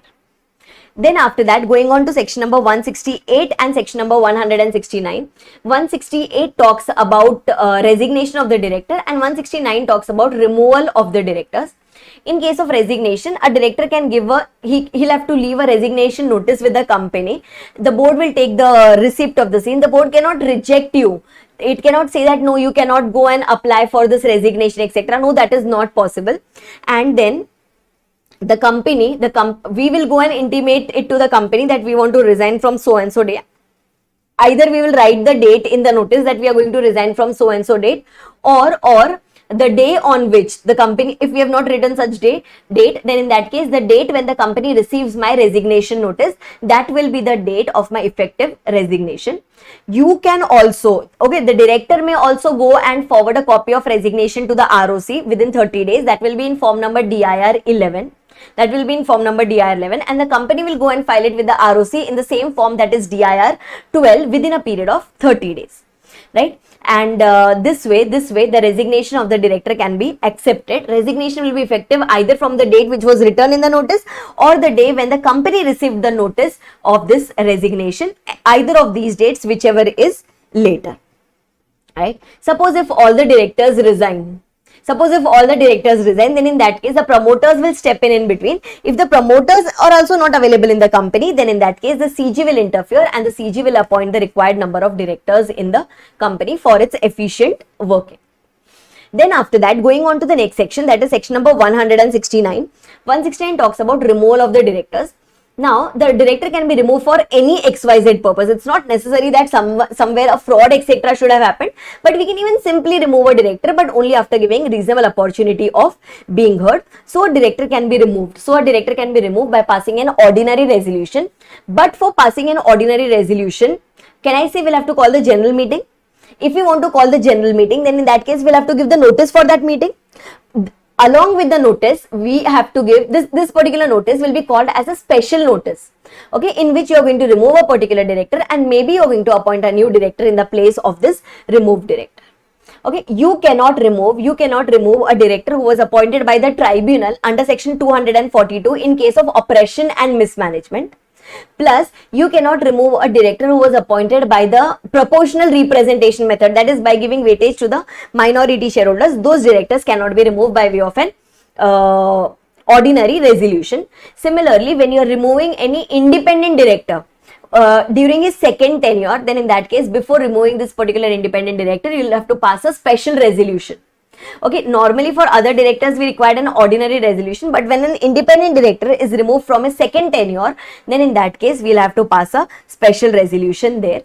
we give the notice to the director. The company gives the notice to the director that we have proposed your removal. Okay, that you are going to be removed. If you want to make any representations to the company, you can make the representation to the company as early as possible. If we receive his representation on time, we will circulate it to the members along with the notice. If that representation is received late, then in that case, we will say that we will read out this particular representation in the general meeting in which you are going to be removed. But suppose if in the general meeting we come to know that it contains some defamatory matter in this particular representation, then we can go and make an application to the tribunal, and the tribunal will say that no need to read it out and the game is over then and there itself. Okay, now if suppose in a particular general meeting some directors are removed, and if you had given a special notice of this thing, then in that case in the same meeting new director can be appointed in the company. Okay, now the new director who comes in the company, his tenure will be till the tenure of the earlier director who was getting removed, and the person who is getting removed here, or the director who is getting removed here, will be eligible for compensation for loss of office, provided definitely he has not done any kind of defaults there. Then after that, going on to the last two sections, that is section number 170 and 171.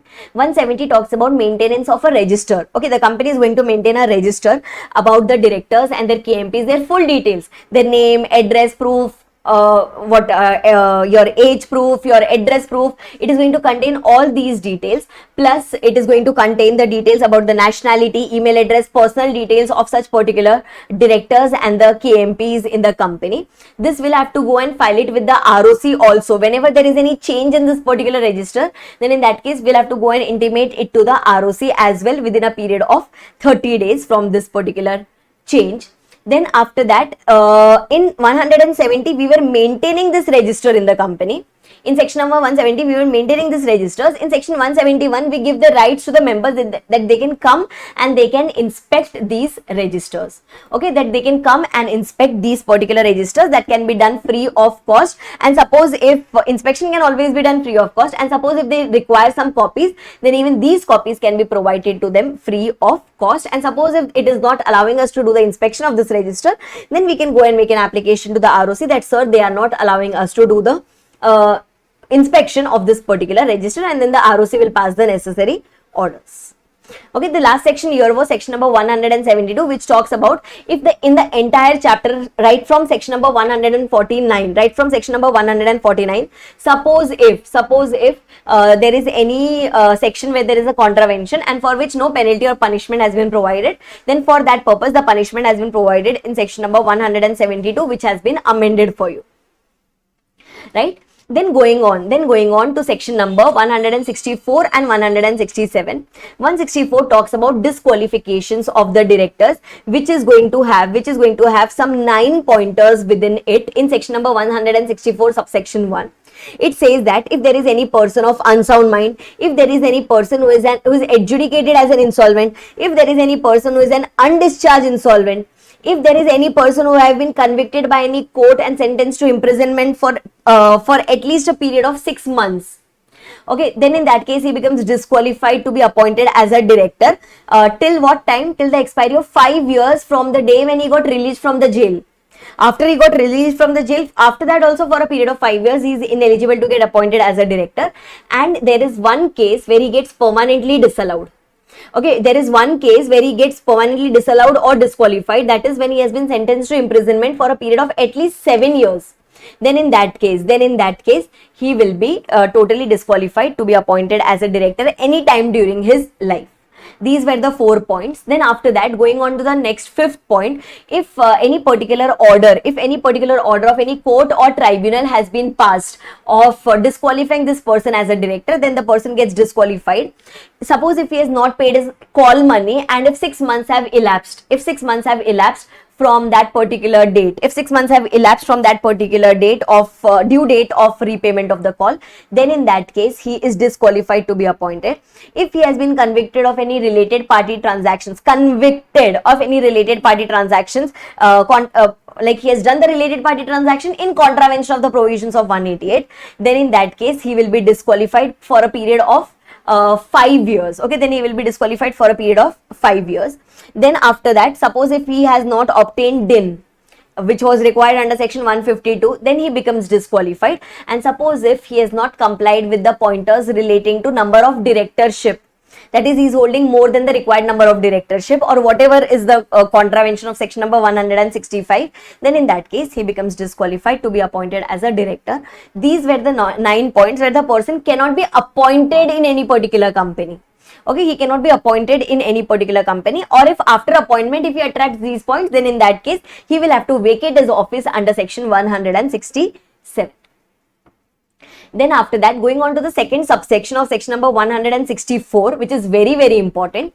164 subsection 2 says that if there is any particular company where this particular director has not filed the financial statements or annual returns for the last 3 consecutive years, or if that person has done some default in repayment of deposits accepted by it, or to pay interest on it, or to redeem any debentures, or to pay any interest on such debentures, or if they have done any default in payment of declared dividend, and if such default continues for a period of 1 year, means still a period of 1 year also that person has not rectified it, then in that case such director cannot be appointed in any new company for a period of 5 years, or he cannot be reappointed in this particular company also for a period of 5 years. This is one of the biggest disqualification that is getting attracted. And then after that, suppose if there is a new director who has come in the company, then by default he does not become a defaulting director. We'll give him a time period of 6 months. Okay, we'll give him a time period of 6 months, and then only this particular person will be disqualified, not as soon as he enters the company. Okay, similarly, a private company will also be, it will also have section 164(1) and 164(2) applicable to it. But if it wants to provide more pointers about disqualification, it can do so. It can provide more pointers about that disqualification. And suppose in case of court, we wanted to go and file an appeal, then just because we have filed an appeal in the court, that does not mean that we are qualified. We will still remain disqualified as per the provisions of section number 164 subsection 1. Right? Now, if any particular director has been disqualified, then in that case, he cannot be reappointed in the same company for a period of 5 years. Okay, but he can act till his tenure. Okay, he will act till his tenure. After that, he will not get reappointed. And suppose if he later rectifies his default, then in that case also 164(2) will still remain applicable. That is, he will still remain disqualified even though he rectifies his mistake at a later point of time. This was all about your section number 164. Now jumping to section number 167, which talks about vacation of office. Now, if any of the disqualifications get attracted under section 164, that is the one that we just did, then in that case, that person will have to vacate his office, right? But if any person has done any disqualification under section 164 subsection 2, then in that case, he will have to vacate his office in all the other companies. Okay, he will have to vacate his office in all the other companies except the company in which he has done the default, because in this company, he will continue till his tenure, but he will not be eligible for reappointment. Okay, that is one point. Then after that, if he has absent himself from all the board meetings, either after taking the permission of the board or without taking the permission of the board, then in that case, another point is if he has done any kind of contraventions under section 184, either of disclosing his interest, that is under section 184(1) or 184 subsection 2, then in that case, he will have to vacate his office. If he is disqualified by any order of court or tribunal, then he'll have to vacate his office. If he has been convicted of any particular offense and sentenced for more than or equal to 6 months, then he will have to vacate his office. If he has been removed as per the provisions of section number 169, then he will have to vacate his office. Or if his appointment was done in our particular company because of his appointment in some other company. He was appointed in my holding company, so this company also appointed him. So if he vacates his office from the other company, he'll have to vacate his office from this particular company as well. Okay, then after that, whenever in case of court or tribunal, whenever court or tribunal comes into picture, and if we decide to go and make an application, if we decide to go and make an appeal application to the court, then in that case they say that vacation of office will not apply for a period of 30 days. Okay, it will not apply for a period of 30 days. Means whenever the vacation order was passed, whenever the vacation of office order was passed, or whenever the disqualification order was passed, from that day within a period of 30 days, we have got the right that we can go and file an appeal. So no vacation of office is attracted for a period of 30 days. Now suppose if the appeal is filed within a period of 30 days, then we'll wait for the appeal to get disposed of plus 7 days. Plus 7 days, till that also we are not supposed to vacate our office. Why plus 7 days is given? So that we can go and file a second appeal, and till the time the second appeal is disposed of, till that time you are not at all required to vacate your office. Okay, after that, depending upon the decision which has come up in case of court or tribunal, depending upon that, your vacation of office is going to apply. This is how vacation of office is done. If there is any default there, then there is a fine that is applicable there. Suppose if all the directors' places get vacant.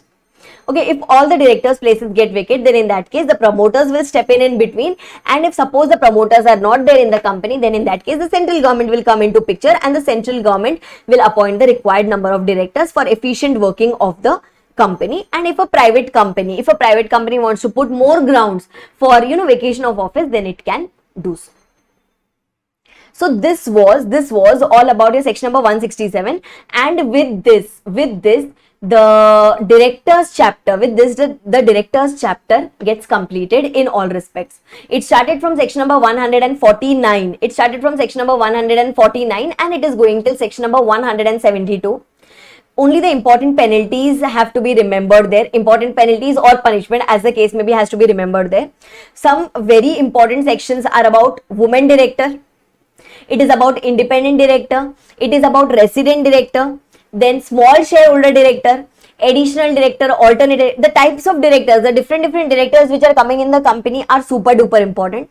Apart from that, 164 and 167 is again very, very important. Number of directorship, that section is important. Resignation and removal of director, that section is important. So there are these certain specific retirement by rotation, 152.6 and 152.7 is very, very important. So these are certain sections which have to be compulsorily done, which have to be compulsorily revised before your exams. I hope you are very, very clear till here. Start with the super quick revision of meetings of board and its powers. Starting from section number 173, which is going to go till 195. In that case also 194 and 195 have been omitted. So ultimately we are going to study from 173 to 193 in this particular chapter. Section number 173, which talks about the meetings. First thing, frequency of the meeting. The first board meeting has to be held. In case of a company, the first board meeting will be held within a period of 30 days from the date of its incorporation.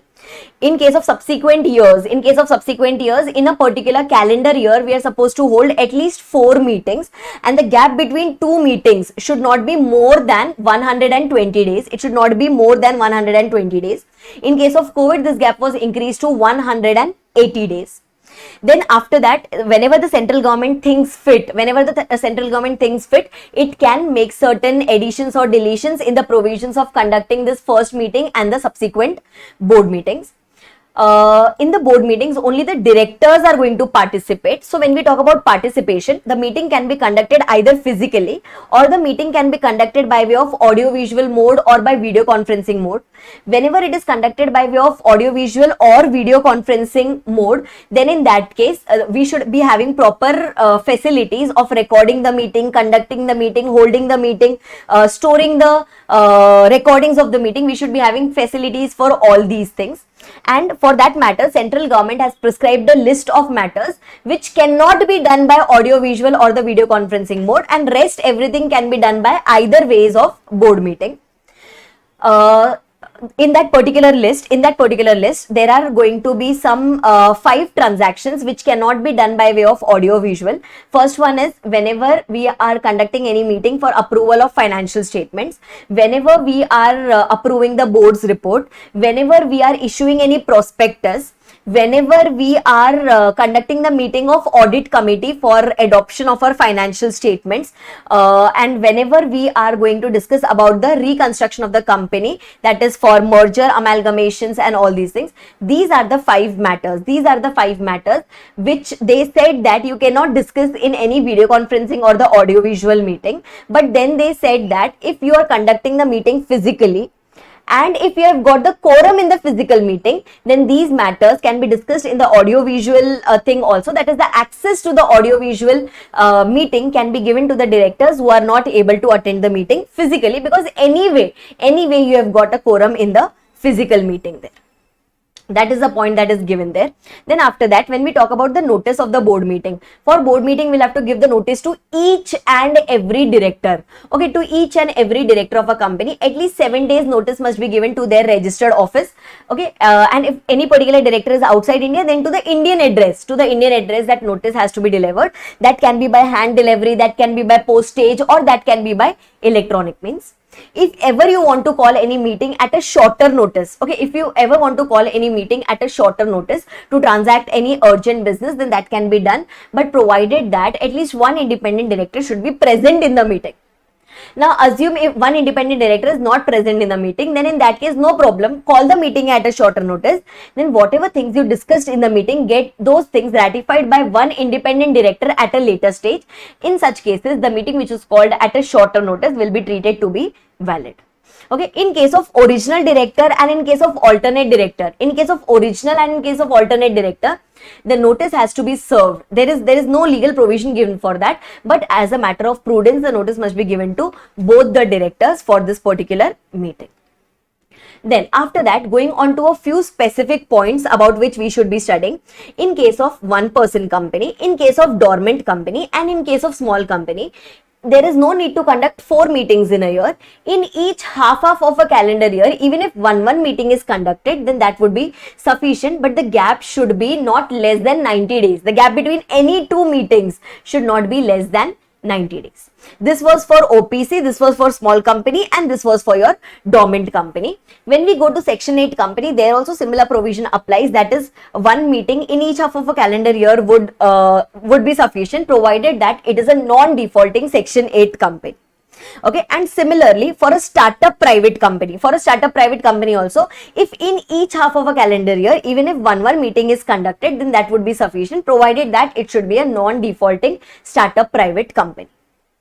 Right? And if suppose you have one person company which has got only one director, then the provisions of board meeting will not at all apply to such companies. Right? Now, when we talk about the audio visual method, there are certain provisions which we have to keep in our mind.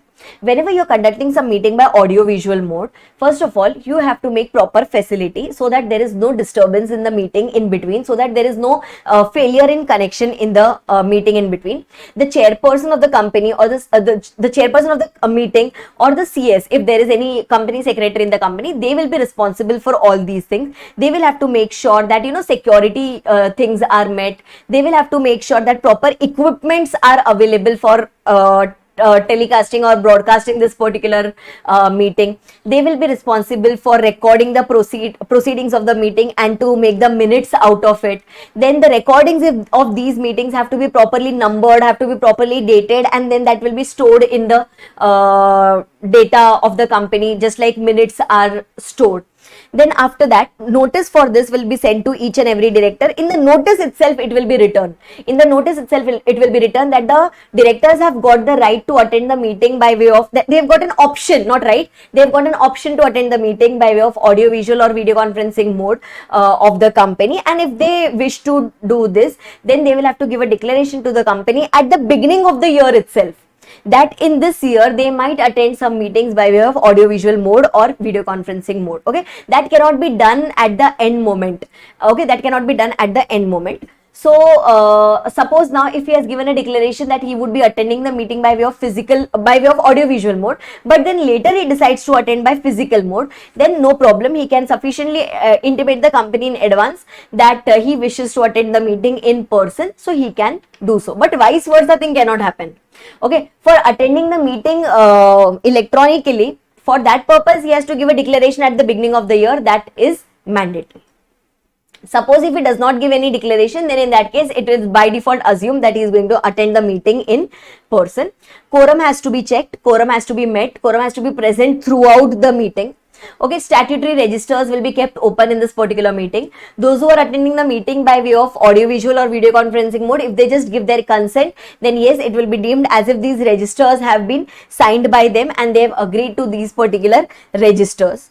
Suppose if whenever in a meeting, in a audio visual meeting, if the chairperson of the company thinks that too much of chaos is happening because too many of the people are speaking at the same time, then the chairperson can get that meeting conducted in a disciplined manner, and it will tell each of them to identify themselves that okay, I am so and so person, I want to speak on so and so matter, so that everyone would be knowing first of all who is speaking, and the meeting will be conducted in an effective manner.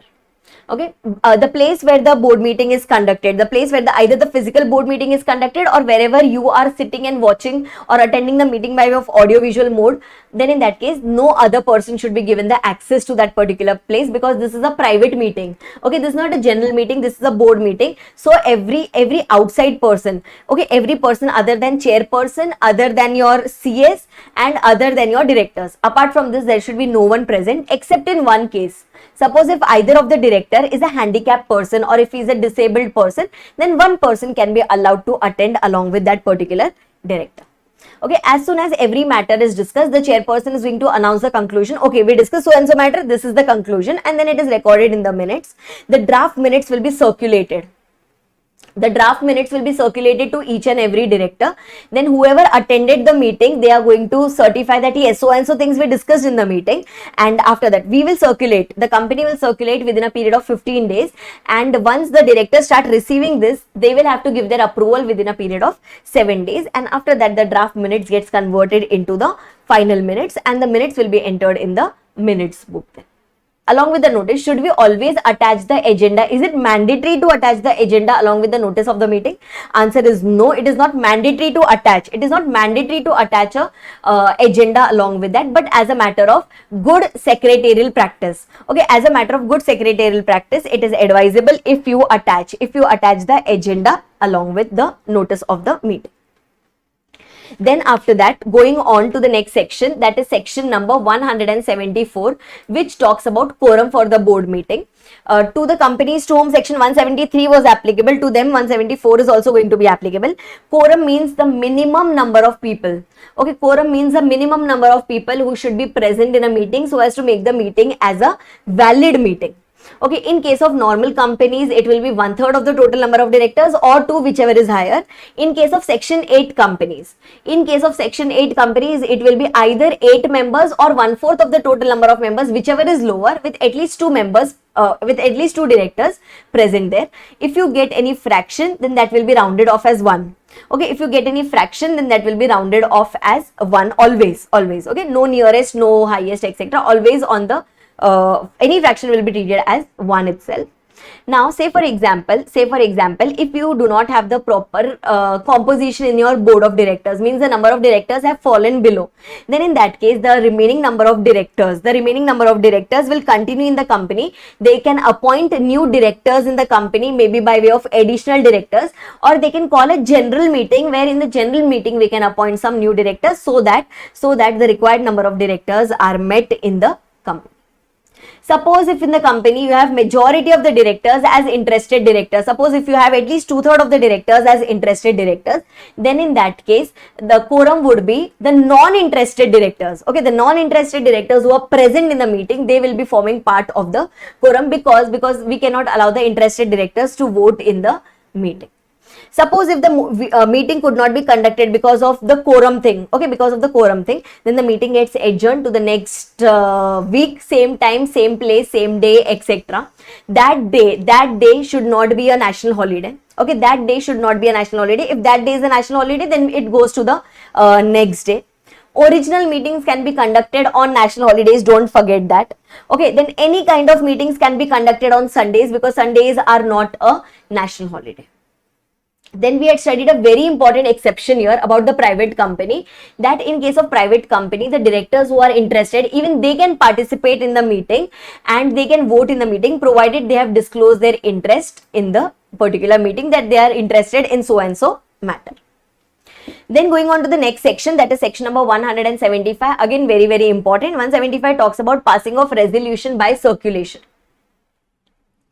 Whenever the company does not want to call a board meeting, but it wants to take the approval of directors on a particular matter, then one method that is available to this particular company is it can circulate the draft resolution papers and the supporting papers to all the directors at their Indian addresses. The directors get their papers, they read it, they check everything, and then they give their approval, either yes or no or whatever it is, they give their approval, they send it back to the company, and then the decision is taken on that particular matter. Okay, this is called as passing of resolution by circulation. But if at least 1/3 of the directors raise an objection, that no, this is such a matter which cannot be conducted by way of resolution by circulation, then in that case we will have to pass. Then in that case we'll have to call a board meeting, and there we'll have to discuss the matter. Means it cannot be done by that circulation of draft papers at their home.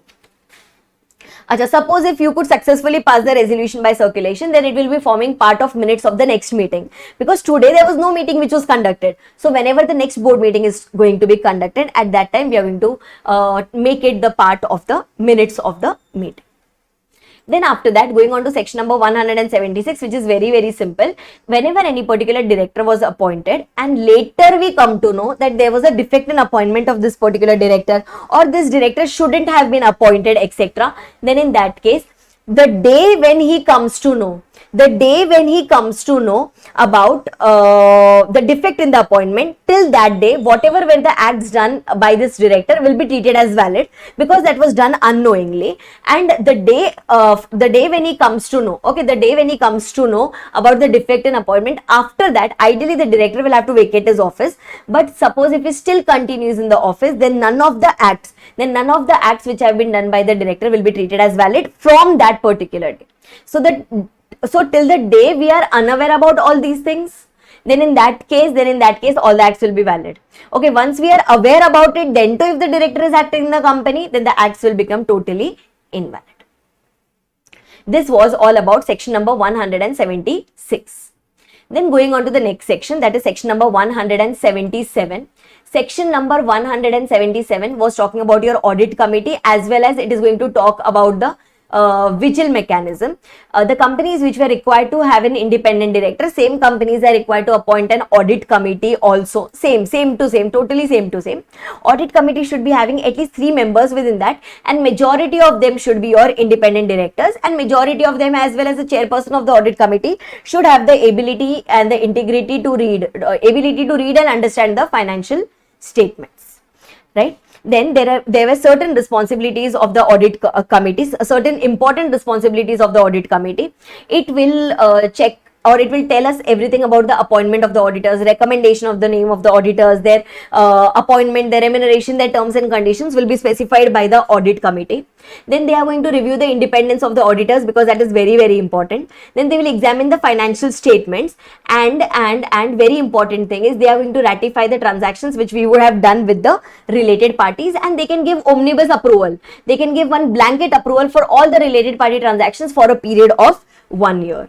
These were the 4 important responsibilities. That we had done in case of an audit committee. Okay, these are the 4 very important responsibilities of audit committee. Apart from that, some other transactions can be ratified by these audit committees. It can do the scrutiny of intercorporate loans and investments. It can help in appointment of valuer for the purpose of valuation of assets, etc. And it is going to evaluate the internal financial controls as well. And the last point, which is there in Caro also, whenever you raise any money by way of public issue, then the end use of funds will have to be monitored by this particular audit committee. These were some extra responsibilities of the audit committee. Then it will have a discussion with the auditors of the company, with the internal auditors or with the statutory auditors of the company. It will look after the problems which have been faced by these particular auditors. The issues which the auditors have with the management, that will be dealt by the audit committee. These are the duties, functions, responsibilities of the audit committee. Whenever audit committee meetings are conducted in which the auditor's report is going to be discussed, there the auditor will have a right to speak. Okay, he won't have any right to vote, but there he can participate in the meeting and he'll have a right to vote in the, he will have the right to participate in the meeting, not to vote. He can just speak on the matters because the report which is prepared by him is going to be considered in this particular meeting. Then every company which is a listed company or any company which has accepted deposits from public or any company which have borrowed money from banks whose banks or PFI of more than rupees 50 crore. Okay, either a listed company or other companies which have accepted deposits from the public or whose outstanding loans or borrowings from banks or PFI is more than 50 crore, they have to establish a mechanism called as vigil mechanism in the company.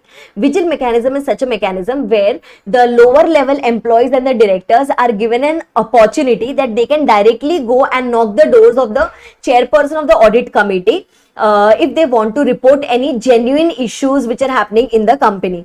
Otherwise, because of hierarchy, we are never able to file the complaint against our seniors just because of the hierarchy. But if your company has vigil mechanism in the company, then in that case you have a direct access to the audit committee's chairperson. If any particular person is doing this frivolously, then that person will be punished. Okay, if we are simply going and filing nonsense complaints with the chairperson of the audit committee, then we will ourselves will be punished by the audit committee. And the fact that the company has a vigil mechanism, this should be known to all the employees. Okay, so this should be written in the board's report also. This will be put on the website of the company also. This will be put in the notice board of the company also, so that at least the employees know that if they know that something wrong is happening, they can at least come in the company and they can report the complaints or report the genuine issues and concerns to the audit committee.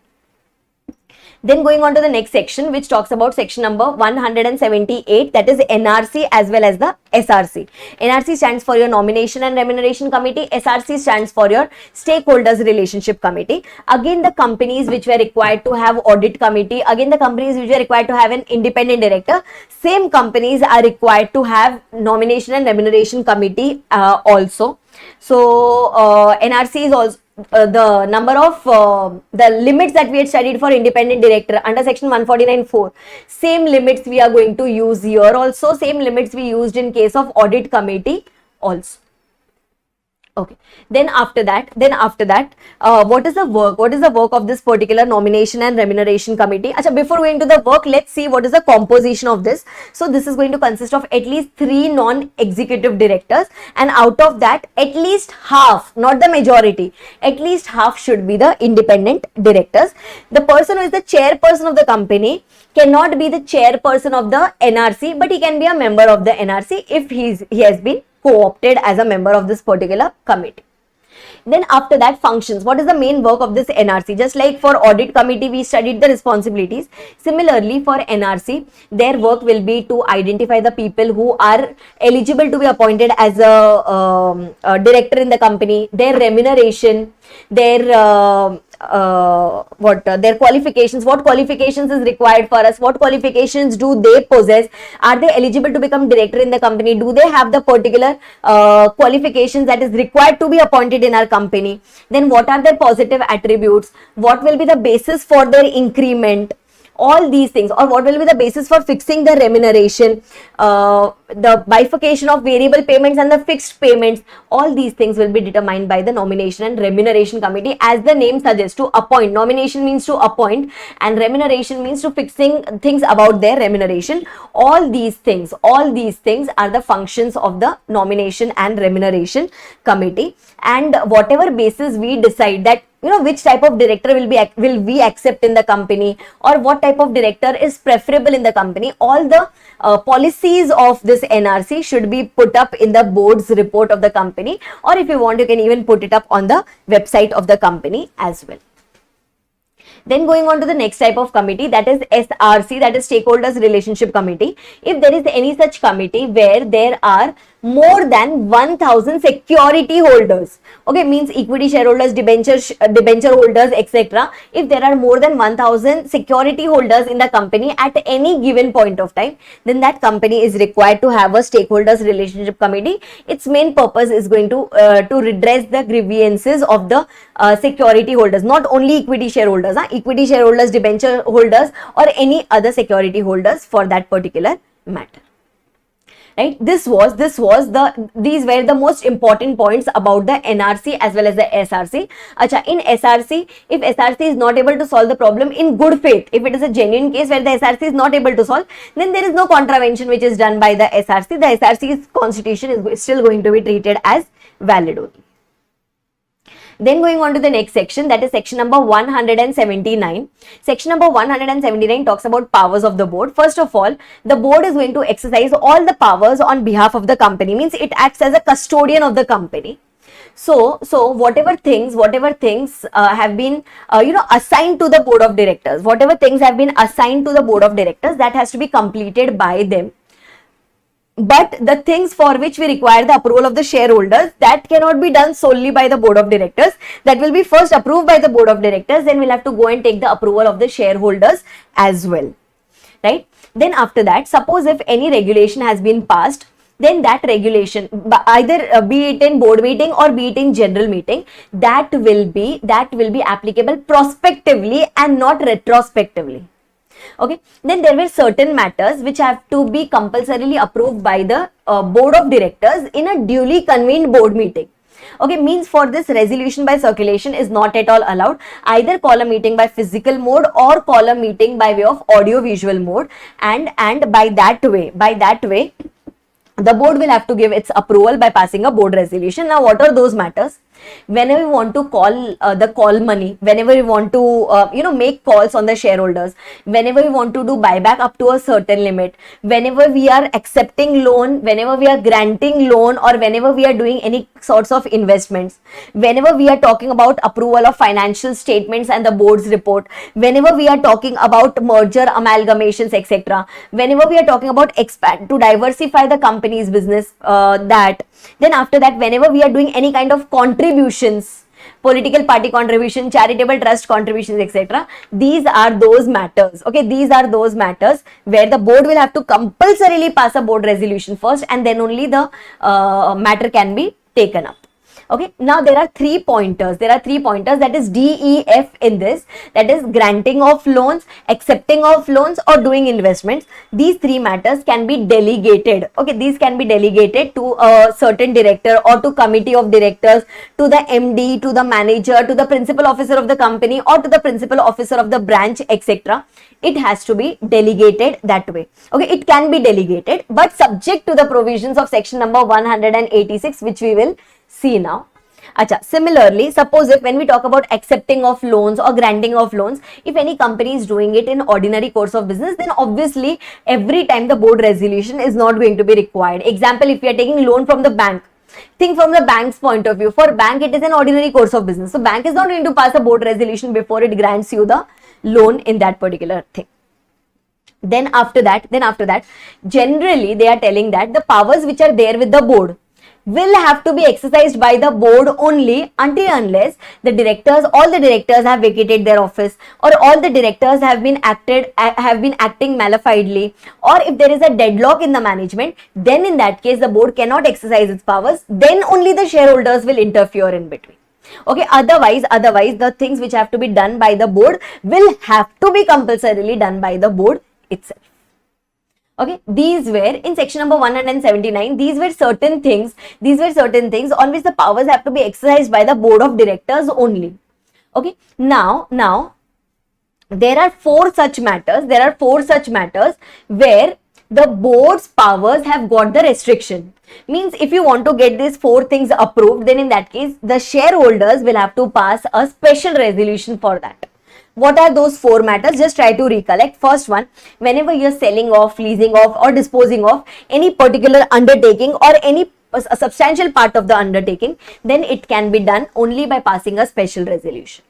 right? Then second one, if you want to interest otherwise than in trust securities, the compensation that you had got in case of merger or amalgamation, you can do that in other than trust securities, you can do, but only after obtaining the approval of the shareholders. Then where the loan already borrowed plus the loan to be borrowed, when it exceeds the paid up share capital plus the free reserves plus the securities premium, then as soon as the limit gets exceeded, then in that case we'll have to take the approval of the shareholders. We'll have to take the approval of the shareholders in the general meeting by way of a special resolution. But here in this case we are going to exclude the temporary loans. We are going to exclude the temporary loans which are taken from the bankers of the company. Okay, temporary loans taken from the bankers of the company will be totally excluded. Temporary loans means which are repayable within a period of 6 months. But if there is any loan which has been taken, which is in capital nature, okay, which is taken for meeting any expenditure of capital nature, then that will not be treated as a temporary loan, even though it is repayable within a period of 6 months. These were the pointers. And one more, last one. When we want to give more time, for repayment of loan given by the company to its directors. Okay, if it is given by the company to its directors and the directors need more time for its repayment, then in that case, more time can be given to them, but only after passing a special resolution in the company. So these are 4 pointers where SR is required, where simply board resolution is not going to be sufficient. Okay, then whenever you are passing any resolutions, special resolutions, you'll have to call so many of the shareholders. So wherever required, you can get the voting done by way of postal ballot. Okay, postal ballot means the shareholders will be sitting at home, and by sitting at home they can vote in this particular matters. Okay, then suppose if the company, that loan point, the third point, suppose if the loan limits have exceeded, but then too we have accepted any particular loan, then in that case, if that person has given the loan in good faith, then no problem. Means if the bank was not aware that SR was required, or if the SR was not passed, then okay, then no problem in that. But otherwise, the loan which has been accepted by our company, that will not be treated as valid loan. Okay, if you haven't passed the SR, then that will not be treated as valid unless the loan which has been given by that person is done in good faith. Right, now undertaking means what? Undertaking, remember we were selling the whole of the undertaking or substantially the whole of the undertaking. So first of all, undertaking means such an entity or such a part of the entity in which we have done investment of more than 20% of the total net worth, or any such part of the undertaking whose income is more than 20% of the total income. So that becomes a crucial entity for us, and substantially the whole of the undertaking means that entity has got a value of more than or equal to 20% of the total value of the undertaking. So if you're selling this particular undertaking, or if you're leasing it off, then there is a major chunk of the value which is going to go out. So for that purpose, we'll have to pass a special resolution in those cases. Now, another thing is section number 181 to section number 183, which talks about 181 to 183 talks about your donations. 181 talks about contribution to the charitable funds or to the bona fide charitable trusts, etc. The board has got the powers. Okay, simply the board has got the powers that whenever it wants to do any contributions to the charitable trust, it can do so by simply passing a board resolution at a board meeting as per section number 179. Okay, if it wants to do any contribution more than 5% of the average profits of the last 3 years, then in that case they will have to pass a resolution. They will have to pass an ordinary resolution in the general meeting. Okay, even if in the current year, if you have got losses, no problem, you can still do the donation of whatever amount. First and foremost, board resolution is mandatory, and ordinary resolution is going to be mandatory only when the amount that you are going to donate is going to exceed, that is going to be more than 5% of the average net profits of the last 3 years. This was about section number 181. Then when we go to section number 182 talks about contributions to the political parties, electoral trust, or advertisement in any souvenir of these political parties.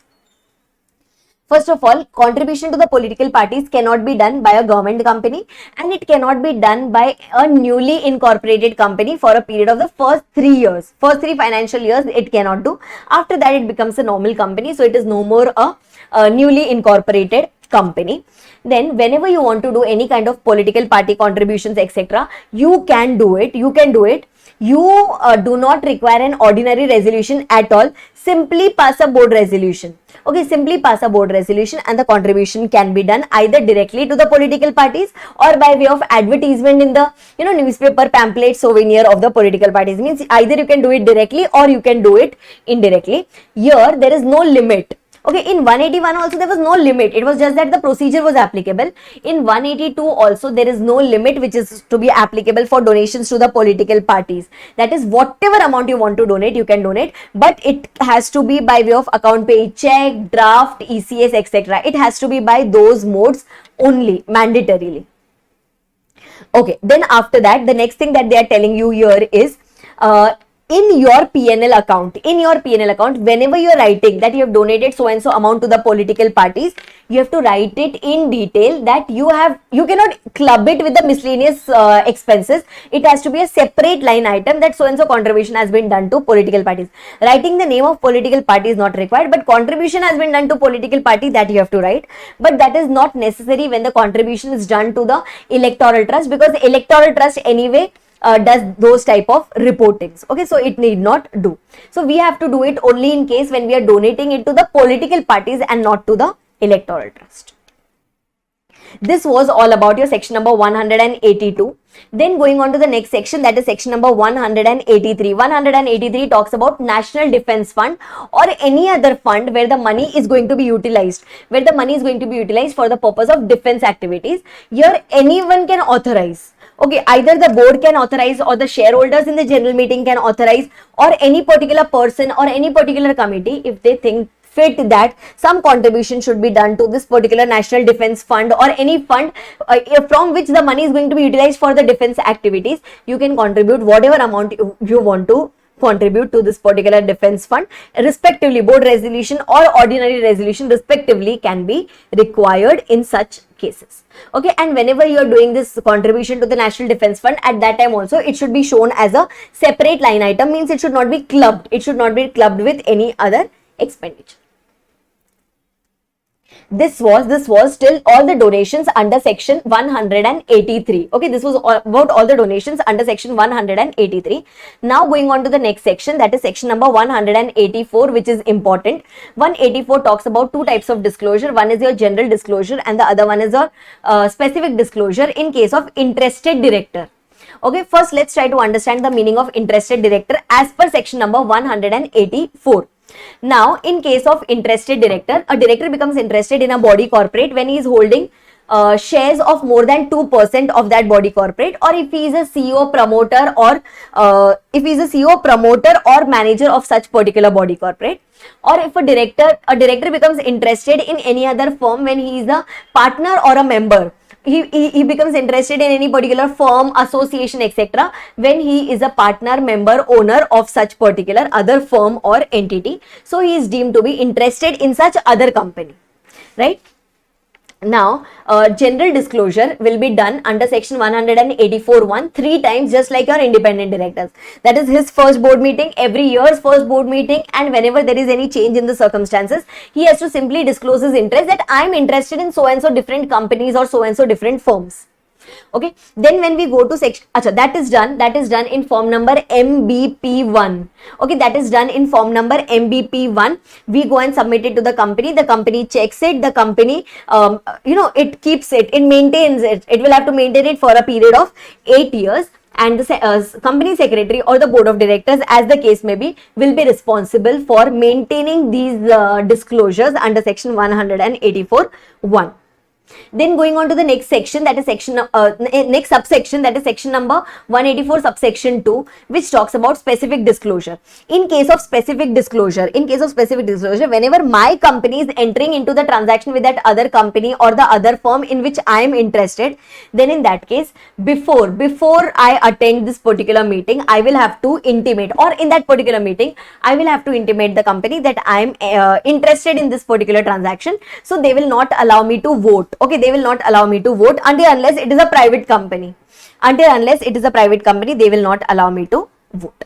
Okay, now suppose if you entered into any particular contract or arrangement without doing the disclosures, then it becomes voidable at the option of the company. Means now the company, that is the shareholders, are going to decide. Now the shareholders are going to decide that should this contract or arrangement be treated as valid, or will this be treated as void. Right, this was all about your section number 184. Subsection 1 was talking about general disclosure. Means here I'm just disclosing that I'm a director, interested director in so and so companies. In 184.2 you have to give this disclosure when your company enters into a transaction with the interested companies. At that time you are supposed to do the disclosure under section 184 subsection 2. Then after that going on to the next section, jumping to section number 187. 187 talks about investments to be held in its own name. By default, since company has a separate legal entity, it can hold assets in its own name. It can be property, it can be shares, it can be any particular other assets of the company that can be held in its own name. But there are certain exceptions. Where for the time being the holder of these assets becomes some other person, but we still remain the beneficial owner of that. Okay, example, in case of wholly owned subsidiary company, if you have appointed some more members to meet the statutory requirement of law, then they are holding the shares for the time being, that is okay, but ultimate beneficiary is you only. Okay, similarly, whenever you want to get some income collected on your securities, you can temporarily transfer it to some other person to collect the income on that. That is one of the pointers. Or if, say for example, if you want to sell off your securities or shares at the best possible price, and you had transferred it to some person who is going to sell it at a very good price, then that person does not become the owner.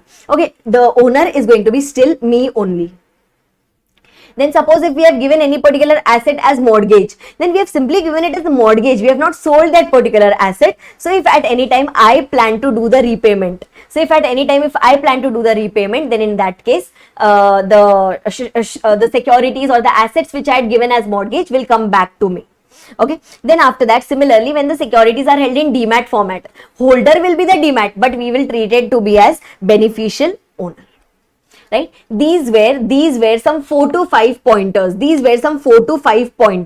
Where holder can be any person, but we still remain the beneficial owner of those particular assets. This was given in section number 187. Then going on to section number 190. Okay, directly going to section number 190. I have left 189. Sorry, I have left section number 188 in between. Before that, I have left 186 and 185. 186, 188, we can take it at the end. Now going on to 189, which talks about maintenance of registers. Okay, not at all important, just a one-time read section. Every company will have to maintain registers for two things specifically. One is contracts or arrangements in which our directors are interested, that is 184 subsection 2, and we'll also have to maintain registers for the purpose of section number 188. That is your related party transaction. These are maintained in MBP 4. These have to be kept at the registered office of the company. These will be open for inspection. Copies of this can be obtained on payment of the required fees. So this is how the registers are to be maintained there. And whenever there is any change in the details of the KMPs or the directors, whenever they come in the company or whenever they relinquish the company, their details are also supposed to be maintained in form number MBP 4 itself.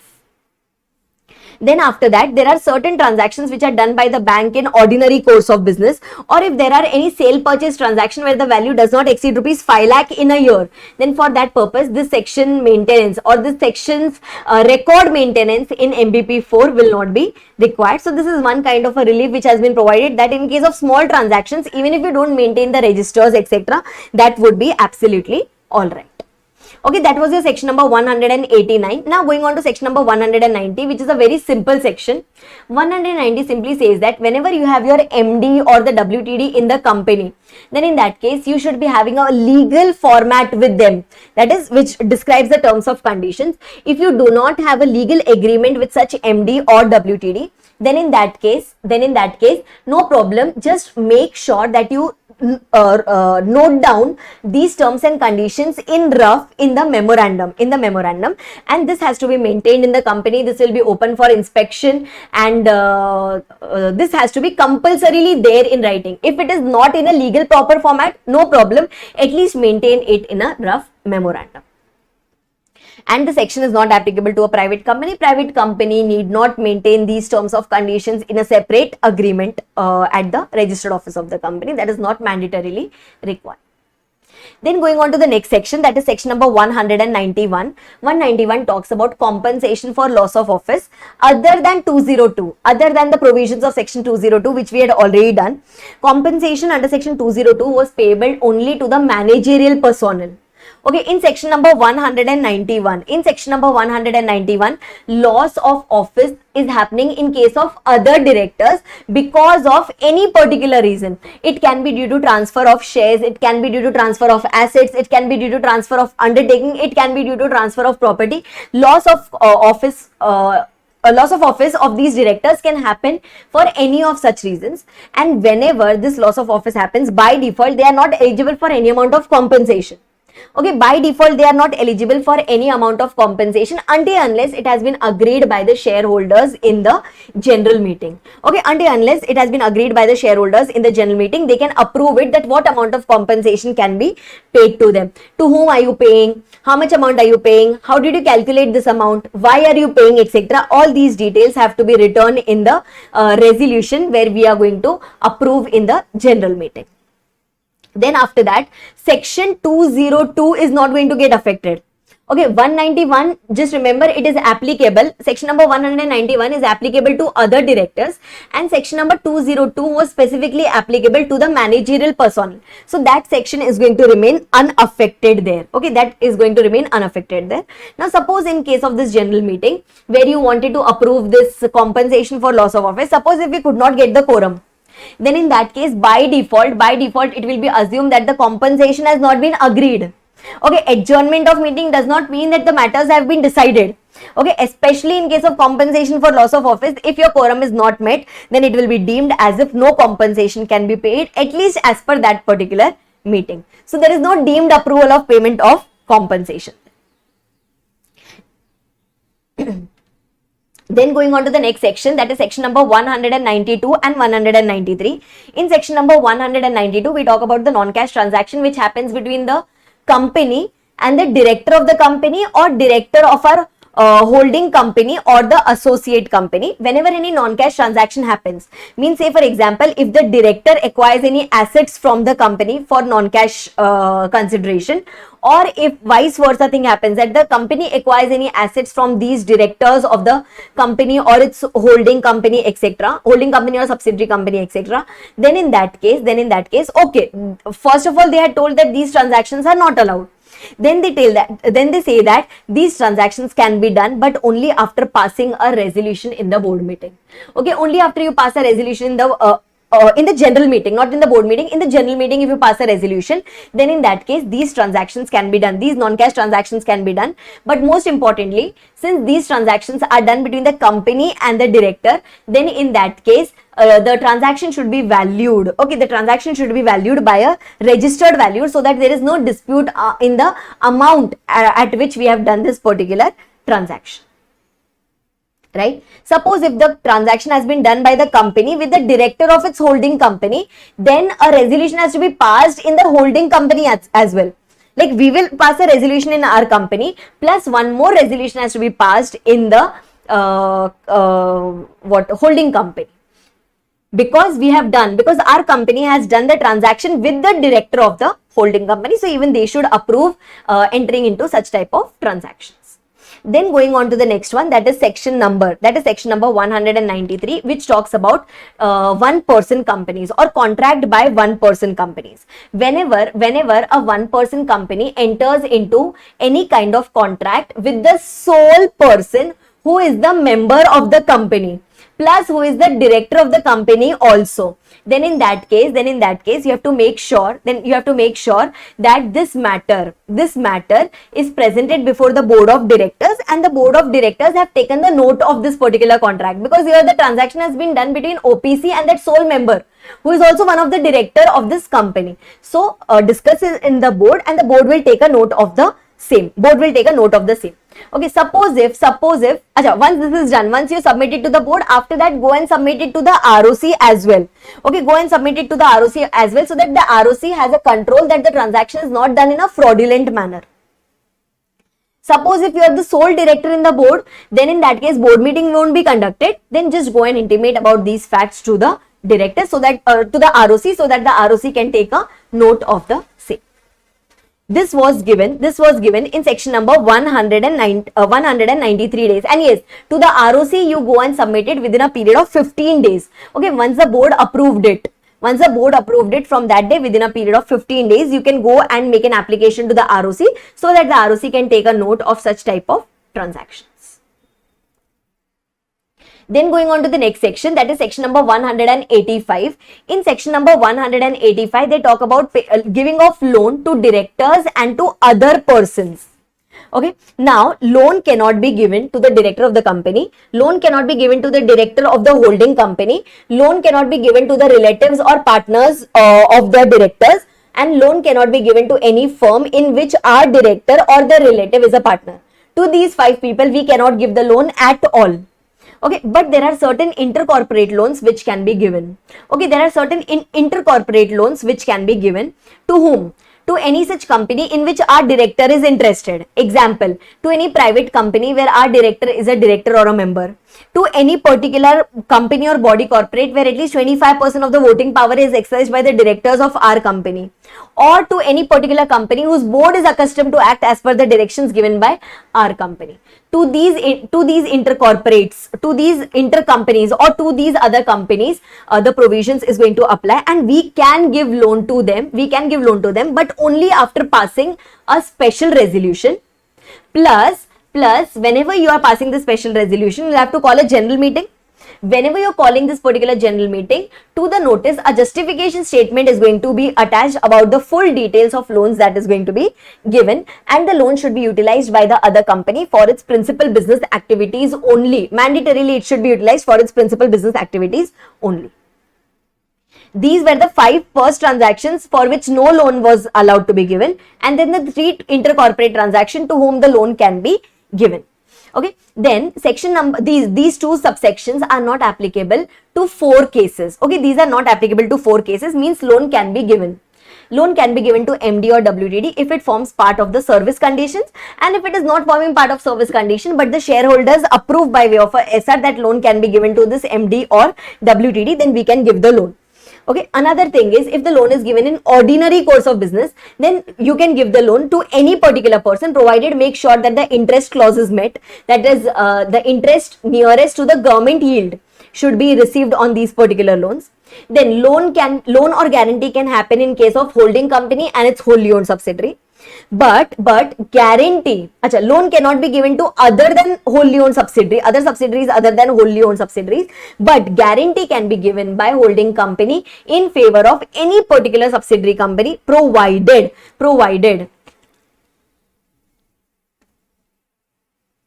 the loan has been given, the guarantee has been given in respect of a loan which has been given by banks or financial institutions.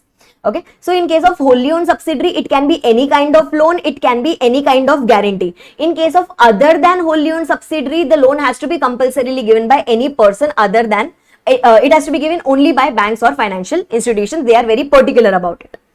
So, in this section, in section number 185, 5 people were prohibited, 3 people were allowed subject to special resolution and that principal activities, and after that 4 of them or 4 transactions were put in exception. For these 4 transactions, you need not even pass the special resolutions.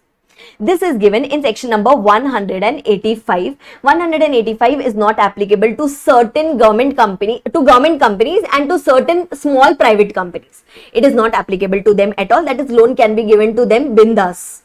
Okay, then going on to the next section, that is section number 186, which talks about loans and investments. In that, one very important point was no company can do investments through more than 2 layers of investment companies. That is not at all allowed, but it will be allowed in 2 circumstances. If any other law, if any other country's law permits it, or if any other Indian law permits it, then later on it will be allowed. But as of now, investment beyond 2 layers is not at all allowed. Okay, apart from that, whenever we are giving any kind of loan, or whenever we are, giving any kind of guarantee, or whenever we are doing any investments, then the total of it should not exceed 60% of the paid up share capital plus the free reserves plus the securities premium, or 100% of the reserves, that is 100% of free reserves plus the securities premium, whichever is higher. The loan amount should not go, the loan investment guarantees total should not go above this. Whenever you are calculating this limit, then the loan to the employees is to be totally excluded there. That can be given over and above the limit there. Whenever the limit is exceeded, the company will have to pass a special resolution, and then only it can give the excessive amount of loans, or it can give the excessive amount of guarantees, or it can do excessive amount of investments for that particular matter. And whenever you're passing any special resolution, then if suppose in case of bigger companies, it is not possible to call all the number of directors, then the voting can be done by way of postal ballot as well. Okay, then just try to understand one thing. SR requirement is not applicable whenever any loan, guarantee, security, etc. is given to by a holding company to its wholly owned subsidiary. SR requirement is not there. Okay, even though the limits are exceeded, normally whenever the limit got exceeded, we had to pass SR. But if the limits are getting exceeded because we are giving more loan, guarantee, security in our wholly owned subsidiary to our wholly owned subsidiary company, then in that case, SR requirement is not at all there. Okay, then whatever loans we have given, whatever investments we have done, whatever guarantees we have given, etc., for that particular matter, each and every detailed disclosure has to be done to the shareholders by way of the financial statements. Acha, one very important thing was, whatever loan, guarantee, investments we are doing here, that requires board resolution primarily, because this we had studied in section number 179. Right? So now here, whenever you're passing the board resolution, it has to be a unanimous board resolution. Okay, your unanimous board resolution means whoever is present in the meeting should be saying yes. Okay, whoever is present in the meeting should be saying yes. There should be no, or there should be no abstaining thing also. Whoever is present, everyone should say yes. If any one of them says no, then in that case, this resolution cannot be approved in the board meeting. Okay, that is one requirement, that is you need to pass a unanimous board resolution. And another thing is wherever in any particular public financial institution, wherever the term loan is pending, wherever your term loan is pending, that particular approval, that particular PFI's approval should be obtained before you grant the loans, investment guarantees, etc. But yes, their approval won't be required if we are doing this within the limits and we haven't done any default with this public financial institution. Okay, whenever it comes to the members of the SEBI, or whenever it comes to any person relating to the SEBI, that is your stock exchanges, portfolio advisors, managers, then your underwriters, etc., whenever they want to do anything, then for them the specific regulations will be provided in the SEBI one. Acha, now here, since you are having idle funds, that's the reason you were doing investments, that was the reason you were giving the loans and all those things. Then in that case, you have to be sure about one thing, that the interest that you collect on these particular securities, that should be nearest to that government yield interest. Okay, because your idle funds are lying with you, which are ultimately the shareholders' funds. So at least the return that you expect on government tenure, at least that much return should be, we should be getting on these loans in form of interest or in form of dividends or income in case of securities. Then another thing is, all the details about the loans, investments, guarantees, etc. have to be maintained in form number MBP2. Okay, that have to be maintained in form number MBP2. It will be maintained at the registered office of the company. If anyone wants to take the copies, they can take the copies by paying the required fees. If they want to take the extracts, then they can simply go and take the extracts of these particular registers. And the entire section except for subsection 1 is not applicable to companies who does all these things in ordinary course of business. Okay, that is investment companies or your insurance companies, banking companies, housing finance companies. For them, doing investment, giving loans is happening in ordinary course of business. So the entire section is not applicable to them except for 180, except for 186.1, except for 186.1, that is 2 layers. That is 2 layers. That is still applicable. Rest, none of the sections would be applicable to these types of companies. Then going on to the last section. Acha, in that, one important exception is there is certain specific government companies. One is your unlisted government company and the other one is any such government company which is engaged into defense production. To them, section number 186 is not applicable. That is, can they do investments, can they give loans, etc.? Answer is yes, they can do it as per their own provisions. They did not go and check the provisions of section number 186. Then after that, the next section, the last section, that is section number 188, which talks about your related party transactions under section 188. In case of related party transactions, compulsorily you have to pass a board resolution. If at all you want to enter into any related party transactions, you have to compulsorily pass a board resolution if you want to enter into those 7 specific transactions which can pertain to goods, which can pertain to properties, which can pertain to leasing of property, which can pertain to services, which can pertain to appointing of related party as an agent for any of these things, or if appointment of any related party to the office, or appointment of any particular appointing that related party as an underwriter. These are the 7 pointers. These are the 7 pointers which can be treated as a related party transaction if the company enters into them. For this, you'll have to compulsorily pass a board resolution. If there are certain limits, if these limits are exceeded, okay, if they have specified certain limits and if those limits are exceeded, example, in case of goods transaction, either directly with the related party or as an agent, where the related party is appointed as an agent, where the value of the transaction goes more than or equal to 10% of the turnover of the company, then in that case ordinary resolution will be required. In case of property, if the value of transaction is more than or equal to 10% of the net worth of the company, then OR will be required. If, say for example, we are engaged into leasing of any property, then rent transaction would be there. Then if the transaction value is more than or equal to 10% of the turnover of the company, or if services relating transaction is there, or along with that agent services relating transactions are there, then again the limit is going to be more than or equal to 10% of the turnover of the company. If your aggregate transaction value exceeds these limits, then in that case ordinary resolution would be required. Okay, similarly, if the monthly remuneration that you are paying, if that is more than 2.5 lakhs, or if in case of underwriter you are paying a commission of more than 1% of the net worth, then also your OR would be required. Okay, whenever the OR is required, just remember one thing: you call the meeting. Now in this meeting, there can be some related parties, there can be some related members who are sitting. So should they be voting on that? The related party, if they themselves are sitting, then they cannot vote on their own matter. But if there is any such company where majority of them are related parties only, where at least 90% of them are related parties only, then we are left with no choice. We'll allow everyone to do the voting in that case. Okay, if the related party transaction is entered in ordinary course of business, that is at arm's length price, then the entire section not applicable, because the law says I don't want to interfere here in between. Okay, the law says that I don't want to interfere here in between, and these transactions, to these particular transactions, section number 188 is not at all applicable there. Acha, similarly, remember, whenever the limits got exceeded, we pass the ordinary resolution. But in that case, whenever the transactions are done between holding company and wholly owned subsidiary company, and if it is exceeding the limit, then in that case, the passing of OR is not at all required. They have been exempted from this particular type of transactions.